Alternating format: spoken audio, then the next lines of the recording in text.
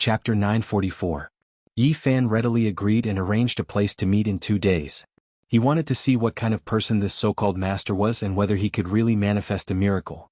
B City had a long history. There were some historical sites in the city, but there was no lack of modern vitality. It was one of the largest cities in China, and after more than 20 years, it had become even more prosperous. Yi Fan walked on foot. There were people coming and going on the streets in an endless stream. After traveling for so many years, it felt like a lifetime had passed for him to walk in such a place again. Although he had been back for a few days, he had always been immersed in his own world and couldn't extricate himself. He had never seriously experienced the hustle and bustle of the city. It had to be said that B City was developing very quickly. Row upon row of high-rise buildings were built, and this famous pedestrian street was even wider. All kinds of brand stores were connected to each other, and there was an endless stream of people rubbing shoulders with one another. Suddenly Yi Fan saw a poster. On it was an exquisite mutton fat jade bottle that emitted a mysterious halo. It was truly like a divine artifact, magnificent to the extreme. He was startled. This was a cultivator's artifact. After a closer look, he couldn't help but be dumbfounded. Wasn't this the artifact he had crushed into a dozen pieces and entrusted to auction? After careful observation, he discovered that this was the publicity done by the Jianghu auction house. In order to maximize their profits, they had really put in a lot of effort. They had assembled the pristine jade bottle, but Yi Fan didn't allow it to be auctioned as a whole and could only be auctioned off piece by piece. There was nothing to say about the quality of this jade. Each piece was very expensive, but after 2 were auctioned off, they were very unwilling to give up. They made this kind of publicity, telling people that if they collected all of them, they could reassemble them into a pristine jade bottle. It had to be said that the effect was excellent. These days it caused a great sensation in B City and quickly spread to other places. Now it was hyped up like crazy and there were posters everywhere. During these days, with the 3rd and 4th pieces of mutton fat jade being auctioned off, the entire collection world was boiling over. This was a rare treasure. An astronomical price. Each piece of jade was auctioned off for a sky-high price, and the transaction amount was frighteningly high. All the major media outlets were reporting about it, and all the web portals were competing to expose it. This was indeed a rare mutton fat jade. Because Yi Fan had meticulously refined it in the past, there was not a single flaw in it. Just from an aesthetic point of view, it was indeed a rare fine product. However, this was not the main reason why it was auctioned off at such a high price. Everything was due to the power of hype. And now, the price of this mysterious mutton fat jade bottle was comparable to a national treasure. The methods of the Guardian auction house were very sophisticated. They fully exploited the psychology of the people, allowing the real rich to experience the excitement and sense of accomplishment of collecting all the pieces, making the price even higher than when they were undamaged. At the same time, they displayed all kinds of information such as Buddhist stone carvings, and atop pictures from ancient books, to explain that this vase was exactly the same as the legendary Guanyin jade vase. This kind of explanation was undoubtedly very attractive. Although it was impossible for it to be true, it still made people feel very peaceful. If such a precious bottle was placed on the table, there would be a kind of indescribable comfort. Maybe it really is a precious vase left behind by Guanyin Bodhisattva. Have any of you seen such a flawless piece of jade? It's such a big piece and there's not even a trace of impurity. It can be said to be a miracle. Even the common people were talking about it. One could imagine how successful the hype created by the Guardian auction house was. And this kind of heated discussion climbed to the highest point because of the Indian gurus. Several old monks entered the auction house and saw the broken vase, and their faces all changed. They excitedly chanted Buddha Shakyamuni. This scene was taken by someone and posted on the internet. Naturally, it caused an uproar. Some people recognized that one of the old monks was an Indian guru. Nowadays, although Buddhism was declining in India, and the number of believers was less than 1% of the population, it still had a certain base number. The precious vase left behind by Guanyin Bodhisattva in the human world was a new topic of hype. The price of the fragments of the mutton fat jade bottle kept rising. Yi Fan was stunned and speechless. This was not his original intention, otherwise he wouldn't have crushed it.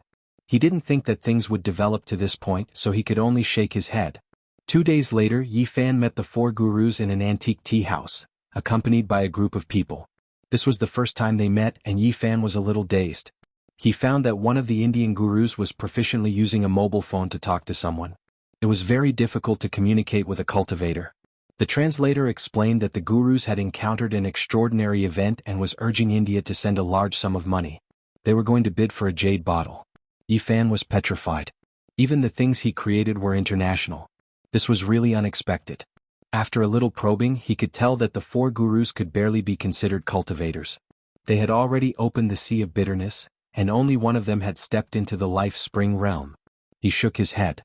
They were already so old, and it was impossible for them to break through the first secret realm of the human body, the sea of reincarnation. Regarding this, he did not look down on them.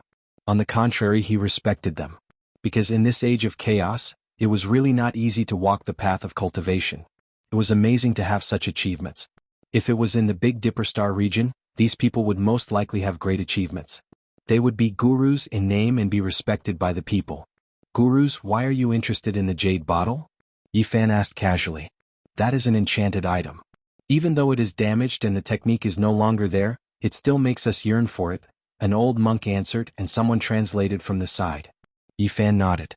Even though these people's cultivation was not high enough, they still had the knowledge to recognize that it was an enchanted item.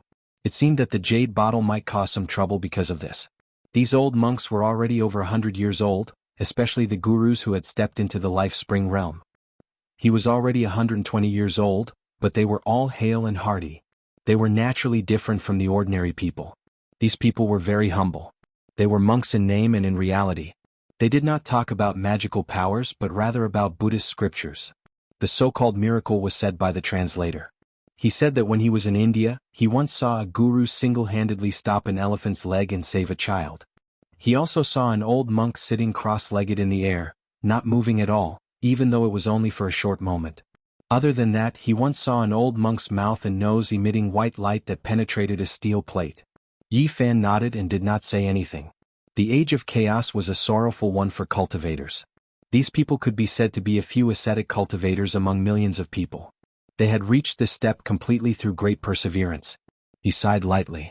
It seemed that it was too difficult to find a true cultivator on earth. Not long after, the old monks directly talked about the ancient Sanskrit words. Their expressions were solemn and serious, and there was even a hint of piety. The authority of ancient Sanskrit also came. He turned out to be a disciple of a guru. He was very famous in the field of ancient literature, but he was very respectful in front of the gurus.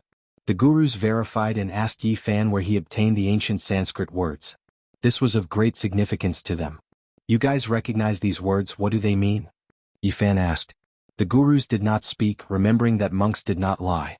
They did not want to deceive Yifan, but they felt that this matter was of great importance and did not dare to say too much. In the end, a guru asked the group of followers to leave, leaving only the authority of ancient language behind. He was also proficient in Chinese and could act as an interpreter. My teacher said that their true meaning is that they can open the road to Spirited Mountain. The Spirited Mountain where the ancient bodhisattvas and Buddhas lived? Yifan's eyes lit up. Yes. The old monks nodded. Do you believe that such a place exists? Yifan asked seriously. Yes, it is in the Western land, but after the last bodhisattvas and Buddhas passed away, that place could not be opened. A guru said that this was a secret passed down by the senior monks of the past generations. Is it the primitive Taoist field of Buddhism? It seems that there may really be a mysterious place, vast and not inferior to Mount Meru. I felt it last time in Tibet. Yifan thought to himself. The old monks begged bitterly, wanting to see the sacred object inscribed with the ancient words. Yifan sighed. Even if he took out the small stone Buddha, they did not have a strong spiritual sense to examine it. Even he had to expend a great deal of effort to enter the Buddha's body. He did not agree immediately but asked a few questions. He wanted to know if there were any ancient cultivation sects on earth today. However, the gurus were confused and shook their heads. They did not know. Have you not come into contact with such people? They are those who have cultivation and are like gods in the eyes of mortals. Yifan did not give up. They immediately nodded, saying that there were such people. The guru who had reached the life spring realm said that his teacher might know something because he himself was almost like that kind of person. According to him, the old monk had already lived for more than 190 years. His cultivation was much higher than his and he had seen many mysteries in his life. My teacher said that there is Buddha in the West and demons in the Middle Earth. Yifan heard this and immediately laughed. Could it be that he was saying that Taoism in the Middle Earth was a demon? The gurus hurriedly put their palms together and shook their heads. They did not have any prejudice against Taoism. What they were talking about was a real demon, but they had never seen one before. They had long realized that Yi Fan was not an ordinary person. Otherwise he would not have told them so many secrets. My teacher came to China during the Second World War. He did not find any demons, but he did see a demon god. An old monk who was more than 190 years old was frighteningly old. He had lived for 3 centuries and had experienced the Second World War. However, this monk did not have any interaction with the demon god of the Middle Earth. He stayed far away and only saw the monstrous blood of the demon god. Do you remember where you saw it? Yi Fan asked. You need to ask my teacher. Speaking of the existence of demigods and demigods, another old monk told him a story that he had experienced personally. When he was young, he once saw a strange man with disheveled hair in a primitive rainforest in India. The man flew in the air and disappeared into the mountains.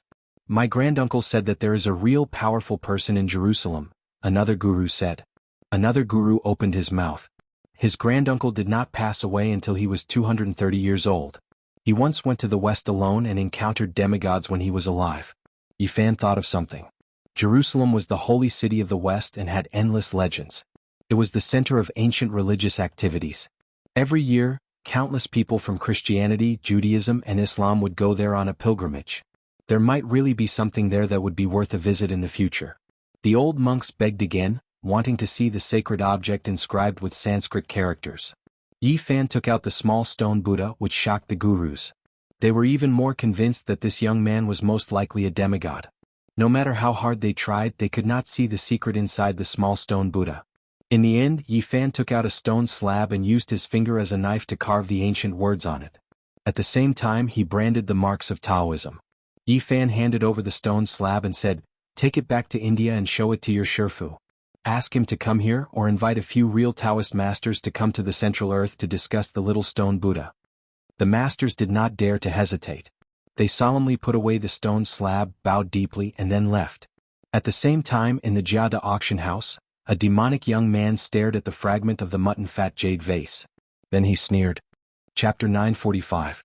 When it saw Yi Fan again, the amethyst-like Komatsu mouse's eyes were brimming with tears, its large eyes blinking. It rushed over with a whoosh and hung onto Yi Fan's body, then quickly hid behind him, only revealing half of its little head to glance forward timidly.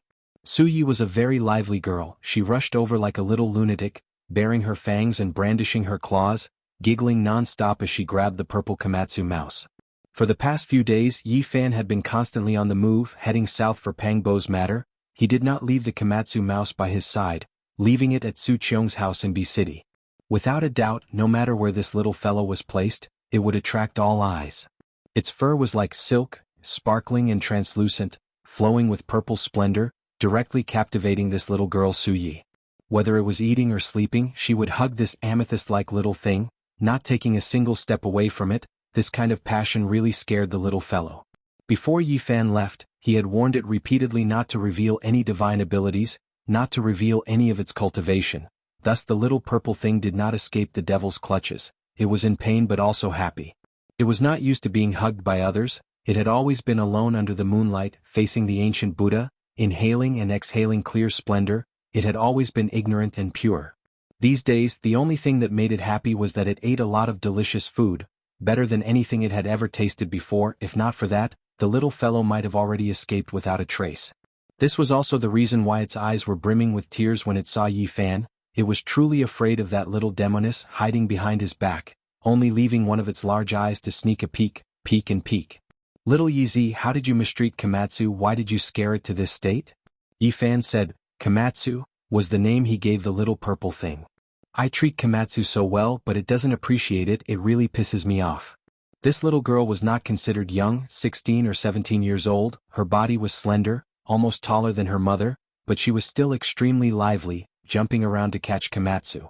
To Komatsu, this delicate and beautiful face was no different from a horned demon. It felt wronged and asked Yi Fan if he could let it return to its little nest in the mountain. Seeing the little fellow so wronged, Yi Fan hurriedly comforted it, saying that he would not abandon it in the future. The jade vase fragment was a hot topic in the collection world. The Jianghu auction house managed it as a rare treasure, and every auction would attract a lot of attention. After Yi Fan received a portion of the money, he asked Su Qiong to help him buy a somewhat old villa in a quiet area. Now that he had returned, he naturally wanted to live, and he needed an environment where he would not be disturbed. Today he needed to buy some daily necessities, so Yi volunteered to follow her parents to help Yi Fan pick things. Yi Fan brought Xiaosong out, but not long after he was stopped several times. Many people asked him what the little thing on his shoulder that was glowing with purple light was, which annoyed him greatly. Some people even said that they wanted to report him, saying that he was secretly raising an endangered animal. Such a rare treasure should be reported to the country and carefully protected. After a day, Yi Fan was really tired of dealing with it. There were really people who were overflowing with sympathy, calling the police, requesting to save the endangered species. Everything finally calmed down. Yi Fan carved a formation in the old villa, took out a dust-repelling pearl and made it bright and clean. And Komatsu was finally free. But it was still a little afraid of Yi Fan, looking at him timidly, carefully peeling a hazelnut, using a pair of small claws to lift the nut, raising its head and fawning, handing it to him. Its big eyes like black jewels were very pure. You don't have to be afraid of me, people have to live freely, don't put shackles on themselves. If you feel uncomfortable, I can send you back to Tibet, you can continue to live a carefree life. Yi Fan patted its head. He did not know why, but sometimes he felt that the little guy was very pitiful. Its innocence, ignorance, and timidity were the reflection of something in the deepest part of its heart. It was full of reverence for fate. Komatsu did not understand, but it finally relaxed a little, sneaking glances at Yi Fan while sitting there obediently peeling the hazelnuts, placing them on a small porcelain plate. You are still the same as before, don't be afraid here, this is for you. Yi Fan took out a scarlet moon fruit, shaped like a crescent moon. Its whole body was red and crystal clear, its fragrance wafting into the nose. Rumble, the purple little thing's big eyes immediately lit up, turning non-stop. It carefully asked, "Is this really for me?" "Of course, don't be reserved in the future, I am your master. You can treat me as family," comforted Yi Fan. The uneasiness in the depths of its heart finally disappeared. It suddenly became lively, hugging the scarlet moon fruit and rolling around, laughing foolishly, its innocent appearance somewhat making people feel sorry for it. Clang. Yi Fan chopped off a small piece of Daluo silver essence, hammered it over and over again, using his own cultivation to forge it, finally casting it into a silver bell. It was not large in size, shaped like a small bell. The only difference was that there was something hanging inside used to make the sound.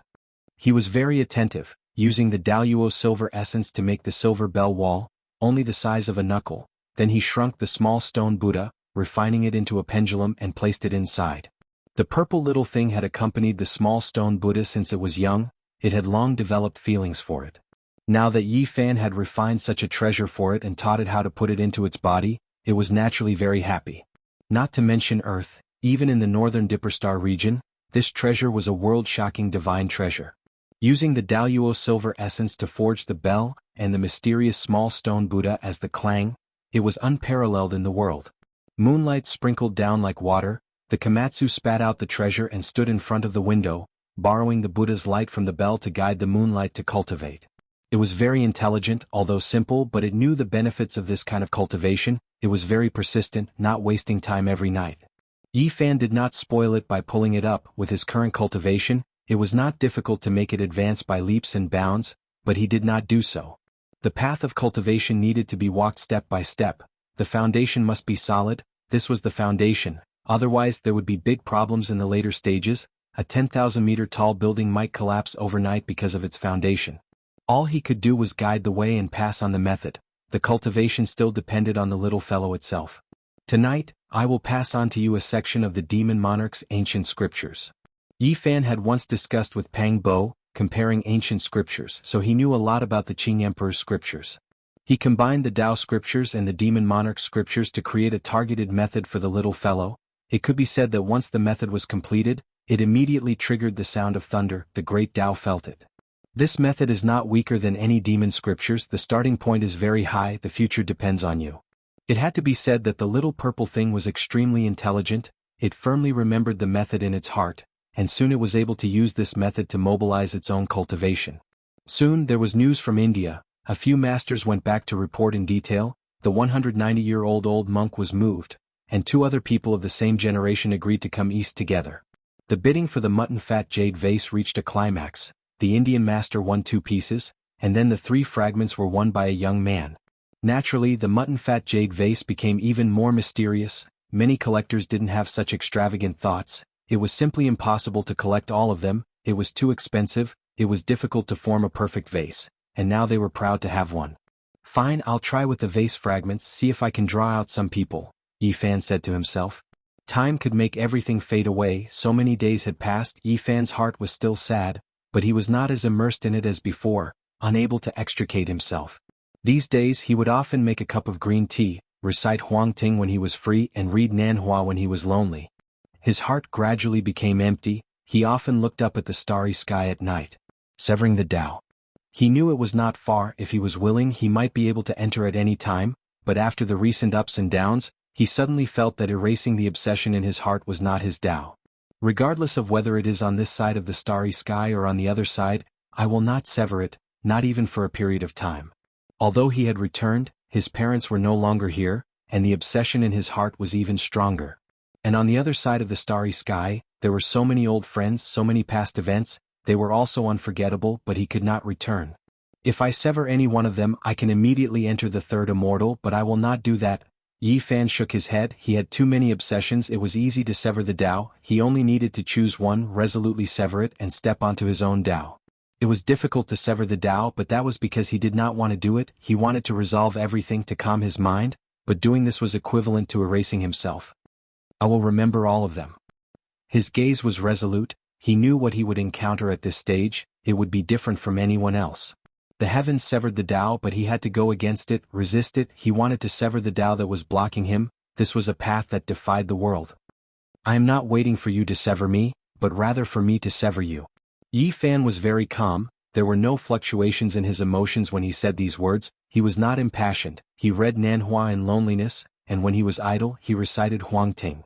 Recently his heart was calm. He was well aware of the consequences of doing this. If he succeeded, his Tao would be incomparably broad, surpassing others. If he failed, then the one severed would be himself. Sever the Tao, perhaps doing this is the true way to sever the Tao, not sever the Tao that is blocking one's path. How can it be worthy of this name? It was difficult to sense the Tao on earth. It was originally a difficult place to cultivate, even more difficult than the Big Dipper before the heaven and earth changed. However, there was one advantage: once one's Tao improved, then it would definitely be astonishing. Just like how the Big Dipper's saint was incomparably powerful, it made the ancient kings who survived in the archaic era tremble. And now Yifan chose this different path. It was fine if he did not break through, but once he did, under such difficult conditions he would be able to sever the Tao. It would definitely shock the past and present. One had to walk the road himself. Perhaps he would become ashes overnight, but if he could charge through, perhaps he would see scenery that had never been seen before. A cup of green tea with a faint fragrance wafted through the air.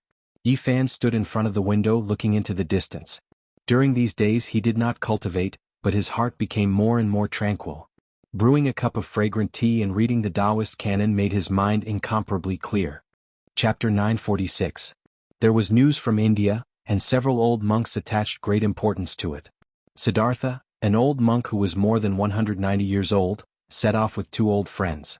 2 days later, accompanied by the 4 masters and the authority of ancient Sanskrit, Siddhartha and the other 2 old monks came to Bi City to meet with Yifan.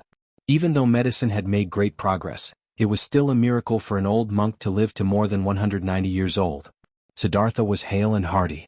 Although he was old beyond recognition, he still walked as if he was flying. His bones were very strong, and his words were like the ringing of a bronze bell with a metallic trill. The 2 old men walking with him were the same. It was obvious that they were about the same age. They were tall and withered, their skin was yellow and they were bony. Their eye sockets were deep, but they were full of spirit. They put their palms together and bowed to Yifan. Their expressions were peaceful. These 3 people had crossed 3 centuries and had experienced the world of mortals. They could be called eminent monks. Yifan returned the greeting and nodded to himself. Siddhartha and the other 2 were extraordinary. They had entered the secret realm of the Holy Ji Palace, so it was natural that their lifespans were extended. On the other side of the starry sky, entering the secret realm of the Holy Ji Palace at this age was really not worth mentioning. They could barely be considered a cultivator. However, Earth was in the end of Dharma, and it was really not easy to have such cultivation. It could be said that these 3 people were already considered geniuses. Yifan invited them to sit down. He waved his right hand casually, and a few teacups soaked in spiritual medicine appeared out of thin air, which immediately surprised the 3 old monks. Ever since they saw this young man, They knew that they had met a powerful person, whose cultivation was most likely comparable to the ancient masters.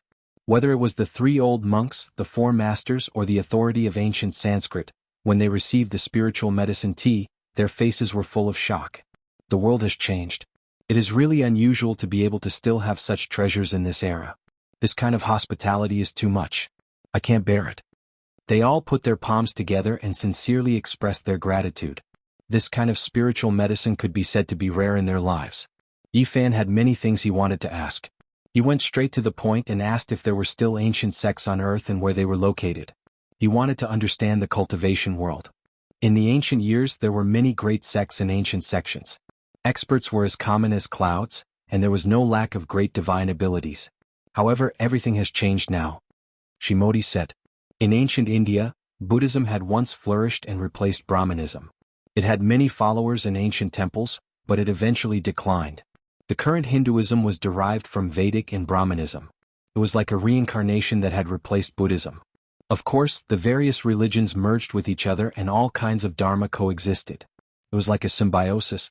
Shimodi said that in ancient times, if one didn't talk about faith and only talked about divine arts, there were many sections. Among them, the Vedic religion had a profound influence and was the predecessor of the Brahmanism. Before Sakyamuni became a monk, he had also cultivated the Brahmanism. The Vedas ran through the rise and fall of several religions, from Vedic to Brahmanism, and then to Buddhism, completing a reincarnation. Now there was the Vedas again.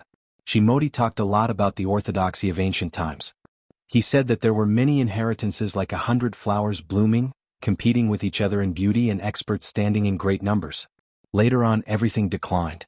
The temple he was in just happened to experience a great disaster and lost most of its dharma. It was completely marginalized and lost contact with the various sects of the past. In this era, even he didn't know if the various sects still existed. He only knew a few people who knew about cultivation, but he felt that the various sects should still exist. It was just that they were in the end of days and had all hidden themselves from the world. Yifan was a bit interested in the Vedas and borrowed it to take a look. He knew that this was definitely not the doctrine in the eyes of the mortals. There must be a secret cultivation chapter. What do you know about the Middle Earth? For example, Taoism, the Middle Earth's devils, the bloodline of the ancient demonic gods, and so on. To be honest, he wasn't too interested in ancient India. He wanted to know more about the various religions of China in the ancient times. Shimodi revealed a solemn expression and said, "The Middle Earth is unfathomable, I don't know much about it either." He respected the Middle Earth from the bottom of his heart and didn't understand Taoism. He had never met anyone from this sect. He only heard about the Middle Earth's devils from the elders and didn't understand much. The only thing he had personally experienced was a demonic god. It made him tremble and he only glanced at it from afar. He didn't dare to get close and quickly retreated. "Where did you see it?" Shimodi said a place and Yifan revealed a strange expression. It was actually a battlefield in the past and many people died there. During World War II, Shimodi traveled to the east and saw a bloody light piercing through the sky. It was extremely terrifying and then it spread out like a vast ocean. This demon really knows how to pick the right time. Yifan muttered to himself. In the past, who knew how many heroic souls passed away? The entire land was covered in blood and gloomy clouds. In this cultivationless age, this might be a rare chance for a great demon to advance. It was forged with blood and spirit. Did he make a move? Yifan asked. No, cultivators can't interfere with the affairs of the human world. This is a rule set in ancient times. The world respects it and it has been passed down from generation to generation. No one dares to go against it. Shimodi said. Yifan nodded and didn't say anything. However, he was thinking about how strong that demonic god was. With Shimodi's eyesight back then, he couldn't have been wrong. His blood energy was overflowing and his demonic might was vast. This was very shocking. He was at least a sect master level figure. Very unusual. In this cultivationless age, there is such an ancient demon. It is really unexpected. I wonder where it is now. Yifan muttered to himself. Could this race be related to the fake Pangbo? He suddenly had this thought. According to Shimodi, the waters of the Middle Earth were very deep. That demonic god was just one example. He had heard the senior monks say that he had met another terrifying existence but he didn't know much. In the end, they set off and brought the small stone Buddha to the Tibetan area. They wanted to open a path to Spirited Mountain. Buddhism had already declined in India, but it was flourishing in the Middle Earth. In the past, There was a bodhisattva who had passed away in meditation who said that Spirited Mountain would move to the east. According to the speculation of the arhats of later generations, it should be in the Tibetan area. Spirited Mountain was a primitive place of Buddhism. It had existed long before Gautama Buddha unified the religion. At that time, the monks cultivated while damaging their bodies and had great divine abilities. Before Gautama Buddha established the religion, the monks on earth were scattered. Spirited Mountain was the only place that could summon them. It was a mysterious ancient land. What a pity. After the last bodhisattva and ancient Buddha passed away, no one could open a path to Spirited Mountain from the outside. Shimodi said that this small stone Buddha might be a key sacred object. It might be able to solve the ancient mystery and discover that primitive place. There might be living beings inside. Yifan didn't bring Komatsu with him. He only took the small stone Buddha for the time being. Spirited Mountain was not inferior to Mount Meru, so there might be terrible dangers. He didn't want the innocent little fellow to take risks with him. The group walked in the uninhabited area. It was tranquil. The sky was dark blue with the occasional white and flawless clouds. Both the air and the scenery were very pure. Perhaps this was the only pure land. Nowadays there were human footprints everywhere. Tall buildings stood in great numbers and concrete covered the fragrance of flowers and plants. It was a lack of primitive and natural scenery.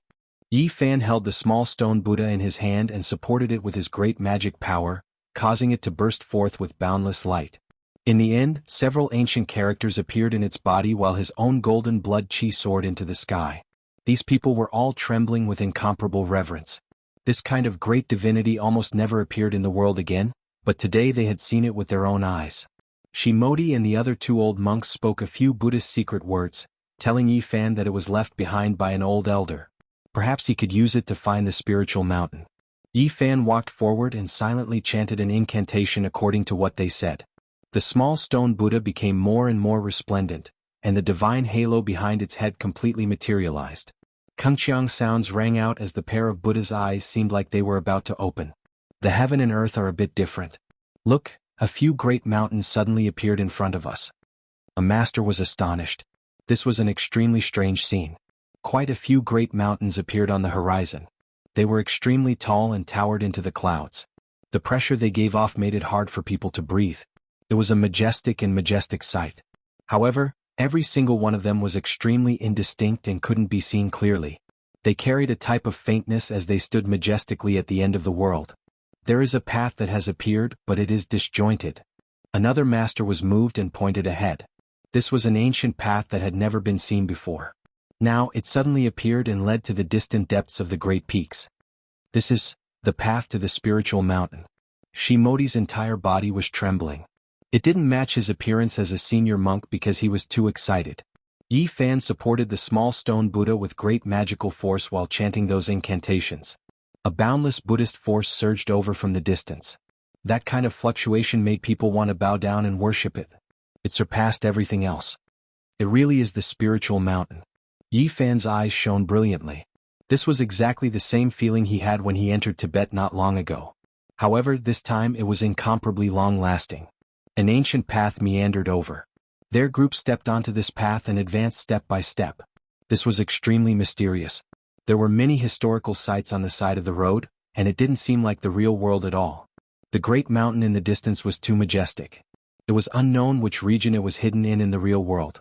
Last time when Yifan crossed the Tibetan region, he didn't even discover it. Now it gave off such an oppressive feeling.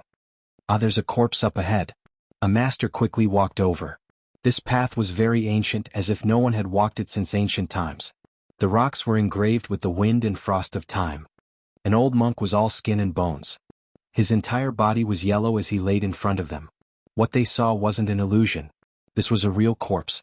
It was cold to the touch and the monk's robes were very old. A light touch would turn it into ashes. He's been dead for at least a few hundred years, a master said.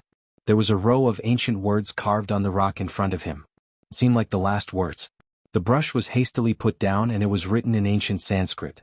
Shimodi read it carefully and said the gist of it. This was a senior monk who wholeheartedly followed the Buddha, yet he couldn't see the spiritual mountain. Before he passed away, wisdom appeared in his heart. He walked a bitter path to find this place and saw the ancient path. However, his lifespan also dried up. They didn't delay and continued on their way. Yi Fan supported the small stone Buddha and continuously chanted incantations. The ancient path extended, passing through huge mountains that couldn't even be seen in the mortal world. A dilapidated palace hall. Not long after, they saw an ancient temple. It wasn't very big and only had a stone hall. An old monk passed away in a sitting posture. He also left behind his last words. The spiritual mountain path ended here. The road ahead was boundless and there was no longer any hope. This was a great divine being. Even his skin was faintly golden. He almost became an arhat. A few masters put their palms together and chanted Sakyamuni Buddha. Yi Fan stopped. The ancient path ahead was getting more and more serene. It seemed like it was endless and he didn't know where it led to. Was this still Earth? He pondered in his heart. The vast and boundless Buddhist nature surged. Was the spiritual mountain comparable to Mount Meru really in front of him? He didn't know if he could enter the ancient Taoist rite. Chapter 947. A wave of desolate aura rushed over from the ancient mountain. Yi Fan and the others felt as if they had returned to the ancient era, returning to the uncivilized land. In the distance there were mountains tens of thousands of zhang tall. They stood majestically with old trees that covered the sun. There were some unknown creatures. When they got closer, the cries of eagles filled the sky and beasts roared across the rivers and mountains. It was like thunder, rumbling and terrifying. They didn't know where they were. When they looked around, it was a completely new environment. It was as if they had left Earth and entered a primordial great world. Where exactly have we come to? The ancient Sanskrit authority was a bit short of breath. He still couldn't be considered a cultivator and hadn't even truly activated his sea of suffering. He was only a bit stronger than ordinary people and felt anxious. We are most likely close to the spiritual mountain. Perhaps we can see the ancient bodhisattvas and the victorious Buddhas, a master said. An ancient path was beneath their feet. This was the only thing that made them feel at ease. Every once in a while they would see some Buddhist traces along the way. There were even some ancient Sanskrit characters that were carved by those with great magical power. They released brilliance and condensed the rhythm of the Tao. When one calmed down and studied them, they could understand the Tao laws within. Yi Fan was very calm and didn't express anything. However, the masters were different. They were all incomparably excited and carefully observed, hoping to comprehend the Buddhist laws. In order to advance faster, they wanted to use magical techniques to speed up the process. However, they discovered that this wasn't right. The ancient path became indistinct and was about to disappear. In order to find the spiritual mountain, one must worship it with a devout heart. Otherwise, one will never be able to approach it. We can only advance step by step, Sita T said. He chanted Buddhist names and asked for the Buddha's forgiveness. Yi Fan frowned. Could it be that there really were ancient Buddhas and bodhisattvas up ahead? Once they advanced on foot, the ancient path appeared on its own. It was extremely strange. This is the work of a great technique. It is vast and unfathomable. The spiritual mountain really is an extraordinary place. In the end, after walking for a long time, he discovered some clues. There were mysterious Tao patterns and laws circulating. After advancing for over 100 li, a dilapidated land appeared in front of them. Beside the ancient path was an expanse of ruins. Waves of crying and wailing could be heard, giving people goosebumps. It was extremely terrifying. The temple had become a desolate place with broken walls and overgrown weeds. The Buddha nature of this place had been completely lost, and there were only waves of yin qi blowing over. His cries didn't stop, and he rapidly approached like a bolt of lightning. In the blink of an eye, he pounced over like a malicious spirit demanding his life. However, the small stone Buddha in Yi Fan's hand was emitting Buddha's light, so the evil shadow didn't dare to get too close. It flashed left and right, appearing and disappearing in the wilderness at an incredible speed. The expressions of Siddhartha, the two old monks, and the four gurus changed. This speed was much faster than theirs and was not something they could fight against. Fortunately, they saw that Yi Fan's expression did not change and was calm.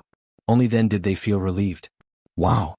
A loud cry that sounded like a baby's cry exploded in their ears. A gray figure finally appeared. It was an old monk wearing a gray monk robe. His body was tall and sturdy and was surrounded by black gas. His face was fierce and his eyes were scarlet red. Moreover, there were some fine scales on his face that were as red as blood. They spread to his neck, arms and other parts of his body. He was somewhat fierce and did not look like a human. "Master, why are you in such an evil state?" the authority of ancient Sanskrit asked. He had not truly stepped into the world of cultivation and could not see the depth of this person. This person's Buddha nature has disappeared and he has long lost his true self. Now, only an evil thought is supporting his body, or perhaps he is already dead, an old monk said. What a pity. This person's realm is far higher than ours. Why is he lost here? A guru was bewildered. Are you also looking for Spirited Mountain? I hate. The old monk with scarlet-red eyes was awe-inspiring.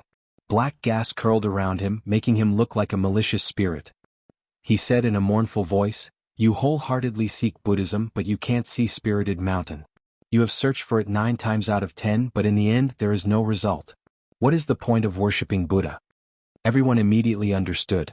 He carried endless resentment, which was why he had such a demonic body. It was pitiful and lamentable. He had already abandoned Buddhism. Even Buddha is dead. What are you all still searching for? It's an illusory Spirited Mountain. So what if you go up? I will enlighten you all. The gray-clothed old monk was dripping tears of blood. He shouted loudly as he rushed over. Everyone sighed inwardly. This person worshipped Buddha his entire life, yet in the end it was all for naught. He died on the path of seeking Buddha, and only then did he turn into endless resentment. When he raised his hand, an alms bowl appeared. It was as if a purple gold dome of heaven was pressing down, illuminating everyone below. Astral radiance burst forth, and apart from the ancient path beneath their feet, the great earth in all directions quickly collapsed. Chilly winds roared angrily and great trees were uprooted. The expressions of several guru changed. This type of power far surpassed theirs and they could not block it at all. If Yi Fan was not here, they believed that this attack would definitely turn everyone into ashes. Ding! Yi Fan raised his hand and pointed out. A golden finger stopped the alms bowl, easily penetrating it and shattering it. An expanse of fragmented light appeared in the sky. This demonized old monk cried out loudly as he flew out, smashing into an ancient temple. Ah! A mournful cry sounded. This old monk's face was sinister, fangs grew out of his mouth, and blood dripped from his eyes. He roared loudly as he rushed over again. Yi Fan raised his hand and pressed forward. It was as if a large golden millstone was pressing down, pressing him onto the ground and making him unable to move. This was the embodiment of a great divine ability. On the side, the gurus' faces were all filled with shock. In their eyes, this was a demonic figure that was difficult to enlighten, yet it was so easily suppressed. Yi Fan lightly sighed. He didn't crush him into pieces. From a certain perspective, this was a pitiful person. He believed in his entire life, yet in the end it was all for naught. His body died and his Tao disappeared. Only a mouthful of resentment remained. Please allow us to send him off. Shimoti couldn't bear it anymore. He walked forward and clasped his hands together in greeting. Yi Fan nodded and didn't say anything else. The gurus walked forward and all of them sat cross-legged beside the demonic monk. They chanted scriptures, wanting to dispel all the resentment and send him to the afterlife. Namo Amitabhaya, Doda Jia Duo Yi Duo Di Ta Amitabhapai. Not long after, the old monk who was pressed down by Yi Fan's large golden palm was completely dispelled. The blood-colored scales on his body also disappeared, and the expression on his face gradually became peaceful. Finally Yi Fan raised his hand. This old monk turned into a ray of holy light and sat up. He chanted Namo Amitba, turned into a rain of light and disappeared, dispersing all the resentment. We cultivators worship Buddha too much and our obsession is too deep. We can't see the true Buddha, which is why we ended up like this. It's not his fault. One of the guru clasped his hands together and chanted scriptures. They continued on their way. This ancient path to Spirited Mountain was filled with dried-up bones. Along the way they found no less than 100 corpses. There was nothing else. They were all senior monks. This made people sigh. Only those who worshipped Buddha could find this place, but they could only die halfway. They couldn't get close to Spirited Mountain. It was really sad. Suddenly the ancient path was cut off. A pitch-black abyss lay in front of them, blocking their way. The path to Spirited Mountain was still faintly visible on the other side. Is this a test? Yi Fan asked. No, this is because the secret words we received from our ancestors weren't complete. That's why the path was cut off. Now it seems like we can only rely on ourselves to cross over and connect the broken path, an old monk said. During this process, Yi Fan kept chanting incantations and used his own mana to support the small stone Buddha. Only then could the ancient path not extend forward. At this moment it was finally blocked. Alright, let's cross over. Yi Fan wanted to enter the Spirited Mountain to take a look. Since the fluctuations were not inferior to Mount Meru, there must be a shocking ancient Spirited Mountain. Ayo! Suddenly a mournful cry rang out. This abyss was filled with black mist. There were ghosts crying, and there were all kinds of demons and ghosts struggling inside wanting to rush out.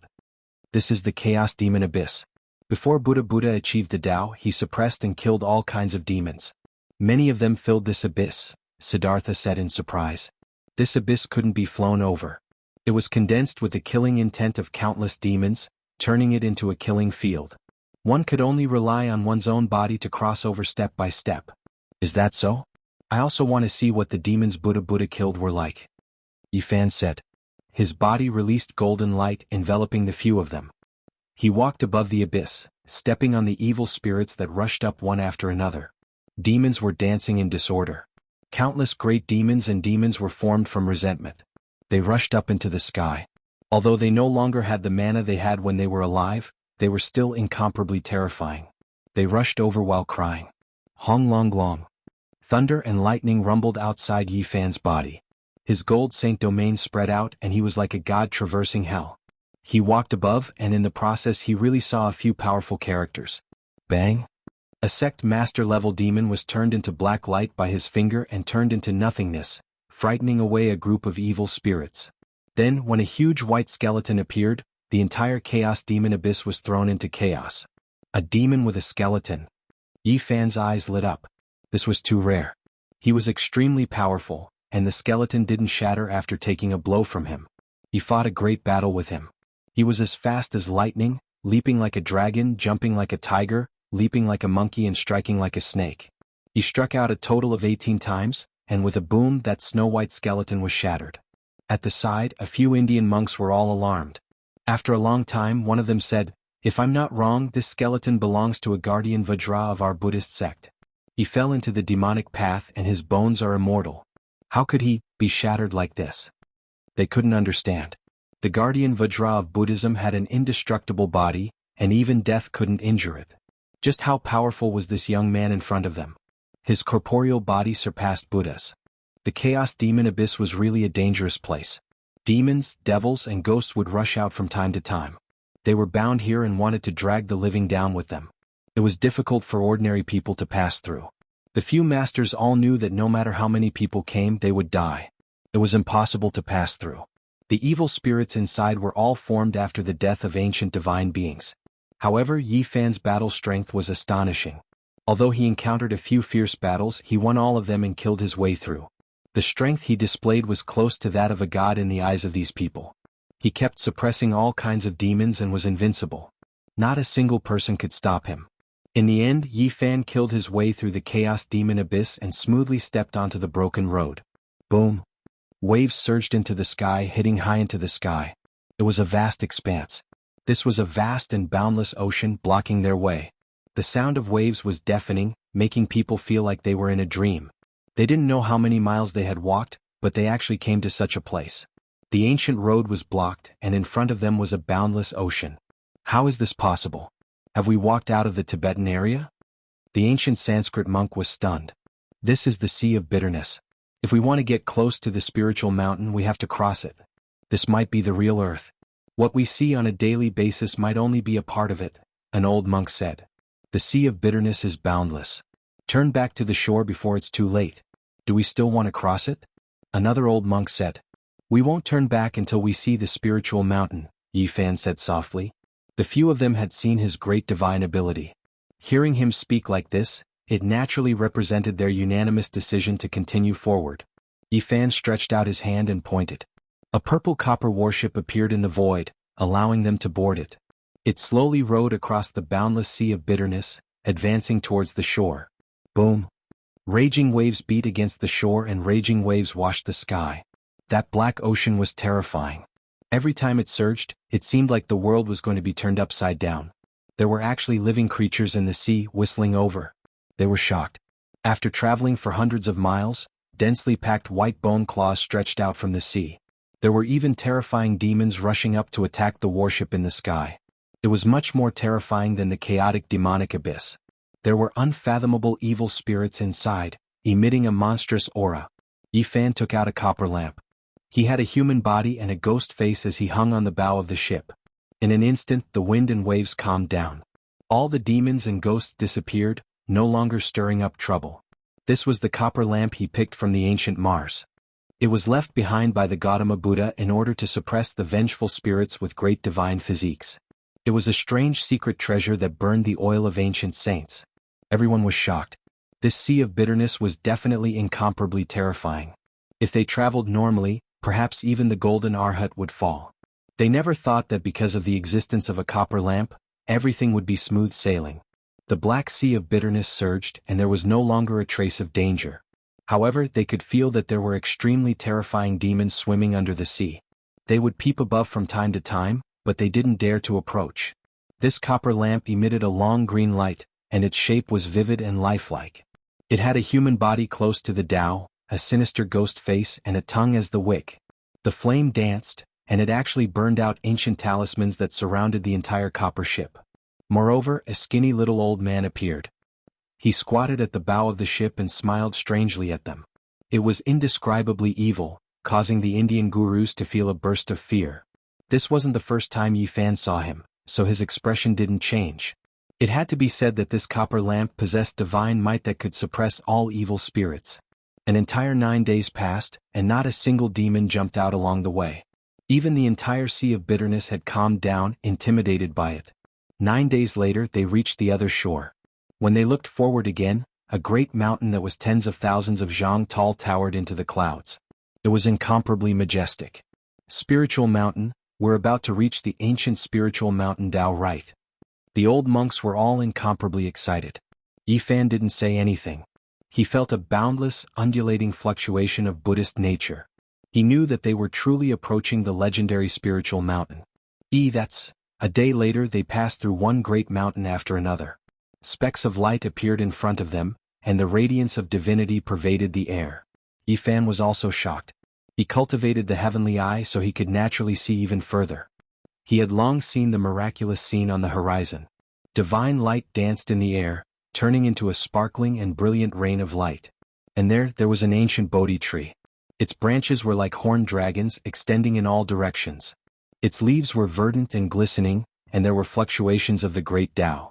Under the ancient tree, there was a middle-aged man in his 30s sitting cross-legged. He was untainted by even a speck of dust, and his body was imprinted in the void, merging with the great Tao. It was as if he was sitting in 3 different spaces. Sakyamuni Buddha. After Samoti and the others saw clearly, their heads immediately swelled and they almost exploded. They all knelt down at the first moment. Yi Fan was also shocked. This person's appearance was truly special. It was exactly the same as the Sakyamuni Buddha statue in the temple, and at this moment, it merged with the great Tao. Chapter 948.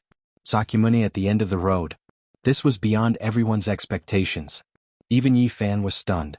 The old monks kowtowed with great sincerity. They chanted the name of Buddha and touched their heads to the ground. Sparkling flowers floated down one after another, producing rustling sounds. However, this only served to make the world even more tranquil. An ancient Bodhi tree was rooted there. An otherworldly man sat cross-legged under it, merging with all living things and coexisting with the great Tao. His eyes were closed as the sparkling flowers fell on his body. It was as if he hadn't moved for thousands of years. He was peaceful and transcendent. If a person was exactly the same as the Buddha in the temple, it would undoubtedly be an abnormal sign that would make people respect and fear him. Siddhartha and the others kowtowed with each step. They were extremely excited to see Sakyamuni. Even if he died immediately, they would have no other regrets. This was their life's greatest wish. They only wanted to see the true Buddha and kowtow to the Tathagata. On the ancient road to Spirited Mountain, their wish came true. They saw the Buddha with their own eyes. Quasi-Emperor Sakyamuni. Yi Fan's heart trembled. This was a character that only appeared in legends. Now that he had actually seen him, it was beyond his expectations. Sakyamuni was an ancient person from 2,500 years ago. He possessed great wisdom. He studied the Vedas and the teachings of the Brahmins. In the end, he unified Spirited Mountain and created Buddhism. He left behind an illustrious name in history and was famous throughout the world. The guru from India kowtowed with each step. He moved forward amidst the falling flowers while mumbling. He gradually arrived near the ancient Bodhi tree. Yi Fan also moved forward. He didn't kneel and only stared unblinkingly at the quasi-emperor under the tree. His extraordinary temperament made people follow him, as if he could transcend all the worries of the world. Dong! In the distant mountains, the Brahma bell rang out from tens of hundreds of miles away. It was so deafening that it made people feel like they were being baptized and enlightened. Deep in the mountains, the ancient temple bell, the Buddha under the Bodhi tree. All of this was like a dream. There wasn't a speck of dust here. Sakyamuni didn't move and didn't speak, but his dharma spread throughout the world. You came too late. Spirited Mountain has already closed. Only when the seas dry up can it reappear in this world. A wave passed over. The figure under the Bodhi tree with his eyes closed spoke softly as if he was talking to them across time and space. Buddha. Siddhartha and the others cheered loudly, continuously kowtowing. They heard the true Buddha talking to them and were extremely excited. Why are we late? We came here with the sacred object to open the ancient path of Spirited Mountain. Yi Fan stood not far from the Bodhi tree and asked for guidance. Spirited Mountain has already withered, it is difficult for it to appear in the mortal world. Although there is a sacred object, there is no secret language, so we cannot open a path. Shakyamuni didn't move. It was as if he was sitting cross-legged in ancient times, but it was also as if he was preaching the Tao from the future. Strands of great Tao sacred ripples seeped out, forming a divine wheel that made him seem extraordinary. Yi Fan was endlessly bewildered. Was this really the Sakyamuni? Didn't he already cross the heavens and enter the depths of the starry sky? How could he possibly see him here? Back then he had seen the back of great Emperor Wuxia in the Purple Mountain. At first he thought it was real, but then he realized that it was just a shadow that had been imprinted tens of thousands of years ago. Could it be that what he saw was the same? However, why was he able to converse with them? Moreover, he was able to merge with the great Tao of heaven and earth. There was an otherworldly aura that could suppress endless ages flowing about. At the end of Spirited Mountain Road, repent and you will be saved. Under the ancient Bodhi tree, the otherworldly middle-aged man spoke softly. His eyes were still closed and his expression was peaceful and tranquil. Every falling flower was sparkling, condensing the divine charm of the great Tao. Siddhartha and the others accepted the decree and retreated. However, Yi Fan didn't move because he saw the verdant ancient Bodhi tree petrified at this time. Even the man under the tree had become a statue. The falling flowers fell, turning into stone flowers when they landed on the ground. The fluctuations of life disappeared, and everything he saw turned into stone statues. This was different from before. This was the power of the Buddhist Dharma. Yi Fan understood. The Sakyamuni had walked down the ancient starry sky path, so it was impossible for him to still be on earth. All of this was formed by the great magical power of the past. Moreover, if it was truly a quasi-emperor, they might not be able to get so close to his physical body. The great Tao and all things merged together. What they saw was only the Dharma of the past, not the body of the present. This is. The old monks from India were all trembling. They thought of a legend. The Buddha had 10 great disciples. Before his true body left, the 10 worked together to create the Sakyamuni Buddha's body, which stood on Spirit Mountain Road. This was the work of the 10 great disciples of the Buddha. This incarnation of the Sakyamuni Buddha could display part of his divine abilities. What they saw just now couldn't be considered false. From this they could also infer that the Spirit Mountain was close and not far ahead. However, Siddhartha and the others all stopped and were unwilling to take another step forward. They solemnly followed the Sakyamuni's decree and didn't dare to disobey it. The Spirit Mountain is in sight. Don't you want to go in? Even if you can't succeed, why don't you go closer and take a look? Yi Fan spoke. We have sinned. The masters all put their palms together and at the same time advised Yi Fan not to go any further and turn back. Yi Fan didn't pay any attention to them. He walked past the petrified Sakyamuni and the Sakyamuni Buddha and continued forward. The old monks were all stunned. They all stood on the spot and stared blankly. The ancient road meandered forward for another few li. Finally, it was completely cut off. In front of him, a vast mountain was faintly discernible. It was located at the end of the world. There wasn't any life there. There was only a wave of Buddha nature fluctuation like the sea. The entire mountain was devoid of life. Not even an auspicious beast or auspicious bird could be seen. Yi Fan opened his heavenly eye but discovered that it was still blurry. The vast spirit mountain couldn't be seen clearly. He only knew that the mountain was serene and the ancient temple was silent. It was clearly already in front of him, only a few dozen li away. How could the spirit mountain be closed? He thought for a bit and walked forward with large steps. Even if there was no road, he still wanted to go forward and open up his own path. However, the moment he took the first step, he immediately saw the primal chaos surge. The spirit mountain became more and more indistinct. It was as if he heard the chanting of the ancient Buddhas. Yi Fan didn't stop and continued forward. However, there was a Buddhist lion's roar. It was as if an Arhat was chanting an incantation. The evil subduing pestle in its hand pressed towards him. It was formed from Buddha light. He let out a light shout and opened up the golden sacred domain. Nothing could get close to him. With a loud rumble, the heavens seemed to collapse. The evil subduing pestle flew backwards as he took large steps forward. In the distance, Samodi and the others were dumbstruck. Was he going to fight against the Bodhisattvas and force his way into the spirit mountain? At this moment, there was chaos in front of him. The primal chaos raged and the spirit mountain was majestic. It was as if it was going to fall over and suffocate everyone. Yi Fan shouted and chanted the Buddhist mantra. At this moment he suffered a great pressure. Even though he was a saint, he still felt as if his body was going to be crushed. This was the pressure of the spirit mountain. This was the fluctuation of the vast Buddhist power. It was the psyche power of who knew how many creatures had gathered here in the past. No one could resist it. The primal chaos mist attacked. The Yuksha, Ajura, Gandharv, Garuda and the other 8 tribes appeared. They were also formed from Buddhist divine light and pounced towards Yi Fan. Even the swastika sound didn't have that great of an effect. It only shattered a part of it. Yi Fan took a step back and endured the great pressure. He believed that if it was anyone else they would have died a long time ago. Even his saint body wouldn't be able to hold on. The spirit mountain was worthy of being the most famous ancient Tao rite. It was inviolable and couldn't be approached. This place was protected by a world-shocking great formation. Moreover, there was a distance of over 100 li between them. If one really charged in, there would definitely be a disaster. Yi Fan looked at the little stone Buddha in his hand and frowned. Without the secret message he couldn't enter with just this divine object. There must be something shocking left inside. Otherwise it wouldn't be protected like this. He knew that it was difficult to enter, but he wanted to get closer to see what exactly was going on with the spirit mountain and why it was like this. With a long roar, the golden holy blood in his body boiled. It was like a great river, rushing into every meridian and releasing waves of thunderous sounds.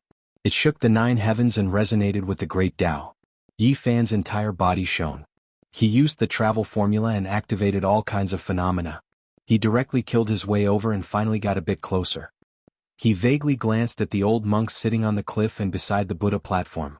It was deathly quiet. There wasn't a single blade of grass or tree. Everything was withered. The spirit spring and pond were all dried up. There wasn't the slightest bit of vitality. It was as if no one had stepped here since the ancient times. A withered spirit mountain. This was the truth. Ancient temples stood tall and there were many temples everywhere. However, there wasn't a single person, not a single bodhisattva, not a single ancient Buddha. No living creatures could be seen. It was completely silent.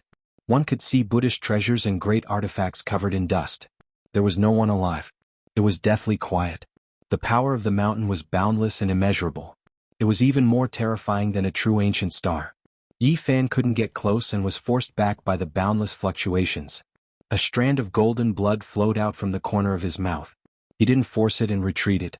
The spirit mountain was dried up. It had experienced great changes. No wonder it was closed. However, what he saw should only be the mountain gate. Everything in the depths of the spirit mountain was extremely dim. There was an ancient Bodhi tree that had all its leaves fallen off. However, Tao traces appeared, blocking the main spirit mountain. Moreover, right at this time the entire great mountain became indistinct. The main body of the spirit mountain even more so disappeared. This type of scene was irreversible. It was useless even if Yi Fan used magical force to support the little stone Buddha in his hand. In the end, a boundless fluctuation rushed over. He was blasted out more than 10 li. Everything disappeared. The blue dome of heaven was like a piece of blue crystal. A few white clouds floated past, making people feel that they were so close to the sky. It was as if they could touch it by jumping up. The air was abnormally fresh. Yi Fan was stunned. He stood in the Tibetan region. The tens of thousands of Jianghu tall mountains, the vast and unfathomable spirit mountain, and the mysterious ancient path had all turned into smoke and clouds. He couldn't see any of them again. Several li away, a group of Indian monks were also astonished. They didn't know why they had suddenly arrived in a familiar place. The ancient path had disappeared. Yi Fan flew through the air and arrived in front of them. He then scanned the surroundings. Tibet was very high above sea level. There were also great mountains, but they couldn't be compared to those from before. Where exactly is it hidden? Are the ancient path and the spirit mountain in the Tibetan region? This was the common question in everyone's heart. Yi Fan told them to wait here. He turned into a bolt of lightning and flew in the sky. He released his powerful divine sense and scanned every inch of the land. He was seriously searching, but in the end he still couldn't find anything. In the end he flew for thousands of li and landed on a majestic mountain range. He felt a sense of vicissitudes, but he couldn't see a trace of magic. This was the majestic Kunlun that traversed across the Qinghai Tibet Plateau. Yi Fan had a big headache. Spirit Mountain was already mysterious enough. He didn't know where it was hidden, but Kunlun must be even more extraordinary. It was the first mountain in China's ancient mythology. It was the ancestor of all lineages. All the legends about immortals were related to it. Not long after, Yi Fan returned to B City. The other group of people returned to India. Before they parted, the masters promised him that they would ask others about the secret language of Spirit Mountain. Regardless of whether they gained anything or not, they would visit him again and ask for his guidance. As soon as Yi Fan returned, he felt that something was wrong. The lawn outside the old villa was full of potholes as if it had been struck by lightning. It was destroyed beyond recognition. This old villa didn't change much because he had carved a few simple formations. Even if it was hit, it wouldn't be damaged. Its surroundings were a mess. It was obvious that someone had fought here. Komatsu. Yi Fan was shocked. He entered the room in a flash, but it was cold and desolate. There was nothing there. Where did the little purple thing go? His heart suddenly turned cold. He searched the surroundings and released a powerful divine sense to call out, Komatsu. In the distance, next to a trash can, a dirty little thing timidly poked its head out. It turned into a purple light and pounced towards him. In an instant, it hung on his body, its body trembling. Ew. What happened? Yi Fan's heart was far from as calm as his words. He brought it home and placed it on the sofa. Komatsu's leg was injured. It was limping and had been frightened. However, it pretended to be relaxed. In order to make Yi Fan smile, it did a somersault to please him. It trembled in pain, but it was smiling innocently. Yi Fan felt a pang of pain when he saw it. Who hurt the little purple thing? A murderous intent arose in his heart. Chapter 949. The little purple creature smiled foolishly with an expression of nonchalance. It lifted its injured leg and pretended to stretch in a relaxed manner, telling Yi Fan that it was fine and not a big deal. However, it was actually trembling in pain. Yi Fan hurriedly stopped it from moving again. The little fellow's injuries were obviously not light, but it still had an innocent expression on its face. Fawning over him like this made one's heart ache even more. Who injured you to this state? Who else came here? He asked softly. His expression was gentle, but his heart was surging with rage. Its entire body was filthy. It was unknown how many days it had been wandering outside. Its originally purple satin-like fur had become dim. It was obvious that it had experienced a frightening experience. Otherwise, it wouldn't have rushed over and trembled slightly upon seeing him. Its injured leg had been cut by a sharp weapon. If it wasn't for this little creature's profound cultivation, it would have been broken long ago. Its attacks could be said to be ruthless and ruthless. Yi Fan carefully treated its wound. There were actually strands of black light flowing within. It possessed corrosive properties. No wonder it hadn't recovered after such a long time. He used magic power to dissolve the black light while taking out a bottle of divine spring he brought out from the life-forbidden zone. He used this to clean its wound and then carefully bandaged it. During this process, the Komatsu trembled unceasingly in pain. However, it didn't struggle or make a sound. It silently endured and tried its best to act as if nothing was wrong to make others feel pity. With Yi Fan personally taking action, this kind of injury was naturally nothing. The divine spring from the ancient forbidden zone possessed a powerful vitality. Not long after, its leg began to recover. The little fellow blinked its large eyes and lowered its head to look at its injured leg. Its face was full of astonishment. It had been in pain for so many days, but now it was rapidly recovering. It immediately became incomparably happy and forgot all the injuries it had suffered. Yi Fan asked it seriously. Naturally, he couldn't just let it go like this. There was actually someone who wanted to kill the Komatsu. If he didn't retaliate, it wouldn't be his style. In the past, the corpses of many great enemies in the northern Dipperstar region were laid at his feet. He made a name for himself and built his path with blood and bones. Now that he had returned to the age of chaos, how could he endure being bullied and humiliated?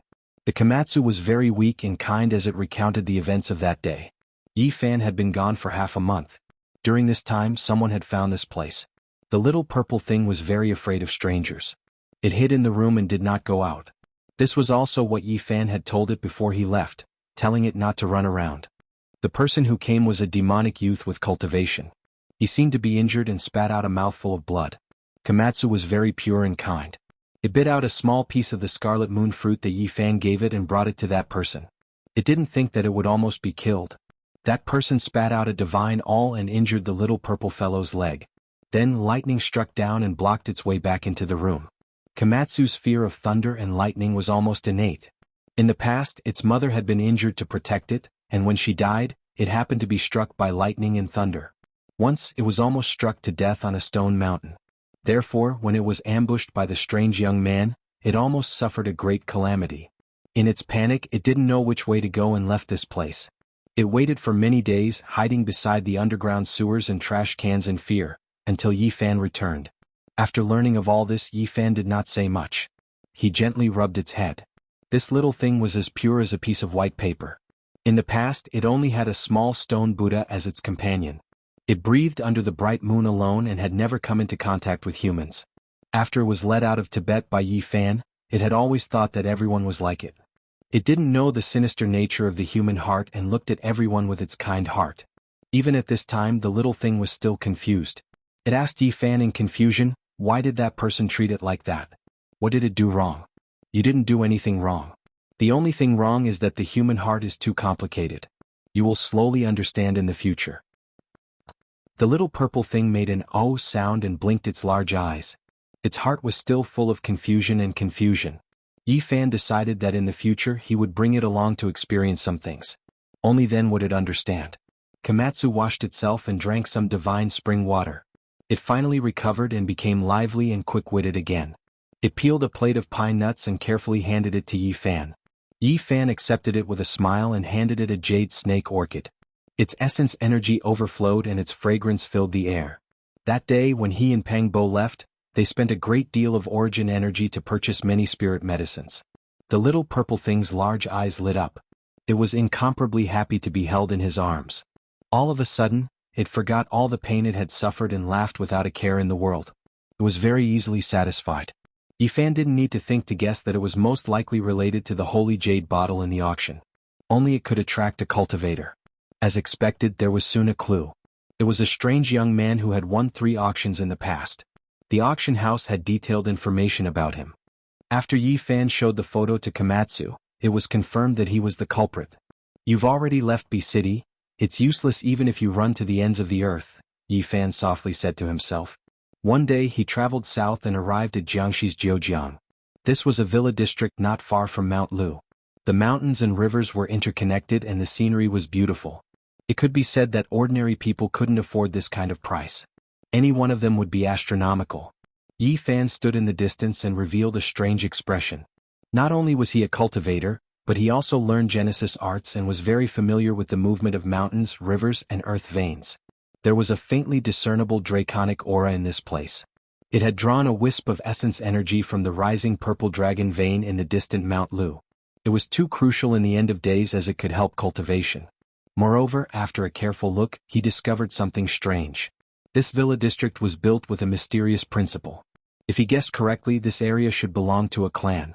Perhaps to outsiders, the head of the household was independent and had a different surname, so nothing could be seen.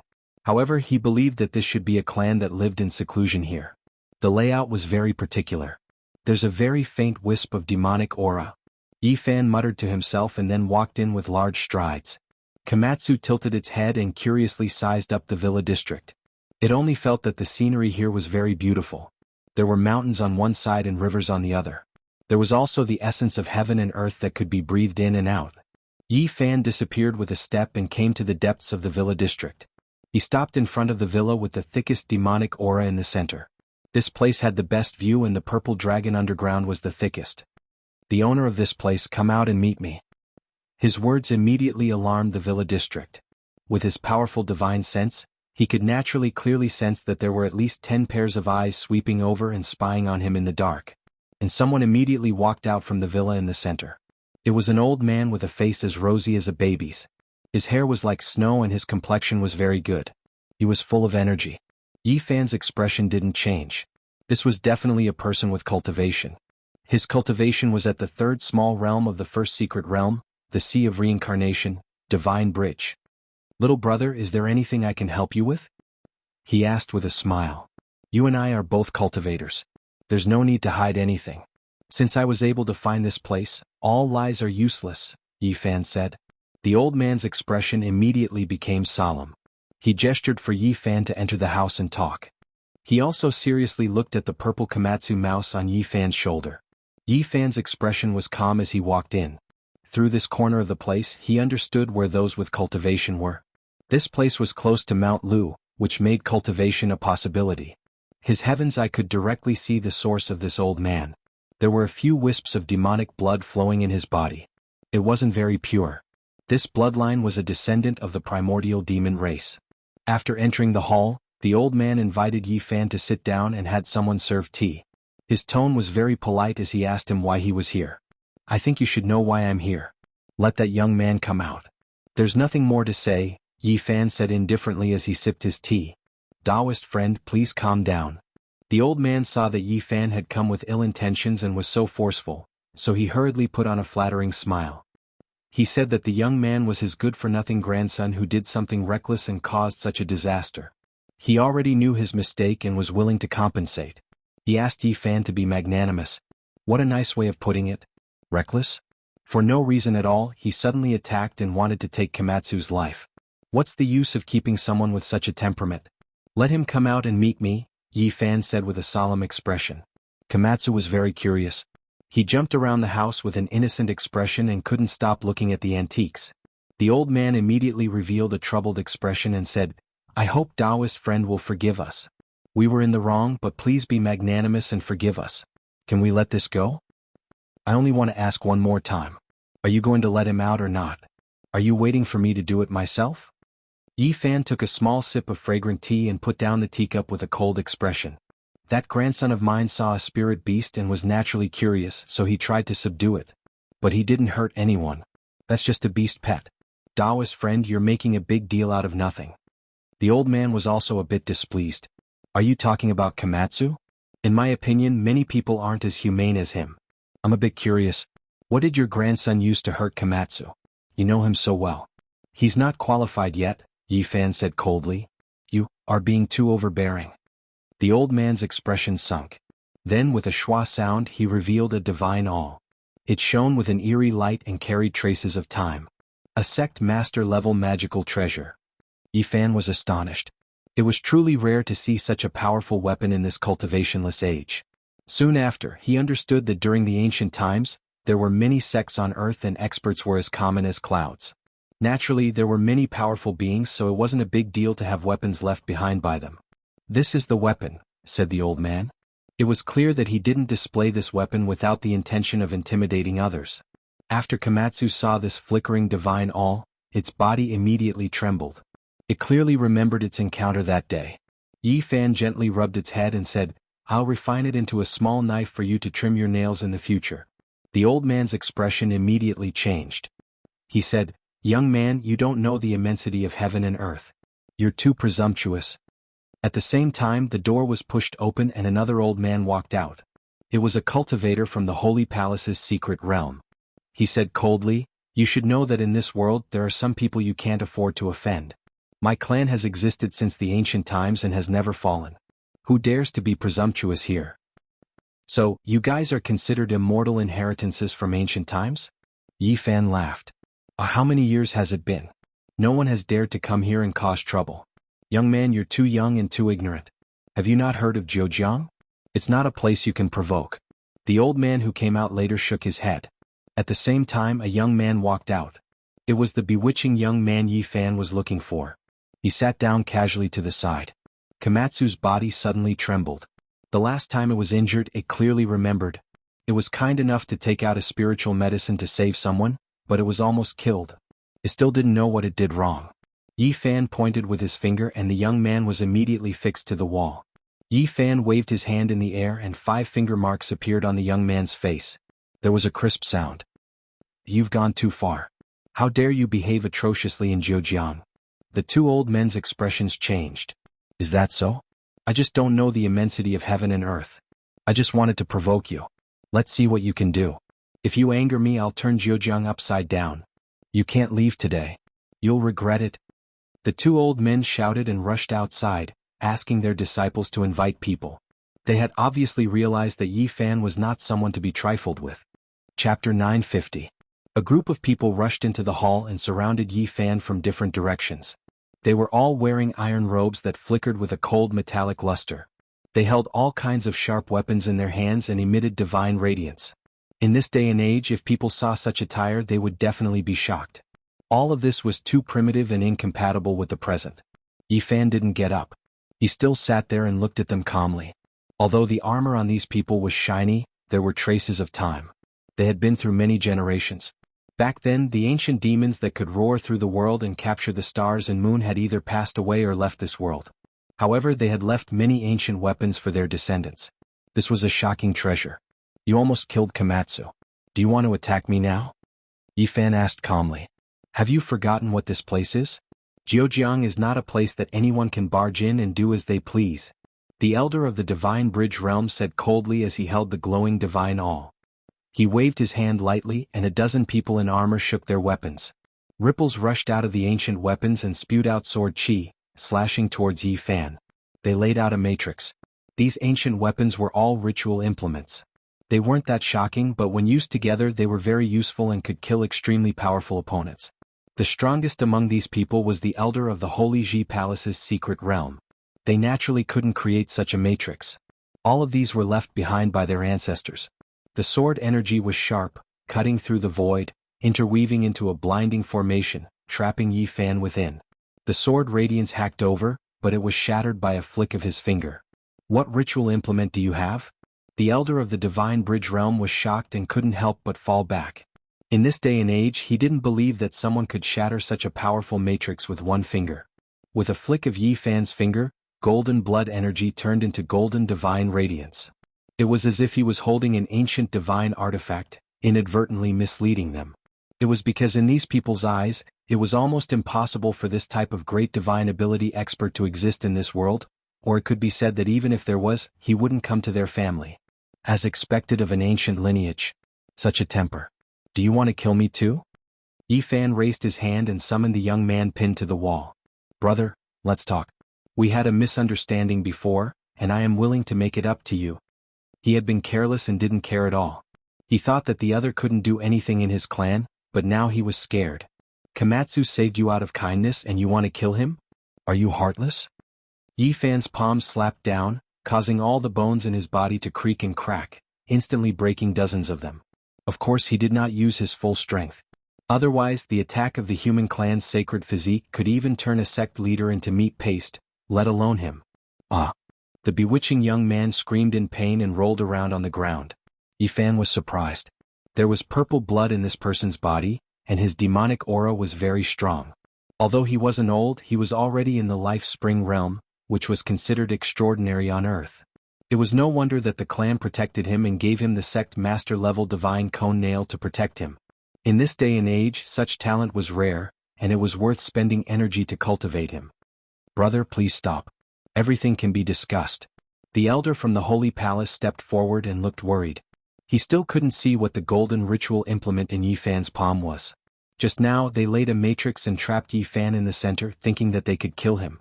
They didn't expect it to be useless, and the young man was trapped through the matrix. "What else is there to say? Jianghu is the place of your clan. Not everyone can behave atrociously here." "I've offended you all," Yi Fan said coldly. He was merciless. One finger landed, and the young man's sea of reincarnation was cleanly dissolved. Another finger landed, and the young man's celestial platform crumbled. He could no longer cultivate. Yi Fan destroyed the young man's cultivation with 2 fingers, making it impossible for him to cultivate in this life. Then he thought about it and waved his hand. The purple demonic blood in the young man's body was extracted and refined on the spot. You've gone too far." The elder of the Celestial Bridge Realm was furious. A good seedling of the clan was destroyed on the spot. This wasn't just a slap to his face, it was a slap to the entire clan. "I've gone too far? You almost killed Komatsu. I'm here to ask for an explanation. You want to kill me too? You really have the power to rule the world." Yi Fan threw the young man over. "Grandpa helped me kill him. My life is over. I want to grind his bones to dust." The demonic young man shouted. His eyes were filled with hatred as he cursed. Seeing this, Yi Fan laughed and raised his finger. With a light poof, a golden light pierced through his forehead. A stream of blood flowed out, and his ferocious expression completely froze. I took away your cultivation that brought disaster to the world. I originally wanted to let you live, but you don't know how to repent. With such a personality, I can't let you live. The expressions of everyone in the hall changed. At that moment, they all retreated, especially the elder of the Holy Ji Palace's secret realm. He felt that things were not going well. Why did this young man look so much like the legendary divine arts cultivators? No matter who you are, you have to die today. You won't be able to leave Jianghu. How many years has it been since someone dared to provoke us, the Dragon Sparrow bloodline? The elder of the Celestial Bridge realm shouted. The one who died was his grandson, who had been spoiled by him since he was young. This was an outcome that he could not accept. The group of people left the hall and he gave the order coldly. Yi Fan did not want to waste time. He waved his hand in the air, and before he could finish giving the order, his spiritual soul was captured and burned to ashes. His intact body fell to the ground with a thud. Everyone gasped and was completely dumbfounded. At that moment they finally understood that they had most likely kicked a metal plate. They might have provoked a living ancestor. Which arrogant brat has come to our clan to act so atrociously? An old woman holding a dragon sparrow staff appeared. Her hair was snow-white and each strand was sparkling. Her face was pale with a hint of red. No one knew how old she was. Ancestor. A group of people hurried to greet her, especially the elder of the Holy Ji Palace's secret realm. He walked up quickly and said softly, "Ancestor, things are not looking good. This person might have great ancient powers." Yi Fan sat in the hall and did not go out. After seeing the old woman, he was a little surprised. Her cultivation level was at the third secret realm, 4 extremities. He was truly a little surprised. Was there still someone who could cultivate to such a level in this era? The dragon sparrow race has stood strong since ancient times. No one has ever dared to come to Jianghu and humiliate us. I don't care which god you are today. Since you're here, don't even think about leaving. The old woman waved her staff, and a wave of auspicious air rose in the hall. A bone-piercing light shone, and an extremely powerful spell formation appeared, trying to refine Yi Fan. The layout of the hall was very particular. Yi Fan noticed it when he came in. The floor was covered with demon bloodstones, and the marks of time were engraved on them. This was an ancient spell formation that had been moved here. The house was built on it, and any cultivator from the Dragon Transformation secret realm who entered by mistake would be refined. When the Dragon Sparrow race lured him into this hall, they had already schemed against him. Once they had a falling out, they would definitely use the ancient spell formation to refine him to death. Unfortunately, they had encountered a human with a holy physique from the Big Dipper. They had no idea how terrifying his cultivation and physical body were. Not to mention this kind of killing spell, no matter how powerful it would be useless. Flames burned and brilliant light danced. Dragon sparrows cried out as they were bathed in the fire, drowning Yi Fan. Komatsu was very afraid and grabbed onto the corner of Yi Fan's clothes. Yi Fan was surrounded by divine light, but he did not care at all. He paced around the hall and knocked around, trying to figure out which era this ancient spell formation was from. The people on the lawn were dumbfounded. He's a powerful being. Someone swallowed a mouthful of saliva with difficulty. What era is this? How could there still be such a powerful person? Didn't they all turn into ashes or leave? They were incomparably shocked. It's over. This is truly a great calamity. We actually provoked this kind of ancestor. He must be someone who survived from the ancient era. Everyone's faces were deathly pale. Yi Fan flicked his finger, and the spell formation was completely destroyed. He calmly walked out without a speck of dust on his body. Everyone couldn't help but tremble. Everyone was trembling. Such a powerful character, to the cultivators of the current era, could almost be called a deity. There weren't many of them in the entire world. Yi Fan walked forward and these people continuously retreated. It was useless to say anything now. Their cultivation was nothing compared to the person in front of them. Isn't your race a bit too arrogant? In this era you still want to treat Zhejiang as your territory? How can the common people of Zhejiang endure this? Yi Fan waved his hand and a clear light fell, stripping away the old woman's cultivation. Her face instantly lost all color. You don't know what's right or wrong and you want to kill me right away. You should just give up your power and become immortal. This was the strongest ancestor in their race. With just a wave of his hand, he had his cultivation stripped away and reduced to a mortal body. Everyone was terrified and didn't even dare to breathe loudly. The old man from the Holy Ji Palace trembled. He bowed and said, "Senior, please forgive us for our ignorance." Yi Fan looked at him. It was this person who first shouted that Zhejiang wasn't a place anyone could come to. He said that he didn't know how high the sky was and that he wouldn't be able to leave this place. "Since you reacted quickly, I'll take away 100 years of your cultivation." A light flashed and the old man's body swayed. He almost fell to the ground. His expression changed. 100 years of cultivation was taken away. What would be left? "I didn't want to start a massacre today. If you had handed over the culprit earlier, we could have talked things out and this wouldn't have happened," Yi Fan said. These people trembled and no one dared to speak. Such an existence was enough to dominate the world, and it would be difficult to find anyone who could fight against him. It wasn't that Yi Fan didn't want to go too far, so he didn't make things difficult for the others. He used his finger like a knife and cut open the grass. An underground palace appeared below. Purple chi from Mount Lu surged and entered the underground palace. There was an ancient matrix platform in the center. It had lines of patterns carved on it, and it could turn the spiritual chi of the earth into mist, gathering it within a radius of 10 feet. No wonder there are cultivators of the 4 extreme secret realms. Yi Fan nodded. The secret was here. This ancient matrix platform could transform the essence of heaven and earth, allowing the race to cultivate for a long time. Yi Fan thoroughly understood the identity of this race. Their ancestor was a dragon sparrow, established during the Great Xia dynasty. These people had the blood of a demon god flowing in their bodies. Great Xia dragon sparrow? He felt that something was strange. He thought of the legendary Great Xia dragon sparrow blade. Could it be related to this race? Moreover, after asking in detail, he found out that this race was only one of the 4 major branches, and not the main bloodline of the dragon sparrow. As for where the Great Xia dragon sparrow demon god was, they didn't know. What realm is the cultivation of the demon god dragon sparrow? Yi Fan asked about the cultivation of their ancestor. He was already the great sage during the ancient times, the crippled old woman replied. It was actually so powerful. This shocked Yi Fan. It seemed that the main bloodline established by the great sage of the demon race was definitely extraordinary. It was worth searching for and making a trip. Where did he go in the end? Yi Fan asked again. Back then the ancestor fought with Gohong. When Yi Fan heard this, he was truly shocked. Gohong was one of the most outstanding figures in the history of Taoism. He was the leader of Taoism during the Eastern Jin dynasty, and he wrote the book Biopuzi. The Biopuzi that fell into the hands of mortals mentioned the 9 secrets of Lin, Bing, Do, and Zhe. He told the people that if they constantly recited these 9 words, they would be able to expel all evil. Chapter 951. Lin, Bing, Do, Zhe all advance in groups.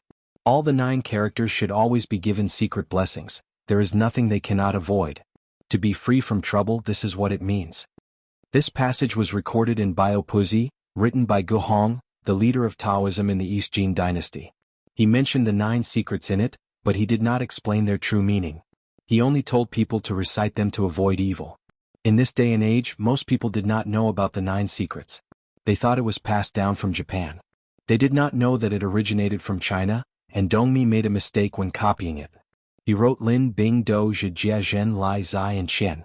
The 9 secrets could be found in the ancient book Biopuzi in China. However, many people mistook the 9 characters as true words, which made people feel speechless. Recently, Yi Fan had visited many cultural relics that were not open to the public. He had read many unique books, hoping to find the secret cultivation manual of the embracing simplicity, but he was disappointed. All he had seen were the ones that had been circulated in the mortal world. From the records in Biopuzi, the 9 secrets had existed since ancient times and were not created by Gohong. Unfortunately, he did not understand them in detail, so he did not know their true meaning. Any cultivator who knew about ancient times knew that the 9 characters had a great origin. Few people knew their true meaning, so it was impossible for Gohong to say it in Biopuzi. As a great sage, the Xia dragonfinch could look down on the entire ancient planet. He was still alive in the East Jin dynasty, but he had an earth-shattering battle with Gohong and disappeared. Although these people were the descendants of the Xia dragonfinch, they did not know the result of the battle. They only had 2 guesses. One was that their ancestor was sealed, and the other was that he went to the outer region. Gohong could be said to be a genius of his generation in the history of Taoism, a revered little immortal. Since ancient times, how many people could be associated with the word immortal? It was enough to show how amazing he was. His grandfather was a famous Taoist cultivator named Guxian. He was the one who led Guhong onto the path of Taoism, and from then on, Guhong shone brightly in Taoism. In his later years, Guhong lived in seclusion at Mount Luofu. Many people went to search for him but found nothing. His amazing qi cultivation method was never passed down to the world. Yi Fan did not make things difficult for the dragon finches. He asked many questions and learned many secrets before leaving. He followed the earth vein and entered Mount Lu.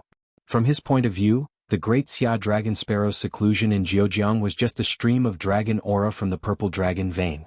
There must be an even more terrifying clan on Mount Lu. However, as soon as he arrived, he frowned. The purple dragon had withered and did not have much purple qi. It would die in 100 years. If the world were to continue like this, sooner or later, Earth would become a lawless place. It would become a withered star and no one would be able to cultivate anymore. Many people came to know Mount Lu from Li Bai's poem. The silver waterfall cascaded down like the Milky Way, hanging in the 9 heavens. It was a spectacular sight. Many people knew Mount Lu because of Li Bai's poem. The silver waterfall fell like the Milky Way, hanging in the 9 heavens. It was a magnificent sight. In this place he did not encounter any races, but he sensed some ancient formations. He sunk into the ground wanting to see what was going on. As soon as he descended, he was shocked. He actually saw an ancient cave that meandered downwards. It was unknown where it led to, but there were waves of dense killing intent seeping out. If it was an ordinary cultivator, they definitely wouldn't be able to resist it. He was shocked as soon as he came down. He saw an ancient cave that snaked downwards. He did not know where it led to. Waves of murderous intent seeped out. An ordinary cultivator would not be able to withstand it. Although Komatsu was simple, it had reached the Taoist palace secret realm. However, it could not sit still in this place. Its purple hair stood on end. The underground cave was extremely deep, leading straight into an enormous underground palace. In the end, there were forks everywhere and there were ancient caves everywhere.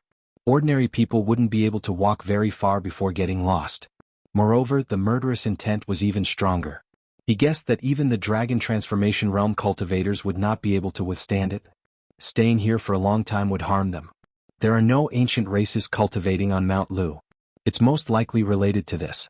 This is obviously a land of extinction. After a long time, one's cultivation and magic power will be eroded.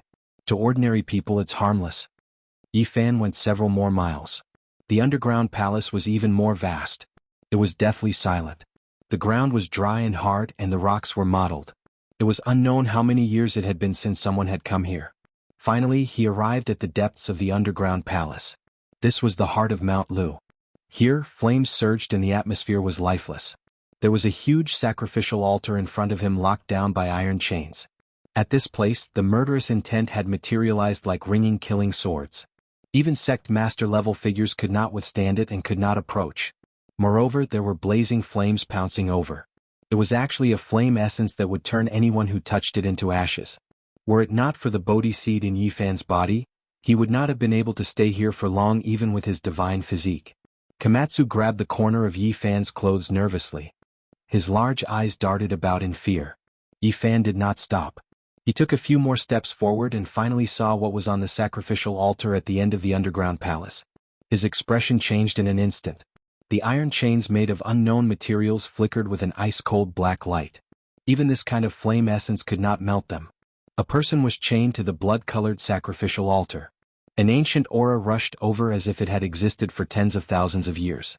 It was unknown whether it was the reflection of the flames or that person's hair was originally like this, but it was as messy as red weeds. There was almost no flesh on his body, only withered bones. Yi Fan's eyes flickered with radiance as he stood there without moving. Just how powerful of a character was this? He was actually trapped here. Just this kind of murderous intent made it impossible for sect masters to approach. Unfortunately, after countless years had passed, it was impossible for this person to still be alive.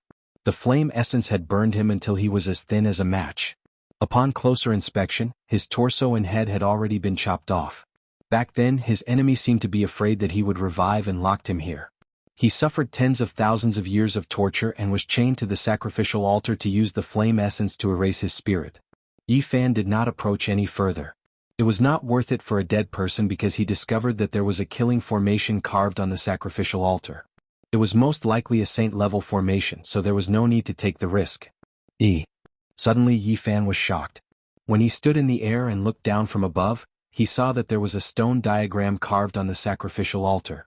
It was clearly visible. This is... He opened his heavenly eyes and discovered that it was like a corner of a topographic map. The mountains and rivers were extremely complex, and he didn't know what place it was pointing at. What shocked him the most was that this stone diagram had been carved more than 100 years ago. It was incomparable to the age of the iron chains and the sacrificial altar. Yi Fan looked carefully and became increasingly amazed.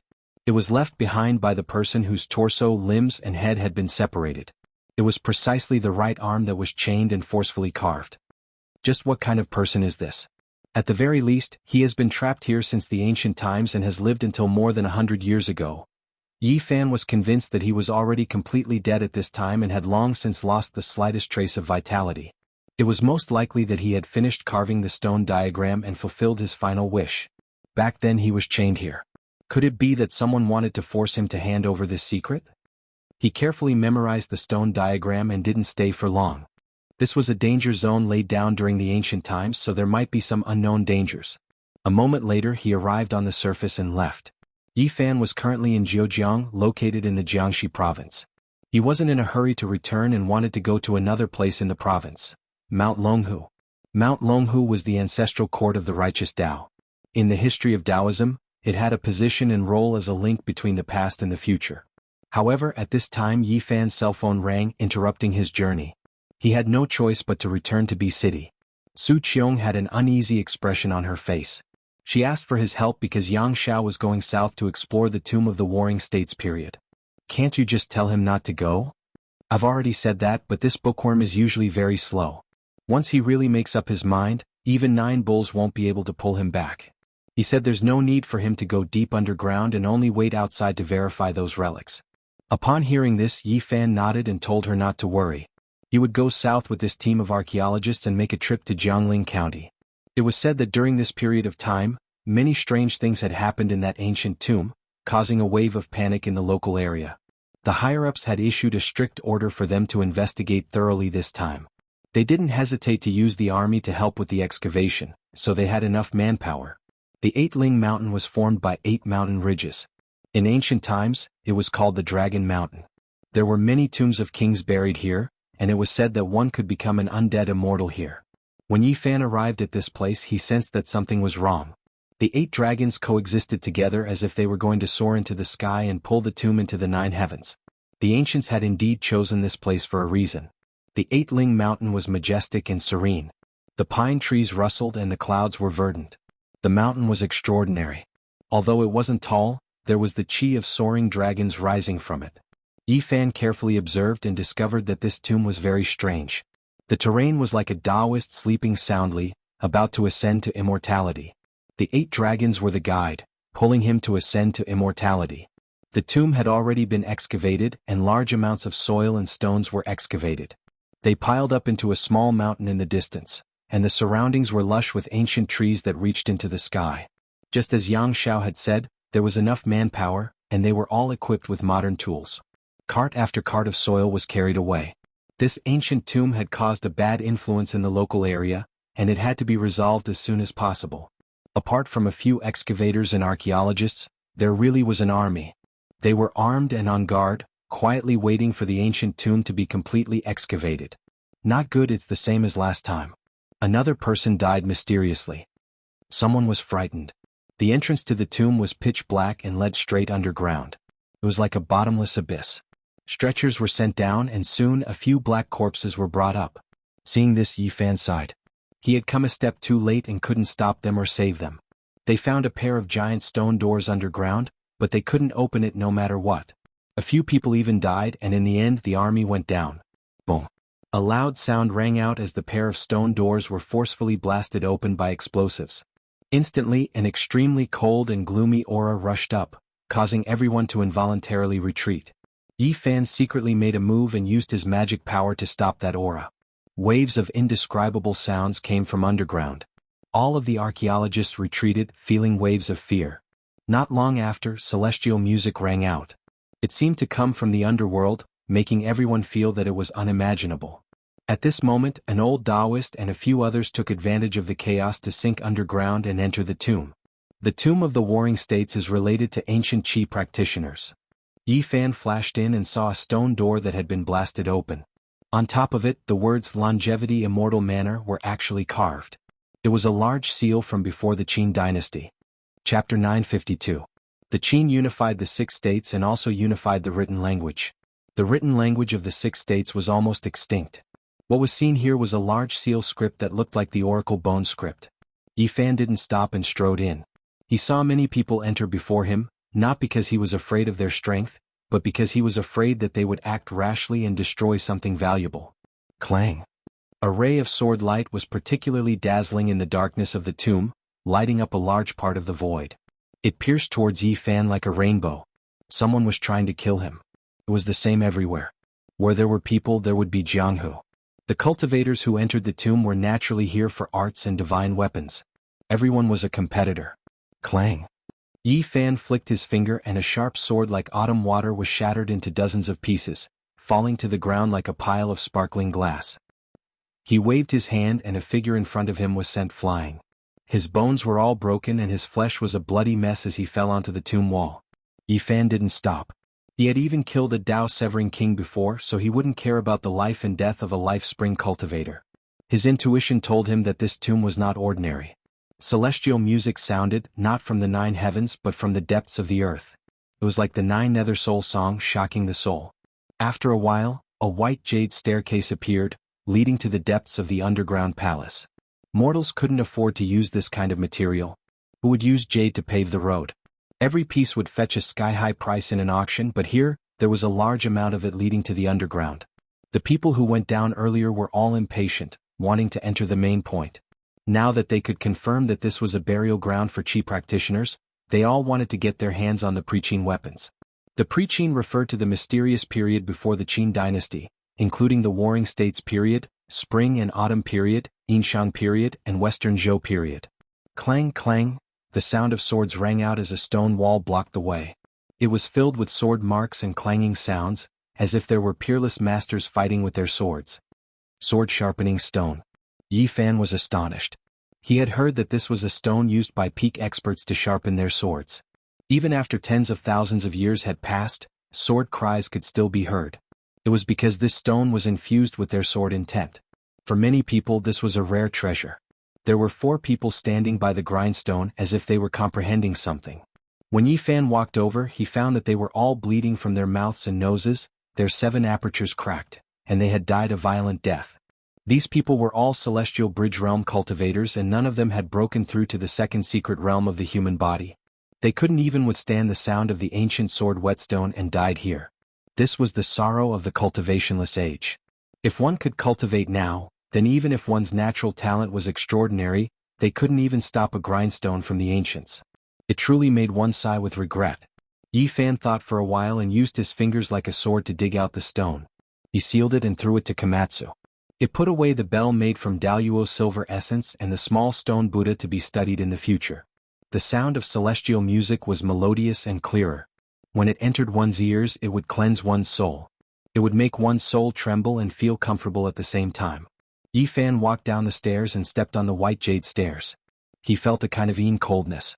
This kind of jade stone was a little special and contained a trace of extreme Yin Qi.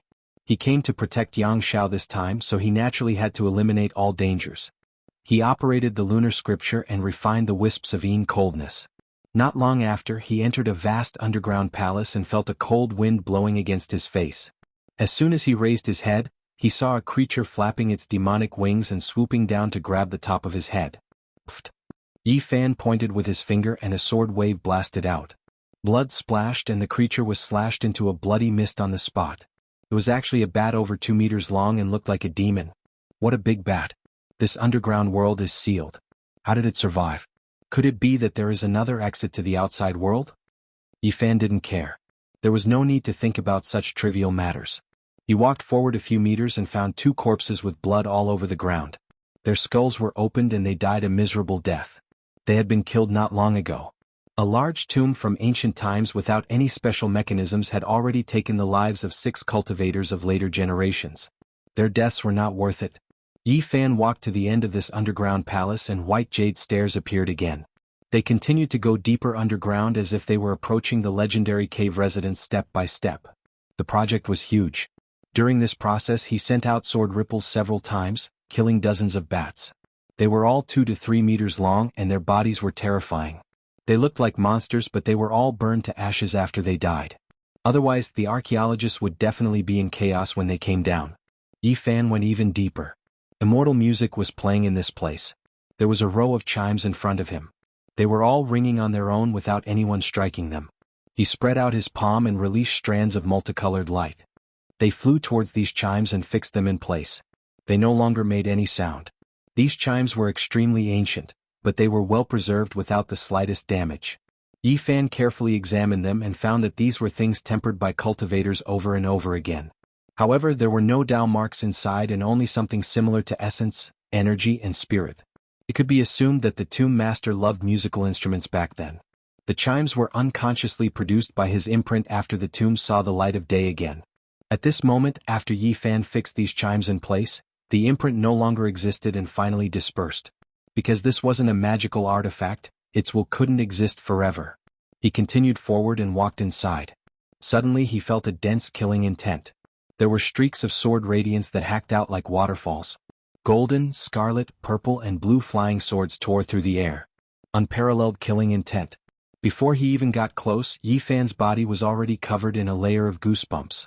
This was an extremely powerful flying sword. Even he couldn't withstand it. Whose tomb is this? It must have been left behind by an ancient saint. One of the scarlet swords was the brightest. It was only the size of a palm, and it flew around in the underworld, dancing non-stop. Other purple, blue and gold flying swords followed, tearing through the air. No, it's not a real flying sword. It's just a kind of sword will. It's so powerful, so terrifying. Yi Fan exclaimed. If the ancient saint's weapon was flying here, he probably wouldn't be able to get close. This kind of sword will alone was extremely frightening. It made one's body feel like it could split the sky. There were 3 cultivators from the Holy Ji Palace lying on the ground. There wasn't a single wound on their bodies. They hadn't been cut by the flying swords, but the sword will had penetrated their bodies and killed them. The cultivators who came in were the furthest they could go, and all of them were dead. Yi Fan sighed softly. These people could be considered experts in the world, but they died in such a worthless way. They probably didn't even know how they were injured. The tomb of an ancient saint wasn't a place ordinary people could enter. As long as they had a hint of killing intent, it would be enough to kill any top expert in the world. This was a stone room for practicing swords. There were 7 scabbards the length of a palm hanging on the wall. The workmanship wasn't exquisite, and they were just simple beast skins. They were so tattered that they were about to turn to dust. From this layout, the ancient saint was very simple. He didn't leave any traps. Other than the Taiyin Qi that leaked out of the stone door, there was no danger at all. Where are the 7 divine swords?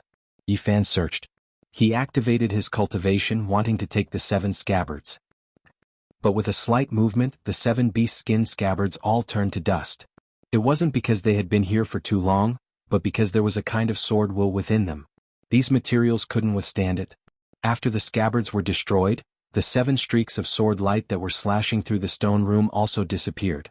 They were annihilated in the void, and the endless killing intent disappeared. Yi Fan sighed inwardly. It was a pity that these 7 scabbards had self-destructed. Otherwise they would be priceless treasures. Through the terrifying sword will contained within, he could most likely restore the Tomb Master's supreme sword control technique. He thought about it and felt relieved. He had obtained quite a lot of scriptures. When he was on Mars, the ancient saint said that it wasn't good to continue like this, and that there might be a great disaster. Walking past this stone room, he entered a place of raging flames. A sea of flames blocked his way, and the temperature was frighteningly high. It was actually the essence fire of the sun. Through the flames, he could see that there was a coffin wrapped around by an ancient vine. It was buried in the deepest part of the tomb, and it made this place flourish with brilliance. Cremation coffin. The legendary cremation coffins were all people with great origins.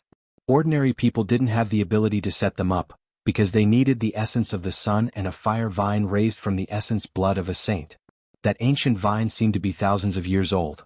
Its roots were like a horned dragon, and its leaves were pure gold, glistening and incomparably resplendent in the flames.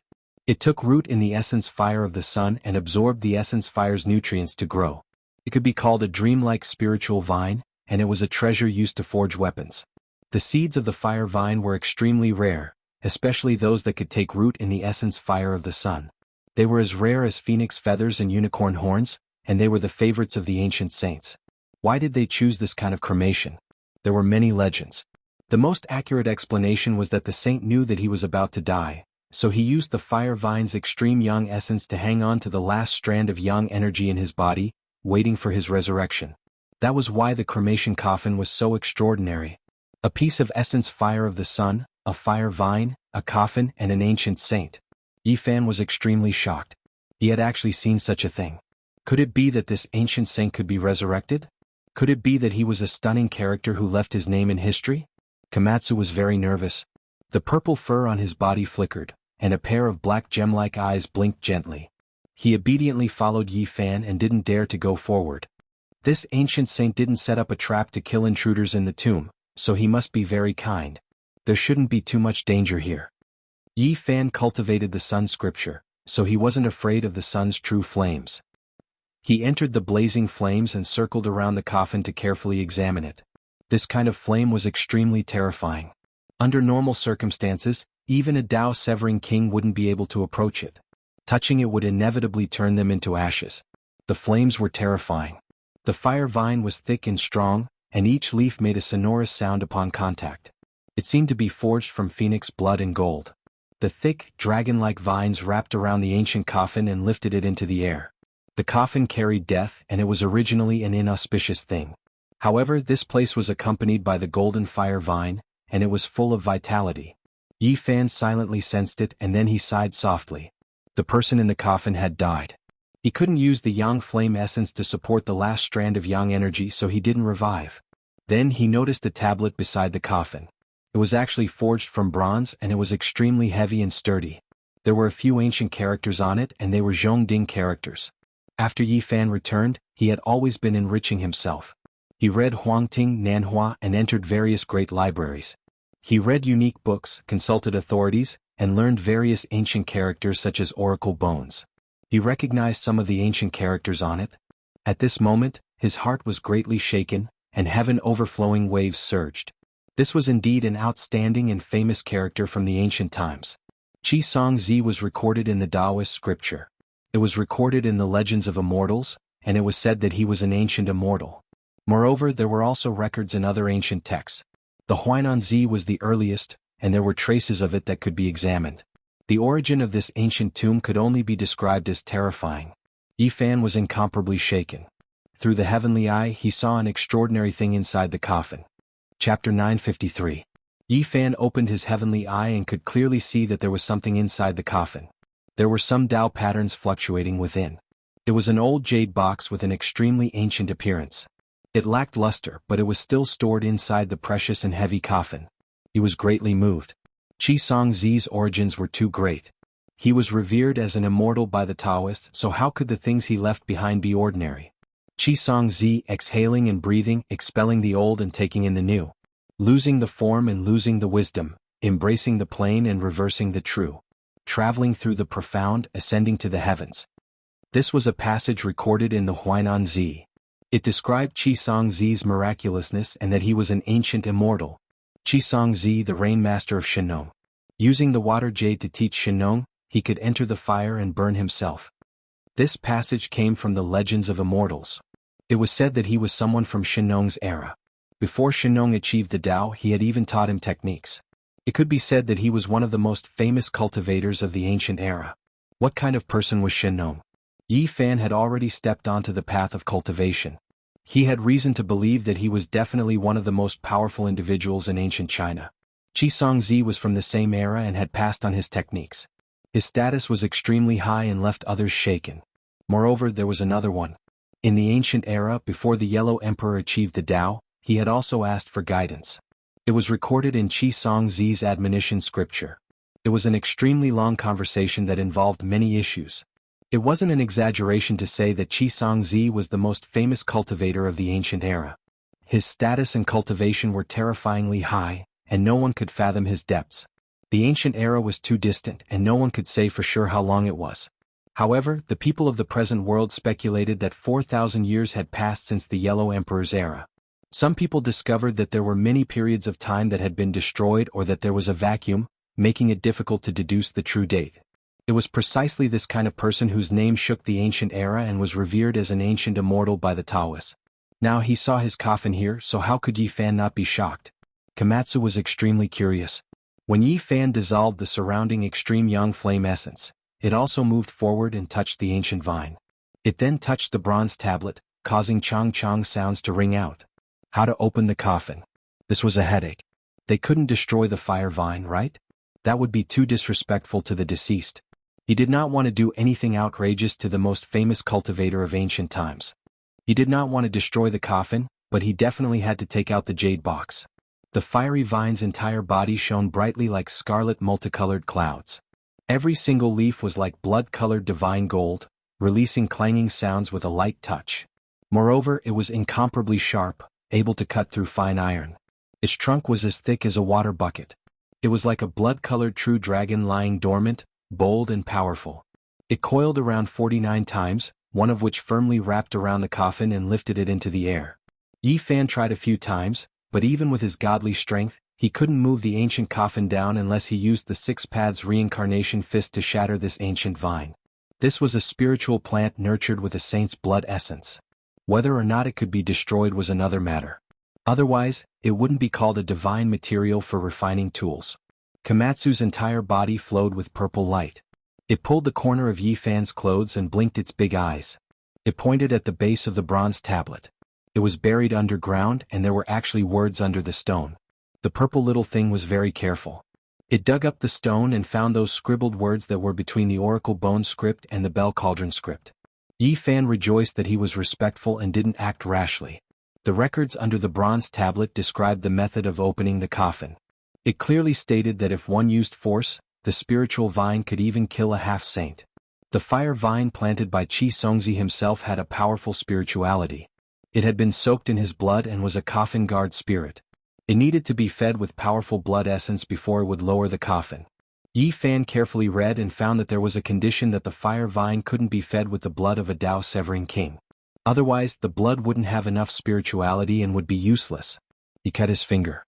As a human's sacred body, his blood was golden, even more so than those of a Dao-severing king. There was no problem with its spirituality. The golden blood dripped onto the fire vine, and the scarlet misty leaves made a soft sound. The branches actually stretched out and the coffin slowly fell to the ground. Yi Fan was very excited. This was an ancient immortal with a shocking origin.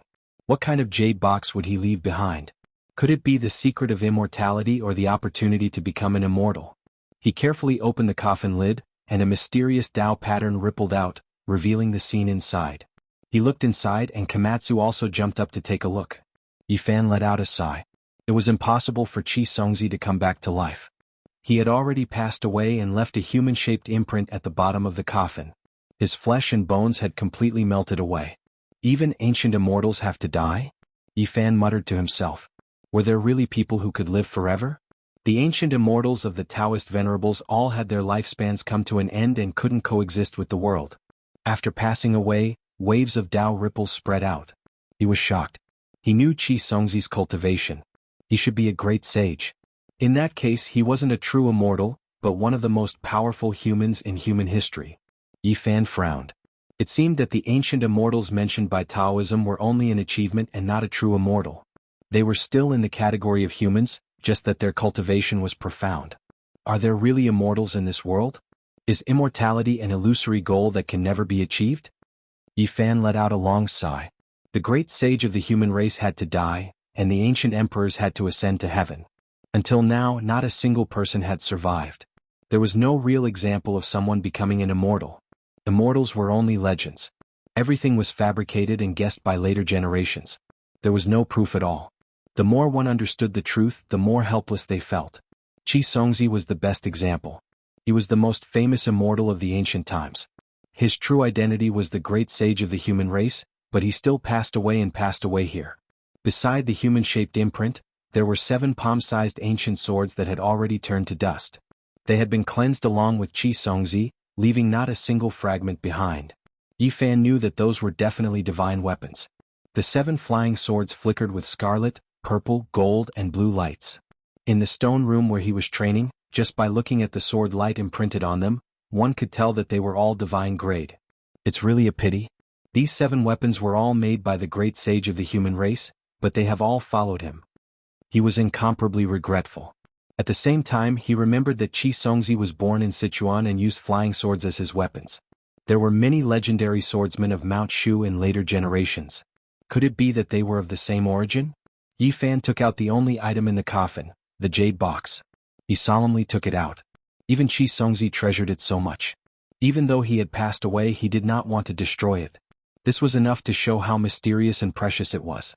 He bowed to the coffin and pushed the coffin lid back to its original position. The fire vine immediately wrapped around the coffin and lifted it into the air again. The archaeologists can't do anything about this place. With the flame essence of extreme yang here, mortals can't get close, and I definitely can't give this coffin to them for research. A spirit vine growing vigorously in the flame essence was too mysterious. It was impossible for modern people to understand. If it was not hidden, there would be many troubles in this place. Yi Fan thought for a moment and used his great magical power to carve out the entire area. He then fiercely pressed it down into the depths of the earth, going 1,000 zhang deep. In the end, he used earth and stone to seal this place. He opened a new tomb in the original place and used his cultivation to leave traces of the passage of time. He walked around the underground palace again and destroyed all the dangers that could harm mortals. Then he left and returned to the surface. In the end, the armed army left. Because there were no more dangers underground, the archaeologists smoothly went deeper and let out gasps of surprise. The jade artifacts, chimes, and stone carvings were all magnificent and priceless works of art. They were enough to cause a stir in the archaeology world. Xianxia and the others were completely immersed. They did not know that a dazzling world that involved ancient secrets had been sealed by Yi Fan.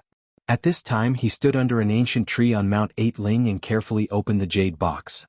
There was only a piece of bone inside. It was inconspicuous and gloomy. He couldn't help but feel puzzled. It was just a piece of bone and did not seem special at first glance. However, this was something that Xianxia seriously collected. He was a great and famous individual, someone who had to be mentioned when talking about cultivation in the ancient times. This piece of bone was exceptionally heavy. When he lightly flicked it, King Chang sounds rang out and waves of metallic sounds rang out. It was unknown what kind of creature this bone was from, but it was so hard that even when Yi Fan forcefully pinched it a few times, it still didn't break. He opened his heavenly eye and discovered 4 ancient characters. They immediately left him shaken. It was actually Immortal Ascension Opportunity. Yi Fan was almost possessed by the word Immortal. It was because the more he understood, the more disappointed he became. He couldn't see any proof, and even Xianxia died. However, Xianxia's relic was a piece of bone. The 4 characters seemed to possess a type of magical power. This was something he protected even in death. When Yi Fan opened his heavenly eye, he continuously moved the bone piece towards the sunlight. The light from different directions illuminated different patterns. He held his breath and carefully observed it. Afterward, he carefully compared them and carved out a diagram on the ground. There were mountains, great rivers, and ravines. The terrain was very complex. This was a topographic map. Yi Fan was shaken and revealed an expression of disbelief. He quickly drew the stone carvings he had seen in the underground palace of Mount Lu on the ground. He was immediately stunned after comparing the two. These 2 diagrams each had a corner that could be linked together to form a whole to describe a place. In the underground palace of Mount Lu, there was definitely an ancient saint who had been imprisoned there and tortured for countless years. Even his torso had been chopped off. Yet he stubbornly lived on. Only 100 years ago did he carve the stone diagram and take his last breath. Yi Fan had reason to make a few conjectures. The person who took action was most likely trying to interrogate him about the stone diagram, but he didn't obtain it. Perhaps the person who had been chained to the altar 100 years ago had a premonition that the world had changed greatly and everything from ancient times had turned to ashes. That was why he left behind the stone carvings, unwilling to let the secrets disappear from the world. To imprison an ancient saint and force him to hand over the secret diagram, just how powerful did one have to be to accomplish such a thing? The goal was naturally shocking, and one didn't even need to think to know that it was of great importance. And now, the word's opportunity to become an immortal explained everything. Needless to say, even the great ancient emperors would be shaken upon seeing it. The corners are connected, making this diagram twice as large. It's obvious that it's still an incomplete topography. Just where does it lead to? Xianxia and the unknown ancient saint each held a piece of the diagram and used their lives to protect it. They carried it with them even in death, which was enough to show how valuable it was. Chapter 954. Yifan stood on the 8-ridge mountain and looked around. He sighed in his heart. This was worthy of being the ancient dragon mountain of China. Even the ancient Xianxia was buried here. The 8 mountain ridges stretched across the land. Dragons danced in the air as if they were about to leap into the 9 heavens. It was majestic and mysterious. He took one last look and left. Not long after, he returned to his home in B City. His parents had passed away. After calming his heart, he realized that there were not many things he wanted to pursue in this life. He calmed his heart and pondered. Cultivation became his only goal. In the past, achieving the Tao and becoming an immortal was not his path. He buried his head in cultivation just to come back and cross the starry sky. Now that his parents were gone, all his efforts were for naught. Yifan began to think about where he should go. In the end, he calmed his heart. Achieving the Tao was the only choice. At this stage, there were no other things he wanted to pursue in this life. Since ancient times, no one could say for sure whether immortals existed or not. Longevity was also very vague. To this day there was no proof of it. The ancient emperors were all dead. But now this had become his goal. From now on, I will follow in the footsteps of the ancients. I will dig out the ancient secrets and pave the way to the present. Achieving the Tao and becoming an immortal is the ultimate goal of this life. He was not a saint who cared about the world, nor did he want to be an ambitious and ruthless person who ruled over all. He was just a person of flesh and blood. He had no ambition to purify the world and had also lost it. He only wanted to walk his own path and pursue his own goal. It might be vague, unattainable, or even non-existent, but he only wanted to walk down it step by step. This was not decadence, nor was it self-exile. Today he was only testing himself. If someone stood in his way, he could be either a god or a demon. Everything was in accordance with his heart at this moment. Yifan read Nanhua Yin Talisman, Wuxia, and Dongxian. There were no cultivation methods among them. These books were spread throughout the world, but they allowed him to see different thoughts of the predecessors. At this stage he was about to cut down the Tao. He had already taken one step in. What he needed was not a specific method, but a kind of enlightenment in the realm. These Tao books were spread throughout the world, all mortals able to read them. There were no detailed methods, but there was a general direction. They could be considered Tao treasures. Perhaps this was also a type of inheritance. Yifan calmed his heart and began to study them. From time to time he would feel deeply moved, experiencing the breadth and profoundness of the scriptures. Many ancient cultivation scriptures could no longer be seen, but their true meanings were still being passed down, contained within these scrolls. During this period of time, Yifan also began to seriously teach Komatsu. He did not increase its cultivation level, but even suppressed it. Every step it took was very stable and its foundation was very solid. The little purple thing was afraid of lightning. It seemed to be born with it. Otherwise, it wouldn't have suffered such a huge loss and almost been killed. In order to help it overcome this fear, Yifan was very strict with it. He purposely brought it to an isolated island and personally preached to it. Originally, the sky was clear and flawless, without a single cloud. But in the next quarter of an hour, the boundless ocean surged, waves overflowing into the heavens, dark clouds rolling over. Yifan guided over tens of thousands of streaks of lightning, using his own body to prove the method. He entered the lightning to resist this terrifying disaster. He didn't need to do this. If he really wanted to guide over a sea of lightning, he could clear out the sky and send down lightning. However, he was afraid of drawing the attention of others and provoking unnecessary trouble. As a result, he brought over a black wak-like cloud layer. Hong long long. Lightning flashed and thunder rolled. Heavy rain poured down. The scene was extremely terrifying. Yifan bathed in lightning. All of the silver snakes interweaved on his body. Komatsu watched in horror from the distance. However, not long after, it was captured by Yifan into the sea of lightning. Its true body resisted the silver snakes. For it, this was a type of torment. The fear was greater than the physical injuries. It wailed mournfully, continuously calling out to Yifan. However, this time, it didn't receive protection and could only face it alone. This was a terrifying mental journey. Once, twice, dozens, hundreds of times. Komatsu was struck until its flesh was lacerated, fainting many times. It was terrified, but each time Yifan would calmly tell it that this was nothing, telling it to get up. After being baptized by lightning tribulation, it went from fear to numbness. In order to avoid being injured, it had no choice but to start resisting, struggling in the lightning, using its cultivation to resist. It slowly changed. In the end, it was no longer afraid, gradually calming down. It could finally calmly face the lightning tribulation, completing a transformation of its mental path. What our bloodline fears the least is heavenly tribulation. There is no need to fear it, you will encounter it in the future. Each time it will be a good chance to refine your body. Yi Fan used the golden holy blood to baptize its flesh and bones, causing its constitution to undergo great changes. As for cultivation, it didn't help at all. This time the tempering ended. Komatsu finally let out a sigh of relief, looking at him pitifully. Yi Fan rubbed its head, bringing it back to B-City. Now that he returned to this world, he naturally wouldn't forget the matter of the 9 dragons pulling the coffin. Everything started on Mount Tai. He wanted to get to the bottom of it. He wanted to carefully examine the 5 colored altars of various sizes. However, he heard from Su Qiong that this matter caused a great sensation back then. Who knew how many troops were mobilized, sealing off Mount Tai for more than a year? No one was allowed to approach. At that time, all parties exerted pressure, many foreign organizations requesting to enter Mount Tai to investigate together.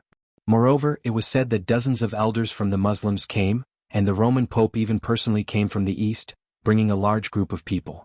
Back then, even though many people claimed to have seen the 9 dragons pulling the coffin on Mount Tai, there wasn't a single related report. Even the foreign media, which was known for their freedom of speech, didn't mention a word about it. The people were in an uproar, but the big and small news stations and media didn't mention a word about it, completely ignoring it. After a long time, no one paid attention to it. Su Qiong knew a little more because of his relationship with Xianxia. Many things were dug up on Mount Tai and many people died for unknown reasons. Those things were all collected by the country, but it was less than half of the total unearthed. Xianxia was still very young back then. He had just graduated a few years ago, and he had only come into contact with the periphery. What happened more than 20 years ago couldn't be examined now, as it was listed as a national secret. It was said that a large number of troops were mobilized back then, but half of the cultural relics were still lost despite being heavily armed and sealed off. Many things were unearthed, but they were robbed. What happened back then was really strange. Even an atheist like Xianxia was shocked when he talked about the past. At that time, he didn't have the qualifications to climb Mount Tai, and he didn't even know what happened there. His mentor back then was an authority in archaeology, and he experienced everything personally. My teacher said that what he saw back then was strange and dazzling, as if all the ghosts and gods in the legends had appeared. Unfortunately, the old professor had passed away many years ago, and the real situation couldn't be verified and understood from him personally. The old professor only mentioned one thing. At that time, he saw a man with gray wings flying from the west and landing on Mount Tai, almost ignoring the existence of the army. At that time, the archaeology world suffered heavy losses. At that time, a batch of extremely important things were unearthed, including the cornerstone inscribed with the mysterious tomes of arcane at the center of the main altar. If it wasn't for an old Taoist from one of the ancestral halls of Taoism who had difficulty even walking, there wouldn't be much left of the things unearthed on Mount Tai. It was lucky to be able to preserve nearly half of the things. These things are of great use to me and I have to recover them in the future. It seems that I have something to do again, Yi Fan said to himself. He wanted to ask who the old Taoist was and where he was now. Xianxia shook his head. He didn't know much about these things, but he knew that the old Taoist seemed to be dying at that time, and he passed away not long after guarding Mount Tai. In the end, he said with a strange expression, "Back then my teacher said that some medical research institutions tried to prolong the old Taoist's life, but they failed. Unexpectedly they found out that he might have lived for more than 2 years." Upon hearing this, Yi Fan's expression suddenly changed. A 2,000-year-old man was definitely a master. Perhaps he was a famous figure in the history of Taoism, who lived until the Dharma ending period, which was shocking. Nowadays, Taoism had a few ancestral halls. Mount Longhu in Jianghu was one of them, and the Baiyun Temple in B-City was also one of them, which had a great reputation in history. Yi Fan was no stranger to the Baiyun Temple. Although there were still Taoists there, it had become a famous scenic spot, and he didn't believe that there were still cultivators there. He had the supernatural power of shrinking the ground into an inch, and as soon as he used the Xing formula, he arrived at the ancestral hall of Taoism. As soon as he approached, he shook his head. It was in the bustling city, and the world of mortals was blowing in his face. How could there be cultivators? He used his powerful divine sense to scan every inch of the land, and he was startled. Under the Baiyun Temple, there were traces of purple dragon qi, which was connected to the veins of the earth. Unfortunately, it was too thin and there was no one with cultivation here. It seemed that the people of this line had already gone far away, leaving only mortal disciples and the temple. In the past, it wasn't without reason that this place was the ancestral hall of Taoism. As the ancient capital of the 6 dynasties, there were dragon veins underground, and this place was nourished by earth spirits, which could help in cultivation. But now the world was dry and spiritual energy was scarce. Traces of earth spirits were not enough to resist the surging qi of the mortal world, so how could they talk about cultivation? What cultivation? They could only be abandoned. Yi Fan went south and he walked on foot. He went in and out of famous mountains and great rivers. He wanted to understand the current situation of cultivators, but unfortunately he didn't come across any. In the end he climbed Mount Tai again and once again came to this place. That year the 9 dragons carrying the coffin set sail from here. The greatest mountain was here and the greatest history was here. Mount Tai was majestic and majestic. In ancient times, it was regarded as the place where the sun was born and all living things grew. This could be traced back to the era of the 3 sovereigns and 5 emperors. Yi Fan climbed to the peak and he looked down on all the mountains. He was filled with endless emotions at this place. More than 20 years had passed and he was the only one who came back alive. He stood at the place where the bronze coffin used to be and sensed it silently. Then he waved his hand and captured half a piece of jade from the ground. Other than that there was nothing else. The country had dug it thoroughly and nothing was left. Suddenly he heard a whisper. If it wasn't for the cultivator's divine sense, he wouldn't have heard it at all. In the distance, there were a few young people with extraordinary appearances discussing. They were different from ordinary people, and they had an otherworldly temperament. The scaled race actually produced a heavenly demon. In this age of chaos, I don't know if this is a blessing or a curse. It's unbelievable. Perhaps the scaled race can really prosper. Who knows, they might produce a character comparable to the ancient sect masters. After all, every sect has left behind ancient treasures and pills, and they spent a lot of effort to nurture them. It's hard to say if they won't shine. Yi Fan listened attentively and his heart skipped a beat. He had finally found the current sect. These people had extraordinary origins, and they were all disciples of the main Taoist sections. They belonged to the Xianxia sect in the Lingbao Palace. So what if it's the age of chaos? Have you guys forgotten? More than 20 years ago on this very mountain, there were many battles between great mediums. There are still people like this. Oh right, you guys have heard that not long ago, a great medium appeared in Zhejiang and taught a lesson to the people of the Great Xia Dragonfinch branch. These people came to pay homage to the historical site. Yi Fan listened attentively and actually learned a lot from them. Back in the ancient times, Mount Tai was so majestic that it could be compared to the peaks of Kunlun. But now everything has changed. Let's not talk about this. We should work hard on our cultivation. The Cultivator Conference is about to begin and we can't miss it. It said that great mediums might descend, and there might even be people from Kunlun. Chapter 955. The greatest mountain was here and the greatest history was here. This was Mount Tai. In the ancient times, it did not look like this. It was tens of thousands of meters tall, and the saying that climbing Mount Tai was a small world was not a lie. On top of the mountain there was a stone tablet on Duomo Cliff. This mountain itself was a piece of history, and the secrets and events of the past were like a history book. Unfortunately, everything had changed. Yi Fan listened attentively and learned a lot. He had visited many libraries and read many unique books in order to understand the ancient times, but unfortunately he did not touch upon the world of cultivation. Hearing the young people's narration, he nodded to himself and understood some of the situation. At the very least, he was about to enter another world and transcend the mortal world. The so-called cultivator assembly was of a large scale.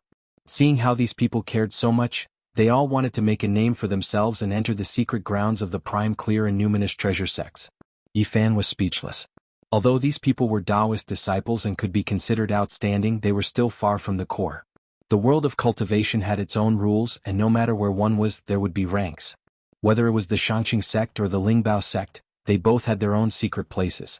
Mortals could not approach them and only the core members could enter. Needless to say, now that the world was dried up, that place must be a paradise that could speed up cultivation. These 4 had opened the sea of bitterness, and their talents were extraordinary. They were not far from the life spring realm and were disciples of the orthodox sections. According to their whispered discussion just now, being recognized as a core disciple was the key, and there were many advantages. Let's go. Although traveling through the famous mountains and great rivers can cultivate one's state of mind, we still have to cultivate. The group walked down Mount Tai together. Dao brothers, please wait. Yi Fan rushed over from behind and greeted them with a smile. He wanted to travel together. These people were naturally surprised and looked at him strangely. Yi Fan claimed to be a wandering cultivator with limited inheritance. He did not know much about the current world of cultivation, so he wanted to travel with them and learn from them. They were naturally a bit conflicted and unwilling to have a stranger join them. At this time, another person came up the mountain and apologized after seeing them, saying that he had matters to attend to at home and was late. None of them were happy. They wanted to go into secluded meditation to cultivate, so they told the person who had come that Yi Fan was a rogue cultivator just like him, and that they could take him for a walk. With that, they hurried down the mountain. Yi Fan rubbed his chin. He didn't think that he would be so unpopular. Those 4 people didn't want to have anything to do with him at all. But that was also true. His background was unclear and they wanted to cultivate bitterly, so they naturally didn't want to bother with him. The person who came later was called Guozhen. He lived in Taiyan at the foot of Mount Tai. He was also an itinerant cultivator. He was very friendly and had many things in common with Yi Fan. Yi Fan felt that this person was not bad. He was honest and spoke his mind. He was not pretentious and had a natural disposition. The 2 of them descended the mountain together, chatting as they walked. Guozhen said, "Brother Yi is also an itinerant cultivator, then we really are fated to meet. I also unintentionally embarked on this path." He didn't join any sect, but he had a grandfather who loved to read ancient books, which led him to embark on the path of cultivation. When the 4 olds were broken, all kinds of strange powers and gods were defeated. Back then his grandfather was still young. In that era he saw many ancient books copied from various families gathered in one place and destroyed, so he secretly hid a few of the most ancient ones. "You embarked on this path by reading those ancient books?" Yi Fan asked with a smile. This was really a bit dramatic. "I read them as if they were supernatural novels. I felt that they were all very reasonable. After reading them for many years I felt that they made sense.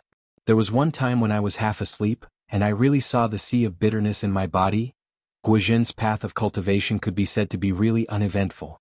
He accidentally saw the first secret realm of the human body, and after that he tried 100 times and saw it again when he was awake. Only then did he make up his mind. His grandfather almost went through those books, but after so many years he didn't achieve anything. Instead, Guozhen had a sudden inspiration and finally took a small step forward. As for his father, he was a typical intellectual. If it wasn't for the fact that he knew that those books were ancient books and might even be the only copy, which was very valuable, he probably would have burned them because they were not pleasing to the eye. "Does your family know?" Yi Fan asked. "How can I say for sure?" Guozhen shook his head. He didn't tell his parents, but he did talk to his grandfather. The old man was very excited and told him that when he was successful in the future, he had to help him. After Yi Fan looked closely, Guozhen's talent was absolutely perfect. Otherwise, he wouldn't have been able to find his own way of cultivation in this age of chaos. If he was in Big Dipper, he really would have become the leader of a sect. He opened his sea of reincarnation, and wisps of spiritual chi rushed out from his life spring. He was about to step into the life spring realm, and he was a level higher than the others from before. When Yi Fan arrived at his residence, he immediately knew how he could have such achievements. As expected, those who could embark on the path of cultivation had some luck. This was a very old villa that looked quite old. It was about to be demolished again. It was located in the suburbs and was adjacent to Mount Tai. The scenery was very good. Yi Fan knew Genesis techniques and he could clearly see the vein of the earth. The old villa was located on the vein of the earth. There were earth spirits surging up, and the chi of Mount Tai was rising. It was also because of this that Guozhen had the possibility to cultivate. He said that his grandfather was a very interesting person. He used to sell antiques and had indeed saved up a sum of money back then. That was why he was able to buy a villa and live out his retirement here. He also lived here for most of his time. The 2 had a very congenial conversation. Guozhen told Yi Fan many things that he wanted to know. The people from before were true disciples of large Taoist sections. Sometimes they were a bit arrogant and didn't want to be friends with weak rogue cultivators like them who had to grope for stones to cross the river. The great masters of the ancient times are no longer in this world. Do you know where they went? Yi Fan asked. I really don't know. The ancient times are not something that can be discussed. Even the disciples of the large sects don't know much about it. However, I can guess a little. It's nothing more than their yuan qi drying up, and they can't use their divine abilities, Guozhen said. After that, he talked about some of the sects that Yi Fan wanted to know more about. There were many branches of Taoism and Guozhen talked about many of them. He mentioned the Xianxia sect, Lingbao sect, Tai sect, Xinxiao sect and dozens of other sections. They were all very powerful lineages. In addition, he also mentioned the sword cultivators of Mount Shu. This sect was very mysterious and focused on attacking. Ordinary people couldn't come into contact with them, and even cultivators couldn't find them. In addition, there was the even more mysterious Kunlun. The cultivators that came from this place all had very powerful backgrounds. Their cultivation was extremely high, and few people dared to provoke them. Yi Fan's mind raced. Could it be the Kunlun mountain range that traversed Qinghai Tibet and Xinjiang? When he was looking for Mount Ling, he had come into contact with that place, but he didn't find anything special. As for the Buddhist sects, although there were temples in the famous mountains and rivers, there were very few true cultivators, so Guozhen didn't know much about them. At the same time, he also talked about the demon cultivators. There were ancient demon bloodlines in the world. The Great Xia Dragon Sparrow, Tianlin, and Vermilion Phoenix were famous demon god races. Yi Fan really wanted to go to these sects, but Guozhen shook his head. Each sect was very mysterious and no one knew where the real secret place was. The world had changed and the essence chi had dried up. The remaining pure lands of each sect naturally had to be kept secret. Yi Fan was very sensitive about the demon race. He wanted to know more about them because all the signs pointed to the dead Pang Bo being related to the demon race. However, although the demon god bloodlines existed, they were very low profile and were even harder to find. During the cultivator conference, these people will probably appear. Guozhen nodded. He had also heard that the cultivator conference was about to begin, but he was a rogue cultivator like Yi Fan. It was impossible for anyone to inform him, so he didn't know much. How about this, we'll follow those people and we'll know when the time comes, right? Yi Fan said with a smile. Guozhen smiled bitterly. He didn't have a deep relationship with those people, and because he was late this time, he made them unhappy. Their friendship was as thin as water, and he would most likely get into trouble. It's fine, we'll follow them from afar and ignore them, Yi Fan said. Guozhen thought about it and nodded in agreement. He also wanted to go to the cultivator conference to see. He didn't know the secret place of those people's sects, but he knew where they cultivated. In the end, the two of them followed all the way and caught up to the four people midway. They went all the way south and arrived at Mount Wui. On the way, they heard from the four people that they were going to the old land of Lingbao sect. There were famous figures staying there, and there were also outstanding figures of the younger generation gathering there. Yi Fan was naturally interested and followed from afar with Guozhen. He didn't use any magic power and walked leisurely, admiring the scenery along the way. Jianghu is really a place of cultivation. I didn't expect to come here again, Yi Fan sighed. The old land of Lingbao sect was on Mount Gezhou, a branch of Mount Wui to the west. It stretched for more than 200 miles with ancient bamboos and green pines and winding peaks and ridges. The scenery was beautiful. Yi Fan was very interested in this place because Mount Gezhou was also known as Gu Ridge, an important place of Taoism. The founder of Lingbao sect was Gu Xian, Guhong's great-uncle, who founded the sect here. Guhong wrote Biopoesie, and was the leader of Taoism in the Eastern Jin dynasty. He was extremely talented and once mentioned the 9 secrets in his work. After Yi Fan returned, he studied it seriously. After his great-uncle founded Lingbao sect, Guhong carried it forward and shocked the world. He left an indelible mark here. Now, although Lingbao sect had found another secret place and left here, there would most likely still be some traces left. Mount Gezhou was steaming with clouds and smoke. It was as if they had walked into a painting. There were flowing springs and waterfalls here, and the mountains were green and the peaks were beautiful and restrained. Lingbao sect can't be said to have abandoned this place. There are many Taoist temples in the mountain, and most of their outer disciples are here, Guozhen explained. One of the 4 people he knew came from here. This place is not bad. It seems that the records in the history books are correct. Guhong really lived here for a long time. Yi Fan nodded. After entering Mount Gezhou, he sensed a mysterious qi dynamic. There was a great person with supernatural power who had left a mark here. Disappeared, they actually disappeared. Guozhen was shocked. He stared at the depths of the mountain with a puzzled and shocked expression. Interesting. Today, when the land is dry, there is still such a wonderful place here. It is really extraordinary. Yi Fan smiled and led Guozhen forward. Soon they arrived in front of a green mountain. There is no road ahead. What are you doing? Guozhen was shocked because Yi Fan was pulling him up a green mountain and was about to step off a cliff. Don't be afraid, Yi Fan said. With a flash of light, they entered a strange environment. White clouds lingered, and a few broken mountains stood side by side. It was very vast, and there were many Taoist temples on it. The ancient pine trees here had lived for thousands of years. The old vines climbed all over the cliff, as if they were isolated from the outside world. The spiritual qi here was much thicker. The outer disciples of Lingbao sect should have cultivated here. Otherwise, how could they have such achievements? Yifan said. Guozhen was full of surprise. Who are you? An old Taoist appeared and asked them. We are individual cultivators, Guozhen answered. Hey, it's you guys. Why are you here? The 4 people who had just entered had not yet climbed the broken mountains. They were surprised to see them. They were a little puzzled and a little unhappy. This isn't a place that just anyone can come to. This is a small-scale gathering, and the ones that are here are all famous figures and stunning disciples. Those without inheritances are not allowed to enter. One of them had a hint of ridicule at the corners of his lips. Yes, this is the old land of Lingbao sect. Ordinary people are not allowed to enter, another young man said. The old Taoist nodded and said, This is an important place of our Lingbao sect. It is not open to the public. Apart from inviting people of the same path for exchange, only senior masters can come here.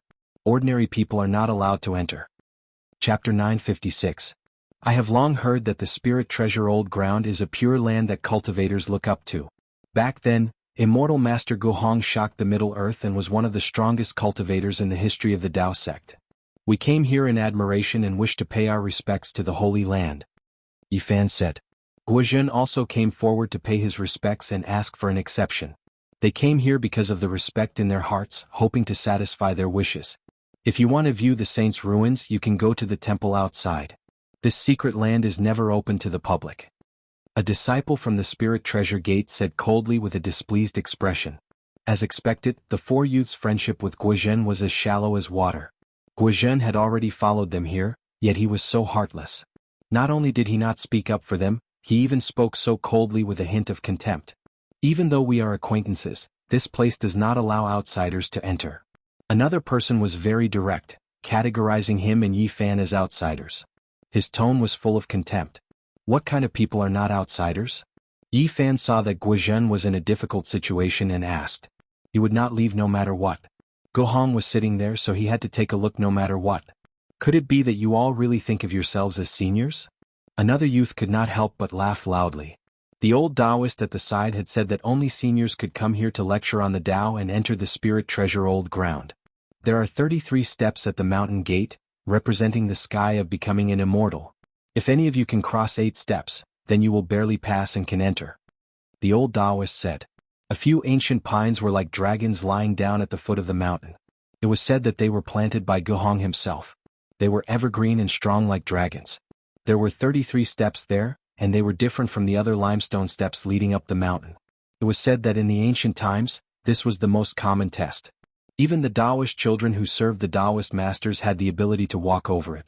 Otherwise, they would not be able to freely go up and down the mountain. But now only the elders could walk. Normal disciples could only take a detour and avoid these stone steps from the side.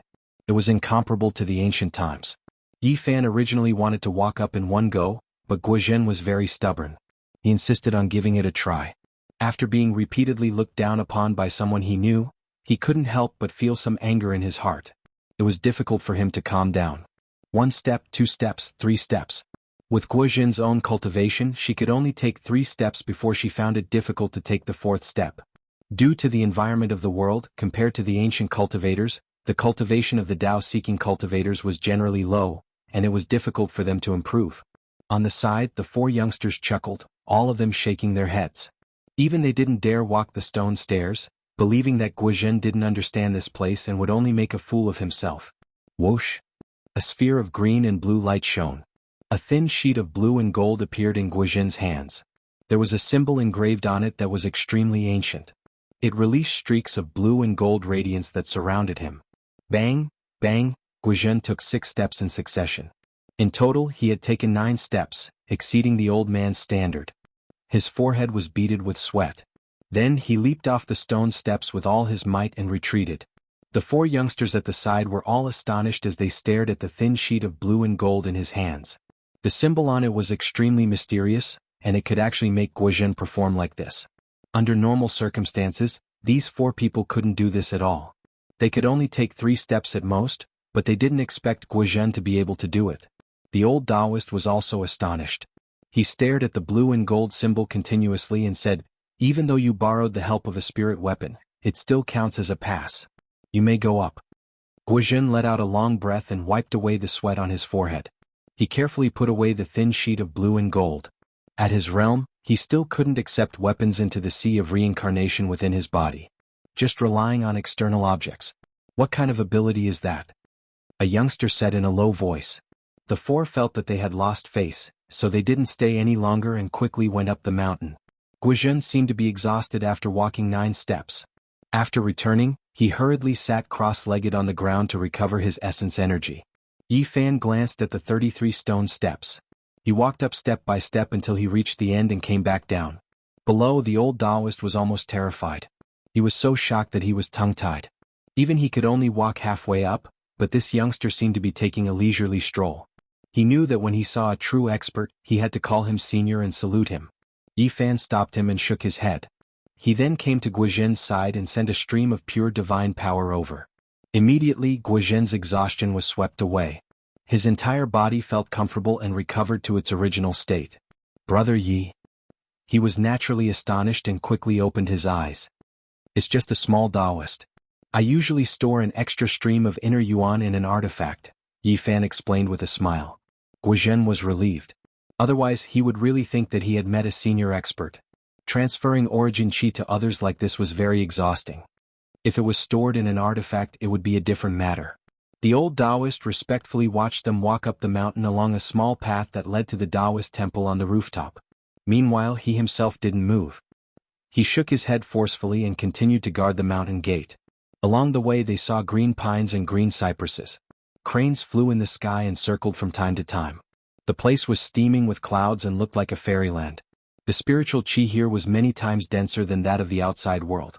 When they arrived at the platform of this broken mountain, the first thing they saw was a bluestone statue. It was a Taoist with a kind of calmness.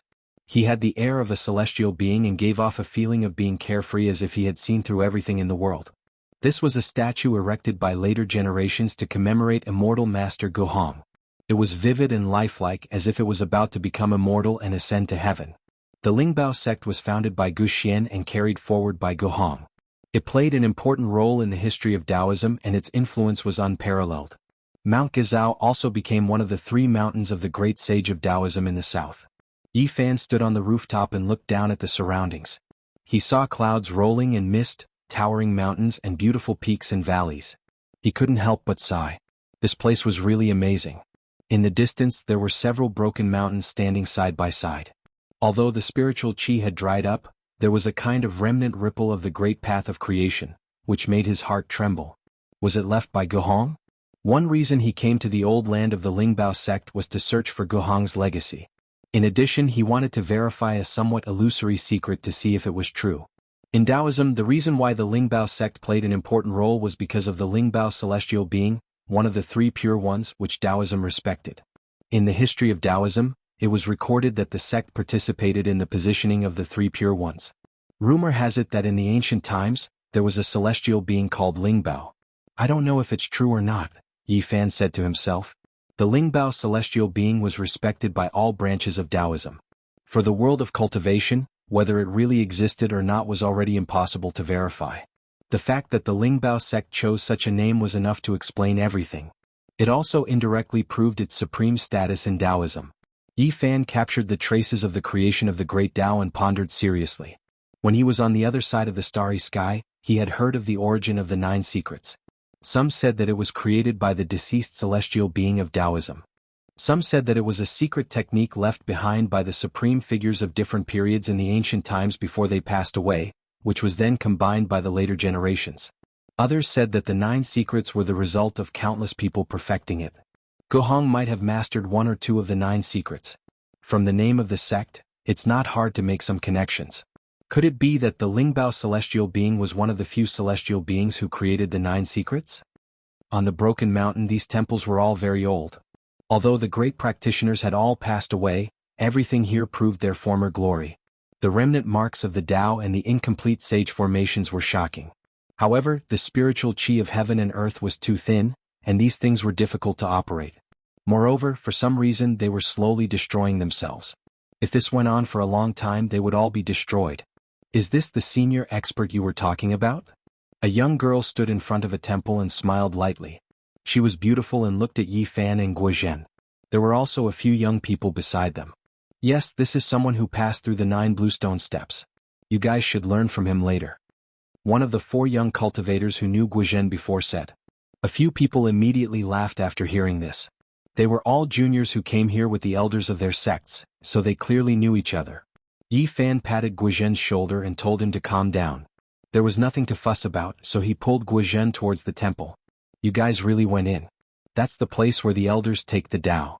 Do you want to preach to us? A group of people followed after seeing the situation. The green grass in the courtyard was like a cushion, and ancient trees towered into the sky. Not far away there were more than 10 elders sitting cross-legged on praying mats. They were discussing the Tao while some young people were listening.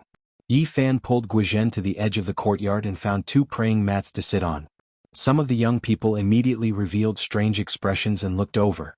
You guys really think of yourselves as masters who have achieved the Tao.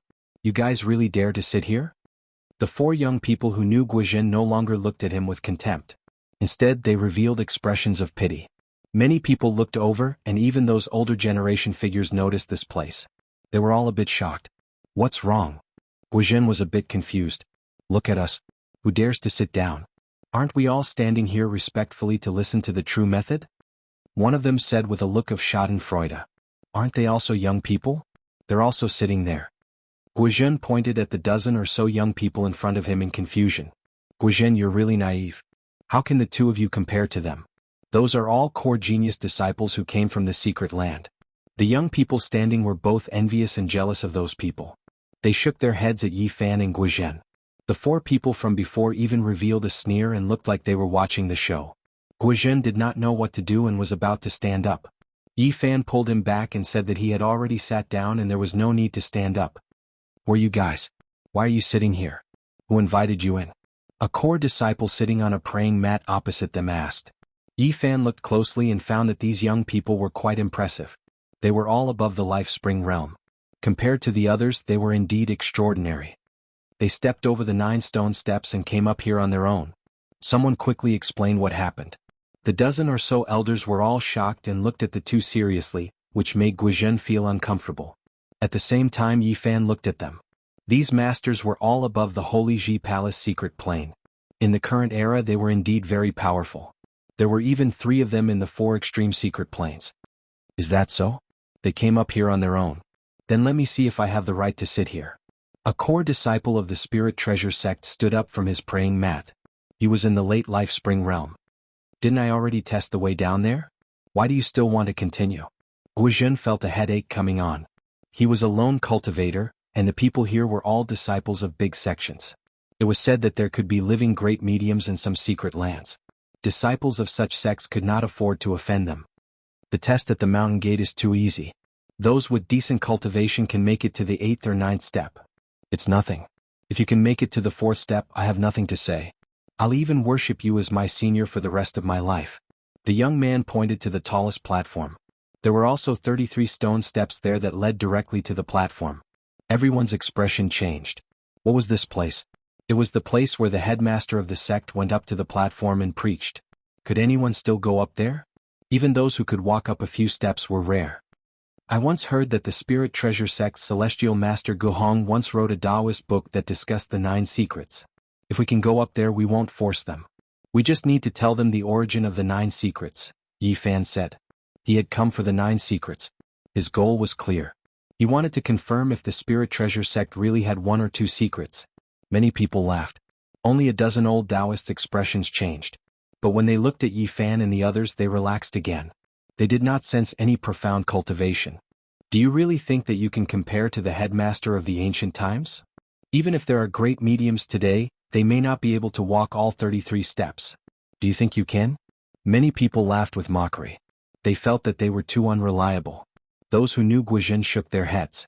They really did sympathize with these 2. Chapter 957. In the 1,000-year-old Taoist temple, the ancient pines towered into the sky, like green dragons wriggling towards the sky.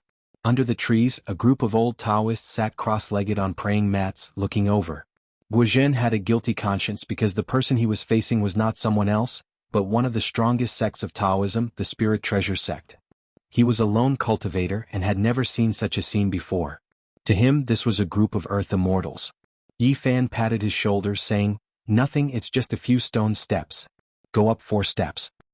A few stone steps. Such arrogance." The core disciple stood up, a cold smile on his lips. He really did not think highly of these 2 lone cultivators, and felt that such words were especially piercing to his ears. As a core disciple, he had an extraordinary cultivation, and his cultivation had reached the life spring stage. Many disciples followed his lead and some people went up to agree. Guozhen bit his teeth, taking out a green metal piece. It emitted a gentle blue light in his hand, and he braced himself to walk forward, about to climb the stone steps to test himself. "Slow down, this bit of cultivation dares to ascend Sect Master Supreme Being's Dao platform? This is a type of blasphemy. How about this, you have to pass through my trial first." This core disciple spoke, changing his mind. Guozhen had only opened up the bitter sea stage, and there were a few strands of essence chi seeping out of his life spring. He had not truly entered the second small stage, but to be looked down upon like this was also a kind of humiliation, and he had no choice but to accept the challenge. "Let me test you." As the core disciple finished speaking, a divine chain shot out from the sea of reincarnation, emitting a beautiful light, slashing towards Guozhen's waist. Guozhen was only at the peak of the bitter sea stage, and his divine abilities had not yet been revealed. He could only passively dodge and was in an exceptionally difficult situation. Occasionally he would use the blue gold piece in his hand to block, emitting a ball of light. "You're too far off, you really can't do it. You want to charge up the stone steps with this kind of method? You two don't know the immensity of heaven and earth." The core disciple shook his head as if he was giving advice to a junior. Guozhen's face alternated between red and white. Although he had the blue gold piece in his hand, but if he continued like this, he would not be able to back down. It was very uncomfortable to be humiliated like this. Yi Fan stood up, and a streak of essence energy flowed out from the ground. Guozhen's pores immediately relaxed, and she was filled with divine splendor. The blue gold sheet in her hand flourished with brilliance, and with a chong sound, that divine chain was broken. "Shio." He stepped forward, waving the blue gold sheet. A blue light flew out and the core disciple was sent flying backward. He fell to the ground where he struggled a few times and then passed out. How is this possible? Even ninth senior brother lost. He's a life spring cultivator, how could he lose to someone who just opened the bitter sea? The group of people were all stupefied as they watched this scene with disbelief. The core disciple was defeated, and it was a clean and efficient defeat. There was almost no suspense as he fainted. An old Taoist went forward and felt the pulse of the core disciple. "He's not injured." This result was difficult for everyone to accept, especially the 4 old friends who had previously ridiculed Guozhen. They were even more stupefied, their hearts beating rapidly. This was a bit inconceivable. What kind of treasure is that exactly? Someone believed that it was the power of the blue gold sheet. Guozhen involuntarily arrived in front of the stone steps. Step by step he walked up. Everyone was flabbergasted. They had never thought that he would actually dare to climb the heavenly stairway. Even if he defeated a core disciple, he definitely did not have the strength to do so. Isn't he a little too arrogant? He's just a cultivator from the sea of reincarnation and he dares to ascend the Dao platform? He doesn't even need to think about it. These 2 people really don't know the immensity of heaven and earth.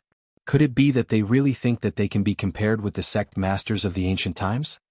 Many people whispered among themselves. They didn't believe that a rogue cultivator could ascend it at all. This wasn't realistic.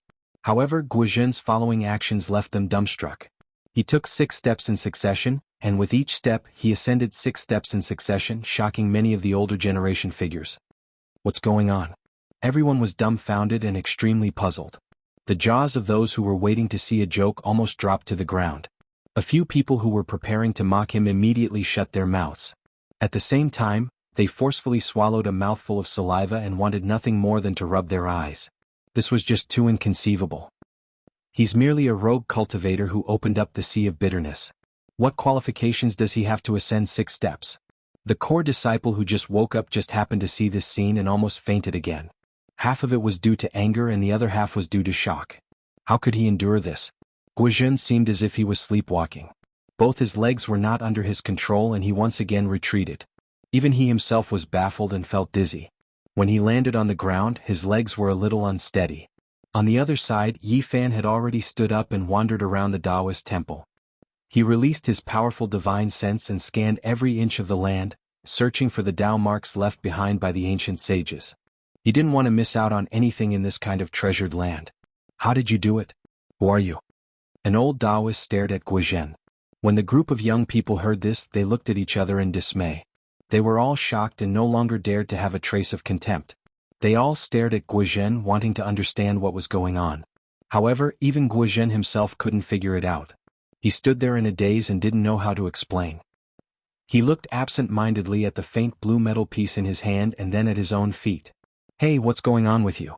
When did you go up? How did you get on the Tao platform? The group of young people couldn't take it anymore. They didn't expect Yi Fan to ascend the Patriarch's lecture platform. They didn't know when he had been standing there. Yi Fan roamed about the rooftop and searched every corner. He searched the entire Taoist temple but didn't find anything. In the end, he only found that there were Tao marks fluctuating on the Tao platform, so he ascended it. You ascended from the stone steps at the back? The dozen or so old people all stood up with a jump and were incomparably shocked. There were also stone steps on the other side and they were all constructed from green jade. They were also 33 steps, but it was even more difficult to ascend. This was because that was a path to heaven prepared for Tao-severing cultivators. Now, how could there still be such a great divine ability expert? When these old Taoist priests saw this scene, they were all stupefied. They couldn't believe anything at all. Yi Fan didn't pay them any attention. He stood on the Tao platform and extended out his powerful divine sense to sense it seriously. He vaguely saw an expanse of ancient scripture characters that were engraved in the void. That's right, this is the place where the past patriarchs preached the Tao. This is the Tao ripples from the past that were imprinted into the Tao platform. After a long time, Yi Fan nodded and muttered to himself. He understood the situation. From a certain perspective, this platform was a rare treasure. Did he climb up from the 33rd jade step? It represents ascension to the heavenly position of achieving Tao and crossing over the 33 heavens. Not even the great divine ability experts of the ancient times could do this. After the group of young people understood the situation, they felt a chill run through their pores. This was just too frightening. Just how deep of a cultivation did he have to be able to do this? Everyone revealed expressions of shock. Just what kind of background did this loose cultivator have? How could he do all of this? His expression didn't change, as if he was taking a leisurely stroll in a courtyard. Yi Fan walked down the stone steps step by step. He took a total of 33 steps to reach the ground. This time, everyone saw it clearly. They were all tongue-tied and speechless. He didn't pay them any attention and walked around the Tao platform. He closed his eyes and listened to the voice from thousands of years ago, hoping to capture the 9 secret scriptures. However, he was disappointed. Even though there were many techniques imprinted on the Tao platform, there wasn't any secret technique. Greetings, senior. An old Taoist priest was the first to come back to his senses. He bowed deeply and paid his respects. His expression was both excited and a bit flustered. It was extremely rare to see a great divine ability expert in this era. He didn't know if it was a blessing or a curse. The other old Taoist priests also hurried forward and paid their respects. They were inwardly anxious. Such a young great divine ability expert appearing in front of them was like a fantasy story. That kind of vitality was definitely not fake. There wasn't the slightest bit of lethargy. It was hard to imagine how he did it. Did he rejuvenate his youth, or was he young to begin with? Everyone was making their own guesses. According to common sense, in this cultivationless age, to have this kind of accomplishment at this age was the same as finding proof of ascending to immortality. It was extremely unrealistic. The dozen or so old Taoist priests' appearances made the group of youngsters even more stupefied. They didn't even dare to breathe loudly as they paid their respects together. In their eyes, this was a living ancestor-level figure. Guizhen was a bit stupefied. Why did the loose cultivator friends they traveled with suddenly become so unfamiliar? They actually gave off an unreachable feeling. Even the spirit treasure sect's experts were intimidated, making him feel as if he was in a dream. Meanwhile, the faces of the 4 youngsters he was acquainted with were snow white. Their bodies were trembling and they ridiculed him several times. They felt like they provoked a great disaster. At the same time, they were incomparably regretful. Back then, on Mount Tai, Yi Fan originally wanted to travel with them, but in the end, they felt disdain and threw him to Guizhen, missing out on a great opportunity. This was originally a natural opportunity. The four of them regretted and hated themselves, but it was too late to say anything now. They could only tremble with fear and wait for their unknown fate, fearing that Yi Fan would descend upon them and kill them all. They were naturally overthinking things. How could Yi Fan lower himself to their level? At this moment he left the Dao platform and completely came back to his senses. Seeing the situation he said, "All of you, get up." Whoosh. At this time the Komatsu hiding in Yi Fan's spatial artifact saw that the atmosphere had calmed down. It jumped out in a lively manner and climbed up the ancient pine tree in the courtyard to find pine nuts. A purple squirrel. A sparkling Komatsu rat with purple splendor all over its body. That person's pet, a great divine ability user. The group of people was stunned. Regardless of whether it was the older generation or the youngsters, there wasn't a single person who wasn't shaken. They immediately thought of a recent rumor. The Great Xia Dragon Sparrow race had 4 great branches, and a while ago one of them was almost wiped out by one person. Recently all the sects in Middle-earth were discussing this and it caused a huge uproar. It was rumored that an undying old demon had appeared in the main branch of the Great Xia Dragon Sparrow and was specifically investigating this matter. An agile purple Komatsu rat and a mysterious youngster all matched the characteristics of that great divine ability user. These people felt a wave of dizziness. As expected, a great character had descended here. They paid their respects again, which made Yi Fan a little uncomfortable. This group of old Taoists was far older than him.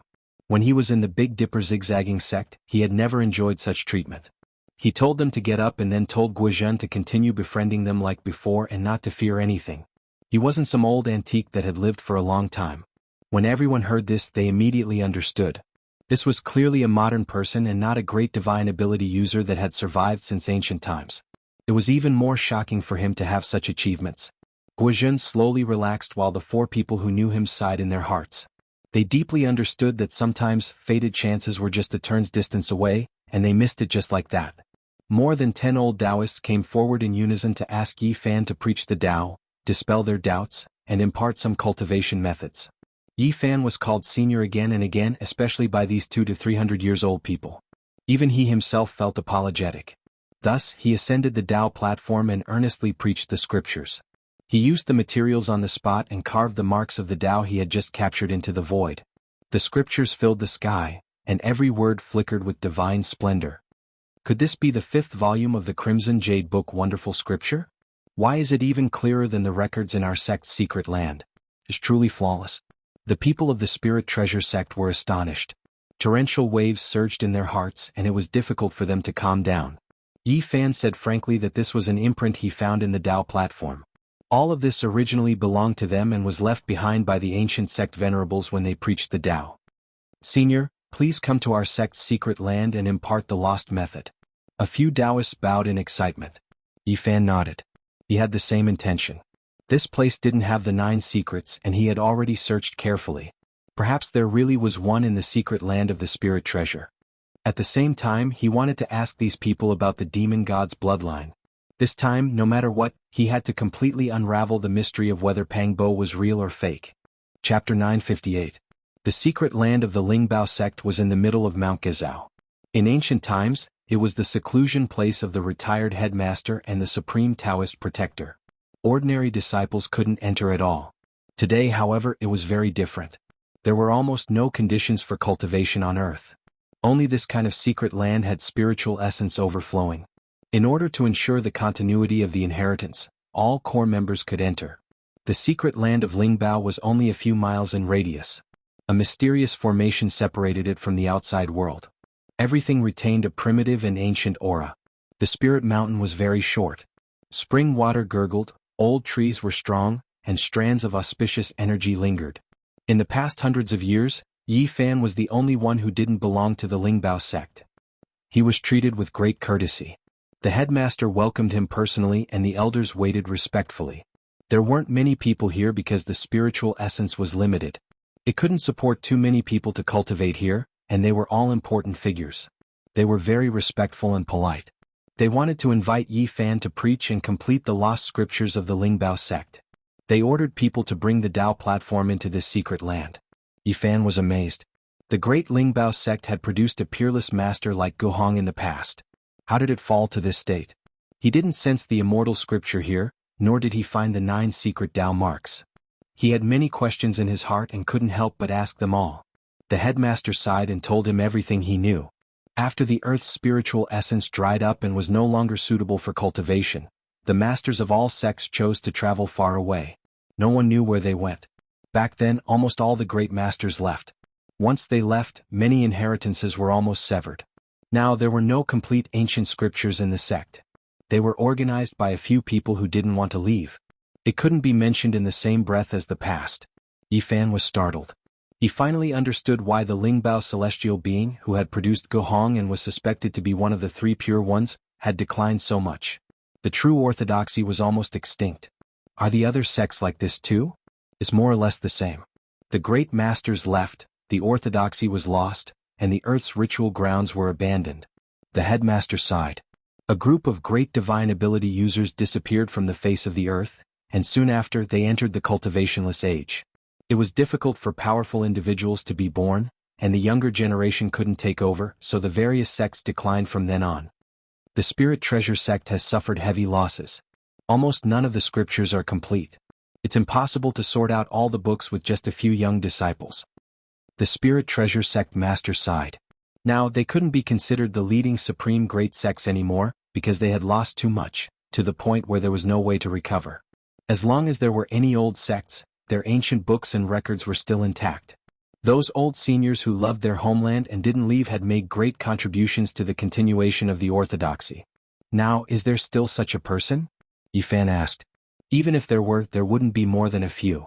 20 years ago, 9 dragons carrying coffins descended on Mount Tai, shocking the cultivation world. That year, the last old ancestor of Mount Longhu was invited to leave the mountain to protect the ancient altar. Not long after he returned, he passed away in meditation. It was said that he was the last remaining old ancestor. So it's the old Taoist from Longhu Mountain. Yifan once heard from Xianxia that the Medical Research Institute tried their best to save his life but failed. Unexpectedly, they found out that he might have lived for 1 or 2,000 years. When Yifan arrived at the Spirit Treasure secret place, he naturally wanted to ask about the 9 mysteries. Since he had chosen the path of becoming an immortal, this would be a necessary skill to protect his Taoist body. The Spirit Treasure sect master smiled bitterly.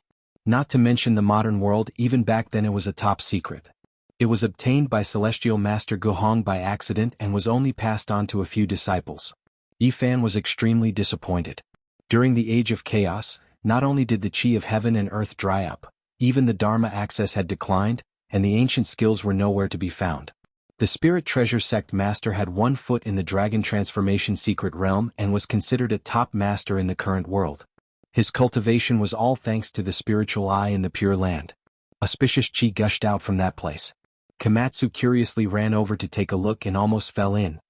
I'm not a top master yet. Some sects have ancient spiritual roots and the Qi in the secret place is far better than here. There are several sect masters who have reached the Dragon Transformation secret realm. In this Age of Chaos, the Dragon Transformation secret realm was the top master. Once they appeared, they were invincible and few could fight against them. Of course, this is not absolute. 20 years ago, there was an old Taoist from Longhu Mountain. It is said that he was from the Qin and Han dynasties. His cultivation was unfathomable. The Spirit Treasure sect master talked about many things that Yifan was concerned about. That year, the man with the gray wings came from the west. Even the old Taoist from Longhu Mountain could not do anything to him. Moreover, there were also several great experts who took action, seizing some precious altar cornerstones that had ancient heavenly books recorded on them. Yifan said, "Tell me about the Taoist orthodoxy in the West. They are very useful to me. It is not good to leave the altars and tomes of heaven in foreign countries." The Spirit Treasure sect master was shocked. What was this ancestor-level existence trying to do? Did he want to kill his way to the West? Not long after, everyone in the Pure Land saluted and asked Yifan to preach the scriptures and restore their lost techniques. They were incomparably respectful and sincere. Yifan was not arrogant and did not accept their great gifts. However, he sat on the Tao platform and extracted the traces of Tao to restore the ancient books for them. He sat there for half a month and recited all kinds of scriptures. One by one, the metal-like traditional characters were branded in the void. They were dazzling and emitted sonorous sounds. This was a reappearance of the inheritance. Yifan helped them reproduce many techniques. Of course, it was difficult to truly restore them. The Tao platform where the past sect masters sat could not imprint all the techniques. Accumulating yang to become a god, there is form in the god. The form is born from the sun is born from the moon. Accumulating yin to form, there is spirit in the form.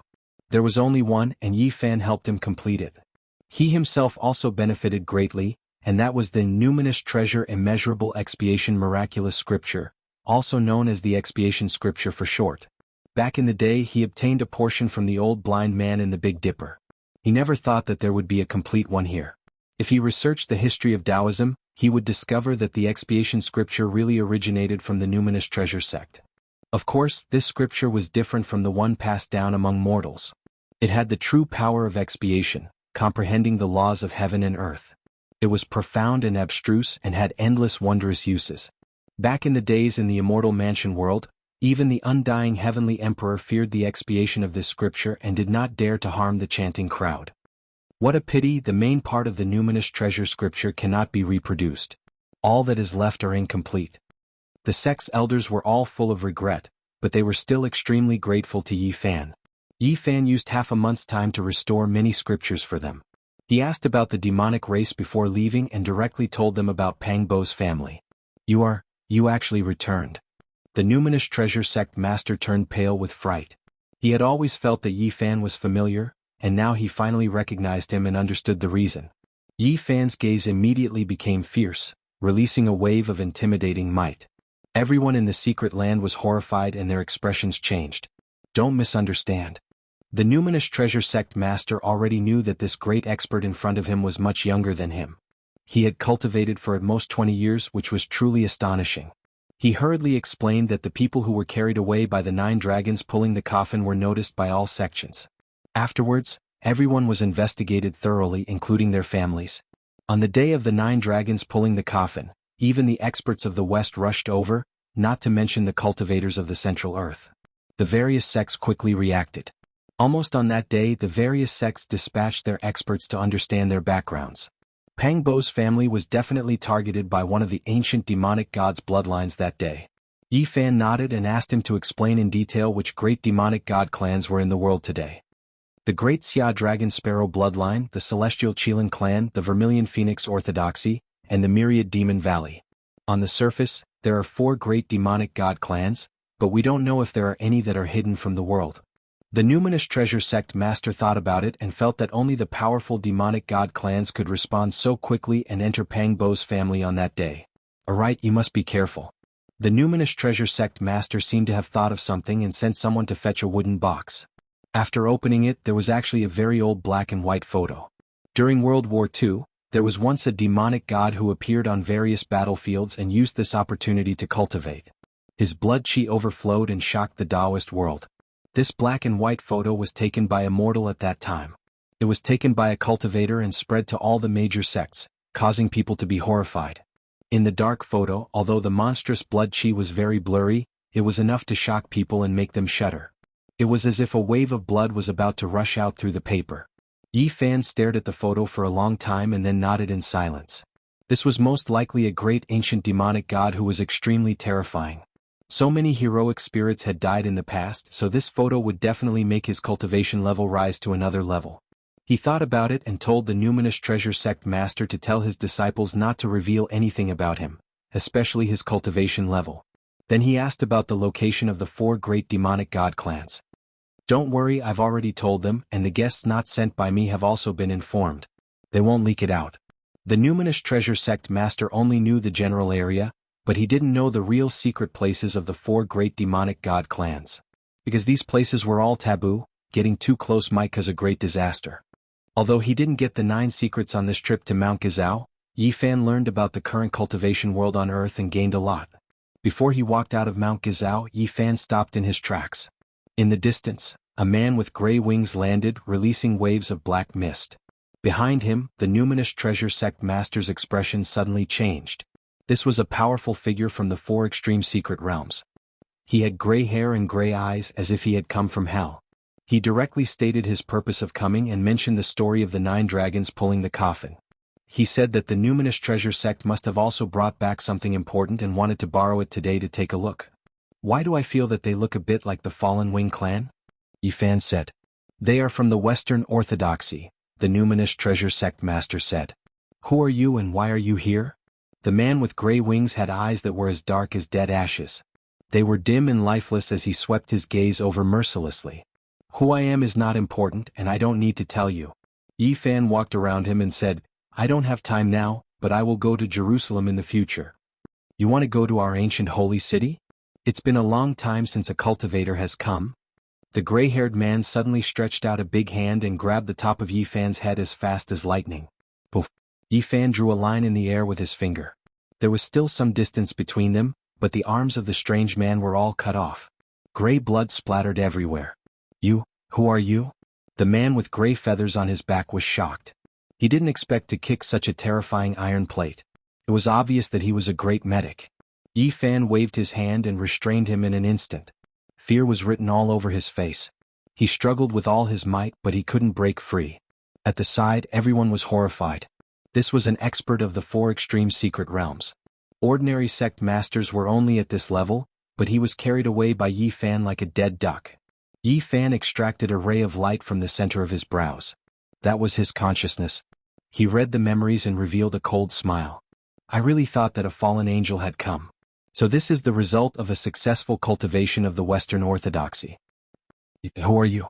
My lord will appear in the world, let me go. The gray-haired man was shocked and terrified. Poof! Yi Fan pointed with his finger and he dissipated like a snowflake. His flesh, blood, internal organs and consciousness all melted away, no longer existing. The surrounding people didn't even dare to breathe loudly. They were secretly glad that they didn't offend this god and didn't fight him. Moreover, they received his guidance. I really don't know who I will meet when I make a trip to the west in the future. Yi Fan muttered to himself and disappeared with Guozhen and Komatsu. A few days later he arrived at Mount Changbai and entered this primordial land in search of the ancient demon god race. Chapter 959. Changbai Mountain with its majestic terrain, looked like a lying dragon. It had been famous since ancient times and was one of the 10 famous mountains in Wuxia. It was very high above sea level and was known as the Northeast Roof. Although it was already the end of winter and spring was approaching, Changbai Mountain was still sealed off by heavy snow. It was a field of silvery white and the snow was several feet thick. 8,000 years of snow and 10,000 years of pines, straight to the highest peak in the world. This was the praise of the ancients, but it also indirectly explained the spectacular and beautiful scenery of this place. There was snow everywhere and sometimes people would disappear if they stepped on it. The snow-capped peaks towered majestically, and the rocks on the mountains were very special. Most of them were white pumice stones, which was different from other places. The ancient pines had grown for who knew how many years. Tree kings often appeared in the no-man's area. They were tall and frighteningly thick like small mountains. Komatsu was especially lively here. Its silk-like shiny purple fur looked even more sparkling against the white snow. It ran around and rummaged for pine cones. That's not right. Why is this old forest getting deeper and deeper? It's much bigger than I thought. Guozhen was surprised. He felt that something was wrong after entering the depths of Changbai Mountain. The terrain became steeper, the landscape became more primitive, and the snow-capped peaks were ridiculously high. Yi Fan did not say anything. He was carefully looking for something, closing his eyes from time to time to sense with his heart. The road he chose was very rugged, and sometimes he had to cross over cliffs. Guozhen did not dare to disturb him. He knew that they must be breaking a formation. There was an ancient formation here, and Yi Fan was entering the mysterious no-man's area. Suddenly the world turned upside down and the scenery changed greatly. An even more open wilderness appeared, and feather-like snowflakes danced in the air. A wave of desolation washed over them. They had entered an unknown desolate snow-capped mountain. It's different. I can guarantee that this area can't be found on the map. Where are we? Guozhen was surprised and uncertain. After leaving Mount Gizao, he had been traveling with Yi Fan. After becoming familiar with him, he did not restrain him. He was not like the elders of the Lingbao sect, who were cautious and apprehensive of Yi Fan. Yi Fan felt that he had a good temperament and wanted to give him some pointers. Therefore he brought him and Komatsu into Changbai Mountain together and they traveled together. The real Changbai Mountain should be like this. It took me a lot of effort to get here. With the protection of the ancient array, there are some places mortals can never enter, Yi Fan said. Guozhen was astonished and believed his words, because he discovered that the pine trees were shockingly thick. At the very least, no one had harvested them for over 1,000 years. There were patches upon patches of them, and there were no signs of human activity. Roar! A tiger's roar shook dozens of miles. The snow on the pine trees rustled down, almost burying Komatsu alive. When the little purple thing was picking up pine nuts under the snow, it pulled out a tiger's tail. A big multicolored tiger leaped out of the snow and turned around to roar. The sudden roar scared Komatsu so much that its purple crystal-like fur stood on end. Its little paws covered its heart, and its whole body was fluffy. It trotted away and retreated. Such a big tiger. This is too shocking. Its body is almost 4 meters long, and its weight is definitely 700 or 800 kilograms. Is this tiger a spirit? Guozhen was speechless. This is not strange. The Manchurian tiger's body is big, far bigger than other tiger breeds. The former Soviet Union has caught more than one such large individual. These have all been reported, Yi Fan said. Komatsu came back to its senses. It seemed to feel very embarrassed. After all, it was a living creature with cultivation. It lay there and shook its little head, roaring like a tiger. Roar. Yeah. Yi Fan and Guozhen were amused. This was too childish. Although it posed like a tiger, its voice was outrageous. It could only be described with one word: tender. The little purple thing was discouraged and lowered its head embarrassedly. It felt that it didn't have any imposing manner. However, the Manchurian tiger turned and ran. It was rare to see such a big tiger, and it seemed to have some spirituality. It felt that the squirrel was a little strange, and fear arose in its heart. They continued deeper into the mountains, stepping on the thick snow. Not long after, they met an even bigger wild tiger in the forest. It was 5 to 6 meters long, and its weight was definitely close to 1,000 kilograms. It's really about to become a spirit. Guozhen exclaimed. It's a little strange. It's ridiculously big, but it also means that we are almost there. Yi Fan's eyes shot out 2 beams of divine radiance. Swish. From afar there was a flash of purple light. They mistakenly thought that they saw another Komatsu, but it turned out to be a violet marten. It was obvious that it had some spirituality. That's right. It seems like we have arrived at the Dragon Cave region of Mount Changbai. The living creatures here are all tainted with dragon qi. It's very unusual. This time, Yi Fan was searching for the celestial Qilin race, which was one of the 4 ancient demonic god races. They had the power to rule over the world and were unfathomable. After the 5 to 6 meters long Manchurian tiger was subdued, it carried the 3 of them and sprinted. It was vigorous, splashing up large patches of snow, and with a single leap, it would travel over 10 meters. There's a mountain god temple over there. It's really strange. This should be an uninhabited region, so why is there such a building? When they got closer, they could see that it was quite old. It was at least a few hundred years ago, and the scale was still very grand. All of a sudden, a chilly wind assaulted their faces, and a sound that made their scalp go numb could be heard. It was especially terrifying in this primitive ancient forest. A 3 meters long owl pounced out from the temple and clawed at their skulls with its razor-sharp claws. Demonic bird. Guozhen quivered. That owl's head was too big, and its face actually looked like a human's. Yi Fan pointed with his finger and fixed it in midair. He then captured the ball of light formed by the sea of consciousness from its skull, and after looking at it, they continued on their way. In front of them was a forbidden area. Usually, these spiritual beasts wouldn't dare to approach it, and it was obviously the celestial Qilin race's seclusion. Traces of dragon qi overflowed from the few snowy peaks in front of them. Demonic qi, such powerful demonic qi. Guozhen's face was slightly pale. After venturing for a few dozen miles, even he could feel the demonic qi, not to mention Yi Fan. In the snowy ridge, there seemed to be a white true dragon surging, swallowing and spitting out the essence of heaven and earth.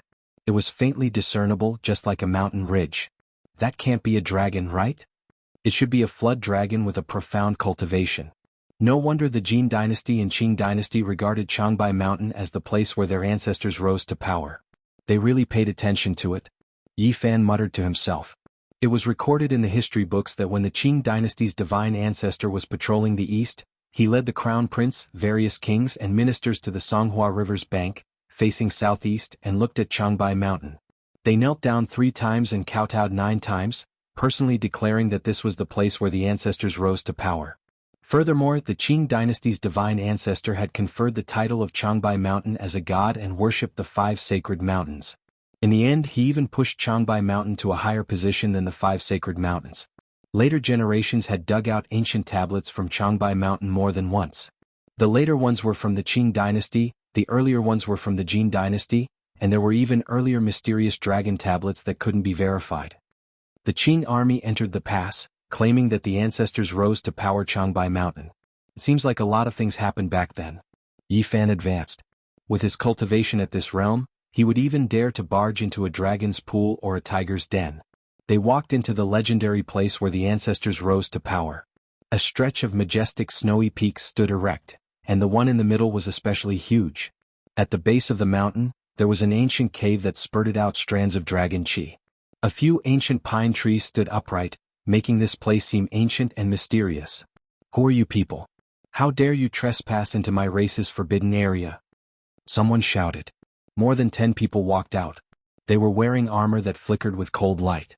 The armor was made of metal-like scales and was flowing with demonic chi. Each and every one of them was brimming with killing intent. In this era, if an ordinary person saw such people in a primitive mountain, they would definitely be dumbstruck and then tremble. Yi Fan had experienced too much, so he naturally wouldn't be surprised.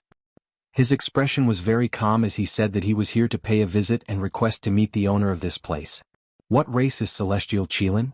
Guozhen asked in a low voice. He felt that these people were incomparably demonic. Each and every one of them had a tall stature and the blood chi within their bodies was oppressive. Their ancestor was a heavenly serpent, and in the end he became a demon god. The people of the world couldn't fathom his depth. Some of his descendants chose to evolve into flood dragons, while some remained as large serpents. That's why they're called the Celestial Qilin race. Yi Fan said. This was what he understood from the numinous treasure sect master. That heavenly serpent. Guozhen was a little worried for Yi Fan. He was afraid that the demon god was still in Changbai Mountain. If he hadn't left, then there would be great trouble. At that realm they were only born for the sake of Tao. Becoming an immortal and obtaining Tao was their only pursuit. They should have left long before the age of chaos arrived. Yi Fan guessed. If you want to meet the owner of the primordial dragon cave, you have to report your name first. You have to know that not everyone in this world can come here and request an audience. More than 10 people in scaled clothes shouted. Their hair was disheveled and each of them had a terrifying gaze. Some of them even had flood dragon horns on their heads. Yi Fan. He reported his name. I've never heard of you. Tell me where you're from and what sect you're from. Let's see if you have the qualifications. These people came from the primordial dragon cave and possessed first-rate bloodlines. They were naturally proud and arrogant, and their eyes were at the top of their heads. I'm the master of the celestial court. Do I have the qualifications? Yi Fan said coldly. He took a step forward and strand after strand of golden blood energy rushed out. Terrifying fluctuations pressed forward like a mountain, making people feel suffocated. Master of the celestial court. What a big tone. These people had just said these words when they couldn't say anything else. They all trembled and looked at Yi Fan in fear. This young man with golden blood energy curling around his body made their hair stand on end. They felt as if they were facing an ancient demonic god. They trembled with fear and couldn't help but kneel down. Yi Fan wasn't excessive either. He withdrew his power and became calm again. He blended into the world and nature like a pine tree standing on the snowy ground. Master of the celestial court. After these people crawled up, they were overwhelmed with shock. There was actually someone who dared to call himself this. Was he really not afraid of heaven's punishment? This was especially true on this earth.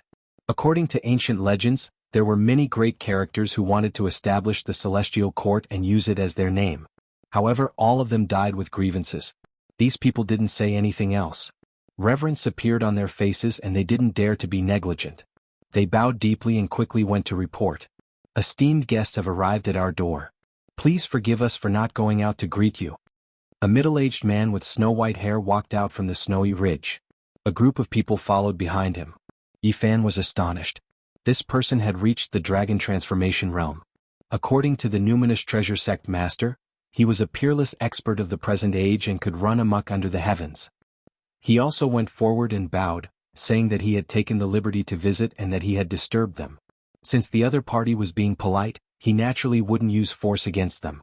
The newcomer called himself Bo-Yi, the younger brother of the Celestial Qilin clan leader. His bearing was extraordinary and his blood energy was flourishing. There was still room for improvement. Yi Fan nodded inwardly and glanced at the primordial dragon cave in the distance.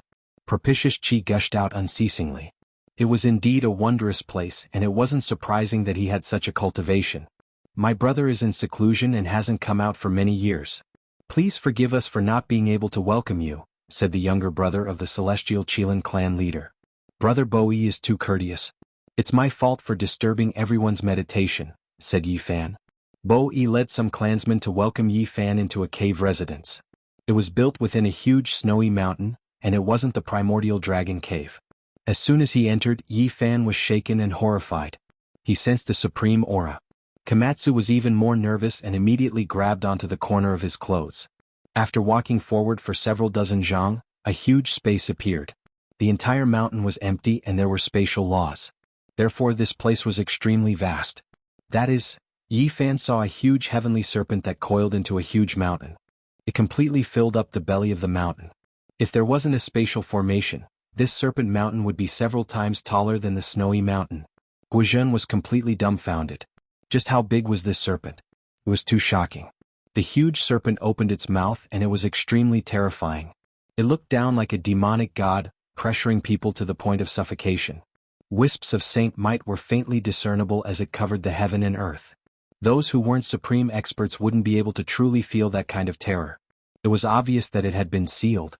This is the remains of my ancestor, Bo-yi introduced. It was actually the celestial Qilin clan's primogenitor, the heavenly serpent skin shed by a peerless demonic god. No wonder there were wisps of terrifying fluctuations even after being sealed. Yi Fan nodded and didn't say anything. Was the other party trying to take him down a notch? He remained unmoved and followed them forward. Chapter 960. The belly of the mountain was very big, and there were traces of ancient spatial formations. This was a cave opened up with great magic power. They walked around the snake slough and headed deeper into the depths. One had to admit that the celestial serpent primogenitor was extremely frightening. Its body was astonishingly large, and even though it was only a layer of skin, it still made one's blood run cold. Its entire body was lustrous white, and each scale was several meters long. It was as if they were cast from pure white divine gold and flickered with an ice-cold metallic luster. A few wisps of might seeped out as if it could collapse the heaven and earth. Komatsu was a little dizzy. It compared its height and then compared it to this ancient celestial serpent. It was incomparably discouraged, and at the same time timidly and fearfully, it tightly grabbed onto the corner of Yi Fan's clothes as they moved forward. Yi Fan didn't say anything. The ancient demonic god primogenitor of this lineage had a well-deserved reputation. Even after its slough was sealed, it still had such an aura. There was definitely a period when it was unrivaled in the world. This path wasn't very long. Before long, they entered a hall constructed from ice crystals that wouldn't melt for 10,000 years. This cave was opened in ancient times. There were divine pearls in the ice crystals that illuminated this place brilliantly and brightly. Powerful demonic chi flowed about. Dao brother, your presence brings light to my humble dwelling. Bo-yi invited them to take a seat and had people serve tea. They were all luminous cups that flowed with sparkling light. Yi Fan's expression was calm as he pondered silently. Was the mystery of the real and fake Pang Bo related to the celestial Qilin clan? Brother Bo-yi, one doesn't visit a temple without a cause. I came here to consult you on some questions, he said after serious consideration. Brother Yi, you're too polite. Ask away, Bo-yi said straightforwardly. Yi Fan said, back then the matter of the 9 dragons pulling the coffin shook the entire world. Could you tell me what you've investigated and the backgrounds of those who disappeared? Bo-yi's expression changed. The matter of the 9 dragons pulling the coffin was of great importance and caused a huge storm back then. Later on, Mount Tai almost turned into a battlefield, and even great divine arts practitioners were provoked. He thought about it and said, back then all the sects took action but they couldn't find out the backgrounds of those people. There was only one family that was suspected to have the blood of ancient demonic gods flowing in their bodies. Oh, which family is it? Can Brother Bo-yi tell me in detail? Yi Fan asked. That family's surname seems to be Pang. I don't have a deep impression of it. At that time, it was my 9th brother who was in charge of investigating these people, Bo-yi said. He saw that Yi Fan was very concerned, so he began to explain in detail. He said that among the ancient Fey god orthodoxies, Myriad Demon Valley had been the fastest to act back then. Someone might have entered the Pang clan to investigate something, but in the end, nothing came of it. Yi Fan nodded. His divine sense was so powerful that he could sense the fluctuations of his psyche. He wasn't lying. After hearing this, he immediately bid farewell. Hey Brother Yi, you've just arrived, how can you leave? I still want to learn from you. Bo-yi urged him to stay. Yi Fan thought about it and decided not to leave immediately. He also wanted to learn more about the Myriad Demon Valley. As a fellow demon god, he should know more about it. I still don't know which ancient orthodoxy brother Yi inherited from, and where exactly did he come from. Could you tell me? Bowie inquired. I'm a rogue cultivator who cultivated on a nameless mountain. I obtained some ancient techniques from the stone walls, but I don't know which orthodoxy it is. Recently I've been quiet and wanted to move, so I came out to take a walk, Yi Fan said. Dao brother, you had a great opportunity. Could it be the orthodoxy of an ancient sacred emperor? Bo Yi ordered people to send over delicacies and fine wine to invite them to a banquet. He said that the celestial Qilin clan had been cultivating bitterly and didn't go out. They wanted to endure through this age of Dharma ending and wait for the spiritual qi of heaven and earth to become abundant again. They rarely participated in the affairs of the outside world, especially in the past few years. They had been sealing the mountain and no one had gone out. I've heard that a celestial demon physique appeared in the celestial Qilin clan. He's a heaven-bestowed genius. Isn't he going out? Yi Fan smiled. That was a matter of a few years ago. It's only now that people have guessed that it's a celestial demon physique. In fact, it's a pity to have such a physique in this age of Dharma ending. Bowie looked at Komatsu several times and stared at the little bell on its neck. It was sparkling and translucent, and there was a small stone Buddha inside. I wonder what kind of magic tool this is? Can I take a look at it? Komatsu peeled a bunch of pine nuts and ate them with relish. When it heard Qin Mu's words, it was very magnanimous and handed it over. Bowie carefully received it and looked at it a few times. What material is this made of? So heavy. Dao brother, how did you obtain this magic tool? I found it on the nameless mountain. It looks exquisite, so I gave it to this little fellow, Yi Fan said. Seems like brother really had a great opportunity. I believe you must have cultivated a great divine art, Bowie said. Not at all. I've been stuck in the dragon transformation secret realm for 100 years. I don't know when I'll be able to ascend to the legendary Immortal Foundation. I yearn for it but can't reach it. Yi Fan sighed. Bowie was moved. You have a chance to ascend to the Immortal Foundation. Dao brother is indeed extraordinary. Given your current cultivation, you can be considered a great divine art practitioner. Could it be that you participated in the battle on Mount Tai back then? I didn't. At that time I was still bitterly cultivating in the mountains. Yi Fan shook his head. An unknown mountain already has a great divine art practitioner like Brother Yi. I believe there must be others. Indeed, there's always a mountain higher than the mountain, and there's always someone stronger. Bowie sighed. Yi Fan shook his head. I'm merely an unaffiliated dragon transformation secret realm cultivator. How would I dare to call myself a great divine art practitioner? Brother, you have a chance to ascend to the Immortal Foundation. The great circle of the dragon transformation secret realm is sufficient for you to be called a great divine art practitioner. Bowie sighed, filled with yearning. After that, he spoke of a matter. He wanted to ask for Yi Fan's help. He said that with such great divine arts, he would definitely be of great help and he would definitely reward him generously. Oh, I wonder what's the matter? Yi Fan asked. Bowie replied, Dao brother, you must know that since ancient times, there's a treasure whose name shook the entire Middle Earth. It can regenerate flesh and bones from the dead, and it has the ability to bring the dead back to life. You're talking about ginseng? Yi Fan was astonished. That's right. But it's not an ordinary ginseng. It's a real ginseng with a human form. It's been around for who knows how many tens of thousands of years, and it's almost comparable to the legendary immortal spiritual medicine. Bowie said. There were 3 treasures in the northeast and the first was ginseng. Since ancient times there were countless ginseng diggers outside the pass, and it was the emperor's favorite tribute. Nowadays, although there were many artificially grown ginseng that were almost comparable to a big radish, but the real top-grade wild ginseng was still very expensive. The starting price would easily be millions of dollars. The ginseng that Bowie was talking about was naturally not an ordinary ginseng. It was a real spiritual ginseng that could even be called a demigod medicine. It was even more precious than an 80,000-year-old king of medicine. It was said that this old ginseng was the ancestral ginseng of Changbai Mountain, and also the ancestral ginseng of the Northeast. Although it couldn't merge with Tao like the immortal spiritual medicine, and couldn't fly into the sky or burrow into the earth, it could move by borrowing the chi of the earth. Since ancient times no one could dig it up. My tribe has always lived in the primordial dragon cave of Changbai Mountain, so we have the best understanding of the terrain outside the pass. Recently, we've already figured out the movements of the ancestral ginseng. Maybe we can capture this stock of demigod medicine that has existed in this world since ancient times. He wanted to ask for Yi Fan's help and borrow his great divine art. He said that if he succeeded, he would definitely reward him handsomely, even if it was just half a stalk. Earth has already entered the age of end of days, so is there still such a divine herb? Yi Fan smiled. Bowie nodded his head. He said that they had long wanted to make a move, but they didn't have a divine arts practitioner to help them. They were afraid that if they failed, they would forever lose the chance to capture the demigod medicine. That was because this kind of spiritual thing was the most vigilant. Ever since their tribe had failed once 2,000 years ago, they had finally found another chance with great difficulty. Yi Fan and the rest entered the world of ice and snow, walking towards an uninhabited area. It was definitely not a place that mortals could enter. It was extremely primitive, and there were ancient trees that were thousands of years old everywhere. Look, this is the ginseng pit.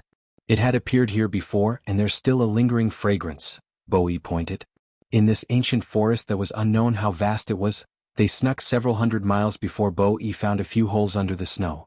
Yi Fan's heart trembled. This was indeed the fragrance of a spirit medicine that was hard to find in this world, surpassing that of a medicine king.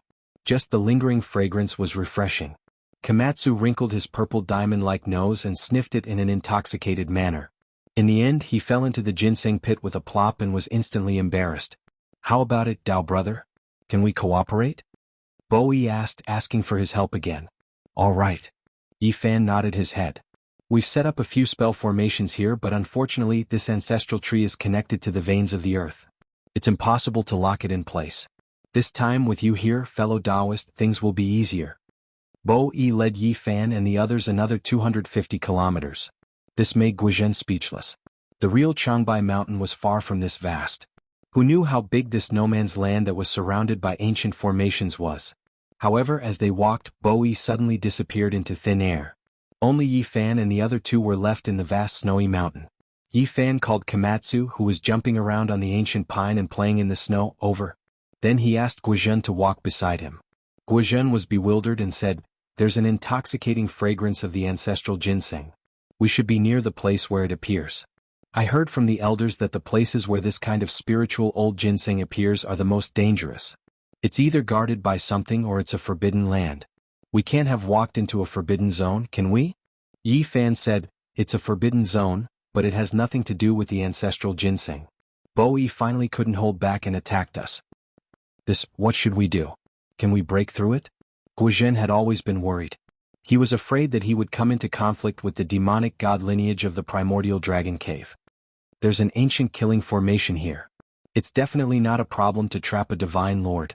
Even a Dao executioner might die with a grievance if they aren't careful, Yi Fan said. What? Is that terrifying? Guizhen felt a chill down his spine. It's fine. Yi Fan reassured him. At his level, there was no need to bicker with cultivators of a lower realm. However, if he really provoked them, he definitely wouldn't be lenient. Several dozen kilometers away, a group of people gathered in a primitive mountain forest. They were all wearing Qilin clothes that flickered with cold light and surged with killing intent. Is it worth it? That person's cultivation is very powerful. If he rushes out, there'll be great trouble, a middle-aged man with black hair like a waterfall said. Fourth brother, don't worry. It's very worth it. Did you guys see that? That purple squirrel's bell was forged from Daluo silver essence. It's the same material as the primogenitor's weapon. It's hard to find in this world. Bowie sneered. He said that he had absolute confidence in killing Yi Fan. Once that killing formation was activated, even ancient great divine beings could be killed, let alone the people of the present. Are you sure he's really in the dragon transformation secret realm and not someone even more terrifying? Bo Yuan was still worried. Bowie nodded and said, "The reason I lured him into the Ice Crystal Palace was to test his cultivation. There were 4 colors flashing on that divine gate. It was definitely the dragon transformation secret realm. The ancient killing formation could easily eliminate him. This is still a bit rash. If something goes wrong, the consequences will be unpredictable." Another person said, "Do you guys know why I insist on attacking so ruthlessly? It's because he's someone who went with the 9 dragons pulling the coffin 20 years ago. He actually returned miraculously. It's only been 20 years. He was just a little mortal back then, yet now he's already in the secret realm of the outer fringe.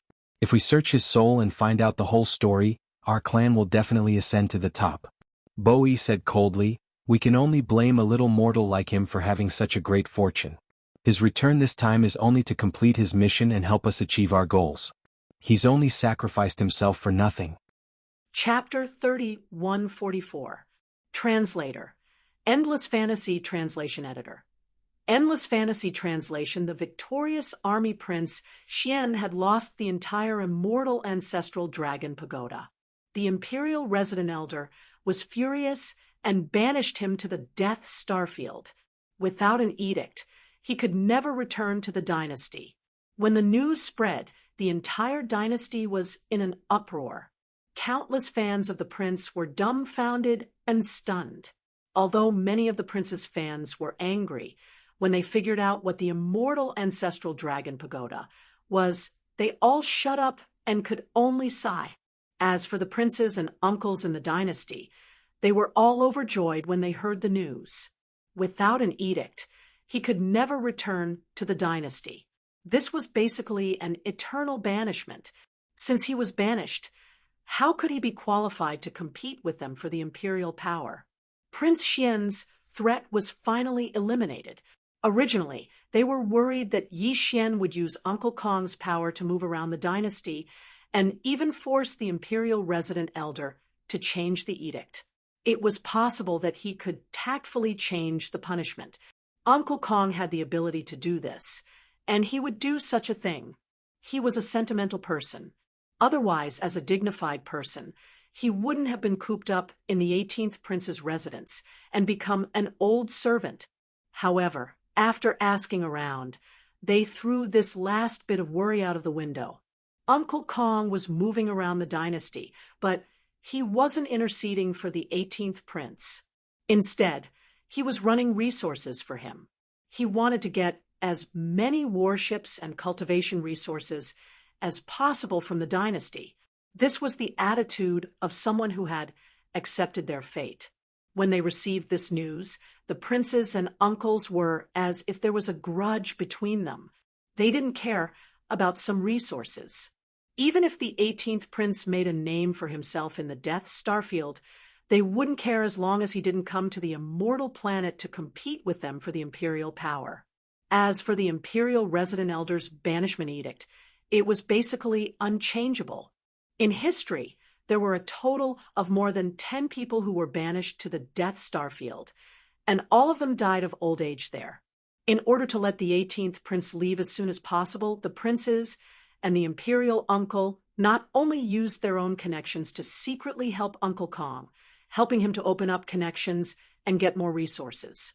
They even sent people to send a batch of resources to the 18th prince's mansion as the imperial brother and the imperial uncle. On the surface, they were expressing their condolences, but in reality, they were looking at Yi Xian eagerly. They couldn't wait for him to accept the gift and leave immediately. Yi Xian originally didn't think of this, but when he saw that his royal brothers, who viewed him as a thorn in their side, were rushing over to give him gifts, he immediately rolled his eyes and felt that he had found another way to make money. The Death Starfield did not produce any cultivation resources, and he represented the imperial dynasty in guarding one of the regions. Although he would be accompanied by the imperial dynasty's fleet, and there would be supply ships transporting resources every year, it was just enough for daily consumption, and there would not be more. In fact, if the Elder Ge and the other old bastards did something behind the scenes, they might even deduct the yearly ration.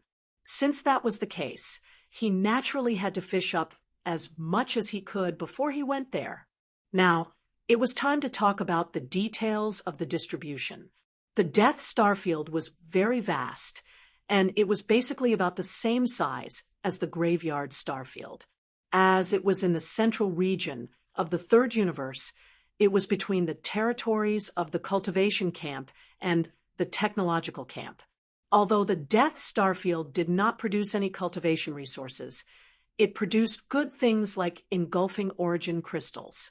Therefore, whether it was the Tenju Celestial Palace of the Cultivation Camp or the Immortal Dynasty of the Technological Camp, they all had bases in the Death Starfield. Although there were no life-bearing planets in the Death Star field with the current technology, it was completely no problem to transform a Death Star field into a man-made life-bearing planet. In the star field that belonged to the Immortal dynasty of the technological camp, the person in charge was a royal elder. Of course, he also took turns to guard. In addition, there was also a fleet. In the past, they also took turns to guard. However, now that Prince Xian asked for people and ships from the Imperial dynasty, the defense of this fleet was handed over to Yi Xian. In other words, besides Yi Xian, the fleet that he brought was basically exiled as well. As a prince of the Imperial dynasty, it was naturally impossible for him to be exiled to the Death Starfield. Who would know if he secretly sneaked out? However, it was different if he was given a position. There were people watching him every day, and he had to report to the royal elder in charge every once in a while.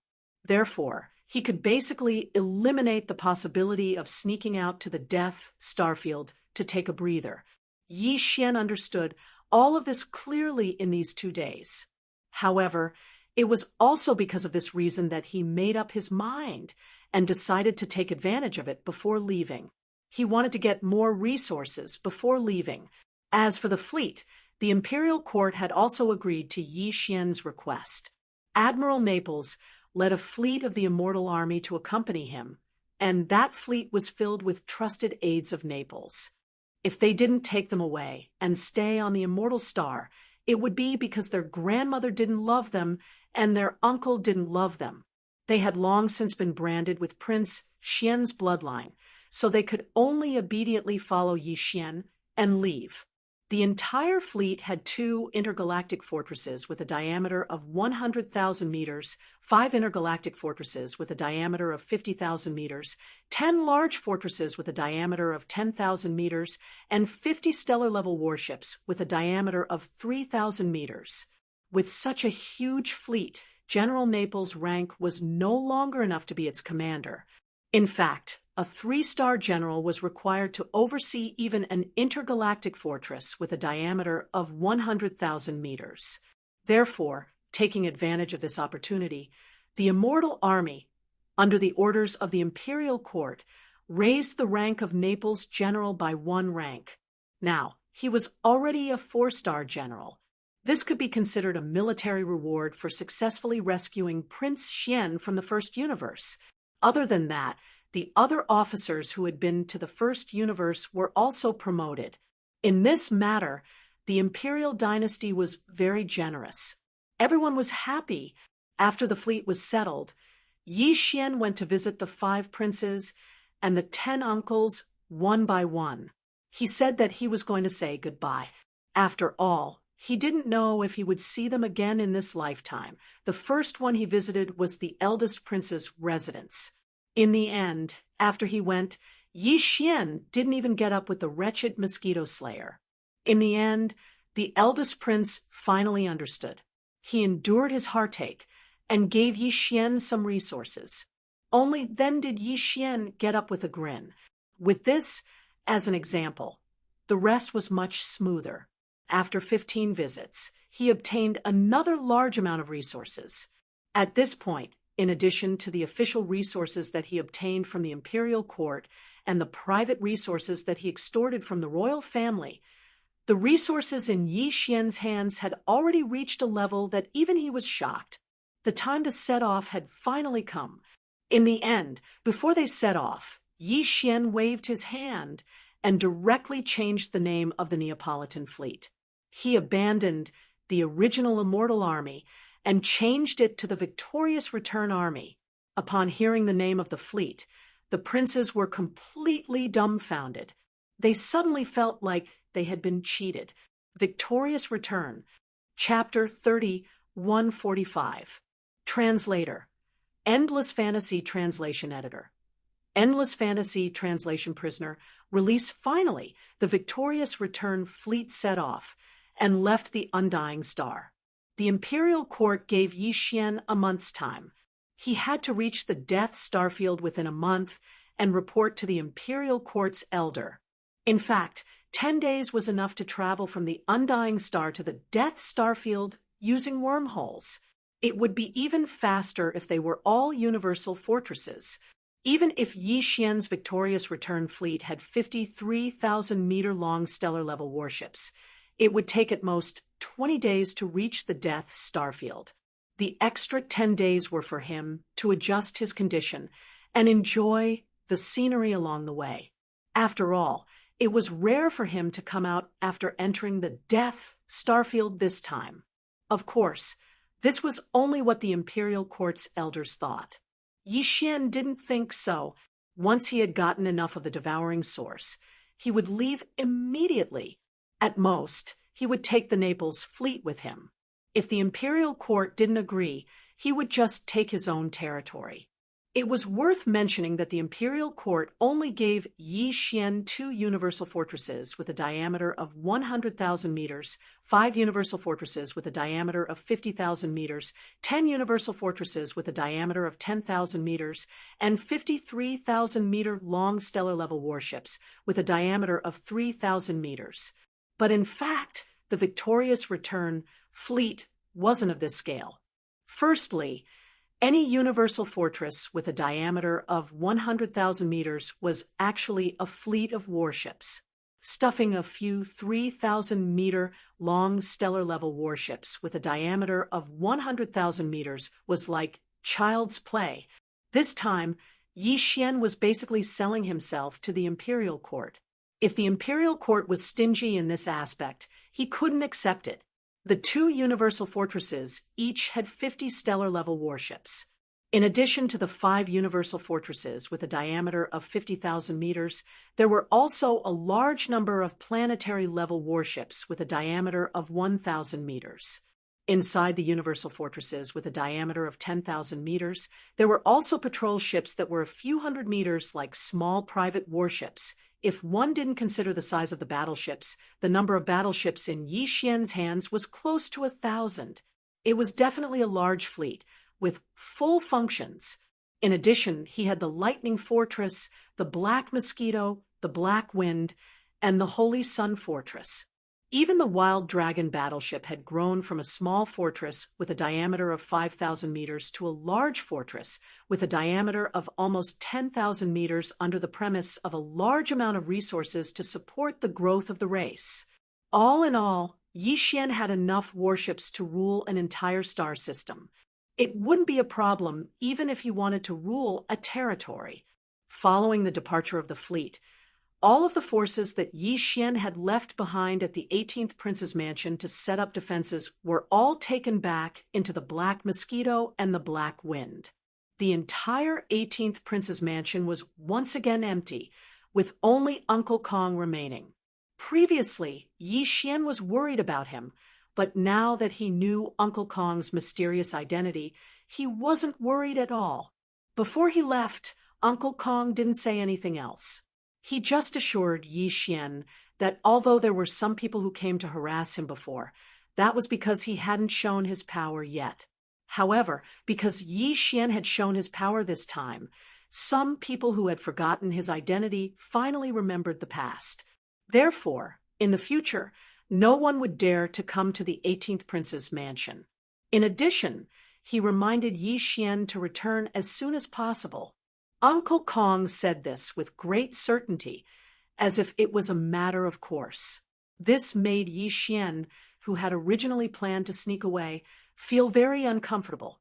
In addition, the purplish warbler originally wanted to go with him, but then he remembered something and finally returned to Tianming Imperial Capital. However, before he left, he told Yi Xian that they would meet again soon. In this way, the only ones who followed Yi Xian out of the Undying Star, other than his original team, were Naples and Ying Tai. This girl couldn't run away even if he beat her, so Yi Xian resigned himself to his fate. The only regret was that he wasn't able to find a chance to deal with Hong Do and Lai Feng before he left. However, Yi Xian also thought it through and let him stay on the Immortal Star. Just treat it as Yi Xian's wish. Maybe the next time he comes back, it'll be to deal with this guy, and settle the grudges from before. In any case, Yi Xian wasn't in a hurry to travel for a month. In addition, he'd just advanced more than a dozen small stages in a row. Now, he was already at the first stage of the sixth realm, the Nebula Realm. There was really no need for him to use this little bit of time to cultivate. Therefore, Yi Xian spent most of the time looking at the scenery and was very satisfied. Taking advantage of the boredom during this period of time, Yi Xian finally remembered that there was still one matter that he hadn't dealt with for a long time. That was that the 1,000+ Federation experts in the Myriad Heaven prison were still locked up in the Black Wind's great fortress. It was time to let them out. Anyway, he had already reached a certain level. Even if these guys went out and spread rumors, he wasn't afraid. In fact, they didn't know Yi Xian's identity at all. Even Long Xian, who had been locked up with them and claimed to be Prince Xian like a madman, didn't take those words seriously. No one would associate such a madman with Prince Xian. After making the decision, Yi Xian summoned the Black Wind Fortress with a wave of his hand and let it sail between the enormous victorious return fleet without any delay. Yi Xian led Guihai Yidao and the wretched mosquito killer directly to the Black Wind's lower cabin, the Myriad Prison. In the Myriad Prison, the nearly 100,000 soldiers were still building their nests. After Yi Xian arrived, he immediately checked the situation. There was no other example of a second person being eaten by a soldier in a rage. It seemed that Prince Xian had done this on his own accord and couldn't blame anyone else. Because of this, Yi Xian recalled that when he left the Undying Planet, there was a monstrous aura of resentment coming from the inner palace of the Imperial Palace. It was most likely from concubine Mei. Although she didn't appear, she should already know that Yi Xian wasn't the real Prince Xian. Perhaps, like the other princes, she subconsciously thought that Yi Xian was the culprit behind Long Xian's murder. In fact, if she really wanted to find him, Yi Xian might have tactfully told her the truth. After all, he had received a favor from her back then. The drop of immortal ancestral dragon blood had fallen into Yi Xian's hands through concubine Mei. However, since she had chosen to tacitly accept this hatred and had no intention of finding out the truth, Yi Xian could only accept it helplessly. So be it. With his current strength and foundation, it wasn't like he couldn't take the blame. At this moment, after Yi Xian entered the Black Wind's Myriad Prison, he directly revealed his identity as Prince Xian. He also took the initiative to release the thousands of people and brought them away from the Black Wind. They entered the Victorious Return Fleet's flagship, the Victorious Return Fortress, and were allowed to check on recent events through the fortress's star network. Chapter 3146. Translator, Nioibo Studio Editor. Nioibo Studio, we are vermin. Heavens! I didn't expect so many shocking things to happen in less than half a year. If we weren't standing on the Immortal Army's starry sky fortress, I definitely wouldn't have believed this. I would have thought that I had met with a liar. Prince Xian is truly a god. So, he was the one who did everything. TSK, TSK, TSK. Not only were the prisoners on the Black Wind released by him in secret, the 10,000 experts of the Federation in the bottom cabin of the Black Mosquito were also saved by Prince Xian. If that wasn't the case, how could His Highness achieve such a stunning feat? He actually rushed to the 11th place on the Heaven leaderboard. We participated in all of this. This is a supreme honor. In the future, when I tell my descendants that I also participated in the Heaven leaderboard's advancement to the 11th place, it would be so glorious. Ayaya! Unbelievable! It's too unbelievable. I didn't expect that in the past half a year, we actually accompanied Prince Xian on a trip to the first universe in the Black Wind's lower cabin. We almost turned the entire Fiend Star Zone upside down. Who in the family would dare to say that I didn't do anything in the future? Yes, yes, yes. Although we didn't do anything or even show up, we must be of great use to His Highness, since His Highness kept us. If His Highness was really in danger, we would definitely take action. In a sense, we were backup forces that accompanied His Highness on a trip to the Fiend Star Zone. Yes, yes, yes. The last one is the main point. At that time, there were more than 10,000 prisoners in the Black Wind's lower cabin. Why did His Highness keep us? We are all elites. His Highness deliberately kept us here to nurture us as His direct subordinates. Brothers, we mustn't disappoint His Highness. I am willing to go to the Death Star Zone this time. I am willing to go. Count me in. I am also willing to go. Yi Xian was stunned on the spot when he saw the passionate expressions of these fellows and heard the shocking words that came out of their mouths, as if they were taking it for granted. Guihai Yidao, on the other hand, did not react. Perhaps he had the same thoughts as the others. He believed that Yi Xian had kept the 1,000 or so experts of the Federation alive for some reason. On the other hand, the wretched mosquito slayer was clearly a sensible person.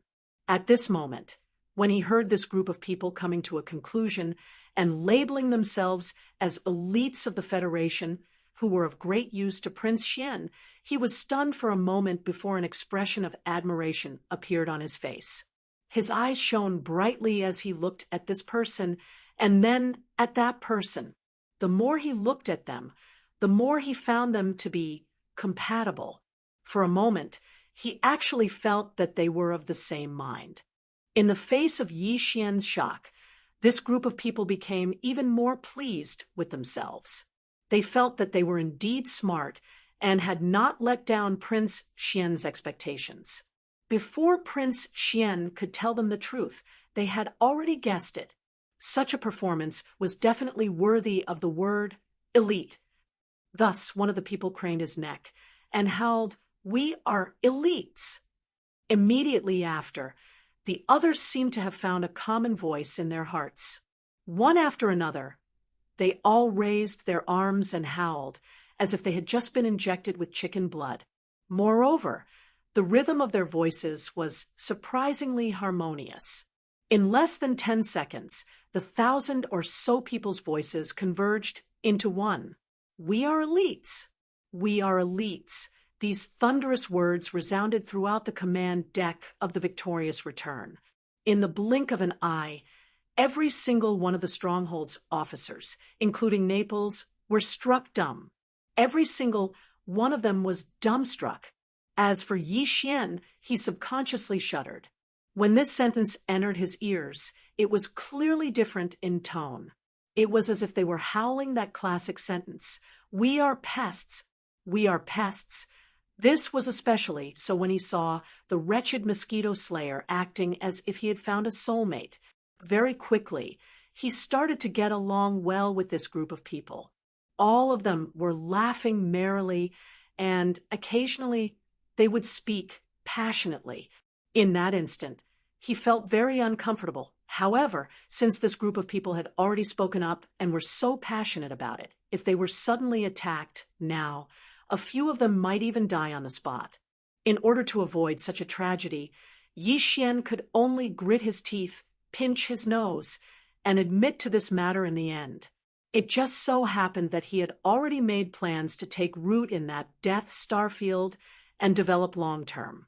After all, as mentioned before, the entire Everlasting Dynasty had only managed to obtain about 20 devouring origins in 10 years. Even so, the dynasty's resident elder, who had brought the devouring origins back to the Everlasting Star, was overjoyed. From this, it could be seen how difficult it was to obtain this item. That was not a Star Core origin. With the bloodline of the devouring beasts of stars, Yi Xian could smell it directly with his nose. Since this item was so difficult to obtain, even he could only sigh in disappointment when he oversaw the Death Starfield. In this sort of situation, Yi Xian really did need a large number of talents under his command.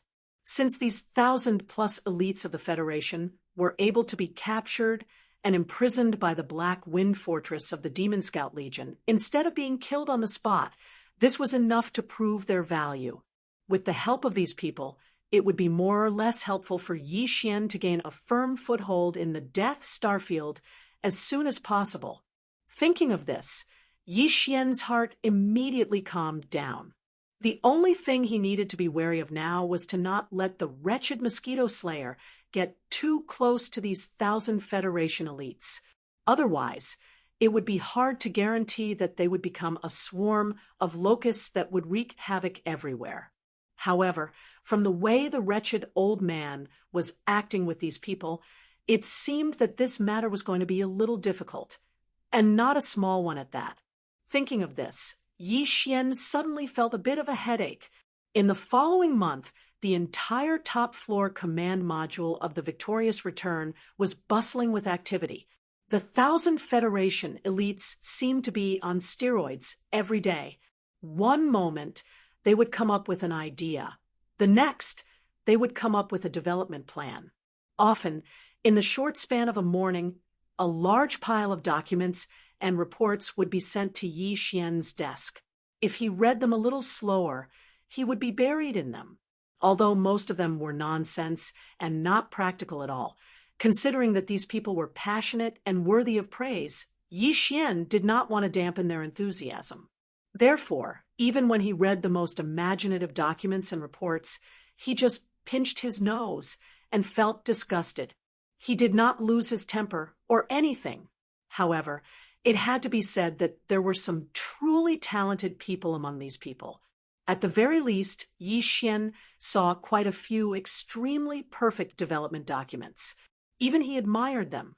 Unknowingly, Yi Xian looked forward to the Death Starfield even more.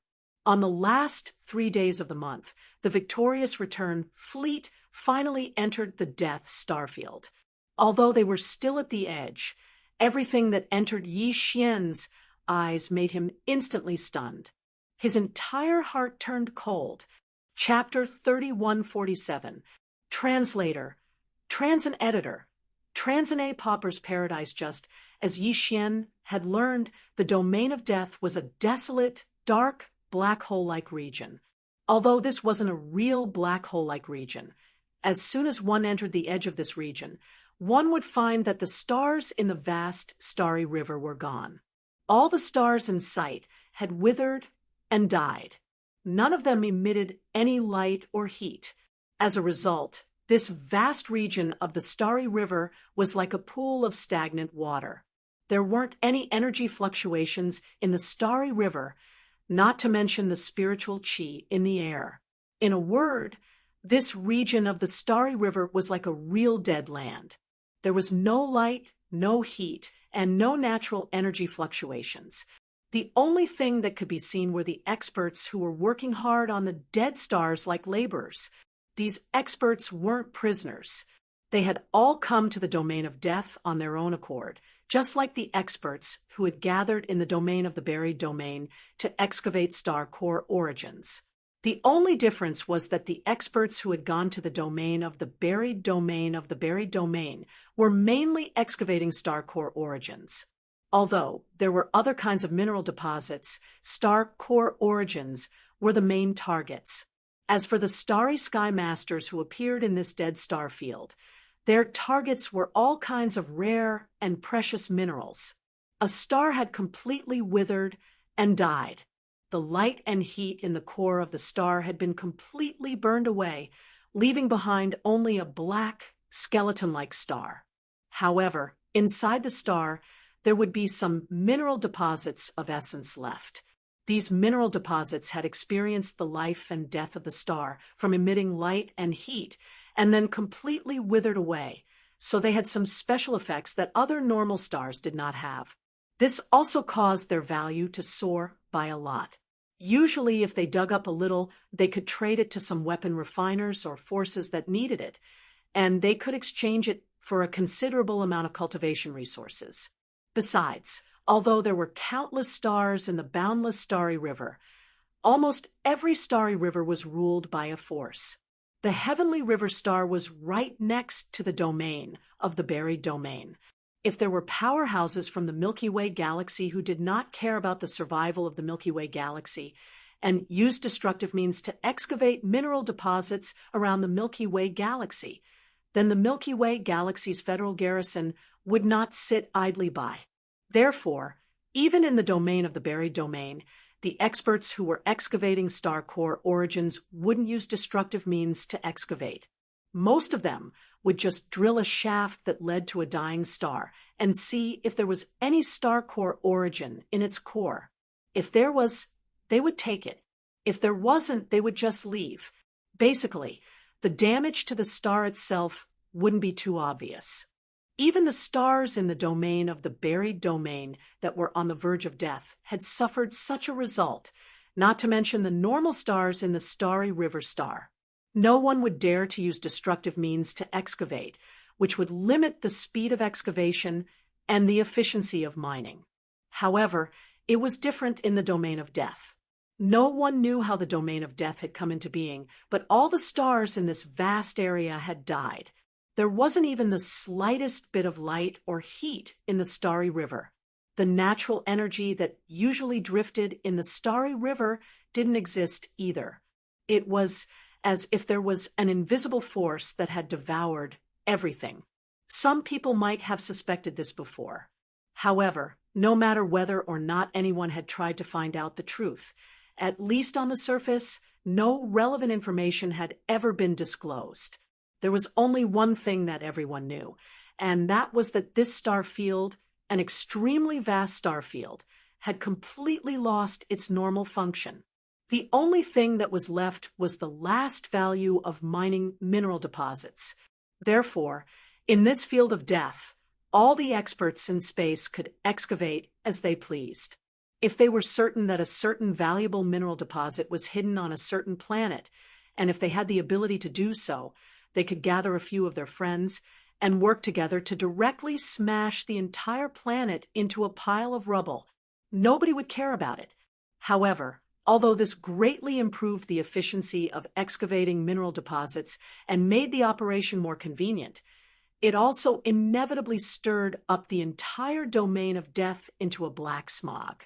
Because this domain of death was in the middle of the forces of the third universe of the human race's technology camp and the cultivation camp, both the Immortal dynasty and the 10 Ultimates heavenly palace of the cultivation camp had stationed fleets and high-level officials to guard this place. However, the only purpose of these official forces entering this domain of death was to collect all kinds of mineral deposits, especially source crystals. This purpose alone had already put all their attention into it. Who would care about the destruction of this domain of death? For a long time, because the official forces of the two camps, the 10 Ultimates Heavenly Palace and the Immortal Dynasty, were indifferent to the mining of mineral deposits in this domain of death. They only cared about the results and did not care about the process. As time passed, all the experts who entered this domain of death and dreamed of excavating a piece of source crystal and making a windfall became more and more unscrupulous. This situation had been going on for many years. The entire vast and boundless domain of death had been destroyed, but everyone had long been accustomed to it. No one felt that there was anything wrong with it. It was under this background that Yi Xian came to the domain of death. Everything that entered his eyes, from all kinds of things in the distance, it was very difficult to see a few complete stars. Even if there were, they were the type that was incomparably huge and difficult to completely destroy, forcibly blasting them into a pile of starry sky dust. However, even the surface of such giant stars was basically dug up into an unsightly state. Not a single giant star was intact. It was as if a huge, heavenly dog had bitten off a piece or a few pieces of it. It was a ghastly sight. In contrast to this desolate and miserable scene, a large number of experts of the starry sky were either standing in the void with their physical bodies, casting various spells and magical abilities, or rummaging through the pieces of rubble of different sizes formed by the destruction of the stars. Or They were squatting in their respective warships, firing cannons at the stars or the larger pieces of the stars. These guys were all covered in dust and grime. A large number of stars and pieces of the stars had been blasted away, causing a cloud of dust to fill the sky. Under such circumstances, it was absolutely a luxury to want to keep one's personal appearance clean and tidy. Therefore, all of the diggers that entered his eyes were in a sorry state. It reminded Yi Xian of some of the gold miners in the black gold mines from his previous life, a group of poor bastards who held on to the dream of getting rich. Regarding all this, Naples obviously did not know. After being stunned for a while, even he could not help but fall into shock, as if he had just been struck by lightning. He muttered to himself, F***CK. Can these guys still be considered experts of the starry sky? Since this general was born, I have never seen experts of the starry sky more miserable than this. Chapter 3148. Translator. Nioibo Studio Editor. Nioibo Studio Elder Su Ziwen. If one were to consider the entire Death Starfield as a whole and draw a line in the middle, then to the east of the border river would be the 10 Ultimate Celestial Palaces' sphere of influence. The 10 Ultimate Celestial Palaces' headquarters in the Death Starfield would be in the center of the eastern half of the Starfield. West of the Domain of Death would be the sphere of influence of the Immortal Dynasty. The Immortal Dynasty's headquarters in the Domain of Death would be at the center of the western half of the Domain of Death. The two sides rarely interacted with each other and only focused on mining, secretly competing to see who would gain more. Yi Xian's enormous fleet had entered from the westernmost part of the Domain of Death, which was also the border of the Immortal Dynasty's sphere of influence. Such a large fleet, with its main force being high-grade space bastions and intergalactic fortresses, naturally attracted the attention of many as soon as it entered the domain of the western half of the Domain of Death. However, when the countless mining powerhouses saw the Immortal Dynasty's insignia branded on the ship's hull, they quickly looked away and busied themselves with their own work. Every 10 years, there would be a fleet from the Immortal Star coming over for a change of guard, and the supply fleet would come once every 2 years. Therefore, the old foxes who had been in the Death Starfield for a long time were basically used to this kind of situation. Although this time's defense fleet seemed to have come a few years earlier, just this point alone was obviously not enough to attract their abnormal attention. After all, everyone knew that the Tenju Celestial Palace and the Everlasting Dynasty were the official forces stationed in this Death Starfield, so it was impossible for them to fight. If that really happened, it would be an internal strife of the human race, and no one could bear this responsibility. In fact, even the person in question, Yi Xian, probably didn't realize that not long after his arrival, the 10 Celestial Palaces and the Immortal Dynasty's official forces stationed in the Domain of Death really did start fighting, causing a huge uproar in the 3 universes. Perhaps Yi Xian couldn't be said to be the initiator of all this, but he was definitely the main instigator. It was also after that incident that the name Prince Xian once again resounded throughout the 3 universes. However, after that incident, when people mentioned Prince Xian's name again, they could only shake their heads and smile bitterly. Most of them would only have strange expressions on their faces. Even after being sent to the Domain of Death, he was still so restless. It was truly Yi Xian was clearly a lonely firefly in the dark. Wherever he went, he was destined to be a draw. All of this was for later. At this moment, the entire fleet was deathly silent. Even the 1,000+ elites of the Federation, who had just been released by Yi Xian from the bottom of the Black Wind and were as excited as if they had been injected with chicken blood, were all dumbfounded, looking at the countless figures working hard like miners in the vast starry sky outside. They all subconsciously shivered. They suddenly felt that although they had been locked in the bottom cabin of Black Wind for a year or so, or even a few years, compared to these poor laborers in front of them, they were already very happy. At least they didn't have to work. Although they couldn't cultivate, they could just lie down on the ground and sleep for as long as they wanted. Just like that, in the dead silence, the entire fleet of Triumph entered the Domain of Death from the western edge of the Domain of Death and headed toward the eastern Domain of Death. What they saw along the way was basically the same. It was only when they approached the central area of the western Domain of Death that they saw more and more dead stars that were still intact. It seemed that although the official forces of the Eternal Dynasty stationed in this Domain of Death didn't care about other matters and only cared about the amount of minerals they could harvest, the starry sky masters from all directions of the Eternal Dynasty, or rather, the poor miners from the Eternal Dynasty still sensibly avoided the area where the headquarters of the Eternal Dynasty was stationed in this Domain of Death. They didn't dare to completely destroy this Domain of Death. After a full 7 days of normal sailing, the triumphant fleet finally arrived at the central region of the Western Star region. Looking around, it was already extremely quiet. Although the stars in sight still did not have the slightest bit of light or heat, and there was not the slightest fluctuation of energy in the void, at least the hustle and bustle that covered the sky and blocked the air was no longer there. In fact, even if this place was still filled with dust and smoke, it didn't have much of an impact on the headquarters of the Eternal Dynasty stationed in the Domain of Death. At most, it was just a visual flaw. The star where the headquarters of the Eternal Dynasty was located was an incomparably huge star. It wasn't inferior to the extremely rare Eternal Star, such a gigantic celestial body.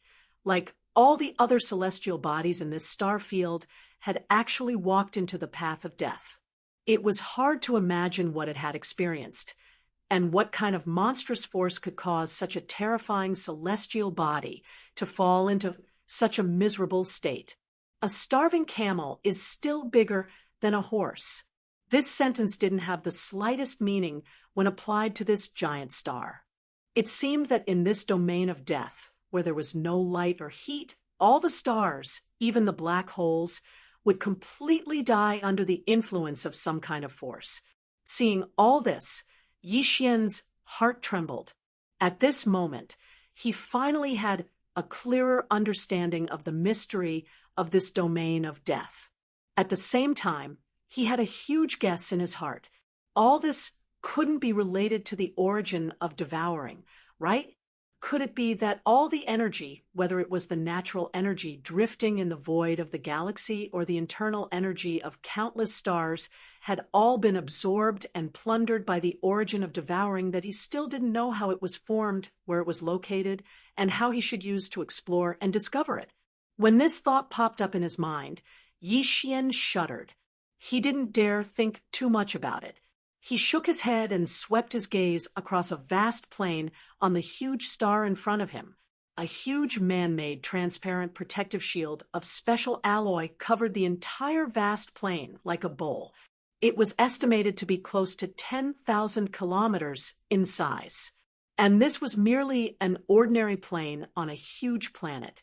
From this, one could see how vast this planet was. In the center of the huge, transparent protective shield stood a huge city, surrounded by a few other smaller cities. This city was called Old Sioux City because the headquarters of the everlasting empire stationed in the west of the Domain of Death was here. The strongest people of the empire who watched over this place were usually the elders of the royal family's Old Sioux Pavilion. They would change every 10 years. There were several dozen elders in the royal family's Old Sioux Pavilion, and they would take turns to watch over this city for 10 years. Right now, the last elder of the royal family who had entered Old Sioux City was called Long Ziwen. Before they set off, Yixian had already asked Uncle Kong about this Elder Ziwen after investigating this situation. Chapter 30, 149. Translator, Exodus Tales Editor. Exodus Tales A show of strength. Although the victorious return fleet had changed the name of the fleet, the Immortal Legion's emblem on the ship had not changed. Therefore, As the fleet arrived, the protective barrier of the Old Man City in the central region of the huge planet in front of them slowly opened. Another fleet of the Immortal Legion drove in from outside the city and directly charged into the starry sky. They didn't even meet Yi Xian and immediately left. The fleet that was originally stationed at Su Laoxiong City had already stayed in this godforsaken place for 5 whole years. The commander of the fleet was probably sick of it and couldn't wait to sprout wings and leave this place. Yi Xian didn't care about this. He led the entire fleet and landed below the protective shield of Su Lao City. He observed the entire majestic city and nodded in satisfaction. Not bad. They even made greenery inside the protective shield. There should be a large oxygen generator. The environment is no different from a habitable planet, so it won't be too difficult. As soon as he finished speaking, the protective shield of Su Lao City slowly closed up. This clearly showed that they didn't intend to let Yi Xian's victorious return fleet enter. Although the speed at which the protective shield closed up was slow, with the fleet's speed, they could all enter the protective shield before it completely closed up. However, since the other side had already expressed their intention to not enter, Yi Xian couldn't possibly do that. Besides, this kind of base-like majestic city even had a giant protective shield. How could it not have a space defense system?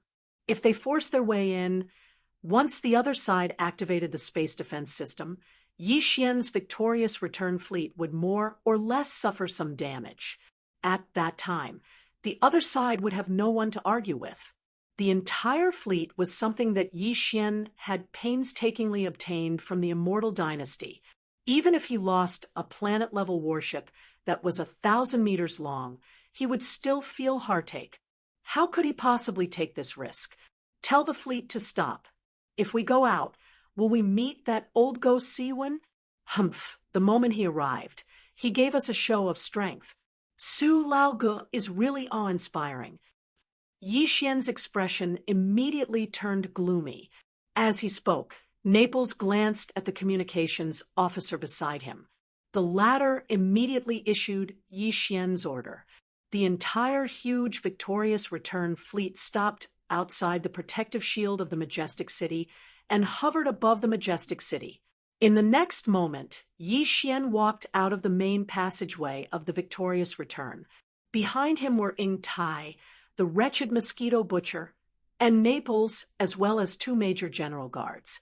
They were all existences whose cultivation bases were at the 9th level of the origin realm, the same level as 8-star Wang Piao and Zhuofeng Tai. Currently, there were only a few origin realm experts on Yi Xian's side. Of course, there was one more person who surpassed the origin realm and could even easily crush a void realm expert. That person was the demon dragon Candle Dragon, who had been captured alive by the headless infant corpse. Although this wasn't a trump card, it wasn't a power that could be used lightly. In addition, Naples and Ying Tai were both at the 11th realm of the mystic light realm, while the wretched mosquito butcher was at least at the 12th realm of the void realm. This could be deduced from the fact that D-Air had recognized his identity and evaluated him in front of the immortal sovereign. However, Yi Xian still didn't know his cultivation base, strength, or true identity.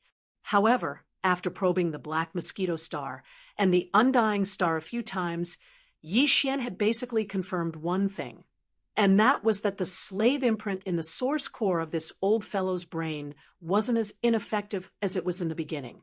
It should have undergone some sort of mutation, which was why his words and actions were so different from the other demon slaves.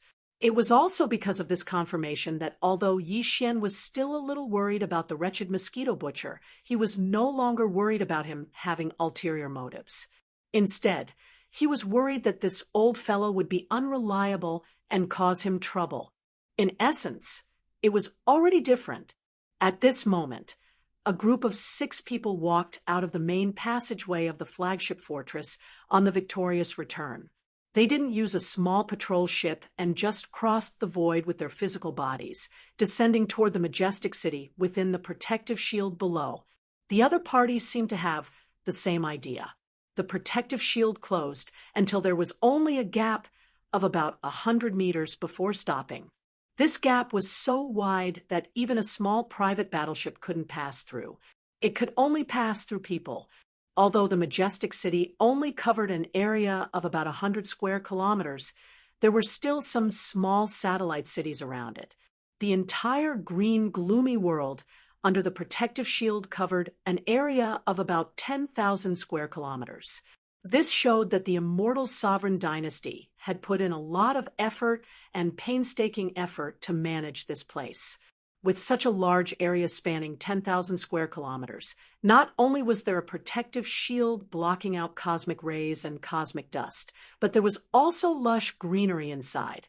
In this vast Death Star region, it was like an oasis in the desert, attracting a large number of experts who entered the Death Star region to stay here.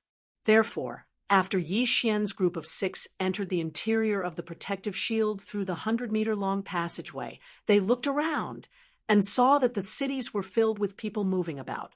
There were even shops, markets, restaurants, and the like. Everything was no different from the scenery on the other ordinary human administrative planets. It was just that the area here was much smaller. In addition, although there were also many figures of the imperial family guards in Beilexiang City, which was surrounded by more than a dozen small cities, compared to the other small cities around it, this place was obviously much more deserted. If the surrounding small cities were to be compared to civilian cities, then this majestic city in the center was obviously the official territory of the Immortal sovereign dynasty. Ordinary people would not have the qualifications to enter at will. Every 10 years, the elders of the imperial family would take turns to guard this place. They would make this place seem like a small country outside of the outer realms. Inside the base, which was thousands of miles away, they would actually enclose 100 miles of land as their private territory. It was very impressive. Old 18th, right?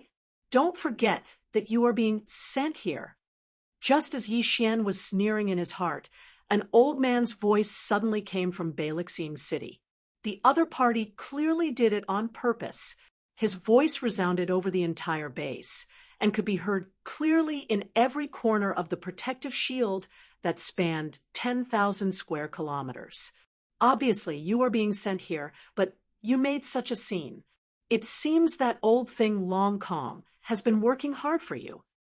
Unfortunately, this kind of thing is useless in front of this elder. If you are sent here, then you should be sent here.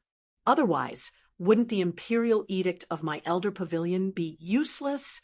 In the void within 1,000,000 square kilometers to the east, you can choose any dead star as your base. My old residence city is not a place for you to enjoy life. Remember, although you are sent here by the imperial family, you still have a duty. You shoulder the important mission of guarding Elder Pavilion City. The sovereign dynasty gave you such a large fleet, but it is not for you to show off your power. If there is any imperial edict in Elder Pavilion City, you must lead the fleet to it immediately. Chapter 3150. Translator, Nioibo Studio Editor. Nioibo Studio. A new broom sweeps clean inside the protective shield, inside and outside the cities. A large number of strong men in the starry sky were looking up at the sky in astonishment.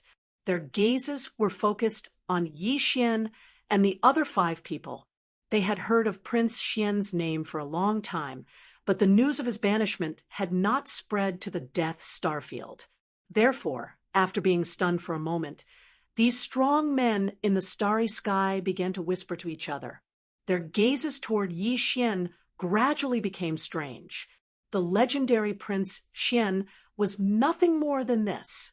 So what if he was famous in the Starfield? He was still scolded like a dog when he met an elder of the imperial family's dorm elder pavilion. This display of strength was obviously intended to make things difficult for him, and it was extremely obvious. Otherwise, Why would the strong men in the starry sky, who were thousands of miles away from the Dorm Elder City, hear it clearly? This was clearly intended to make things difficult for him. Most importantly, the other party was an elder. It was said that this Prince Xian was rumored to have bravely ventured into the first universe alone. It seemed that there were more or less rumors. Now, under the reprimand of Elder Ziwen, he did not even dare to fart. Some of those words were spoken without any intention of lowering their voices. It was obvious that they were spoken with the intention of currying favor with Elder Z1. As for the others, although they did lower their voices, in this current situation where the surroundings were deathly silent, anyone would be able to hear them clearly if they were paying attention. At the very least, Yi Xian had heard everything. The anger in his heart had completely erupted from this. This old thing is really not polite. Is he trying to display his strength? This old man is a new broom who sweeps clean. Thinking of this, Yi Xian immediately sneered. He cupped his hands in the direction of the Dorm Elder City and said, "Long Ziwen, right? I'll respect you as an elder. This prince is only here to greet you. Don't think too highly of yourself. I wouldn't want this Dorm Elder City, even if you offered it to me. Isn't it just a rundown city? This prince can build one myself. It might not be worse than yours. Besides, you just said that this prince was sent here. Since I've been sent here to the Death Starfield, I can't return to the Imperial Court for the rest of my life without an Imperial order. Even if I disobey an order, how bad can the situation be? Find someone else to take care of this troublesome Dorm Elder City's defense. This prince is not interested.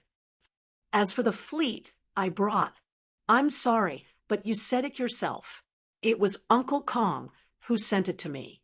The dynasty didn't give me any official edict saying that this fleet is used for defense. Since that's the case, it's this prince's private army.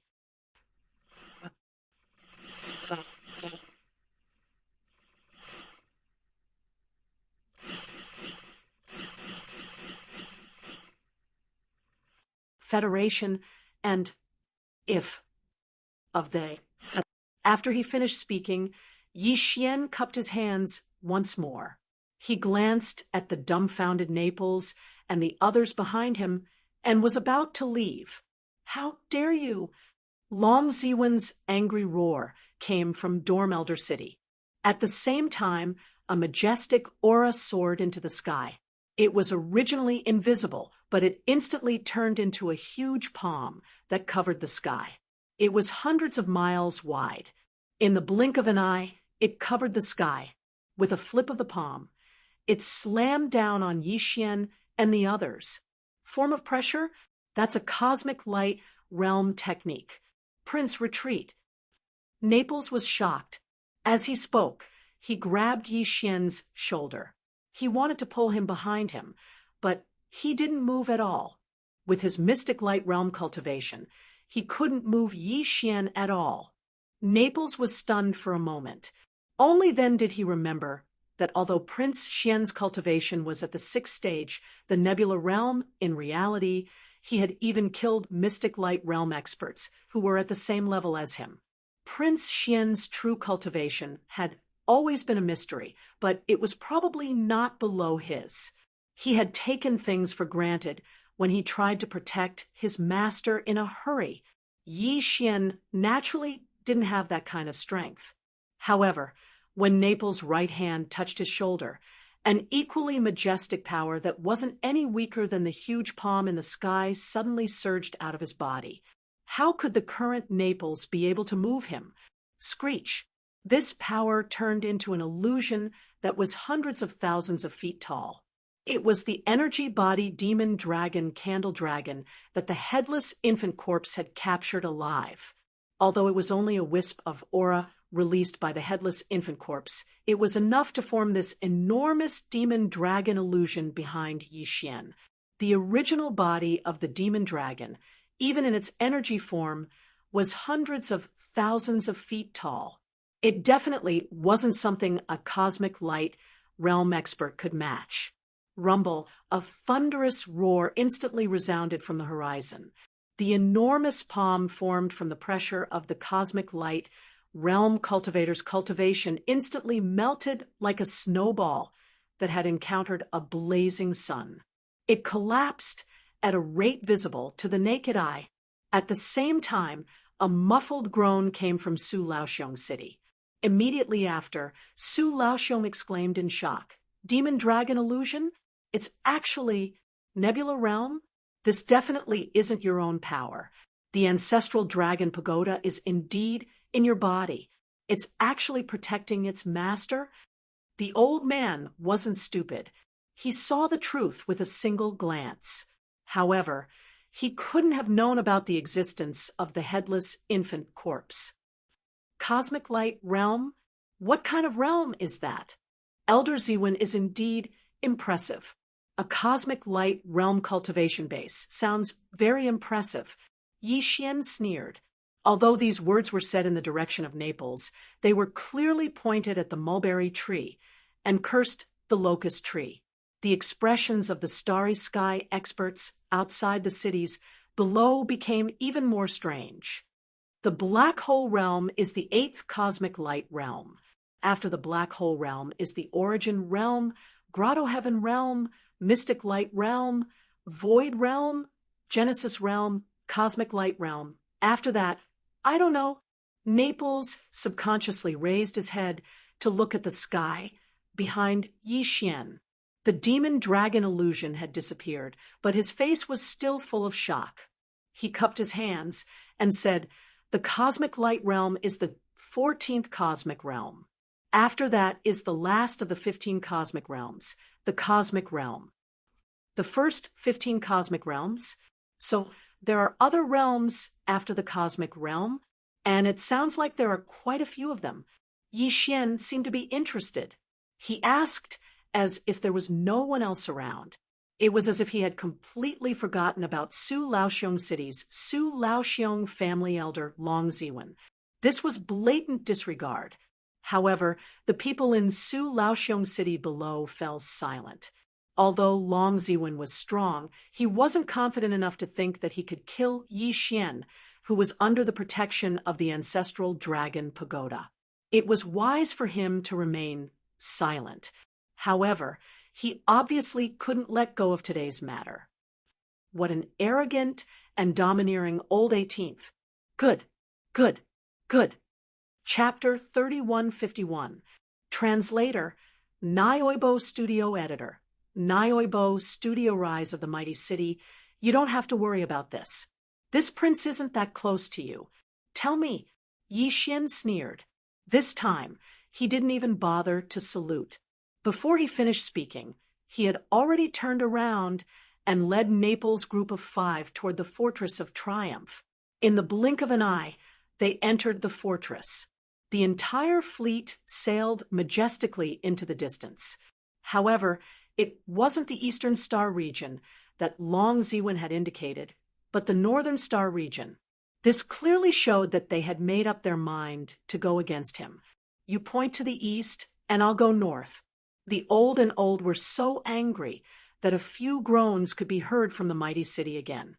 The starry sky experts inside and outside the surrounding cities were all shocked. Everyone felt as if they were walking on ice. They didn't even dare to breathe loudly.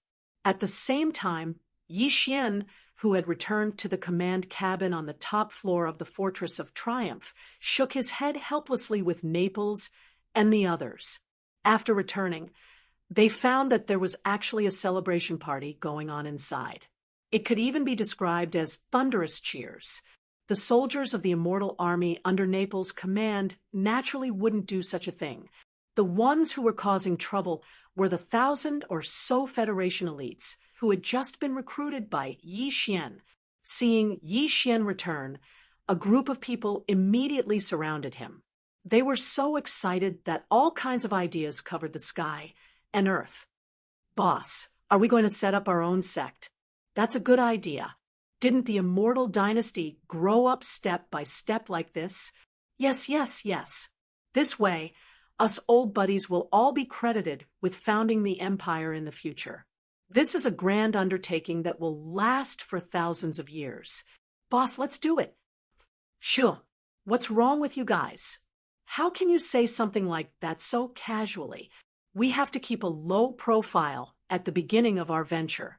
It's fine if this matter is known only to the insiders. Boss, you haven't built up your power yet. How can we let the imperial dynasty know that you have a change of heart? That's right. Everything starts from taking over the mountain and becoming the king. We have to strengthen ourselves step by step. Our ultimate goal now is to keep it in mind. We can't reveal Boss's secret. It will affect our grand undertaking in the future. Yixian did not dare to get involved in this kind of situation. He gave Naples a wry smile and hurriedly made his way to his cabin. The moment he left, the wretched mosquito slayer waved his arms and shouted loudly. He raised his hand and beckoned the few people who were the most excited in this group of people gathered together. 3 days later, a giant dead star appeared in the void ahead. Although it was not as big as the one in the old Sioux City, it was not far off. What was even rarer was that the surface of this planet was extremely flat. Large expanses of plains were clearly visible, and there were even some traces of decaying plants, indicating that it should have been a planet of life. However, because it was located in this Death Star region, like other planets, it had strangely entered a period of death. Its energy had dissipated completely, and it had completely disappeared. That's it. That's where I made a fortune in the Death Starfield. It's this, Planet Victorious Return. After casually naming the planet, Yixian's stronghold Victorious Return immediately led the entire fleet towards the surface of Planet Victorious Return, occupying the largest plain. Grand and vigorous construction began in an instant. In addition to the numerous battleships, fortresses, and strongholds in the fleet, all kinds of resources and technological equipment were incomparably complete.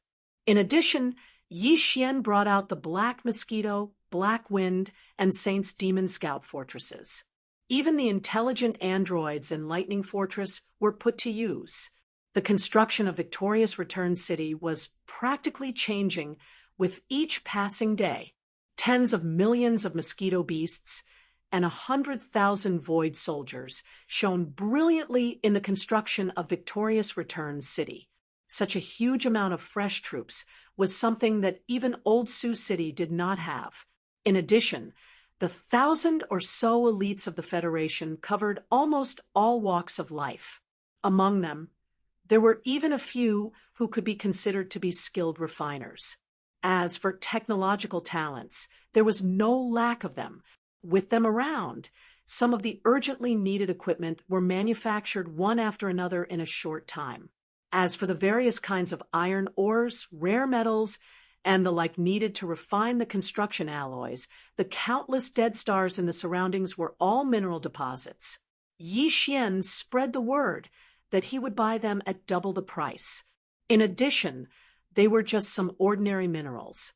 The starry sky powerhouses who entered this star field were usually too lazy to collect them and just threw them into the void like garbage. After hearing the news, a large number of powerhouses flocked over. Under the pouring out of one storage artifact after another, a small half of the plain was almost filled with all kinds of ordinary metals and ores. Following that was the great refined alloy. With the molds designed by more than 1,000 Federation elites, all the refined alloys were directly molded into shape. In the end, they were assembled like building blocks. All that was left was to fuse the interfaces. This greatly shortened the construction time of Victorious Return City. In the end, in less than 3 months, a majestic steel city was quietly erected on the vast plain of Planet Victorious Return. Although it was only 1,000 li in circumference, it was still a majestic city located in the center. Around it were more than a dozen slightly smaller cities. Even the starry sky protective shield that enveloped the entire victorious return city, with a diameter of 1,000 li, was set up. The only troublesome thing was the greenery inside this 1,000 li majestic city. Fortunately, the interiors of several starry sky fortresses had green belts in the cabins, transplanting some fast-growing plants. After nearly 3 months, the 1,000 li circumference of Victoria's Return City was finally covered with eye-catching greenery. At the same time, the scouting teams that Yi Xian had sent out to collect information also returned one after another. The organizational structure of these scouting teams was very complex. They were basically composed of 3,000 li-long stellar-level battleships. In addition to the soldiers of Victorious Return, there were also Mosquito Beasts soldiers and Demonkin experts. In addition, all the small stellar-level fortresses under Yi Xian's command were also sent out to patrol the surrounding star fields. Often, the center of the dozen scouting teams would be guarded by a small stellar-level fortress. If any scouting team encountered danger, the small stellar-level fortress in the center would be able to immediately provide assistance. In this way, the safety of the forces under his command was guaranteed. Although the scale of Yi Xian's forces wasn't small, most of them were demonkin, mosquito beasts, and void soldiers. Naples didn't have too many human experts under his command. Any loss of personnel was very difficult for him to bear. In fact, it was the same for the large number of demonkin, mosquito beasts, and void soldiers. Yi Xian had already left the demonkin star field long ago. The original troops under his command were too few to be replaced. Therefore, it could be said that he spared no effort when it came to the safety of his personnel. In less than 3 months, all the scouting teams returned one after another, collecting a large amount of information. This information was categorized by the professionals under Naples and analyzed by the thousands of Federation elites. In the end, it formed a systematic and detailed report that was delivered to Yi Xian. Chapter 3152.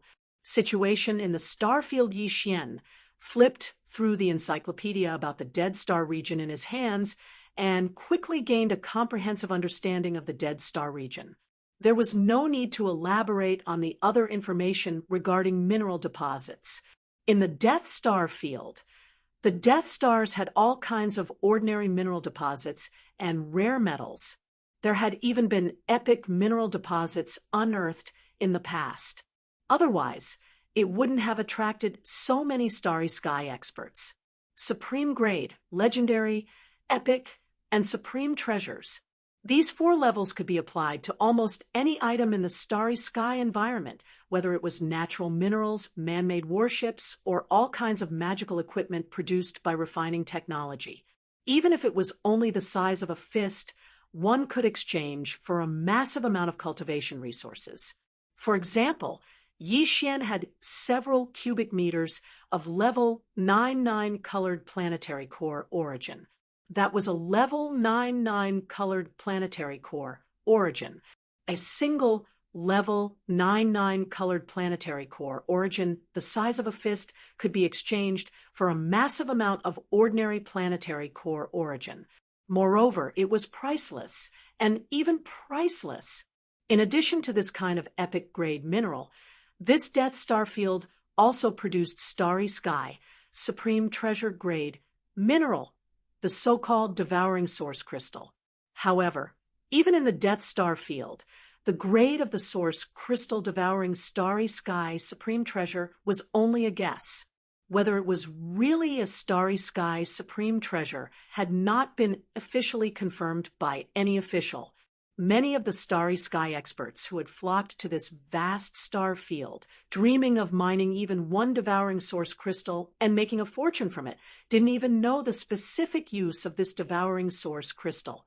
Usually, every time a starry sky source crystal was unearthed, it would immediately be purchased by some mysterious forces, Everlasting Dynasty, 10 Ultimates Heavenly Palace, or other official organizations at a high price. As for what it was used for, none of them knew, nor were they interested in asking. As long as they could dig up the devouring source crystal and use it to exchange for a large amount of cultivation resources, it was enough for them.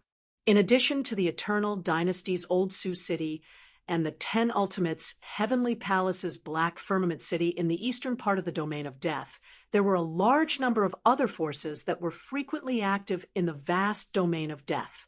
On the surface, the teams of the various races of the Federation of the Second Universe could be seen from time to time. Among them, there was no lack of cosmic light realm masters who could contend with Long Ziwen. In the dark, the servants of the Heavens legacy race and the masters of the 100 races competed for every devouring source crystal that was unearthed. It was said that there were even a few true Heavens legacy race clansmen guarding this place. Generally speaking, even though this Domain of Death was located in the central region of the Third Universe between the 10 Empyrean Heavenly Palaces and the Immortal Dynasties, its overall situation was much more complicated than that of the Domain of the Graveyard of Death. Even Yi Xian was surprised by this. In the official base of the 10 Ultimates Celestial Palace Black Firmament City, there's also a supreme cosmic realm powerhouse overseeing it. This person's name is Huai Dongzi, and he's a Vice Palace Master of the 6th Ultimates Celestial Palace. The 10 absolute celestial palaces have a total of 10 celestial palaces. In each celestial palace, there is one main and 4 vice palace masters. In general, the vice palace masters are equivalent to the imperial elders of our everlasting dynasty. In terms of numbers, there are dozens of vice palace masters and above in the 10 celestial palaces of the cultivation camp, which is equivalent to the number of imperial elders in the imperial elders pavilion. Taking the intelligence booklet from Yi Xian, Naples flipped through it while introducing the details of the major forces in this Domain of Death to Yi Xian. In addition to Huai Dongzi, in the official base of the 10 Empyrean Heavenly Palaces Black Firmament City, there's another person whose status is equivalent to yours, Your Highness. He's the young palace master of the 6th Ultimates Celestial Palace. It's said that he followed Huai Dongzi to the Domain of Death more than a year ago. He's probably here for the trial. In addition to that, there are also many teams of experts from various races in the Federation of the Second Universe, including the 100 slave races of the Tianji clan, and a team of experts from the Tianji clan who have yet to be specifically confirmed. However, these teams are all mobile and basically change places after a fight. They don't have fixed bases like Black Firmament City and Imperial Elders Pavilion. When they hear that a devouring source crystal has been unearthed, they immediately flock there, threatening, enticing, and using all kinds of methods to compete. At this point, Naples stopped talking. Yi Xian put his hand on his forehead and sighed. Alas, this small domain of death is so complicated. All the forces of the 3 universes have gathered here, both openly and secretly. Even if only one devouring source crystal has been unearthed, it's like a rotten egg with a rotten shell, attracting a swarm of flies. This situation is really a headache. Cough, cough. Your Highness, it seems that we have to get involved in this next. Naples was obviously a little embarrassed by the description of him as a fly that stung a rotten egg. He coughed twice and reminded Yi Xian, "It doesn't matter. As long as there are benefits, then so be it." Yi Xian waved his hand indifferently. For the sake of the devouring source crystal, he didn't mind at all. Instead, he even grinned. But even if we have to be flies, we have to be the biggest flies among them. Naples' face turned green when he heard this. Without waiting for him to speak, Yi Xian spoke again. Right now, these guys are competing for the devouring source crystal. It's nothing more than fighting openly and secretly. On the surface, they'll offer a high price to tempt them, or if that doesn't work, they'll secretly rob them. This isn't a problem for us at all. Release the news that Triumph City is officially open. we welcome all the Starry Sky Masters who have a lot of mineral resources to settle in. In addition to the Devouring Source Crystal and some other rare minerals, even if it's some ordinary minerals and useful metals, we'll still buy them. However, the purchase price can only follow the market. As for the Devouring Source Crystal, the purchase price given by Triumph City is 3 times the price of the last source crystal unearthed at the current stage. If it's sold in batches, this price can be doubled. In addition to ordinary cultivation resources such as low-grade star core sources, as long as you can take out the Devouring Source Crystal, we can even provide barter. In terms of cultivation resources, we can even provide level 8 black and level 9 color star core sources. As for other refining resources, we can also provide various Starry Sky Legend and Starry Sky Epic grade ores, odd crystals, and even finished magic weapons. In addition, since Triumph City is newly opened, there will naturally be a big promotion. If you bring the Devouring Source Crystal to trade within a year, all of the above benefits will be doubled. Huh? Aren't these conditions too generous? Are you trying to monopolize? Chapter 3153. Translator, Nioibo Studio Editor. Nioibo Studio New Big Promotion. Have you heard?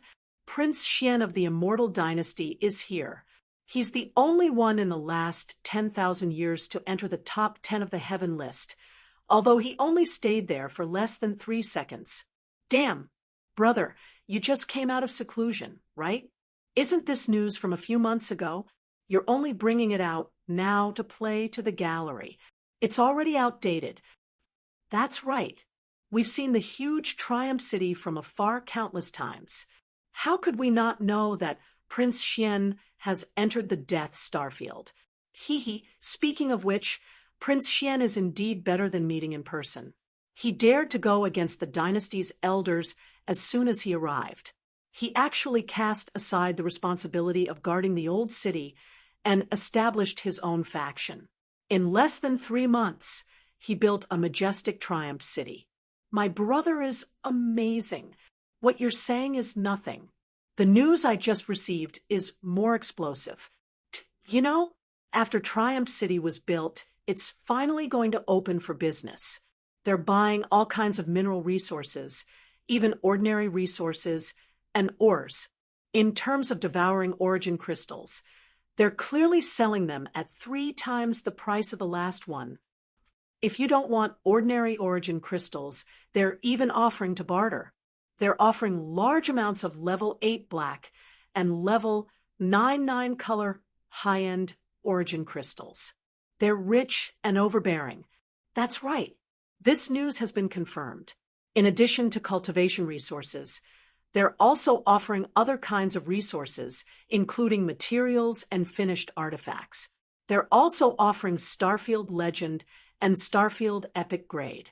As long as you can take out enough devouring origin crystals, you'll have everything you want in a trip to Triumph City. These aren't the most explosive news. Haven't you heard? With a wave of his hand, Prince Xian set a new date of 1 year.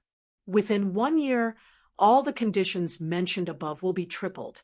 In other words, if the devouring origin you have can be exchanged for a level 9 colored pill according to the high price he offered, you will have 3 level 9 colored pills in your hands within the first year. Heavens, this is a tycoon. Is Prince Xian crazy? He's clearly trying to monopolize the Death Starfield. Once these conditions are set, the other forces will probably go crazy. So what? Seeing that you're heading towards Victorious Return City, you should be planning to settle down there, right?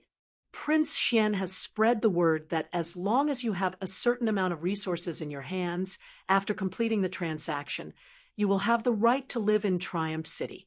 Of course, you will have to pay a certain amount of fees every year, but if you can continue the transaction, then this fee will be waived. This is the Milky Way, and even the old dormitory city does not have this kind of preferential treatment. Anyway, this old man has decided that this time we will go to Triumph City for the transaction. Prince Xian is so generous. This kind of business partner can't be found anywhere else." While they were talking, they could already see a huge planet in front of them. Although the green land on the planet was only 1,000 kilometers in size, all the facilities, including the starry sky barrier, were fully prepared. Moreover, there was a huge fleet docked outside the barrier.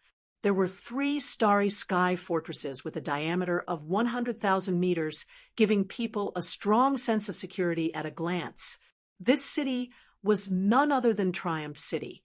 In the entire vast and boundless Death Starfield, including the Tenju Heavenly Palace's sphere of influence in the eastern region, the current Triumph City was already famous. It was the 3rd fixed city base in this starfield. Following this group of people who had coincidentally gathered together in the starry sky, they quickly headed towards Triumph City. No one noticed that among the crowd, there was a young expert who looked like a thin monkey who had not spoken a single word from beginning to end. Even his eyes were looking left and right, appearing extremely restless. It was only after he followed the crowd into Triumph City's starry sky barrier that the nervous expression on his face slightly relaxed. In Triumph City, Yi Xian followed the practice of the Heavenly River Star Federation's affairs platform and set up a Triumph City affairs platform. It sounded very grand, but in fact, the departments and organizations inside were very simple, with only a few categories. They were divided into ordinary mineral deposits, top-quality mineral deposits, legendary mineral deposits, epic mineral deposits, and supreme mineral deposits. After that, there was also a department for resident applications. The so-called supreme mineral deposits of the starry sky had only been discovered in the Death Starfield, and it was a mineral that had not been publicly recognized by the major forces. It was the Devourer Source Crystal. In other words, starry sky experts who wanted to trade for Devourer Source crystals could directly go to the Supreme Mineral Deposit area. At this time, in front of the first few windows, there were some starry sky experts lining up. Even in front of the Epic Mineral Deposit trading window, there were some starry sky experts in 2s and 3s, inquiring about the details of the transaction. It was even more so for the resident applications, with more than a dozen windows lined up with long queues. Only the area for the supreme mineral deposits of the starry sky had no one in front of the 4 windows. At this time, a figure walked over. It was the skinny starry sky expert. His cultivation wasn't very strong, just 3rd-order star realm, but he wasn't too weak. He still looked quite nervous, especially when he walked alone to this desolate establishment for the supreme mineral deposits of the starry sky. As a large number of surprised gazes gathered on him, the muscles all over his body seemed to have stiffened, and his whole person was numb. In each of the 4 windows, there was an expert in mineral deposit appraisal from the 1,000-plus Federation experts. At this time, in front of the skinny starry sky expert's window, a middle-aged man in his 30s smiled faintly and asked. The skinny starry sky expert was still very nervous. Although his voice was weak, his words instantly stirred up 1,000 waves in the surroundings. I want to trade for Devourer Source crystals, but I don't want ordinary cultivation resources. I want 9th order 9 colors. In the Death Starfield, the appearance of every Devourer Source crystal was destined to cause an uproar and even a bloody storm.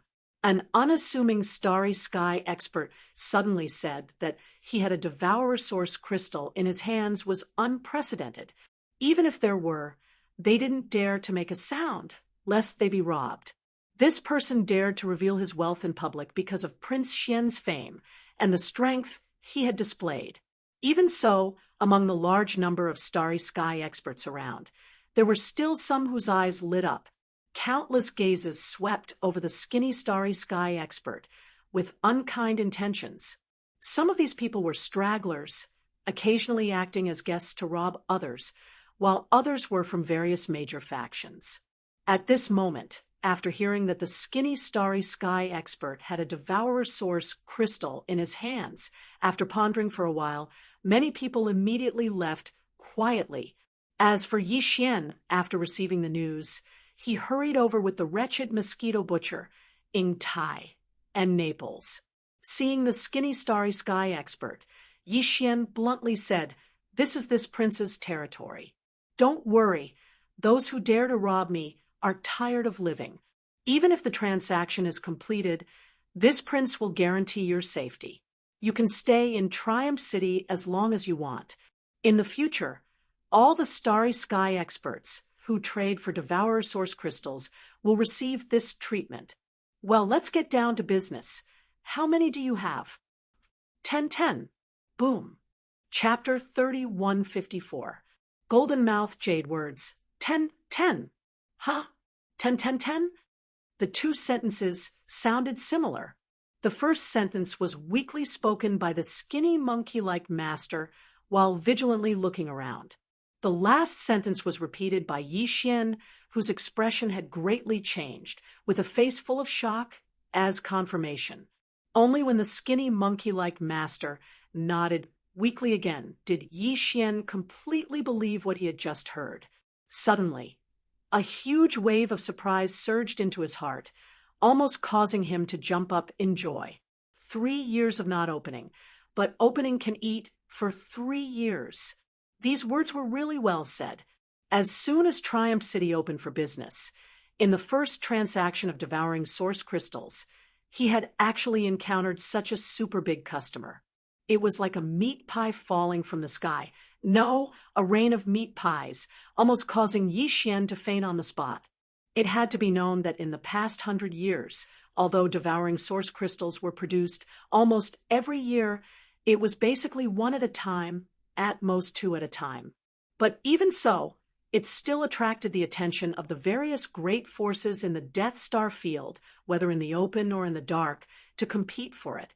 But now, the heavens had sent a great master who actually said he had 10 devouring source crystals. This was really hard to believe, but Yi Xian did not have the slightest doubt. Why? Who would dare say in public that they had a lot of these things?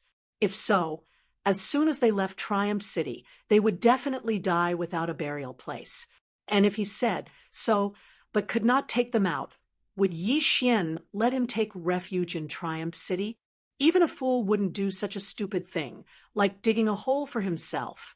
In other words, this skinny monkey-like starry sky master must have 10 devouring source crystals.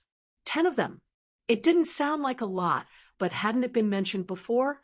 There was once an elder from an immortal dynasty who had been stationed in the Death Star field for 10 years, but after returning to the Immortal Star, he brought back more than 20 devouring source crystals, which caused a sensation at the time.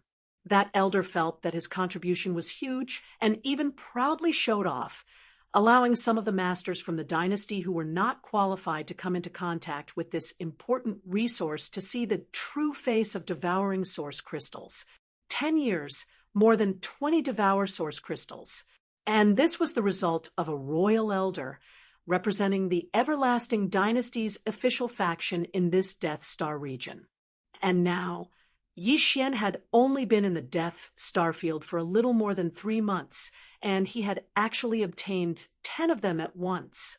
If this news were to spread to the Immortal Star, the Imperial family elder, who had thought that he had made a great contribution, would probably vomit blood on the spot. Thinking of this, Yi Xian's breathing quickened. It took him a lot of effort to suppress the urge to rush up and rummage through his pockets. He took a deep breath and slowly said, "Tell me, what do you want? This prince only has 1 sentence. I will guarantee your safety. Resources. You can have them as long as I have them. I want cultivation resources." Perhaps it was because Yi Xian's public guarantee had calmed him down, but the originally nervous expression on the skinny master's face clearly disappeared, replaced by an excited flush. Before Yi Xian could reply, he had already continued, "But I don't want ordinary Star Core sources. I want high-quality goods, the kind that can help in breaking through the bottle strength barrier. Of course, I also know that although level 9 colored source crystals are only star epic level resources, they have been recognized by the 3 universes for many years. And although Devour source crystals are known as star treasures, they are only rumors and can't be taken seriously.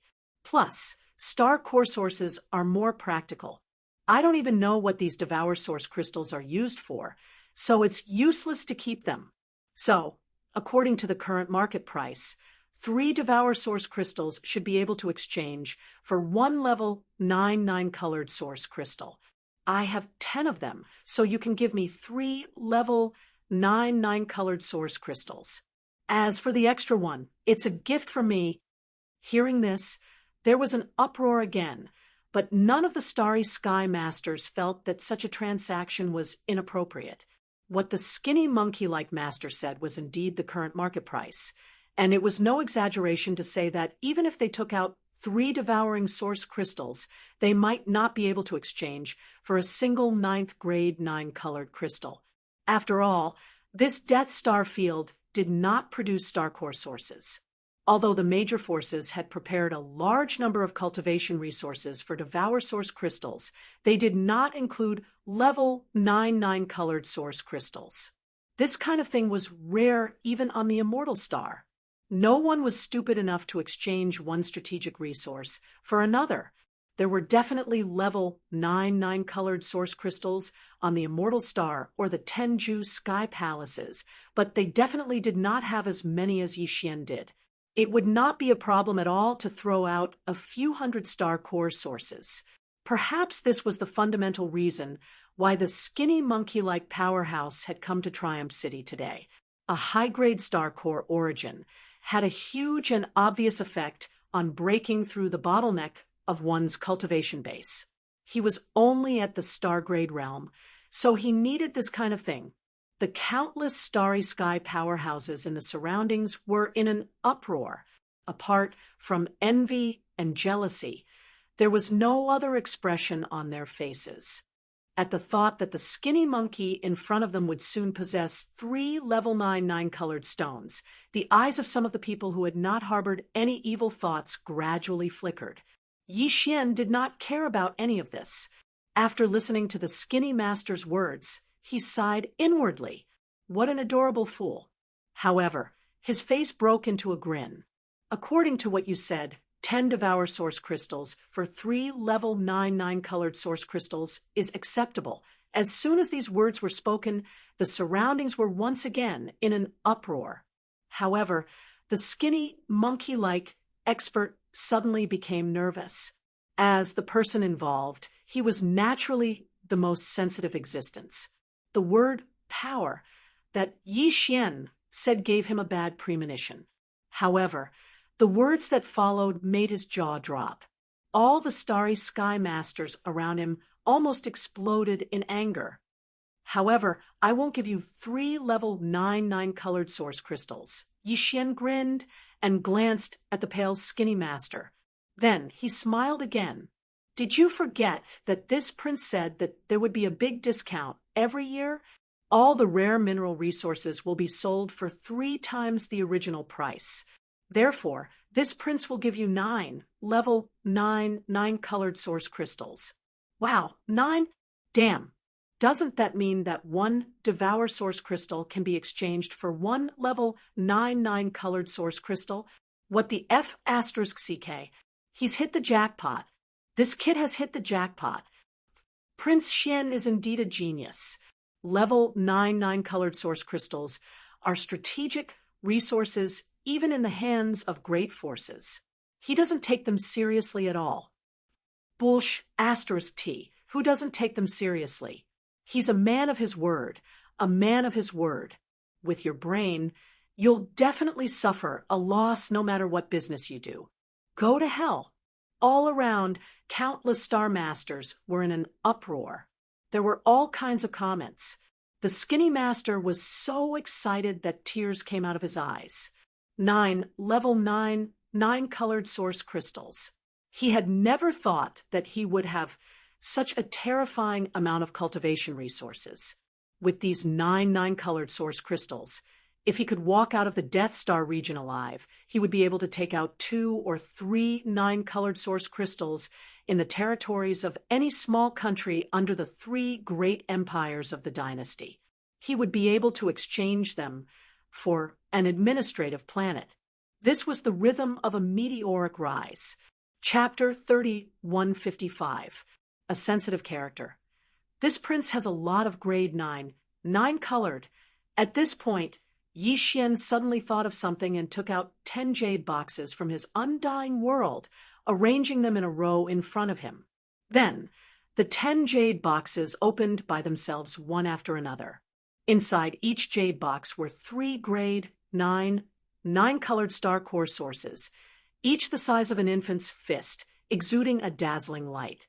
For a moment, Yi Xian's face was bathed in 9 colors.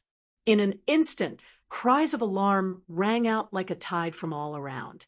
These starry sky masters had never seen grade 9-colored star core sources before, but now 30 of them had suddenly appeared in front of them, so they couldn't help but cry out in shock. Any one of these 30 grade 9-colored star core sources could be exchanged for a large amount of cultivation resources. Even a grade 7 purple star core source could be exchanged for more than 100 pieces. Therefore, the eyes of this group of people almost immediately turned red. Among them, several black hole realm masters, and above even began to flicker. If it weren't for the fact that this was Triumph City and there was a huge fleet above the city's protective shield, they would have snatched these star core sources on the spot. As everyone can see, this prince has so many grade 9-colored star cores, not to mention other cultivation resources. So, don't think that after completing the transaction with this brother today, the cultivation resources in this prince's hands will be insufficient. Like I said, as long as you have Devour Source crystals, I'll give you whatever you want. While speaking, Yi Xian waved his hand again and put away 9 of the jade boxes, leaving only 1 floating in front of him. Inside, there were 3 grade 9-colored star cores. At this point, the surrounding starry sky masters suddenly realized that he had taken out so many grade 9-colored star cores just to show off his wealth and reassure the people. Many people curled their lips, but there was nothing they could do. At this time, Yi Xian spoke again, looking at the skinny monkey-like man. I can only give you 3 grade 9-colored star cores. Boos immediately sounded from all around. The skinny monkey-like man was startled for a moment before a bitter smile surfaced on his face. 3 pills was originally a normal price. Moreover, there was no supply even if one had the money. Previously, he had only asked for 3 pills. It was just that Yi Xian had said that within a year, Triumph City would have a big promotion, and that all transaction prices would be tripled. That was why he was so shocked, stunned by the 9th grade 9-colored stones that were about to be in his hands. From the looks of it now, all of this was just wishful thinking. Prince Xian would probably find an excuse to strip him of his right to receive the 3 times the price of the new Zhang discount. Although it didn't matter, it was just that after being pleasantly surprised, he was suddenly disappointed. In his heart, he felt a little uncomfortable. This kind of untrustworthy person. The next time there was a chance to devour source crystals, there was no need for him to return to Triumph City. Just as this thought appeared in his mind, Yi Xian's voice sounded again. As for the other 6, this prince will replace them with other star cores of equivalent value and give them to you. It's not that I'm reluctant to part with the 9 grade 9-colored star cores, but with your current cultivation, it's too much of a waste to directly use them for cultivation. You should save them for when your cultivation is higher in the future and break through the bottle strength barrier. As for the 6 grade 9-colored star cores, this prince will give you 2 grade 4 green star cores, 100 grade 5 red star cores, 100 grade 6 blue star cores, 50 grade 7 purple star cores, and 10 grade 8 black star cores. In terms of value, in fact, These can't compare to the 6th-grade 9-9 colored star cores. After all, the latter has a price but no supply. However, to you, the actual meaning and use of these cores is much greater than the 6th-grade 9-9 colored star cores. With them, you can directly enter seclusion in Triumph City. It doesn't matter even if it takes a few decades. No one will chase you away, and you will have enough cultivation resources. When you come out of seclusion, your cultivation will have increased, and today's matter will gradually be forgotten. Plop. Skinny 7 will never forget Prince's kindness, and will only repay it with his life. Before Xianxia could finish speaking, Skinny monkey-like fell to his knees with a plop, tears streaming down his face. All this touched him. In the Death Star field, where there was mutual deception, as long as there was enough profit, even companions would stab one in the back. Yet, Xianxia, who only had a transactional relationship with him, was so considerate of him. It was really rare. Admittedly, part of the reason why Xianxia said this was because he was putting on an act to attract more experts from the starry sky who possessed devouring origin crystals. However, most of it was because of his sincerity. 10 Devourer Source crystals were of great significance to him. In Xianxia's heart, he was actually quite grateful to this starry sky master who called himself Skinny 7. As for Skinny 7's sincere surrender at this moment, Xianxia had not expected it. It could only be said that he had unintentionally planted a willow tree, and it had turned into a shade. As he spoke, Skinny 7 took out an ordinary small space box from his storage magic treasure and handed it to Xianxia. Xianxia scanned the box with his divine sense, and a look of joy immediately appeared on his face. It was indeed Devourer Source crystals, exactly 10 of them. The quantity is correct, exactly 10 of them. Xianxia did not want to be seen by others, and immediately stored the small space box in his undying world. At the same time, he waved his hand and took out another small space box, which floated side by side with the previous jade box containing 3 level 9-9 colored origin crystals. Then, this small space box slowly opened, revealing a pile of various star core origins. At the top were 10 level 8 black origin crystals the size of pigeon eggs. The quantity was exactly the same as what Xianxia had just said.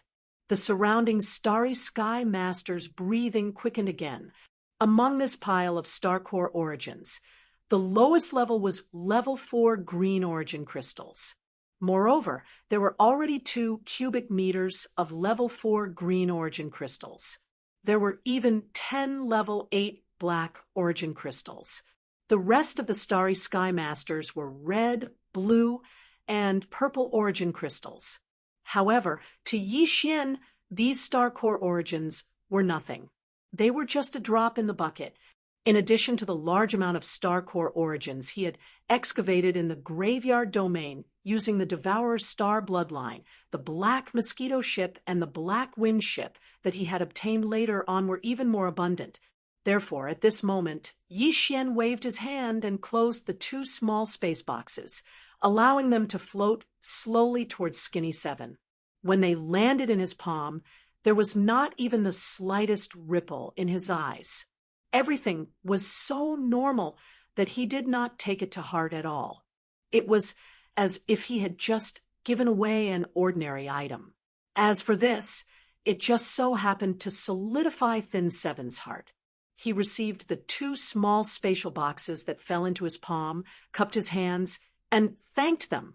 Then he stood behind Xianxia and used his actions to express his determination. Chapter 3156. Fishing in muddy water after completing the transaction, Xianxia left Triumph's trading platform with Skinny 7 and returned to Triumph City's main city. Triumph City was composed of 1 main city, 9 satellite cities, and 10 cities, surrounded by 9 satellite cities. All starry sky masters could enter, but those who wanted to stay for a long time had to submit an application to Triumph City's trading platform. Otherwise, they could only stay for 3 days at most before they had to leave.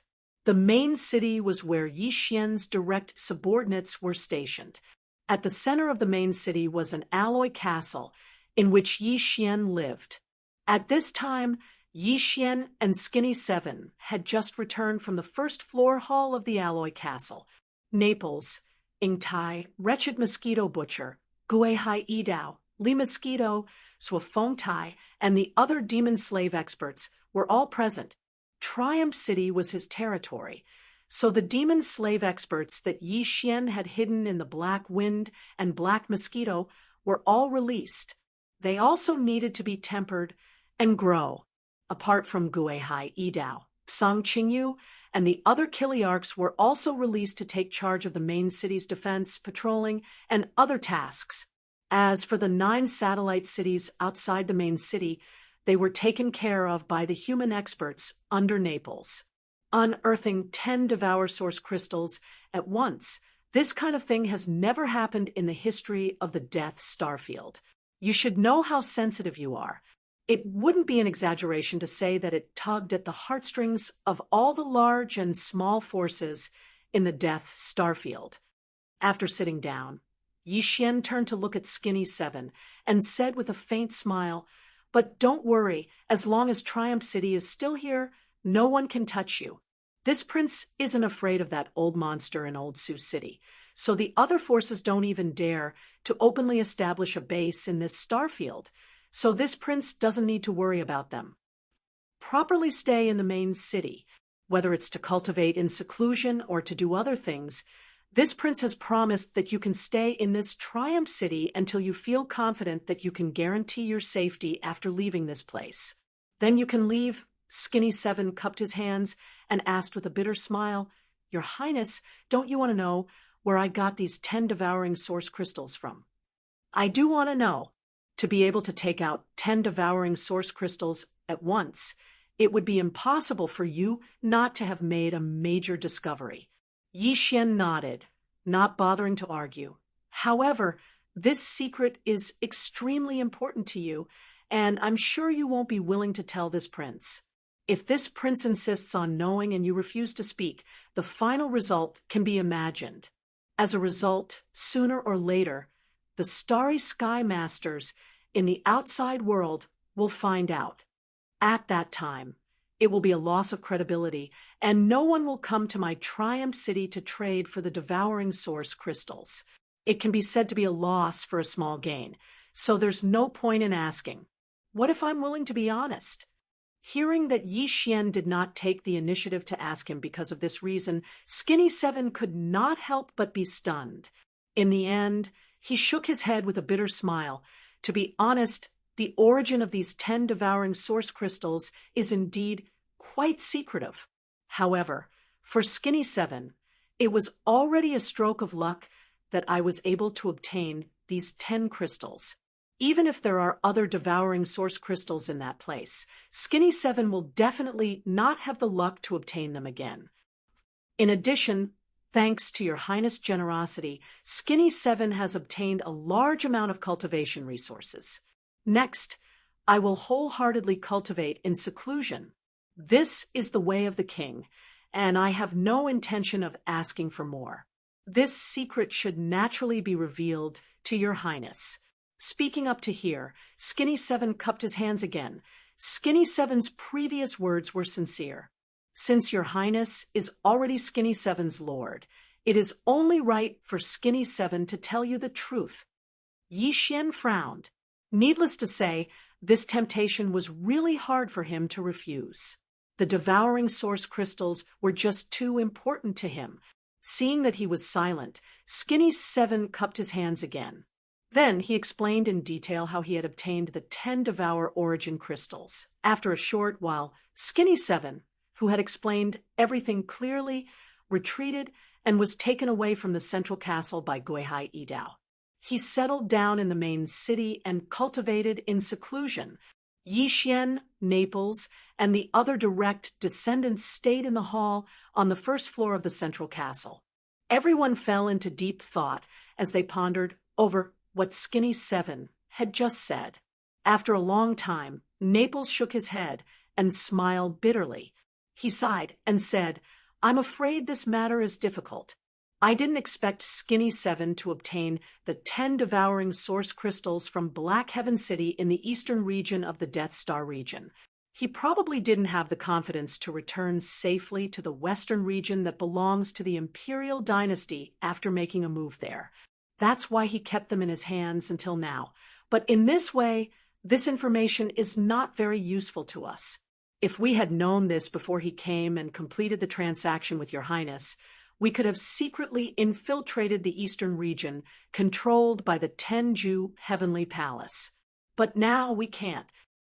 If Skinny 7 stays in Triumph City, the other forces will definitely believe that Your Highness has known the secret of him obtaining the 10 devouring source crystals, and they won't dare to take the risk of entering Triumph City to rob him. So, the only way to know where the 10 devouring source crystals were produced is through Your Highness. At this moment, I'm afraid that all the big and small forces in the entire star field, including Old Sioux City and Jianghu Heavenly Palace's Black Firmament City, are already paying close attention to our Triumph City. Under such circumstances, wanting to quietly slip into the eastern star field is simply impossible. Once our whereabouts are leaked, the forces will know that the 10 devouring source crystals came from the eastern star region. Even if they don't know the specific location near Black Heaven City, it's still extremely disadvantageous for us. At least Black Heaven City, which controls the eastern star region, will definitely obstruct us from entering the star region that belongs to them. Although we can act secretly and sneak in under the disguise of the First Universe's Tianji clan forces, it will be very inconvenient. But in that case, it will be extremely inconvenient for us to do anything. We won't even be able to officially reveal our fleet.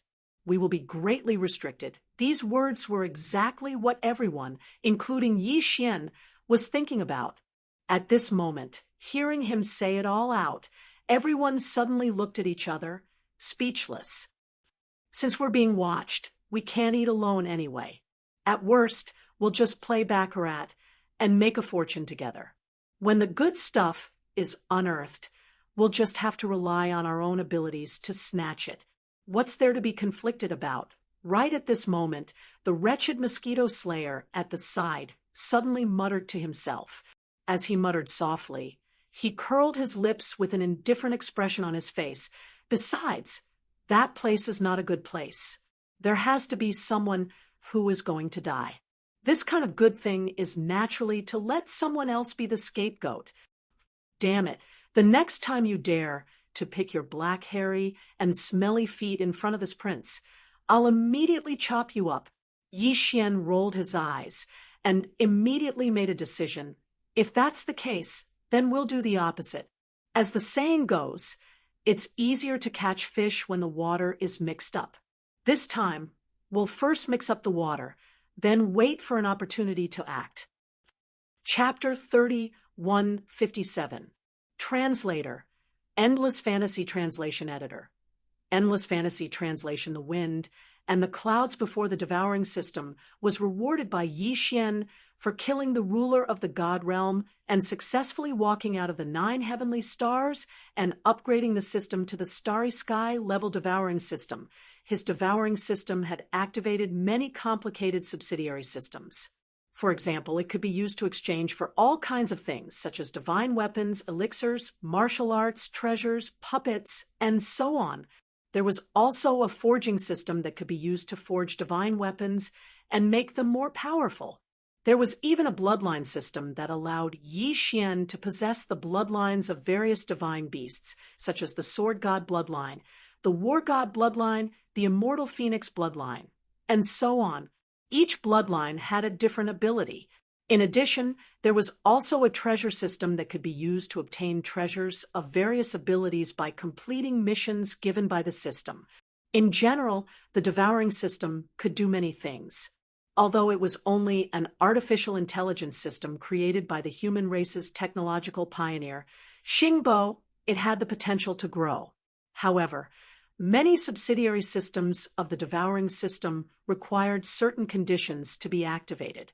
Before the devouring system was upgraded to the Starry Sky ranked devouring system, these conditions required the consumption of the devouring source.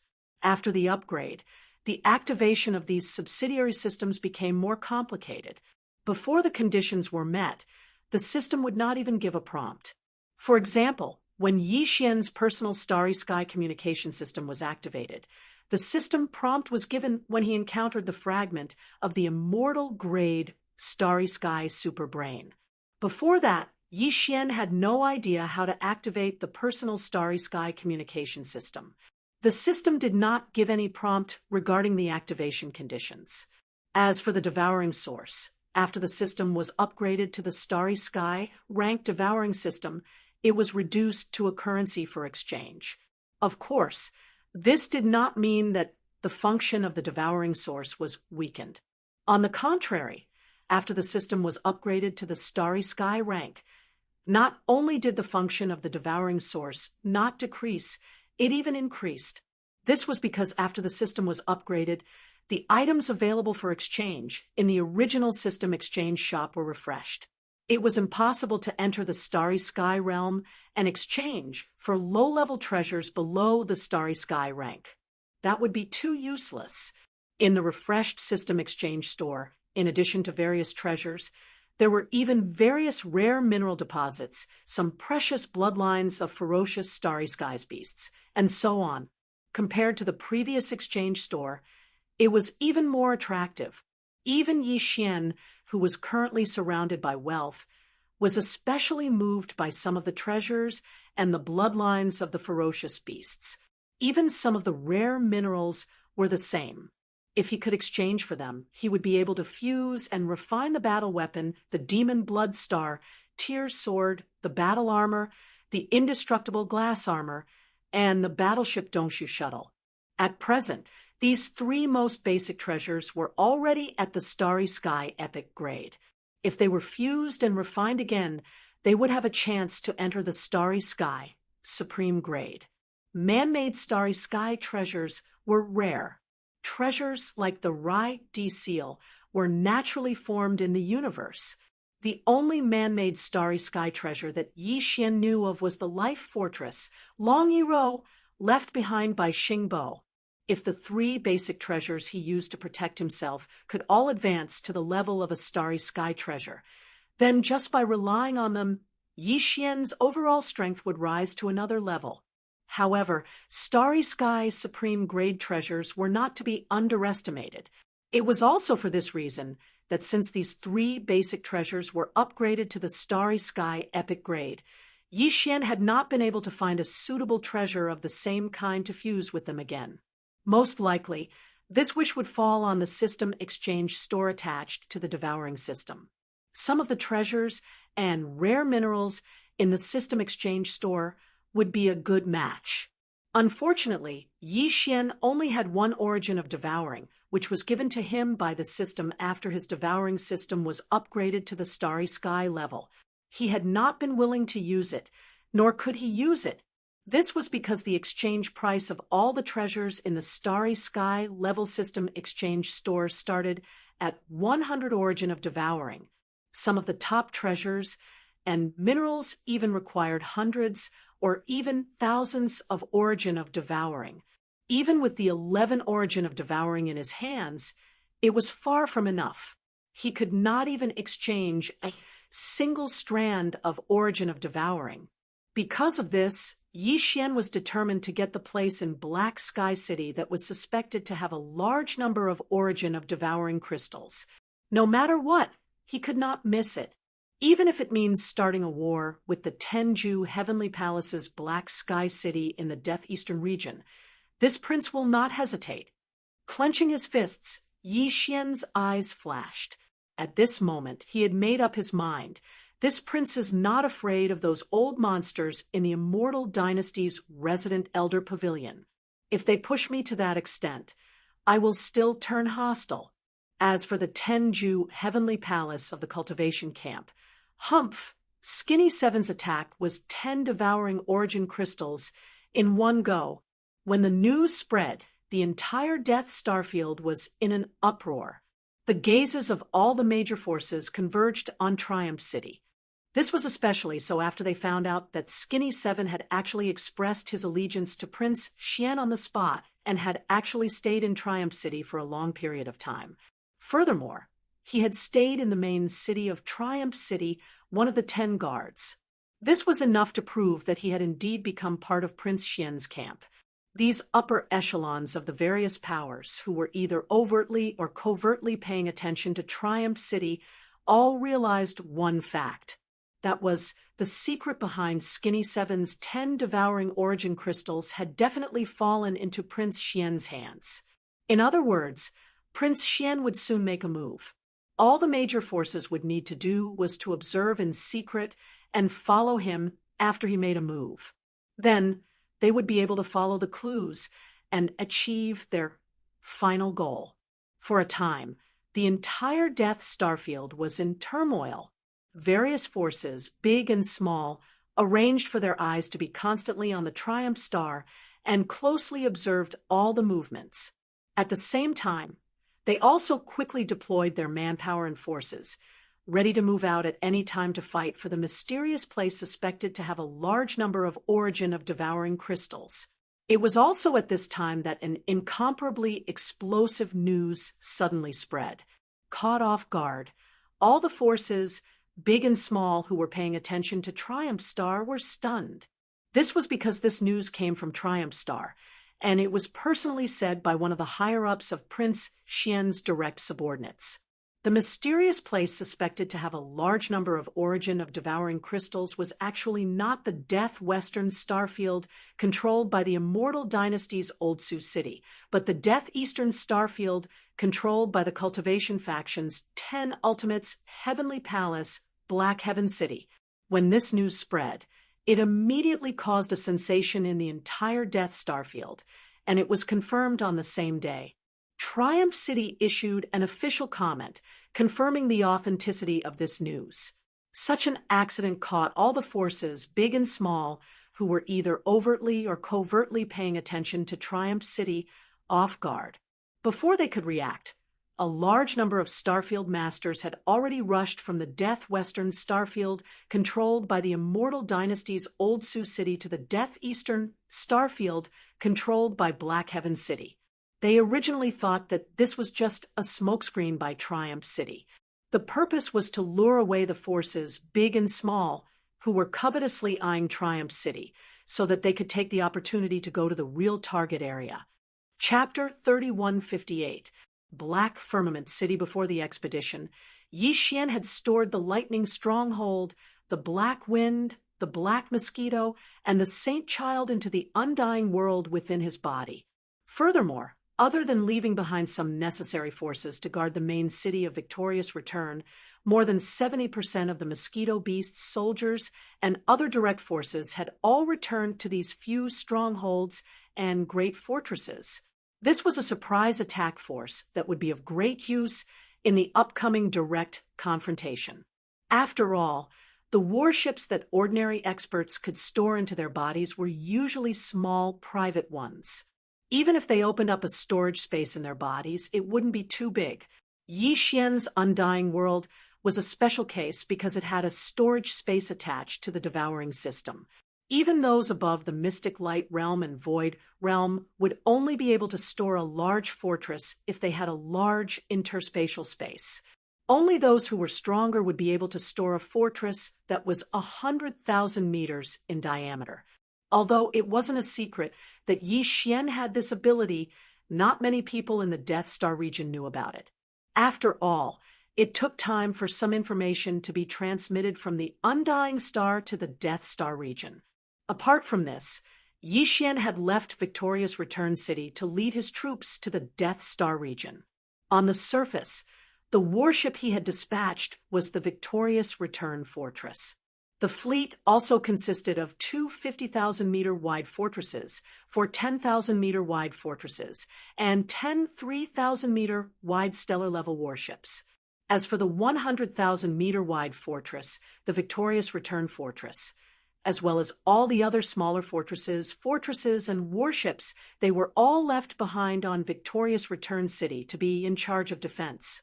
As this enormous fleet sailed out of Victorious Return City's protective barrier and headed straight for the Death Star region, the large and small powers that were still hesitating finally completely believed the news that Yi Xian had released, because the fleet that Yi Xian had left behind at Victorious Return City could no longer be diverted. There was only one fortress left, which was barely enough to protect Victorious Return City. Therefore, this was enough to determine that Yi Xian's fleet was just a diversion. After confirming the authenticity of the news, the large and small powers in the Death Star region immediately began to move. Immediately mobilize Black Heaven City. We must reach there before Triumph City's fleet and gain the geographical advantage. In the dark space, a deep, muffled voice rang out from a pitch-black fortress.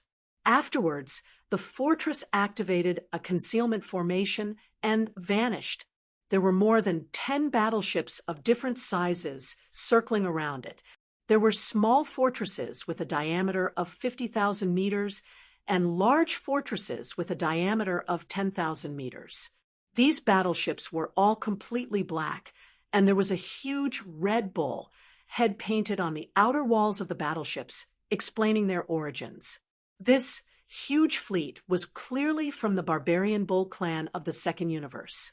The Barbarian Bull clan was also one of the allied clans of the Wanluo Federation. At this moment, following the disappearance of the Barbarian Bull fleet's flagship fortress, the Barbarian Bull clan, all the other large and small battleships in the surrounding space also activated their concealment formations and quietly sped towards the Death Eastern Territory. This was only a microcosm. In fact, almost all the numerous clans of the Federation of the Second Universe had stationed a fleet in the Death Star region. However, because this was not the Second Universe and was not their territory, these fleets of the Federation of the Second Universe did not establish a fixed base like the 10 Ultimate Celestial Palaces and the Immortal Dynasty. This also greatly facilitated their gathering and devouring of source crystals. In general, if they could acquire source crystals, they would. If they could not, these fleets of the Federation of the Fleets would conceal the insignia on the battleship's outer walls and immediately transform into space robbers, brazenly robbing them. Compared to these fleets, which at least dared to openly reveal their tracks before deciding to use force to rob, the fleets of the Tianji clan of the First Universe, which were the most popular in this vast Death Star region, could only conceal their tracks even more. No matter when or where, almost all the battleships of the huge fleet of the Tianji clan of the First Universe had activated their concealment formations, concealing their tracks and acting in secret. This huge fleet was led by 2 starry sky fortresses with a diameter of 100,000 meters. There were also many other small starry sky fortresses and large fortresses that were 10,000 meters tall. They were formed by the gathering of the hundreds of slave clans from the First Universe. At this moment, this fleet of the Tianji clan from the First Universe was also rapidly rushing towards the Death Eastern Territory. Not long after Yi Xian's Triumph fleet left Triumph City, from the central area of the Death Western Territory, the fleet of the Immortal Dynasty, led by a starry sky fortress with a diameter of 100,000 meters, also sailed out of Grand Old City and rushed towards the Death Eastern Territory. This fleet was not large in number, and it was the private army of Long Ziwen. However, although the size of the fleet was not eye-catching, the commander of this fleet this time was a supreme expert of the 14th realm, the cosmic realm, Long Ziwen himself, of the Immortal Dynasty's imperial family. Therefore, no one dared to underestimate this small fleet that represented the Immortal Dynasty.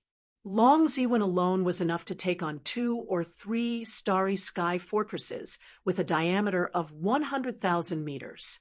As all the forces in the Death Star field, large and small, organized huge fleets to converge in the Death Eastern Starfield. Black Heaven City, which was located in the center of the Death Eastern Starfield, was in an extremely tense state, as if it was facing a formidable enemy.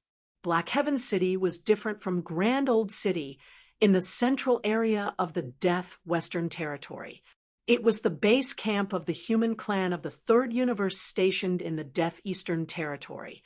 If Grand Old City was a steel city that showed the crystallization of the power of modern science and technology everywhere, then Black Heaven City, which was also built on a huge Death Star, lacked too many technological factors.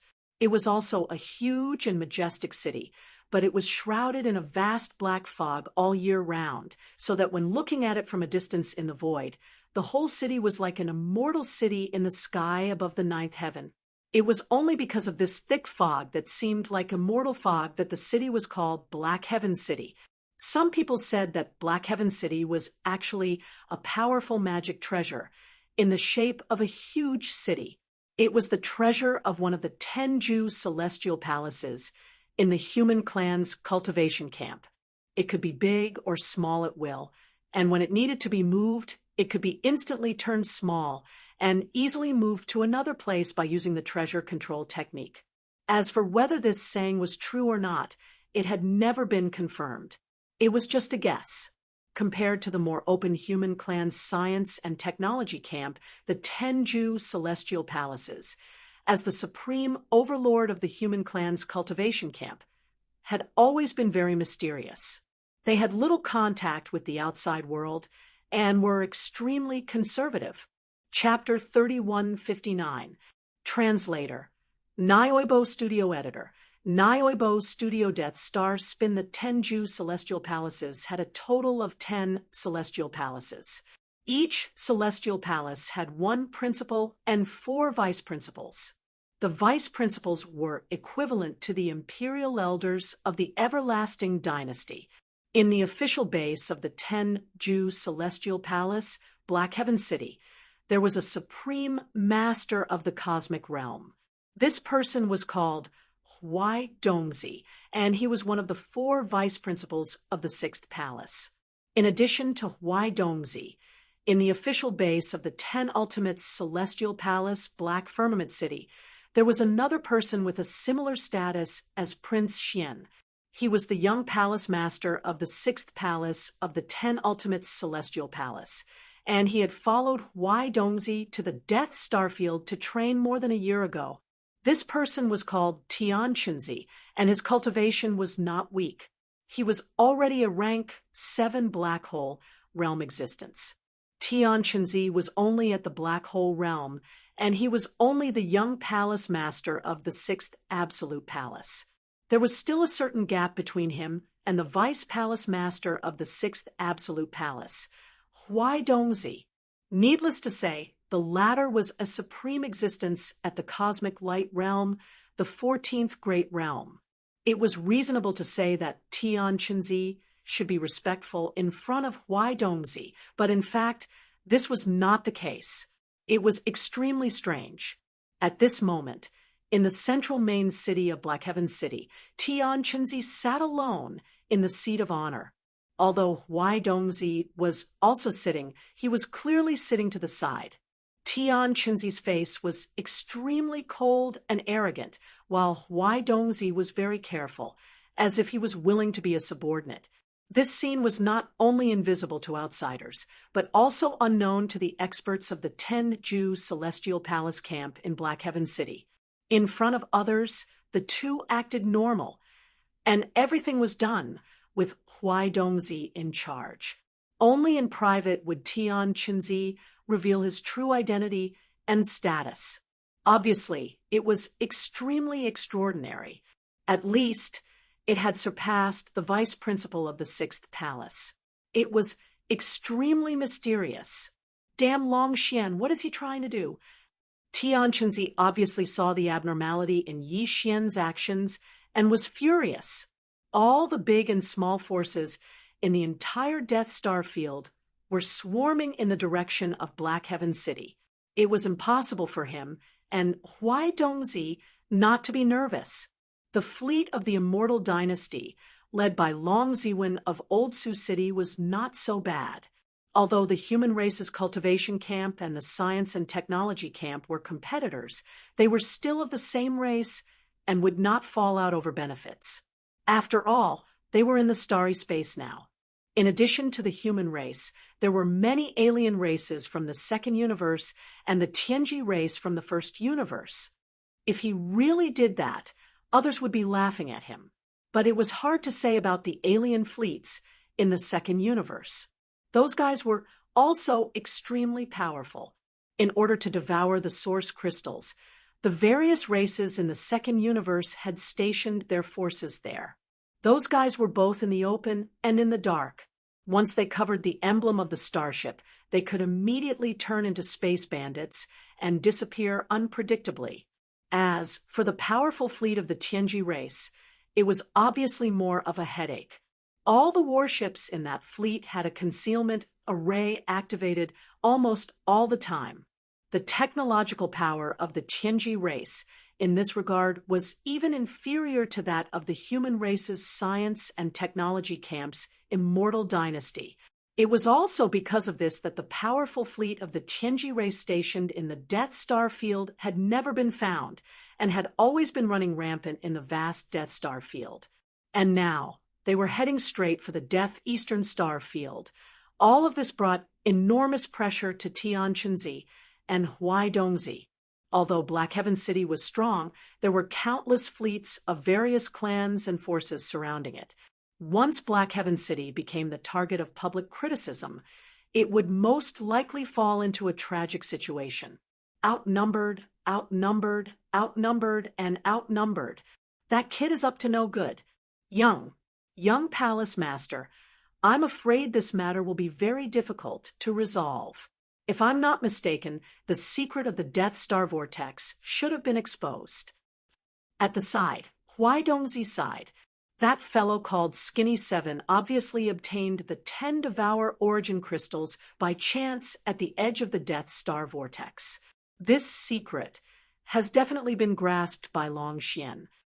That guy knew that he was being watched closely by all the major forces, so he couldn't act quietly on his own. That's why he simply mixed up the water and led all the other forces, big and small, to Black Heaven City. He let them take the lead while he hid behind, waiting for an opportunity to fish in troubled waters. We have been tricked by him. As he finished speaking, Huaidongzi glanced at Tianqinzi cautiously, once more with reverence. On the other hand, Tianqinzi's expression was completely gloomy at this moment, and his eyes flickered endlessly with a wisp of cold-killing intent. The devouring matrix nurtured in the Death Star vortex is extremely important to this venerable. Whether or not this venerable's strongest devouring clone can succeed depends on it. It must not be destroyed. After pondering for a while, a fierce look flashed in Tianqinzi's eyes. He gritted his teeth as if he had made a big decision.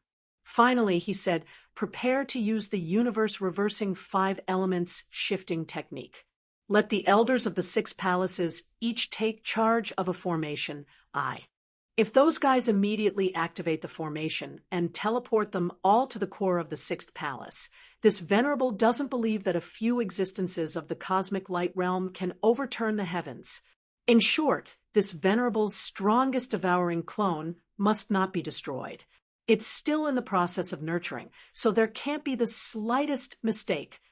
Huaidongzi's eyelids twitched. He naturally understood who Tianqinzi was referring to. Clearly, he was referring to all the big shots of the major forces, including the Old Sioux City's Long Ziwen and the core member of the Tianji clan. Therefore, after a moment of hesitation, he couldn't help but ask again, "What about Long Xian? This person is deceitful. Since he has made up his mind to fish in troubled waters, I'm afraid he won't rush to the front in the initial stage. What if he's at the back when the formation is activated and out of the range of the formation? Humph, this guy is scheming. All of this is caused by him. How can this venerable let him go so easily?" The murderous aura surging out of Tianqinzi's Qinzi's body became even stronger. He let out a light snort and continued, "You'll be in charge of this matter. Before the formation is activated, you'll be at the back and force this guy into the formation like a dog. You should know that this great technique of reversing heaven and earth and 5 elements shifting is a huge loss to this venerable 6th palace. Several of the important treasures needed to set up the formation eyes may even be lost in the endless void during the shifting process. After paying such a huge price, if I can't solve everything at once, how can I be satisfied? But this is also good. After this matter, the entire Death Star region should be at peace for a while. Before the follow-up investigation by the Everlasting Dynasty, the various races of the Second Universe, and the Tianji clan arrive, this venerable's strongest devouring clone should be able to be nurtured. As long as this venerable stays inside, this venerable's strongest devouring clone will be complete and can leave this place in an instant. Chapter 3160. Devouring Avatar. Although the 10 extreme heavenly palaces had dozens of vice palace masters and above, they were basically comparable to the elders in the residence elder pavilion of the Everlasting Dynasty. Their strength and numbers were about the same. However, in the elder pavilion, the gap between the top 10 elders of the royal family and the bottom 10 elders was actually quite terrifying. The situation in the Tenju Heavenly Palace was the same. The position of the 10 palace masters in the Tenju Heavenly Palace was extremely transcendent. This could be seen from the respectful attitude of the 6th Palace's vice palace master, Huai Dongzi, in front of Tian Qinzi. On the surface, Tian Qinzi was the young palace master of the 6th Palace, but in reality, he was just an avatar of the 6th Palace's palace master, Fang Tian Qinzi, as one of the 4 vice palace masters of the 6th Palace. He was so respectful before a clone of the palace master. It was obvious how powerful palace master Tian Qinzi was. In the 6th Palace, Tian Qinzi's identity was only known by the 4 vice palace masters and the palace elders, excluding his actual self. In fact, Tian Qinzi had many clones. The cultivation technique he practiced was called the incarnation technique, and it was said that he could create hundreds of millions of clones. This might be a bit of an exaggeration, but there was a saying in the 6th Palace's sphere of influence. Perhaps the shabbily dressed low-level cultivator next to you is one of Palace Master Tian Qinzi's clones. This was enough to show how mysterious Tian Qinzi was. Thousands of years ago, Tian Qinzi had accidentally obtained a piece of devouring master crystal. Since then, he had developed the idea of using it to create a devouring doppelganger. If he wanted to create a complete devouring avatar with this devouring source crystal, he would need to use the avatar technique to split a strand of his soul and place it in it. From then on, he would become the strongest devouring avatar. Not only would it take a long time, but the amount of energy he would need to devour could be said to be tremendous. An entire region of stars would be destroyed because of this. This matter could not be carried out in the galaxy controlled by the Tenju Celestial Palace. The loss of a galaxy was too great, and the 6th Palace could not bear it. The other 9 palaces of the cultivation camp could not pay such a terrible price for nothing and help him complete this matter. Although the first universe and the second universe were the best choices, they were not the territories of the 10 absolute celestial palaces. Because the entire plan took too long and required thousands of years, there were too many variables in other universes. Therefore, Tian Qinzi finally chose the central domain of Universe 3, a star domain located between the forces of the 10 ultimate celestial palaces and the Everlasting Dynasty, and planted the prime devouring crystal with a secret cultivation method. Then, with the star where the devouring master crystal was planted as the center point, the invisible devouring effect of the devouring master crystal slowly radiated outwards. Gradually, a large number of stars were invisibly devoured of all their vitality, light, and heat. Even the energy in the void of the universe was silently devoured. This was how the Death Star domain came to be. Now, after thousands of years of development, it had become a vast star domain. The star where the prime devouring crystal was planted in the center of the Death Star domain had long disappeared and turned into a Death Star vortex. In the depths of the Death Star vortex, the prime devouring crystal that Xianxia had produced using a secret cultivation method had grown to the point where it could evolve into a giant crystal egg. It would not be long before it completely matured. At that time, the clone that Xianxia had prepared would absorb all the energy in the physical body and integrate it into the wisp of origin spirit in the physical body. Then, it would enter the giant crystal egg formed by the prime devouring crystal. Then, the strongest prime devouring clone would break out of the egg. This day was originally very close. Otherwise, Xianxia would not have come to the Death Star domain at this time. With a cosmic realm vice palace master overseeing this place, it was enough to keep an eye on the Death Star vortex. According to Xianxia's calculations, the prime devouring clone in the Death Star vortex's egg would mature within a year. However, at such a crucial time, the Death Star vortex had become the target of various forces because of Prince Xian of the Everlasting Empire. It was easy to imagine how much Xianxia hated Yi Xian. However, there was nothing he could do about this. Although the giant crystal egg formed by the prime devouring crystal nurtured the prime devouring clone in the Death Star vortex, its devouring power would spread out like nuclear radiation, leaving behind side effects in the star domain it devoured. The prime devouring crystals that occasionally appeared in the countless stars in the Death Star domain were the result of this side effect. Xianxia could not do anything about this. He could not control it. Therefore, once the prime devouring crystal appeared in the Death Star domain, it would definitely attract the attention of various forces in the three universes. Xianxia had long anticipated this situation.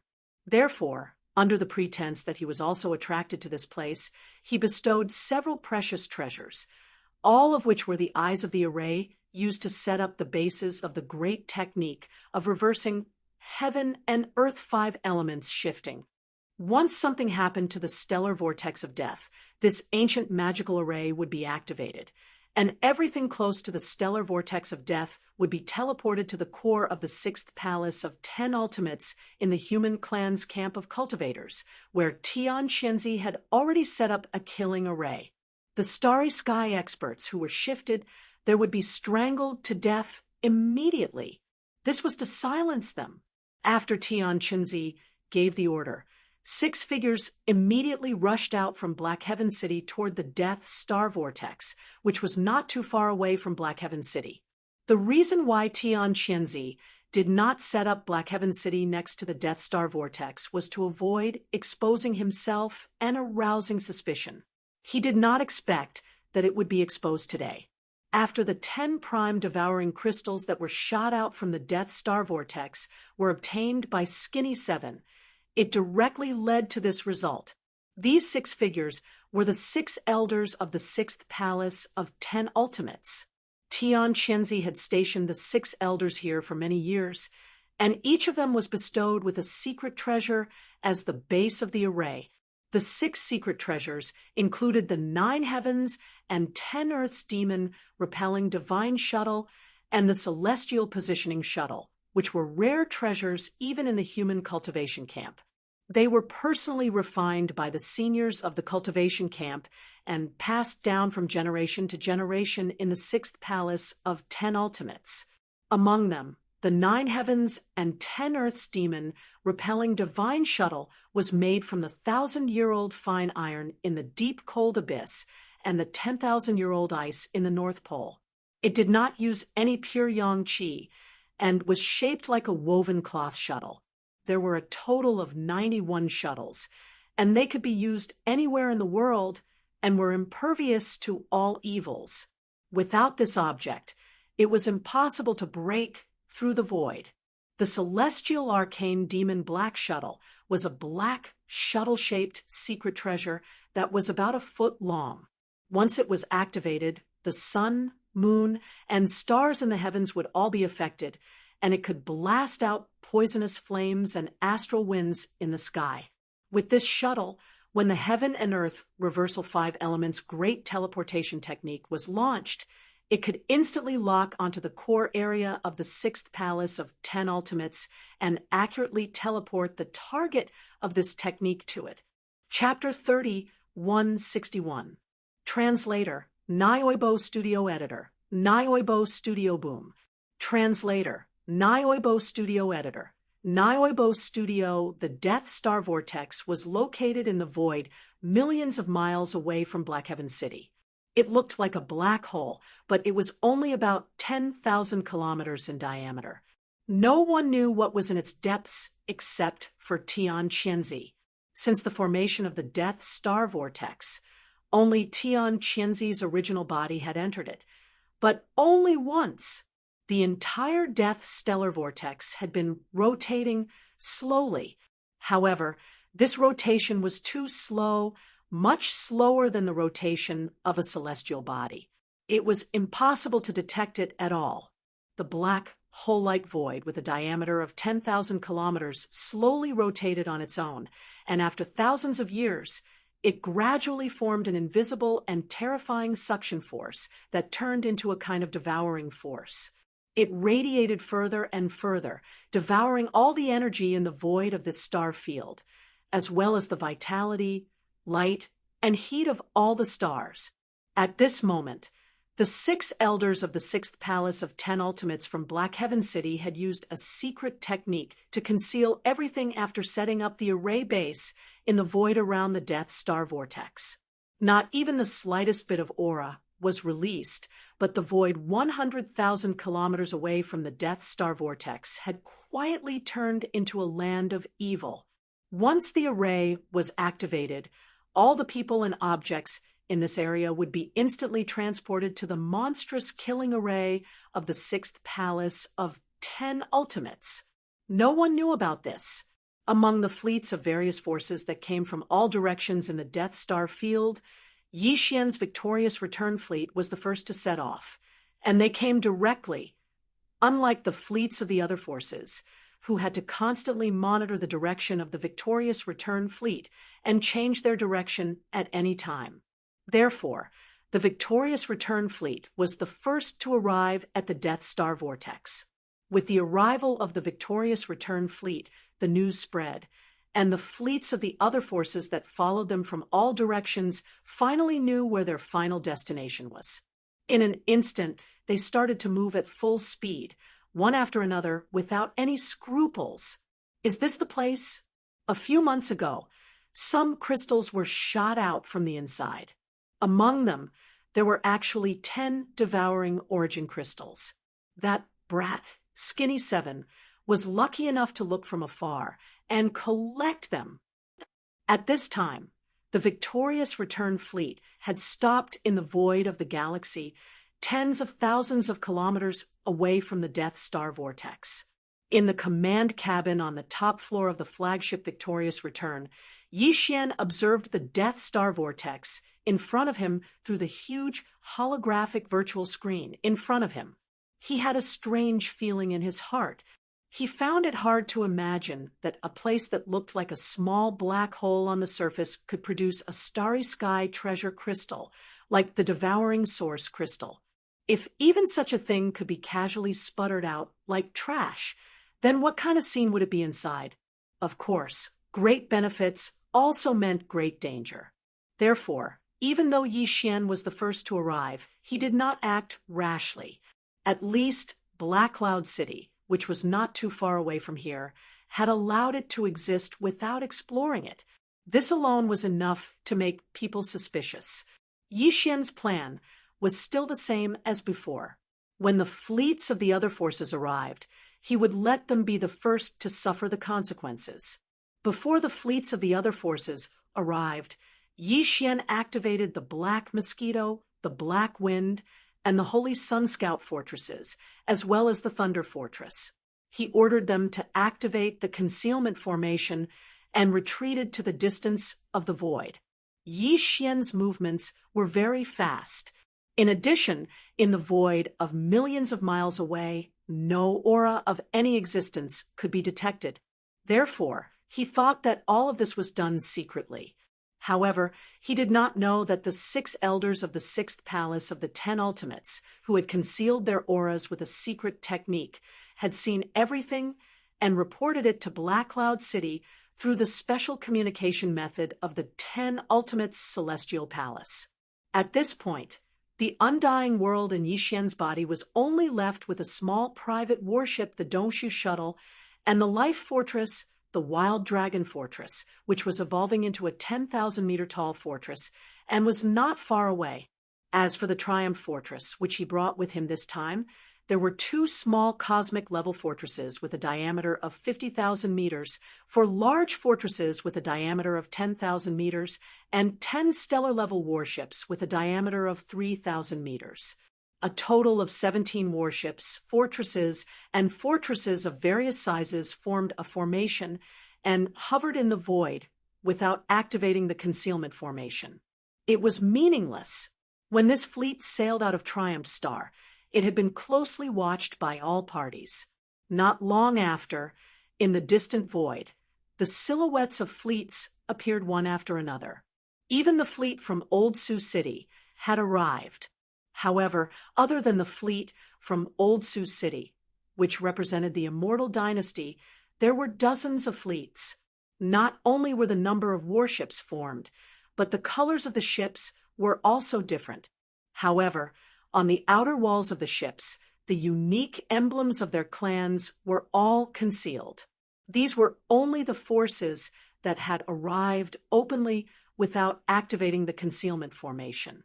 In fact, in the surrounding void, there were clearly some fleets that had concealed their traces and quietly arrived. At the very least, the fleet of the Heavenly Fate race would not easily reveal itself, even if the Heavenly Fate race's emblems were concealed on the outer walls of the ships. Those who should have arrived are probably all here. Those who haven't should have activated the concealment formation and are lying in wait nearby. The giant holographic virtual screen in the command cabin on the top floor of Triumph Star slowly changed its perspective. Yi Xian's line of sight moved along with it. Soon, all the fleets were in his field of vision. What made him a little depressed was that these fleets had clearly guessed his plan.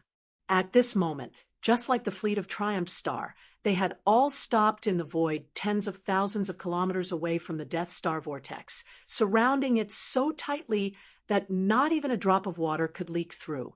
However, none of the fleets acted rashly. Obviously, none of them wanted to be the first to step into this minefield of unknown danger. Unfortunately, this prince had already anticipated this situation. This time, leading you to the Black Firmament Star region was not a scheme, but an overt one. While muttering to himself, Yi Xian grinned. Before he set off, he had indeed used the deduction and calculation ability of the devouring system to perform the best possible deduction of this Death Star vortex under the current conditions.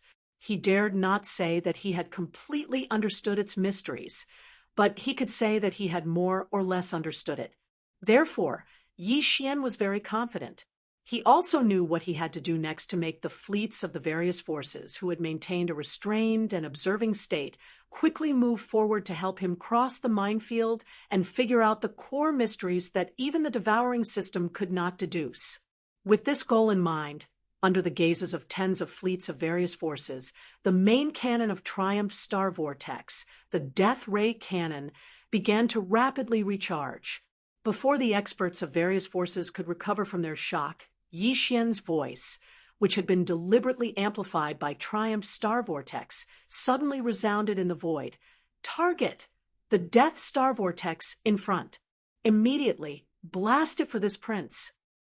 The surrounding void was instantly in an uproar. Chapter 3162. Translator, Nioibo Studio Editor. Nioibo Studio everyone's eyes turned red. The diameter of the death ray cannon's black energy beam was 20,000 meters. It was terrifying. No one could predict what would happen when it hit the Death Star vortex, which was similar to a small black hole. After all, the energy beam of the death ray cannon was special. The energy that formed the beam was antimatter. As long as it was not canceled out, it would continue to exist and move forward with inertia.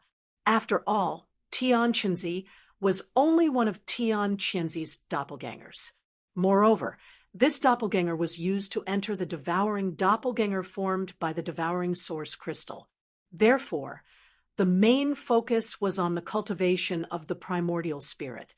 The cultivation of the physical body was not very strong. With Xianxia's level of cultivation, he could not predict what kind of chain reaction would occur when the death ray cannon's energy beam entered the Death Star vortex. The experts from the other forces were caught off guard and did not have the time to use the artificial intelligence center of the fortress to calculate. Although the death ray cannon of the fortress required 2 to 3 minutes to recharge to its maximum, Yixian had obviously started this process long ago. It was 99% done, leaving the last 1% to recharge. It was just for show. Therefore, in less than 10 seconds after Xianxia's words resounded in the vast void, a terrifying black energy beam with a diameter of 20,000 meters shot out from the hull of the fortress. It shot toward the Death Star vortex, tens of thousands of kilometers away, at an extreme speed. It was only several tens of thousands of kilometers. For the death ray cannon of a universal fortress, it could be considered a close-range shot. This black energy beam hit the center of the death light vortex in less than half a second.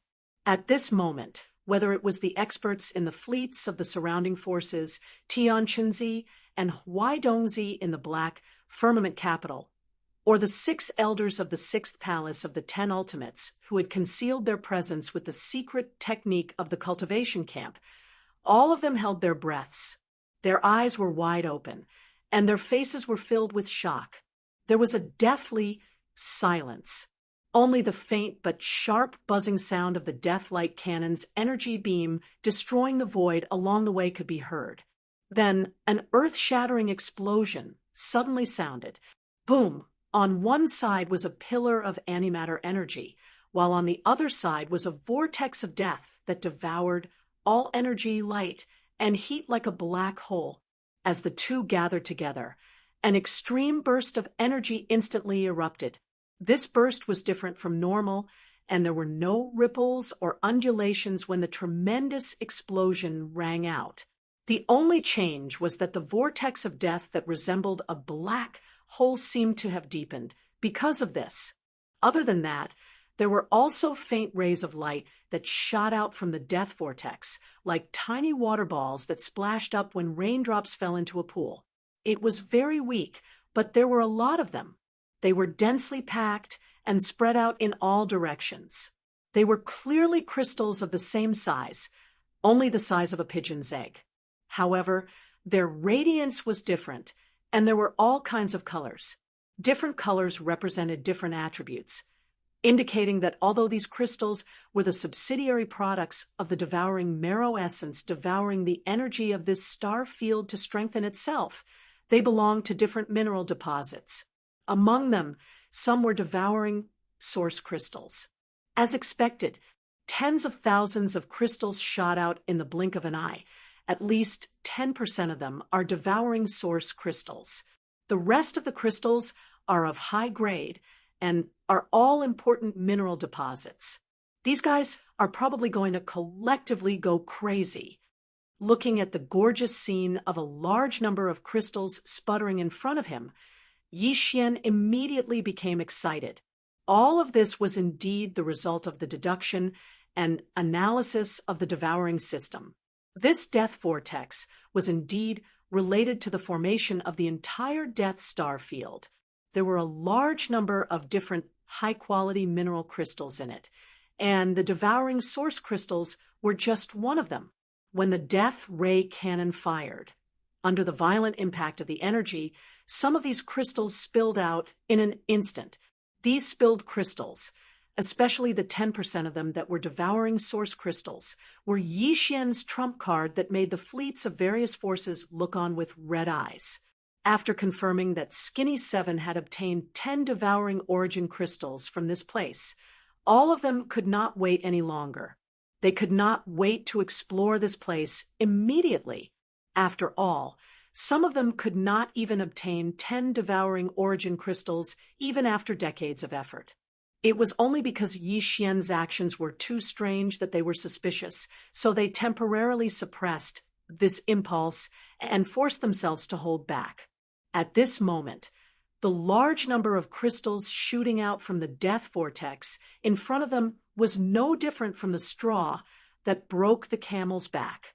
Everyone's eyes turned red at this moment, and exclamations suddenly sounded from all directions. "Oh my God, what am I seeing? Devouring source crystals. So many devouring source crystals.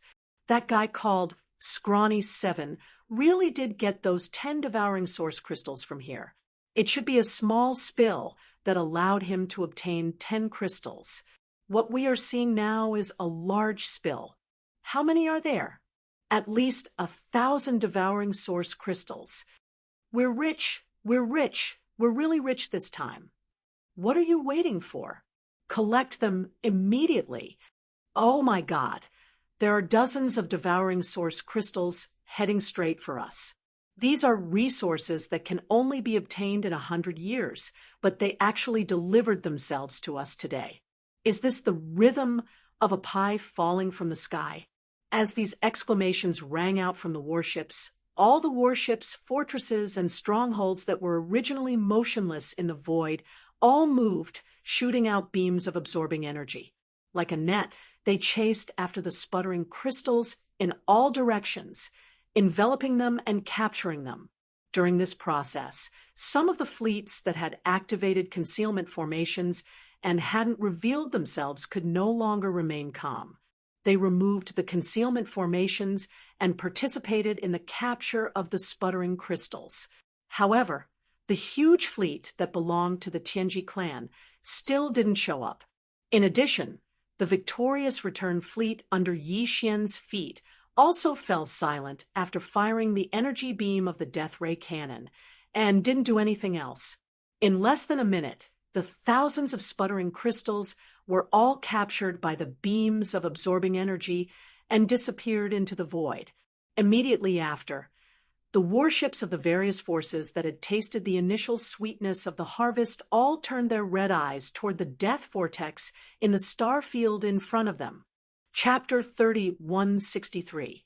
Translator, Transin Editor, Transin Blowout in the Death Star Zone. Only Black Heaven City, which represented the Tenju Celestial Palaces, and Old Sioux City, which represented the Immortal Dynasty, existed. The other forces, big and small, including the various races of the Federation of the Second Universe, as well as the Overlord of the First Universe, the Tianji clan, and their hundreds of servant clans, did not have any fixed bases in this star zone. They lived in warships all year round, moving around everywhere.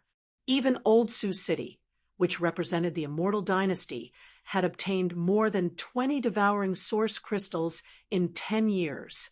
When the Imperial clan elder who was in charge of guarding Old Sioux City returned to Immortal City, he was so excited that he wanted to show off. One could imagine how rare the devouring source crystals that the other forces, big and small, could obtain under normal circumstances in the Death Star Zone. This was an extremely rare resource to begin with. Otherwise, after discovering that devouring source crystals could be found here, the major forces of the 3 planes of the universe wouldn't have flocked to this place like a swarm of bees. It was also for this reason that at this moment, when the large and small forces gathered here, in just 1 minute, obtained the devouring source crystals that they could only obtain in hundreds of years, it was easy to imagine how excited the leaders of these fleets were. With just one shot, more than 10,000 crystals had been blasted out of this Death Star vortex. Not only were they all rare minerals, but there were also more than 1,000 devouring source crystals. Where else could they find such a good thing? If one shot was already so good, then what about 10 or 100 shots? Wouldn't there be a blowout on the spot? As soon as they thought of that exciting scene, the commanders and commanders of the fleets of various races in the surrounding void immediately cheered as if they had just been injected with chicken blood. Some of the commanders of the fleets seemed to be afraid that the other fleets would not participate, so they began to broadcast their excited voices through the starry sky loudspeaker system of the flagship of the fleets they were in without any scruples. For a time, all kinds of excited howls resounded in this vast star zone. Those who did not know would think that they had entered a wolf's den. Why are you still in a daze? One shot blasted out more than 1,000 devouring source crystals and countless other rare minerals. There must be a big secret hidden in this Death Star vortex. That's right. Fortunately, they were discovered by us today. Otherwise, wouldn't Black Heaven City have taken advantage of them? The Tenju Celestial Palace is really something. This Death Star vortex is so close to their base, Black Heaven City. How could they not have explored it? Have you never discovered the secret behind it? That's impossible. Even Skinny Seven, who originally belonged to the Eternal Dynasty, was just an ant passing by this place. He was lucky enough to pick up 10 devouring origin crystals here. How could Black Heaven City, which is so close to it, not notice its abnormality? In my opinion, they might have stationed a large number of people around the Death Stellar Vortex all the time. Whenever there is a small overflow, they will immediately take care of it. If that's the case, Black Heaven City must have obtained countless Devourer Source crystals. No wonder all the major forces in this Death Star area are fighting for the Devourer Source crystals, but they are the only ones who are so indifferent. After all this time, they have been silently making a fortune. That's not the point. The point is that there are probably more Devourer Source crystals in the Death Stellar Vortex, and even more precious minerals. Black Heaven City might have already sent a fleet to explore and excavate. Why should we work so hard outside and only get a dozen Devourer Source crystals after hundreds of years, but they can send a fleet into the Death Stellar Vortex to collect them? They don't even leave a bite of the meat soup. How shameless! This is the sign of public anger. Everyone, let's fire together and blast them out. Blast them out. Boom. Rumble. Before they could finish, some of the warships had already opened fire. The Starry Fortress fired the Death Ray cannons, which were black antimatter energy light beams with a diameter of 20,000 meters. For a moment, 6 or 7 of them blasted toward the Death Stellar Vortex from all directions. Among them were a large number of energy light beams fired from the super meteorite cannons and ordinary meteorite cannons from the cosmic level fortresses, the large fortresses with a diameter of 10,000 meters, and even the small fortresses with a diameter of 5,000 meters. The latter was the most abundant, with hundreds of them of different sizes and thicknesses. All of them converged toward the Death Stellar Vortex. The colors of these energy light beams were also different. After all, the warships, fortresses all came from different races. The construction techniques were different, and the driving energy used was also different.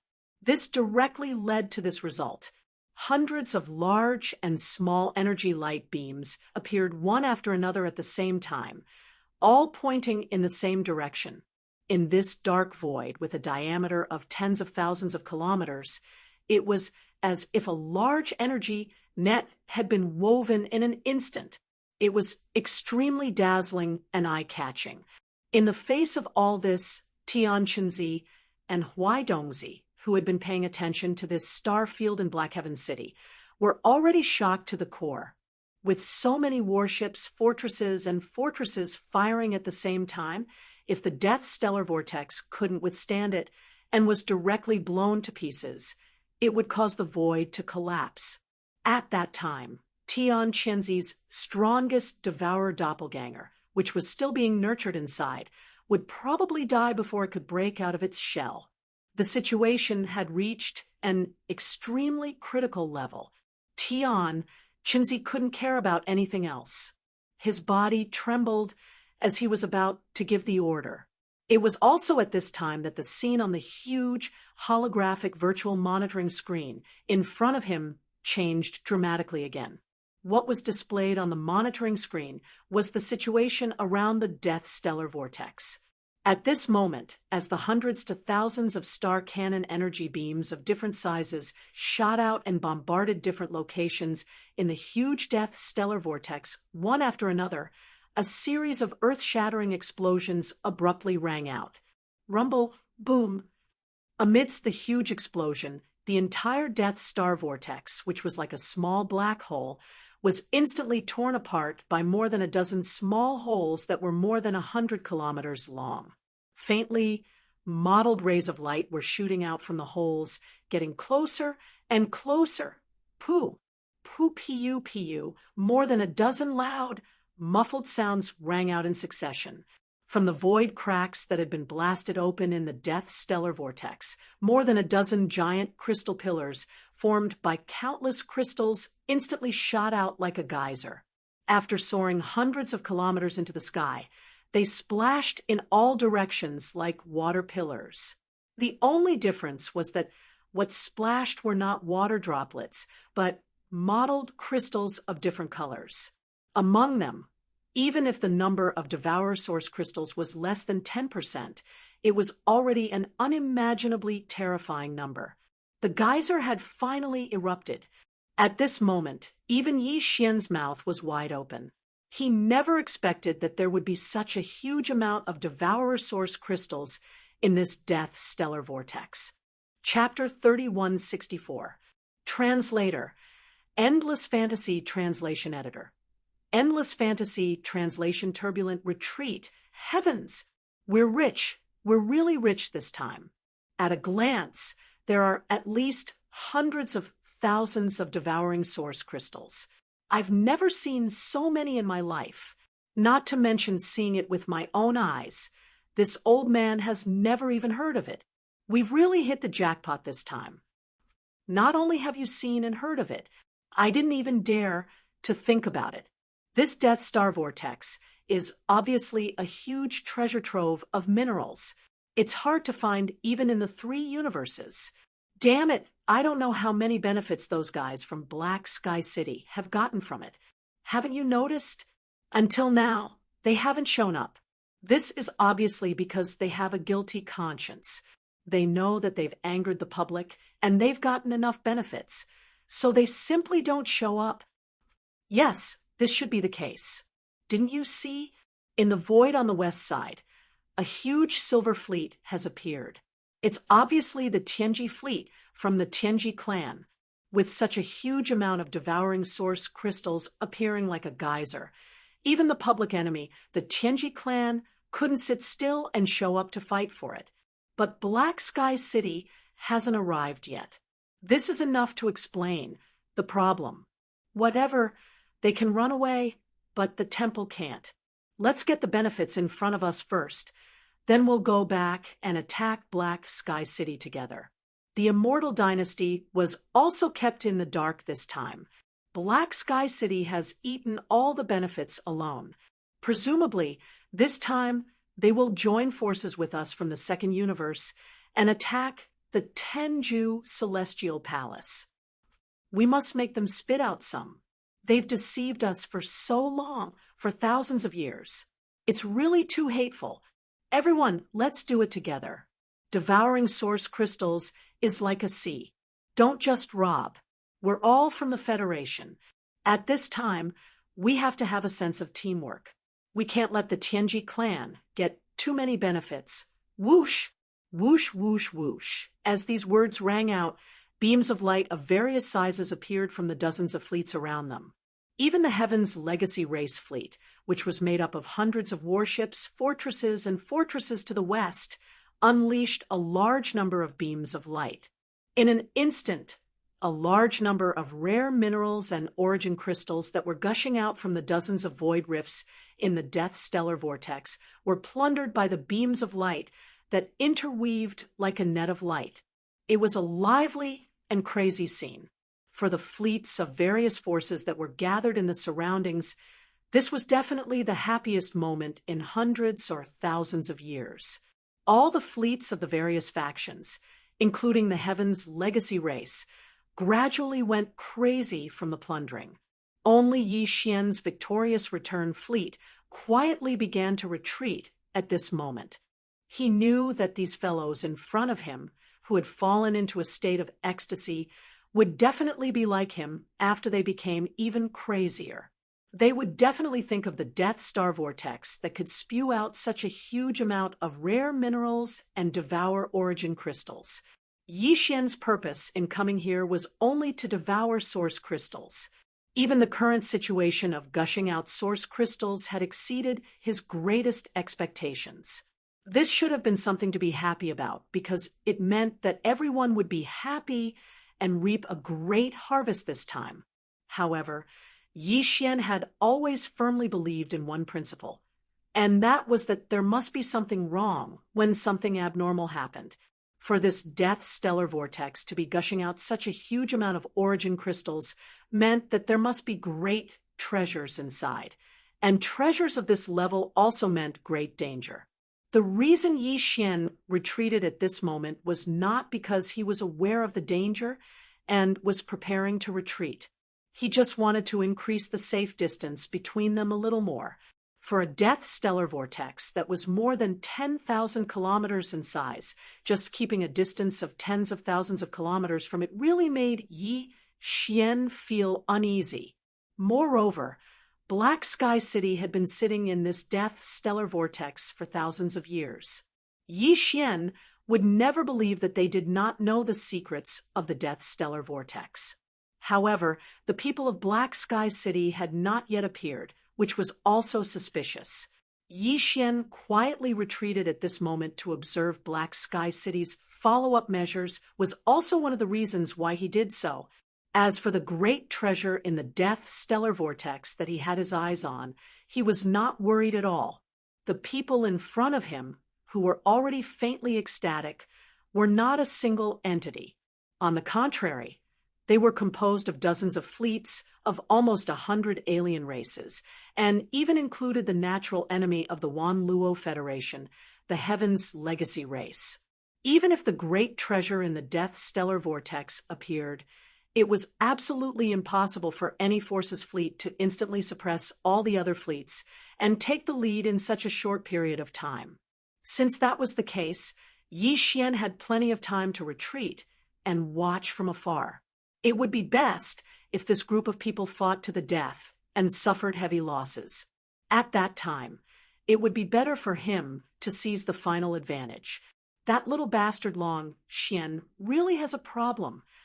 Just as the victorious return fleet was slowly and orderly retreating under Yi Xian's order, in Black Sky City, millions of kilometers away, Xianxia, whose face was already extremely ferocious, was so angry that he laughed. His eyes were fixed on the holographic virtual screen in the main hall, and he gnashed his teeth. All the other fleets are madly competing for the rare minerals and devouring origin crystals that are erupting out of the vortex. Even the always stable and mysterious Tianji fleet can't sit still and show up. But at this moment, he ordered the fleet to retreat. The legendary Prince Xian isn't such a coward. It's obvious that this guy has a bigger plan.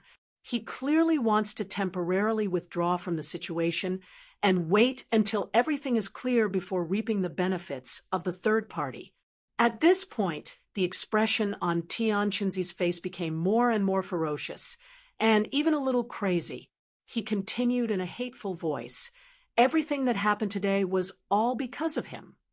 Even if I ordered the activation of the Heaven and Earth Reversal 5 Elements teleportation technique and moved all the fleets within 100,000 kilometers of the Death Stellar Vortex into the void-killing array that has long been set up in the depths of the Sixth Palace's core. But now that the Death Stellar Vortex has been tossed into such a huge commotion, I'm afraid that even the star regions that are 100,000 kilometers away can clearly see what is happening.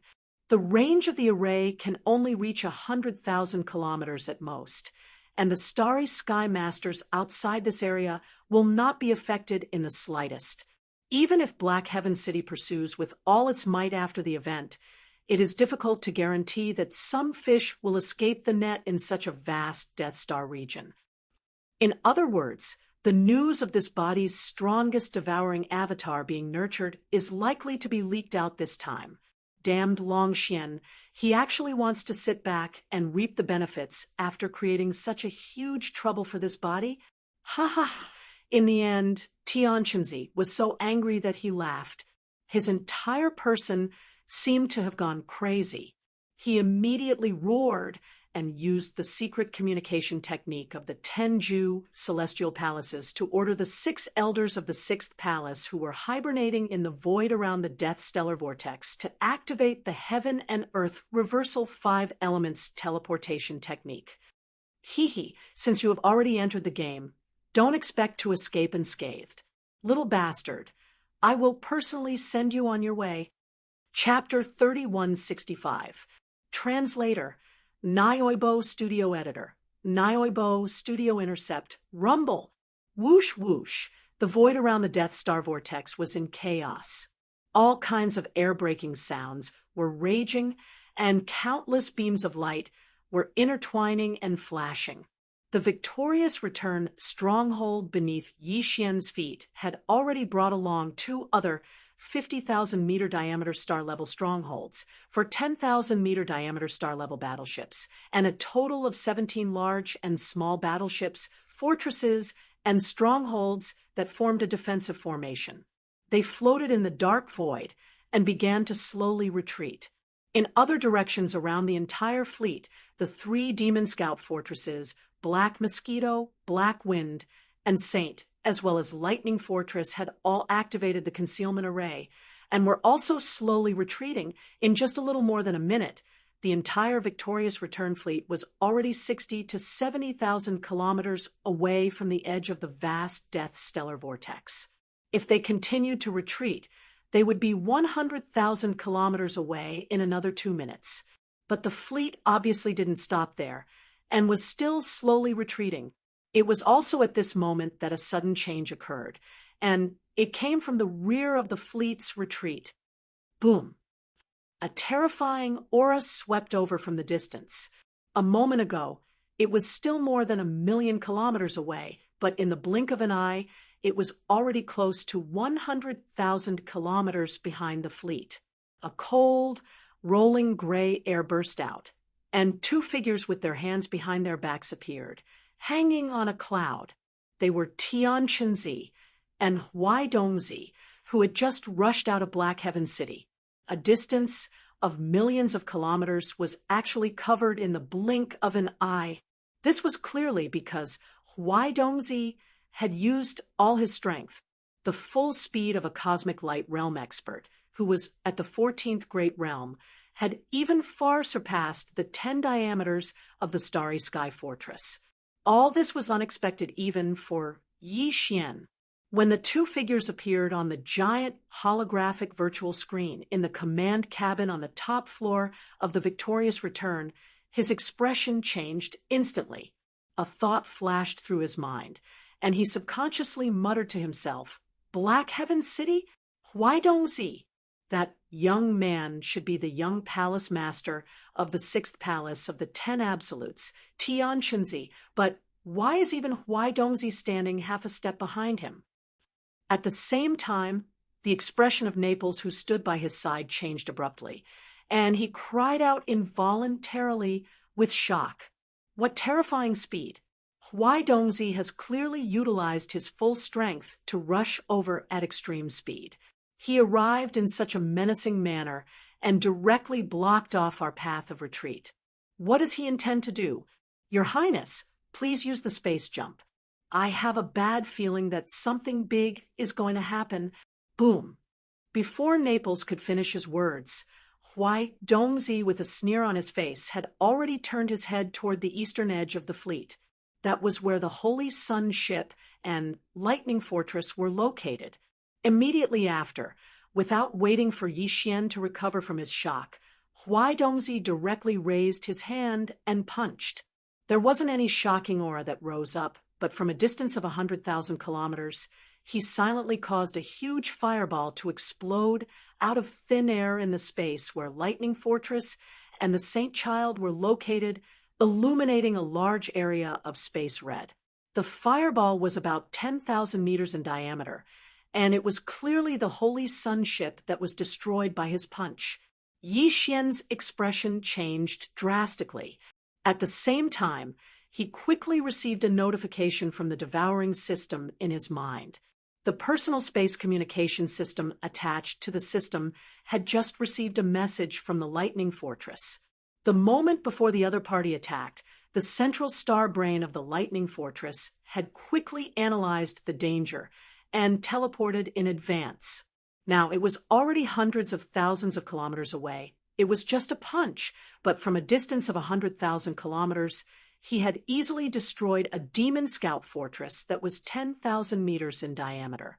The cultivation of the cosmic light realm expert, who was at the 14th great realm, was actually this terrifying. Yi Xian's face was ashen. Although there were not many direct demon slaves who had followed him in the beginning on the Holy Sun ship, and even the mosquito beasts and soldiers were not stationed inside, the Holy Sun ship still had 3,000-man demon slave brigades that he had taken in the Black Mosquito tribe later on. In just an instant, he had lost a large fortress and 3,000 demon slaves. Furthermore, the other party's actions had undoubtedly illustrated a problem. That was the Black Mosquito ship and the other 4 fortresses that had activated their concealment formations were completely defenseless in his eyes. Yi Xian could still accept the destruction of the Holy Sun ship, but if the Black Mosquito ship and the Black Wind ship were destroyed as well, Yi Xian would really go completely crazy. The direct demon slaves who had followed him in the beginning, including the mosquito beasts and the soldiers, were all in these 2 demon fortresses. There was absolutely no room for failure. Naples, after leaving behind a small fortress and all 10 stellar warships, use all your strength to provide cover and bombardment. All other warships under your command immediately jump, including the Black Wind ship and the Black Mosquito ship. Now, Yi Xian suddenly roared as his figure was exposed. At the same time, he turned his head and swept a glance at Ing Tai. You and Naples evacuate together. This prince will be there in a moment. After saying this, he took a step forward and instantly exited the command cabin on the top floor of the Fortress of Triumph. His figure appeared in the void of death outside the ship. According to his orders, apart from the Black Mosquito ship and the Black Wind ship, the rest of the Triumph fleet, the Fortress of Triumph where Naples and Ing Tai were, and another small stellar warship, as well as the 4 large fortresses with a diameter of 10,000 meters, were to quickly jump and evacuate. As for the sacrifice of bringing up the rear, there was only 1 small fortress and 10 stellar warships, which were definitely not enough to hold back Huai Dongzi. These 11 warships, in addition to the Holy Sun ship that had already been destroyed, were already the limits of what Yi Xian could bear. If they were to suffer any more losses, the defenses of Triumph City would be stretched to the limit. As such, Yi Xian could only take action himself. He even left Ing Tai behind. Facing the supreme existence of the 14th Great Realm, the Cosmic Light Realm, Ing Tai would only be courting death if she went. Only he could rely on the demonic dragon's phantom, the weeping soul bloodhorn, the thunder origin orb, or the headless infant's corpse to successfully hold back or even severely injure the enemy while ensuring his own safety. These 4 were currently Yi Xian's strongest trump cards. He could easily achieve this effect by randomly choosing any one of them. As such, Yi Xian was completely fearless. "Your Highness," at the same instant that Yi Xian's figure appeared beside him, Naples suddenly cried out in alarm. He couldn't abandon Prince Xian and take the majority of the troops to escape by jumping through space. No matter what, he couldn't do it. What made Naples even more shocked was that, at this instant, the wretched mosquito slayer, who had been shrinking his head, suddenly released a terrifying aura that wasn't the slightest bit weaker than Huaidongzi's. In fact, it was clearly even more powerful. "Let's go. You'll only be a burden if you stay. Although the cosmic light realm is strong, with me around, no one can hurt him. Furthermore, he doesn't need it." At this instant, the wretched mosquito slayer had completely changed into a different person. With his hands behind his back, he put on the demeanor of a pretentious expert. He looked into the distant void outside the warship and muttered to himself, "Is that Tian Qianzi's aura? So it's actually one of his clones, but it's actually so weak. Interesting." Chapter 3166. Translator, Nioibo Studio Editor, Nioibo Studio Mosquito Butcher, unleashes its might. Rumble, boom. As the Saint's ship was blown apart by the punch, a large number of warships in the Victorious Return fleet opened fire at the same time. Except for the death ray cannon in the Victorious Return fortress, which had just fired and was still charging, the other warships, large fortresses, and small fortresses all fired super meteor cannon energy beams at Tianqinzi and Huaidongzi. The death ray cannon may be able to make this sovereign feel a little apprehensive, but this kind of attack is useless against this sovereign. Huaidongzi sneered and spoke again. This time, he did not throw a punch, but waved his hand. A series of explosions rang out as 5 or 6 3,000-meter-long stellar warships instantly exploded into terrifying giant fireballs, illuminating the void. At the same time, the Victorious Return fortress and the other large fortresses were also attacked. However, after the Saint's ship was destroyed, all the warships immediately activated their energy shields, so the other large fortresses were unharmed for the time being. Even if the 3,000-meter-long stellar warships' energy shields were fully activated, they could not withstand a blow from a cosmic realm powerhouse. Of course, this was also because Huaidongzi's attack seemed casual, but in fact, he was prepared. Even if he did not use his full strength, it was at least quite deliberate. "Stop. As a cosmic realm powerhouse, you actually used some weak stellar warships to show off your power. Old thing, don't you feel ashamed?" At this time, Yi Xian had just stepped out of the Victorious Return fortress when he suddenly saw this scene. In the blink of an eye, 6 or 7 stellar warships had been lost, and there were more than 1,000 Neapolitan soldiers on board. Such a loss immediately made his heart twitch, and his eyes were about to pop out of their sockets. Suddenly, he roared, "This prince will meet you." "With just you?" Before Yi Xian finished speaking, Huaidongzi was so angry that he laughed. As the palace master of the 6th Absolute Palace, he was really embarrassed to be reprimanded by a Nebula Realm ant right in front of him. "This old man knows you have some means and once forced that trash Longziwen to retreat in Old Sioux City. However, he has just stepped into the cosmic realm. And this old man is already at the 6th level. Brat, be careful not to cut your tongue." As he spoke, he was still tens of thousands of kilometers away, still looking like he was about to throw a punch at Yi Xian. At this level, the Misty Translation Studio Editor, Chinzi Dongzi Studio was Editor, Studio Divine, and Arts Studio. The 6th level realm. What? At this moment, the wretched mosquito slayer stepped out of Fortress Triumph and rolled his eyes. He didn't even look at Huaidongzi. His triangular eyes flickered as he looked at Tianqinzi with a smile. A fierce pressure surged from his body, far surpassing Huaidongzi's. He was definitely not at the same level as Huai Dongzi. He was at least a supreme master of the 15th level, the universe realm. At this moment, Tian Chenzi, Huai Dongzi, and Yixian all subconsciously turned to look. Yixian's body shook, as if he had seen a ghost, his mouth wide open. Tian Chenzi's expression changed wildly, and his eyes flickered with malice. Huai Dongzi exclaimed in shock, "Old Man Mosquito Slayer? Why are you here? Aren't you dead? This is impossible. Dead your sister. You, a mere vice palace master, dare to call this old man by his name?" The wretched Mosquito Slayer rolled his eyes again, and then his expression darkened. He suddenly shouted, "Scram!" Rumble. Without any warning, a terrifying and majestic spiritual power gushed out from the wretched Mosquito Slayer's body. In an instant, it whistled and turned into a huge vortex, directly crashing into Tian Chenzi and Huai Dongzi. Boom! A huge explosion rang out, and the mountain-like gray mist cloud beneath the two of them instantly collapsed. Huai Dongzi's lips curled into a smile as his body flew backwards like a kite with a broken string. In the blink of an eye, he was tens of thousands of kilometers away.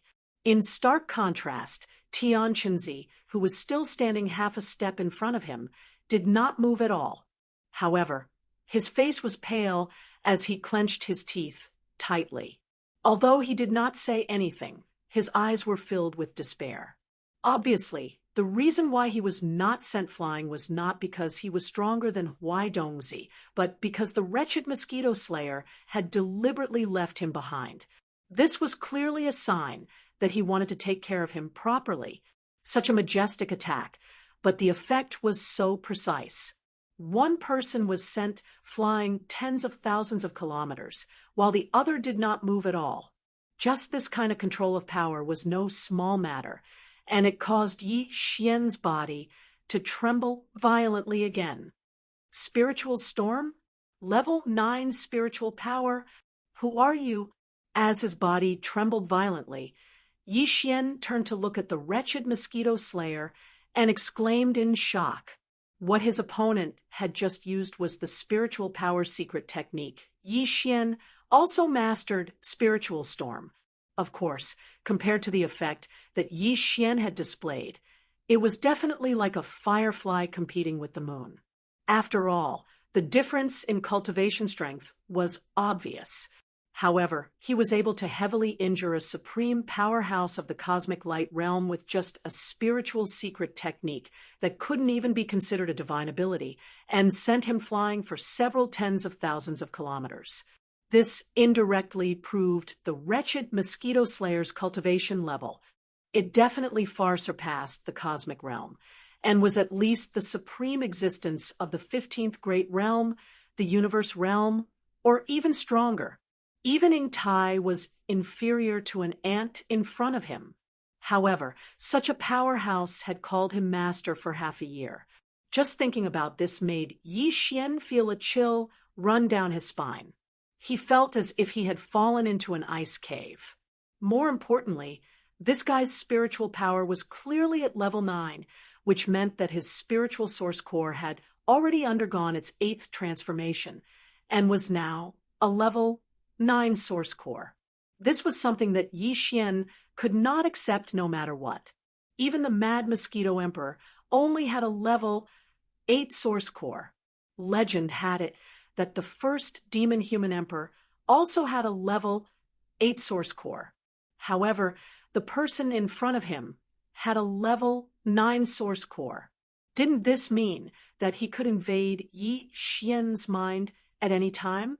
The spiritual imprint left behind by the Mad Mosquito Emperor, which had been condensed from level 8 spiritual power, simply could not block the probing of his level 9 spiritual power.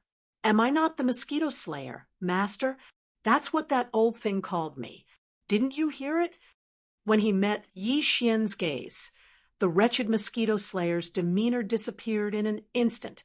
Instead, he smiled bashfully, his triangular eyes looking extremely wretched.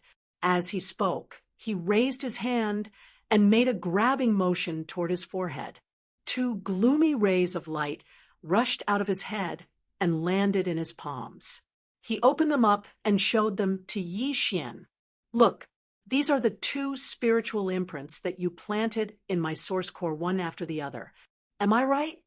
In his palms were the two spiritual source cores that Xianxia had planted in his head. There was no doubt that they were of different grades. Xianxia was completely sure of that aura. More importantly, this kind of spiritual imprint had clearly been lost among the demons. Besides Xianxia, no one else would be able to condense it.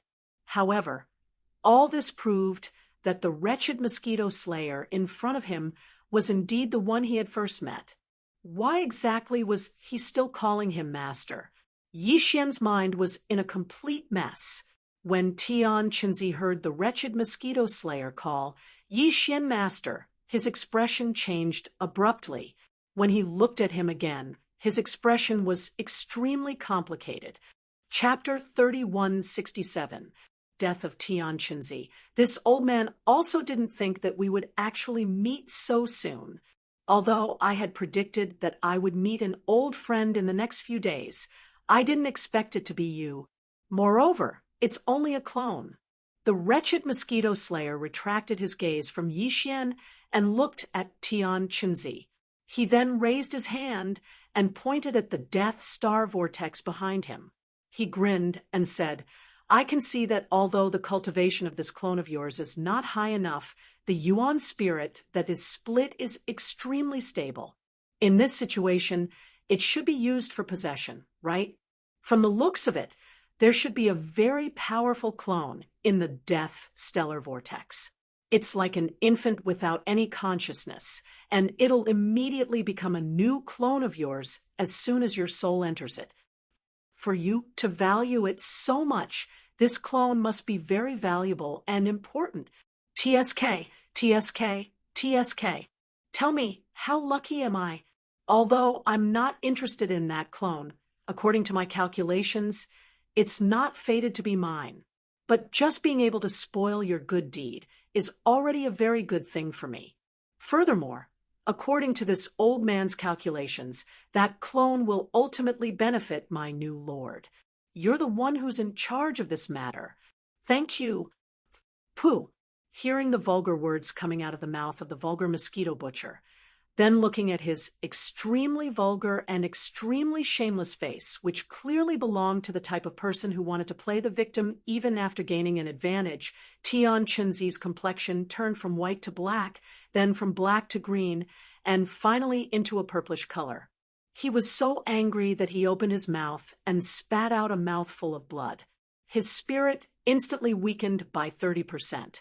It was obvious that he had suffered serious internal injuries. Furthermore, his primordial spirit had been injured. This immediately stunned Yixian. He had heard of people who were so angry that they vomited blood, but what kind of ghost was this to injure his own primordial spirit? My lord? Just him? Ha ha ha.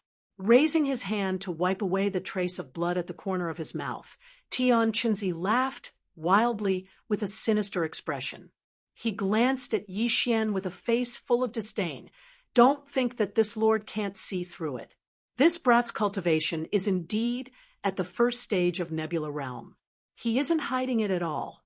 The so-called Prince Xian's divine sense is nothing more than a hoax, an immortal dynasty. It really makes one speechless. As it happens, even you, mosquito butcher, have fallen into the trap. You've calculated your entire life, and in the end, you've actually counted yourself as the servant of a nebula realm ant. Ha ha ha. Mosquito butcher, your heaven-measuring technique really disappoints me. There's no point in talking too much. We'll find out in the future. What's most important is what's in front of us right now. To be able to ruin one of Xianxia's plans. This old man has gained quite a bit today. Goodbye, old friend. Boom. The wretched mosquito butcher grinned again. His triangular eyes flashed wildly, and in an instant he looked extremely wretched. Before he finished speaking, a similarly majestic spiritual storm suddenly surged out of his body and instantly enveloped Xianxia. The latter knew that this doppelganger was bound to die, so he actually self-detonated one step ahead of time. With a boom, his entire body suddenly exploded. His voice was like a ghost scream, instantly spreading through the endless void. "Array, rise! Little kid, this lord will wait for you in the 6th palace." Ha ha ha! Whoosh! At the same time, from the flesh and blood that Xianxia had suddenly self-detonated, a tiny gray light instantly shot out. Even the wretched mosquito butcher's spiritual storm couldn't stop it. In an instant, it crossed hundreds of thousands of kilometers and rushed into the Death Star vortex in the void, in front of them in the blink of an eye. It plunged in and disappeared. You still haven't given up? Unfortunately, this old man's heaven measuring technique is definitely not wrong. That doppelganger in the Death Star vortex is not fated to be with you. The wretched mosquito butcher frowned and turned to look in the direction of the Death Star vortex. He curled his lips and sneered. Boom, boom. Right at this moment, in the void outside the Death Stellar vortex, in 6 different directions, 100,000 kilometers away, an earth-shattering explosion suddenly rang out. From these 6 directions, 6 shocking pillars of energy shot up into the sky, exuding an incomparably dense and ancient aura. At this moment, it was as if the sun, moon, and stars in the heavens had all sensed it. In the void within a radius of 100,000 miles, countless poisonous flames and astral winds blasted out from the 6 pillars of energy that shot up into the sky. In an instant, this vast void within a radius of 100,000 kilometers was turned into a prison. The 6 huge energy light pillars were the foundation pillars of the array. After shooting up into the sky, they bloomed and spreading out into a huge net in the boundless sky. This was the power of the Desolate Era treasure, the 9 heavens and 10 earths demon-repelling divine shuttle. This treasure was forged and tempered with 1,000-year-old fine iron in the deep cold abyss for 10,000 years, and then molded bit by bit with the 10,000-year-old ice of the North Pole. It did not use the slightest bit of pure yang qi. It could go anywhere it wanted, and was impervious to all evils. At this moment, when the array was activated, it instantly turned into a total of 91 huge shuttle-shaped magical treasures. They shuttled back and forth between the 6 energy light pillars, leaving behind a trail of energy flames. In less than a breath, the entire void was covered with countless array chains, sealing everything, including Yi Xian, the wretched mosquito butcher, and the more than 1,000 warships of the dozens of large and small forces in the surrounding void, were all sealed. Only Yi Xian's victorious return fleet, except for the 6 or 7 star-level warships that had been destroyed by Huai Dongzi with a wave of his hand, as well as the Saint ship, had all performed a space jump before the array was activated, escaping to the array area 100,000 kilometers away. At this moment, in the void hundreds of thousands of kilometers away, all the experts in the warships were looking in this direction. All of them were shocked. In the void 100,000 kilometers outside the Death Star vortex, thousands of warships, fortresses, and starry sky fortresses of all sizes had been wiped out, although they were only trapped and sealed by this huge Desolate Era strange array. There was no doubt that something bad was going to happen. Everyone knew that something big was going to happen. To play such a big game of chess, Black Heaven City was indeed very generous. The great art of reversing heaven and earth 5 elements shifting. They even used such Desolate Era treasures as the 9 heavens and 10 earths demon-repelling divine shuttle and the all heavens mystic demon dark shuttle. What kind of powerful doppelganger is Xianxia nurturing in this death star vortex? How could he be so generous as to risk using palace-level Desolate Era treasures? Seeing this scene, the wretched mosquito butcher's expression changed. As he spoke, he suddenly thought of something and cried out involuntarily, "Oh no!" With these two desolate era treasures, as soon as the great art of reversing heaven and earth 5 elements shifting is launched, it can instantly lock onto the core area of the 6th palace of the 10 Ultimates 10 palaces and accurately teleport the target of this secret technique to it. There's no mistake. The old man wants to shift everyone in the array area and bring them back to the core area of the 6th palace of the 10 Ultimates 10 palaces to silence them. There must be a void-killing array already set up there. There's only one chance. Quickly rush into the Death Star Vortex. Only in this way can you avoid being moved by the array. Chapter 3168. Translator. Endless Fantasy Translation Editor. Endless Fantasy Translation The Great Escape. Boom. This time, the wretched mosquito slayer used the same mental power secret technique that Yi Xian had mastered, but its power was much more powerful than the mental storm from before. Destruction Vortex. The demon's mental power that surged out of his body was far more powerful than before, and it instantly formed a huge mental power vortex that soared into the sky. In addition to Mosquito Slayer's level 9 mental power, he had reached the peak of the demon's mental power, and its power was unpredictable. In the blink of an eye, a huge gap was created in the cage, formed by countless energy beams of different sizes. Unfortunately, this gap did not lead to any other direction, but to the death vortex in front. Obviously, the wretched mosquito slayer still could not forget the strongest devouring doppelganger that Xianxia had secretly nurtured in the death vortex. This time, he used the destruction vortex to open a path for Yi Xian, and it was also directed to the death vortex. Yi Xian had no choice but to wave his hand and summon the Dongshu shuttle with a bitter smile. He stepped into it and immediately turned the shuttle into a purple light that rushed into the death vortex. At this moment, the wretched mosquito slayer's figure disappeared in the blink of an eye, but he did not rush into the death vortex in front. Instead, after he rushed out of the void cage and was about to enter the death vortex, he forcefully pulled himself out of it with some great magical power.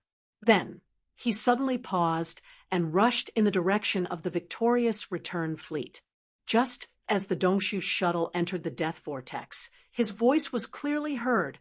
"I've already calculated with the heaven measuring technique. Although Master is going to be in danger, you'll definitely be able to turn the misfortune into a blessing in the end, and you'll also have a great harvest. From now on, you'll soar into the sky. Don't worry, I'll be guarding Planet Victorious Return. As long as the 10 palace masters of the 10 ultimate celestial palaces don't come in person, you'll be safe. At the same time, the thousands of battleships, fortresses, and strongholds of the dozens of fleets from various forces in the void cage that was 100,000 miles away were in an uproar at this moment. The scene that had occurred in the void tens of thousands of kilometers away was a long story, but in truth, from the moment Huai Dongzi and Tian Chenzi appeared to the moment Tian Chenzi self-destructed, only half a minute had passed. In such a short period of time, all the masters in the dozens of fleets near the Death Star Vortex were originally focused on competing for the rare minerals and source crystals that had erupted from the Death Star Vortex, so no one paid attention to what was happening in the distant void. In such a hurry, no one was able to react. It wasn't until Tian Chenzi self-detonated and activated the great shifting technique of the 5 elements that all the experts in the starry sky suddenly realized that they had fallen into the trap of Black Heaven City. Unfortunately, the array formation had already been activated. Not all existences had the ability to escape. Before this void cage was fully formed, only 6 starry sky fortresses managed to escape. 5 of them were the flagship fortresses of the 5 large fleets belonging to the various forces of the Federation in the Second Universe. The other one was one of the 2 flagship fortresses of the Heavenly Legacy clan. The rest, including the Celestial Legacy race's other interstellar fortress, and the Celestial Legacy Interstellar Fortress, personally guarded by old-time Dragon Zewan, were all trapped in the void cage formed by the formation. There were still thousands of battleships, fortresses, and strongholds of various sizes. They were so densely packed that it was a shocking sight. Some of the stellar-level battleships, which were 3,000 meters long, had been activated by the great shifting technique of the five elements. The moment the great shifting technique of the five elements blasted out countless poisonous flames and astral winds from the 6 energy light pillars into the sky, they completely exploded into giant balls of flames. There were at least 200 or 300 of them. All the battleships and fortresses had been preoccupied with fighting for the source crystals and hadn't even activated their defensive shields. The large fortresses with a diameter of more than 10,000 meters were fine. They could withstand the power of the array formation for a short period of time. Then, they could activate their defensive shields. At least, they would be fine for the time being. But the stellar-level battleships, which were 3,000 meters long, didn't even have the chance to do so. The moment the array formation was activated, they exploded under the power of the array formation. In an instant, hundreds of huge fireballs exploded in the void of this cage that was 100,000 kilometers in size, accompanied by the energy pillars of the formation, and the light emitted by the rare mineral deposits that erupted. They were extremely dazzling under the contrast of each other. The entire vast void was like a dream. All the experts in the starry sky who had escaped from the void cage and were watching from the center of the void in the distance were dumbfounded and absent-minded. It was also at this moment that the wretched mosquito slayer used the destructive vortex and forcibly blasted a passage through the great shifting technique of the five elements, which led directly to the Death Star vortex. Then Yixian's Dongshu shuttle rushed into the vortex. At least, they had left the void cage that was sealed by the great shifting technique of the five elements. And if they stayed here, they would be in big trouble. All the experts in the void cage were well aware of this. Therefore, although they were also wary of the Death Star vortex in front of them, at least someone had taken the lead and rushed in. This was the only way out. And compared to this void cage that only had endless dangers waiting to befall them, at least the Death Star vortex in front of them clearly contained a large number of source crystals. They might be able to snatch more if they risked their lives. How could one catch a tiger cub without entering the tiger's den? In an instant, the eyes of all the experts trapped in the void cage turned red. Fortresses and fortresses of various sizes, as well as the surviving stellar-level warships, all scrambled to be the first to leave. In the blink of an eye, several interstellar fortresses followed closely behind Yixian and rushed into the Death Star vortex. Immediately after, a few more cosmic state fortresses charged in. Finally, there were more than 10 large fortresses with diameters of 10,000 meters. In just 5 to 6 seconds, more than 10 warships rushed into the Death Star vortex after the Dongshu shuttle, the smallest of which was a large fortress with a diameter of 10,000 meters. It was also at this moment that the escape tunnel that the wretched mosquito slayer forcefully created with the destructive vortex finally disappeared. The power of the great array of the five elements shifting technique, which reversed the universe, canceled out the power of the destructive vortex's mental power in less than 10 seconds, and the gap was instantly repaired. At this point, the chaotic escape of all the warships trapped in this void cage had finally come to an end. There were still nearly 1,000 warships remaining within the range of the formation, struggling left and right like trapped beasts. Their cannons were firing wildly, but to no avail. They couldn't rush out at all, but there were still nearly 1,000 warships. The frequency, was so fast that it caused the void to tremble violently at this moment. The Death Star vortex that was 100,000 kilometers away suddenly burst into a dazzling light, causing all the starry sky experts in the center of the void to subconsciously close their eyes at the same time. The next moment, when they opened their eyes again, the entire star field where the void cage was located was already empty. Everyone and everything within 100,000 kilometers of the void, including the erupting rare mineral deposits and nearly 1,000 warships, had completely disappeared without a trace. It was only at this moment that Huai Dongzi, who had been blasted out of the endless void by the wretched mosquito slayer, arrived. He saw that the formation had already completed its shift, but there were still nearly 100 warships of various forces in the void in the distance. Almost all of them were fortresses and small fortresses. Obviously, it was impossible to kill all of them. Chapter 3169. Translator, Nioibo Studio Editor, Nioibo Studio Another Egg. Whoosh! Rumble, whoosh! The sound of the air breaking rang out densely, accompanied by some loud booming noises. This was already the interior of the Death Stellar Vortex. No one knew what had happened to the void of the Death Stellar domain after the Heaven and Earth Reversal 5 Elements shifting technique had been fully activated and completed the shift. Everyone who had successfully escaped into the Death Star Vortex, including Yi Xian, was not in the mood to think about what was happening outside. This was because they were still in danger and had no time to think about anything else. To be more precise, they had just escaped from a dragon's den, and now they had fallen into a tiger's den. Before they could recover, new trouble had already befallen them. From the outside, the Death Star Vortex looked like a small black hole.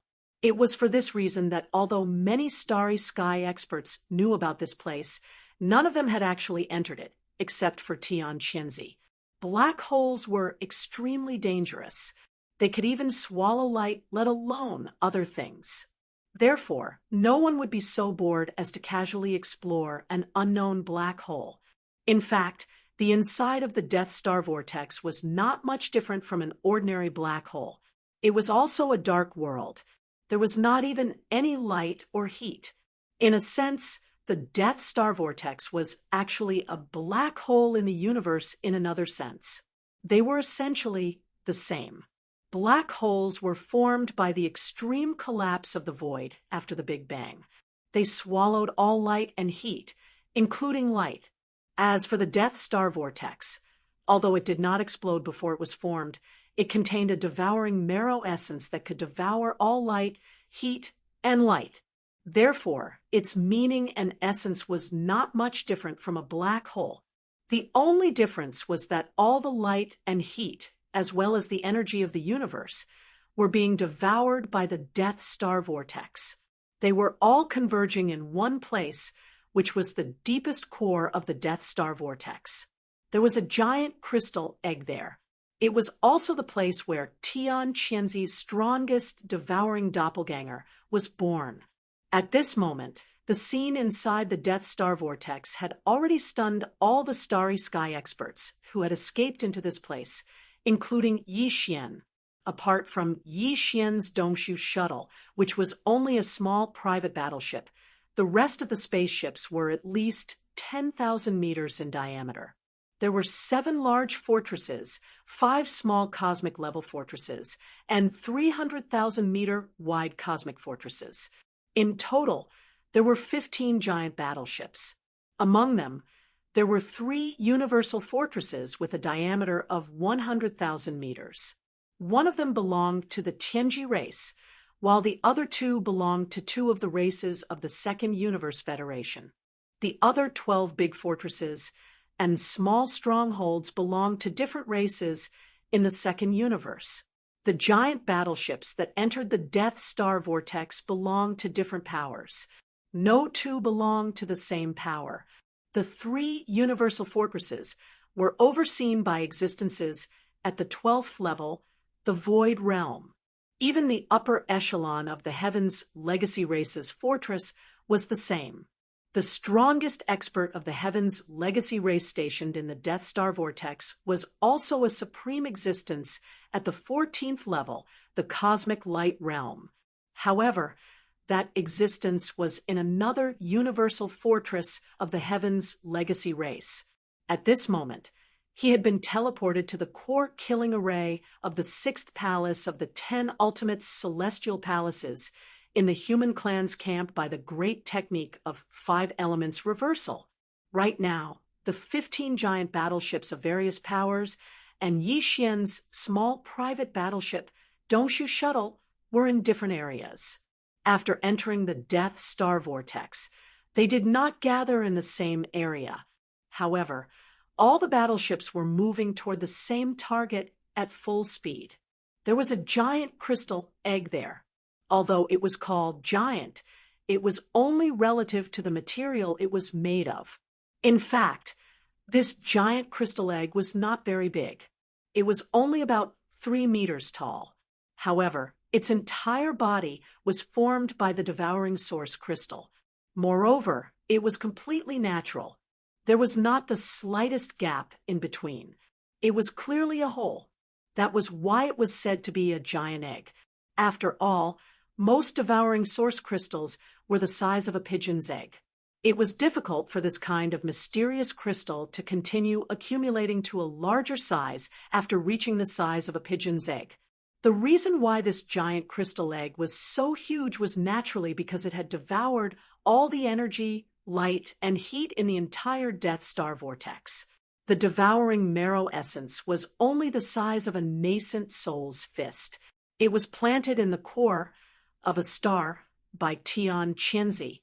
Since then, it had triggered a great change that lasted thousands of years. An entire Death Star vortex had become a sacrifice. Countless stars had perished. The price of death had created this giant devouring marrow essence, as well as a large number of rare crystals and devouring source crystals that were subsidiary products in the Death Star vortex. In addition to this giant devouring marrow essence, there were also a large number of rare minerals and devouring source crystals in the Death Star vortex. The energy, light, and heat of the entire Death Star vortex had all been absorbed into the Death Star vortex. Coupled with the power of the devouring marrow essence, it was not surprising that so many rare crystals were produced in the Death Star vortex. If not for this, the previous eruption would not have happened. Now, the dozen or so holes in the Death Star vortex had healed on their own. The eruption of the Death Star vortex had stopped, but the large number of crystals in the Death Star vortex still remained. The moment Yi Xian's Dongshu shuttle entered, it immediately unleashed its maximum speed and absorbed the crystals with all its might. The large number of crystals were like a surging torrent, like rivers flowing into the sea as they were absorbed by the Dongshu shuttle. Although the interior of the Dongshu shuttle used the space folding technique, it was still unable to withstand the influx of so many rare crystals. The only reason it did not explode was because Yi Xian was also absorbing them with all his might. All the rare minerals and crystals that entered the Dongshu shuttle were all absorbed into the undying world within his body. During this process, an equal amount of rare minerals and crystals entered the Dongshu shuttle, which were then absorbed by Yi Xian. This cycle repeated endlessly. In less than a minute, 60 to 70% of the rare minerals and devourer source crystals that were suspended in the void of the Death Star vortex had been absorbed by him. Immediately after, the 15 battleships of the major forces that had followed the Dongshu shuttle into the Death Star vortex finally regained their senses. Like madmen, they began to plunder all the rare minerals and devourer source crystals in the void of the Death Star vortex, just like Yi Xian's Dongshu shuttle. Another 2 minutes passed, and the remaining 40% of the resources were divided among all the battleships. Among them, nearly 10% fell into Yi Xian's pocket. Up to this point, from the moment they entered the Death Star vortex until now, 70% of all the subsidiary resources in the Death Star vortex had been taken by Yi Xian alone, while the 15 battleships of the other forces only received about 30%. Chapter 3170, merciless deprivation. Although the Dongshu shuttle was fast, it was not fully activated at this moment. Yixian was still busy collecting all kinds of rare minerals and devouring origin crystals that filled the cabins of the spaceship. As for the other 15 spaceships, due to their slower reaction speed, they had only collected about 30% of the rare minerals and devouring origin crystals in the Death Star vortex. Although the Death Star vortex was vast, the rare minerals and devouring origin crystals inside it were not as full as the sea. Therefore, although the 30% was more than the total amount that had erupted outside, it was actually not a lot.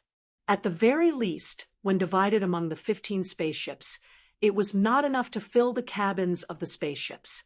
Therefore, the Starry Sky experts in the 3 Starry Sky fortresses did not have to be busy collecting the rare minerals and devouring origin crystals in the cabins of the spaceships into their storage spaces or magical treasures, because their cabins were full like Yixian.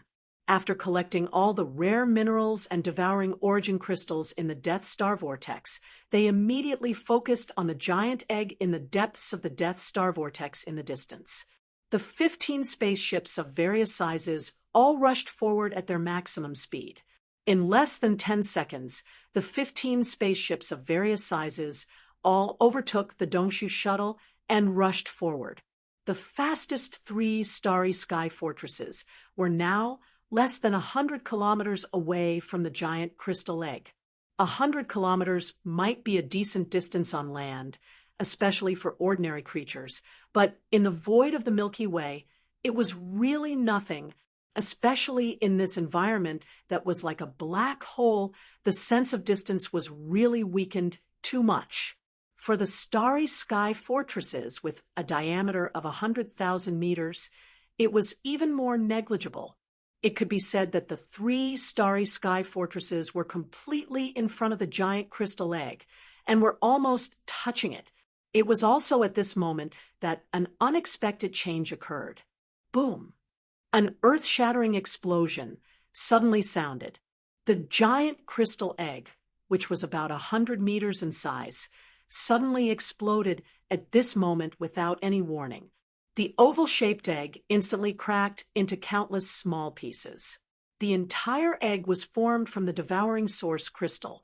It was originally a devouring marrow essence that had devoured the void energy of the entire Death Star field, as well as the light and heat of all the stars. It had taken thousands of years for it to grow to this day and become this huge egg. Now that it had exploded, it was clear that the being nurtured in the giant egg had matured. All the essence of the devouring marrow essence had been gathered into the being nurtured in the giant egg. What had exploded was just an ordinary devouring origin crystal. Although the devourer source crystal was also a precious treasure, it was an important strategic resource for all the forces in the 3 universes. Its specific use to these forces was still unknown, but it could be seen from the fact that they were so eager to send large fleets to the Death Star field. At this moment, after the giant egg exploded, everyone ignored the devouring source crystal that was flying in all directions. On one hand, it was because they had already collected a lot of devouring source crystals, but more importantly, what they were truly concerned about was the being nurtured in the giant crystal egg. To be able to be nurtured in such a huge devouring source crystal, and even the formation of the entire Death Star field, and the entire Death Star field at such a huge cost and shocking expense. What kind of being was being nurtured in the giant egg? The moment they saw the giant crystal egg, everyone had been blinded by the huge greed in their hearts and did not realize that it could actually be extremely dangerous. At this moment, when the giant crystal egg suddenly exploded, everyone's attention was drawn to everything inside the giant egg, and they did not have time to pay attention to anything else. Therefore, when the crystal body emitted a dazzling light, as if a perfect human body sculpted from the devouring source crystal was revealed, everyone, including Yixian, who was far behind, opened their mouths wide, as if they had been struck by lightning. For a short period of time, they did not have any other reaction, and their minds were in chaos. At this moment, a terrible crisis descended. An extremely powerful suction force suddenly appeared from the crystal body that had appeared in the giant egg. Although it was invisible, it was more powerful than the suction force of an ordinary black hole. In an instant, the 3 starry sky fortresses closest to him with a diameter of 100,000 meters were sucked in and stopped in their tracks. However, this was only the beginning. This mysterious crystal body was like a terrifying beast that had just been born. As soon as it hatched from the giant crystal egg, its first thought was to eat, as an existence born from the devouring marrow essence. Although the strand of Xianxia's self-destructing remnant soul that had entered his body had yet to gain control of the entire body, just the attribute instinct of this crystalline body had already determined that there could only be one way for it to eat, and that was to devour. It was just like how the devouring marrow essence had absorbed the energy of the void and the light and heat of countless stars in the process of nurturing him. It had even turned an entire vast star region into a land of death as it devoured everything, domineering, violent, the merciless plundering of red fruits. Boom, boom.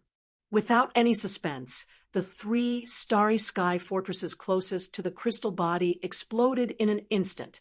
All the starry sky experts and resources in the fortresses were exposed to the dark void inside the Death Star vortex.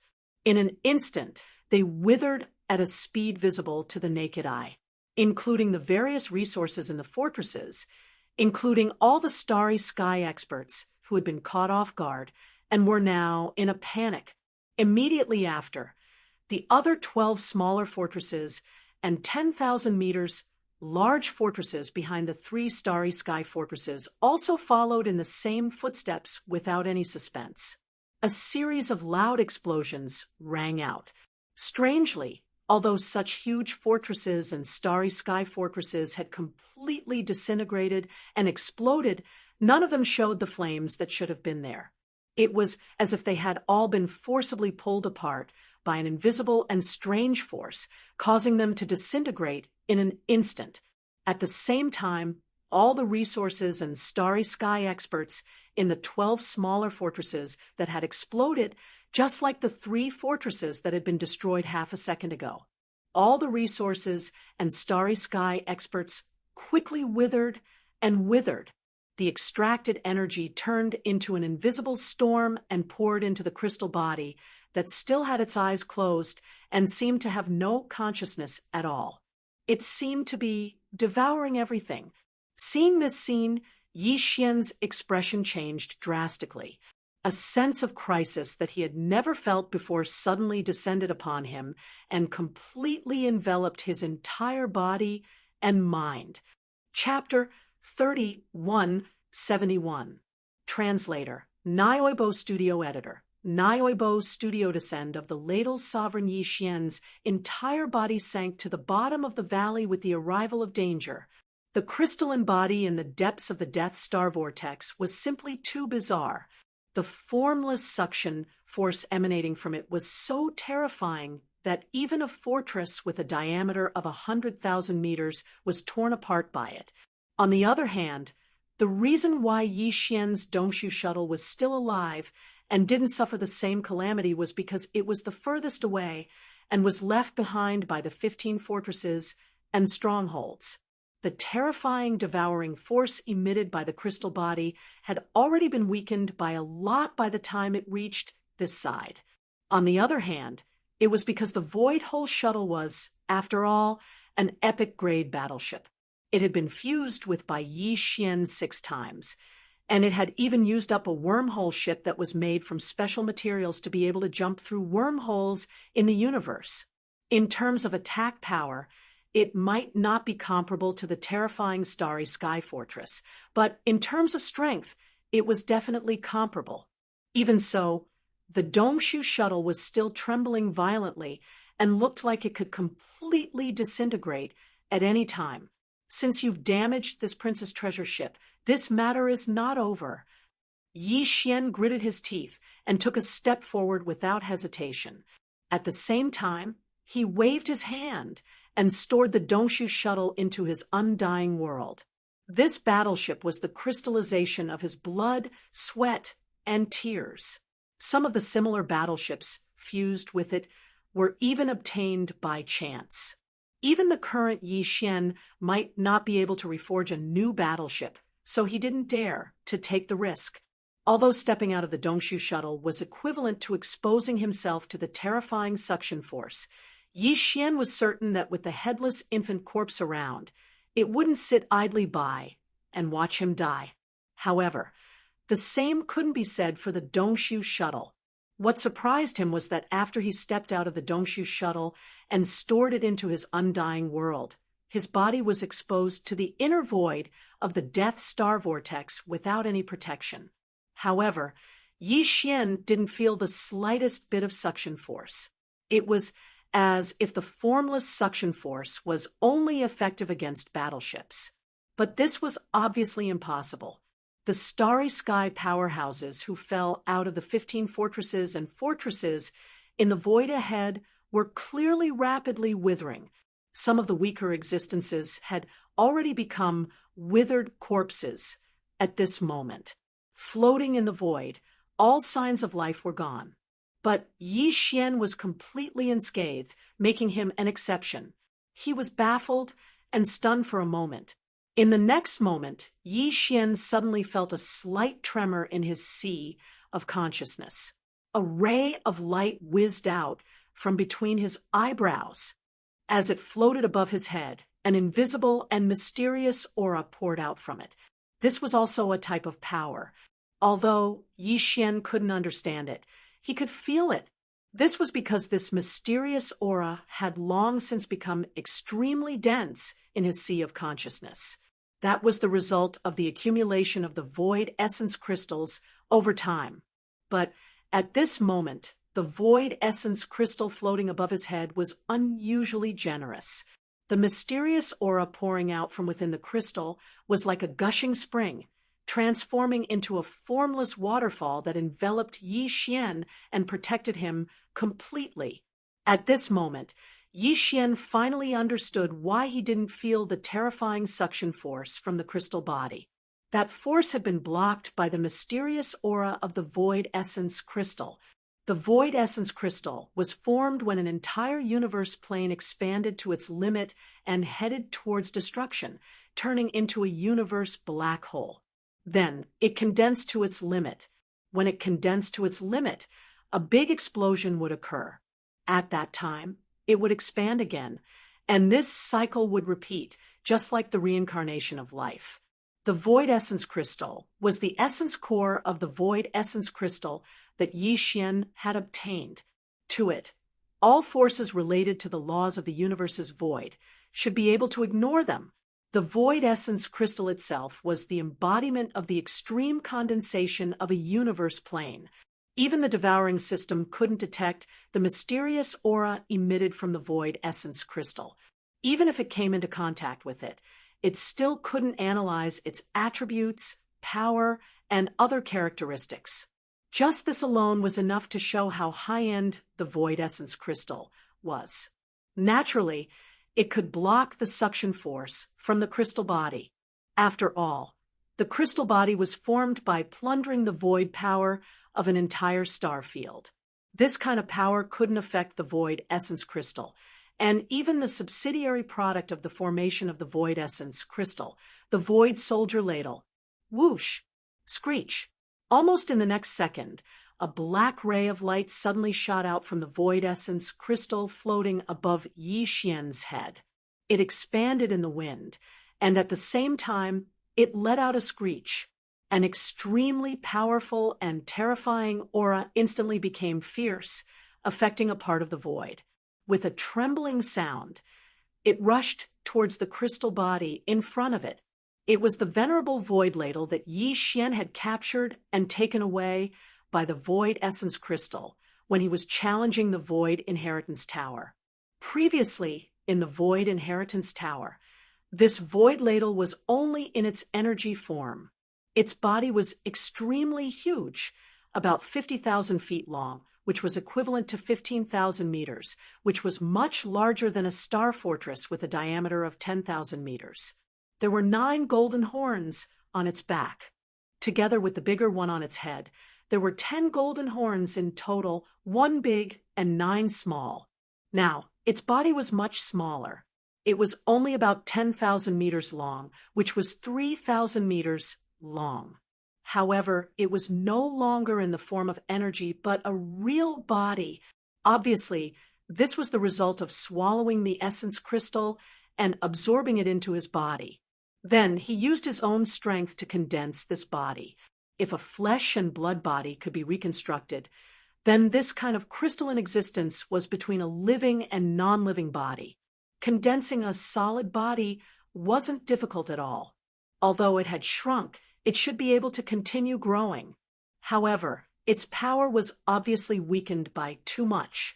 When they were in the Void Inheritance Tower, the venerable Void Ladle was 15,000 meters long. Although it was not the supreme desolation, it should be an existence of that level. However, after condensing a real body, the pressure emitted by the venerable Void Ladle was obviously much weaker. It gave Yi Xian the feeling that it was only slightly stronger than Long Ziwen and Huai Dongzi.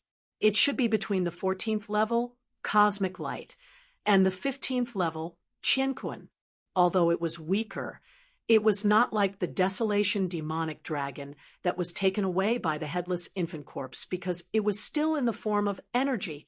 Every time it arrived, it would consume a lot of energy.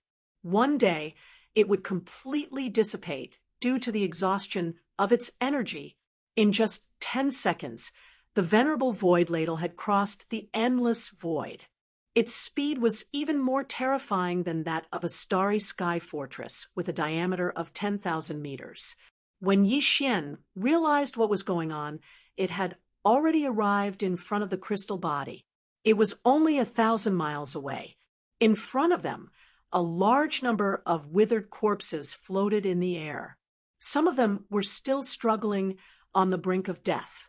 This was especially so for the 2 leaders of the Second Universe Federation who were in charge of the 3 interstellar fortresses, as well as the core member of the Tianji race.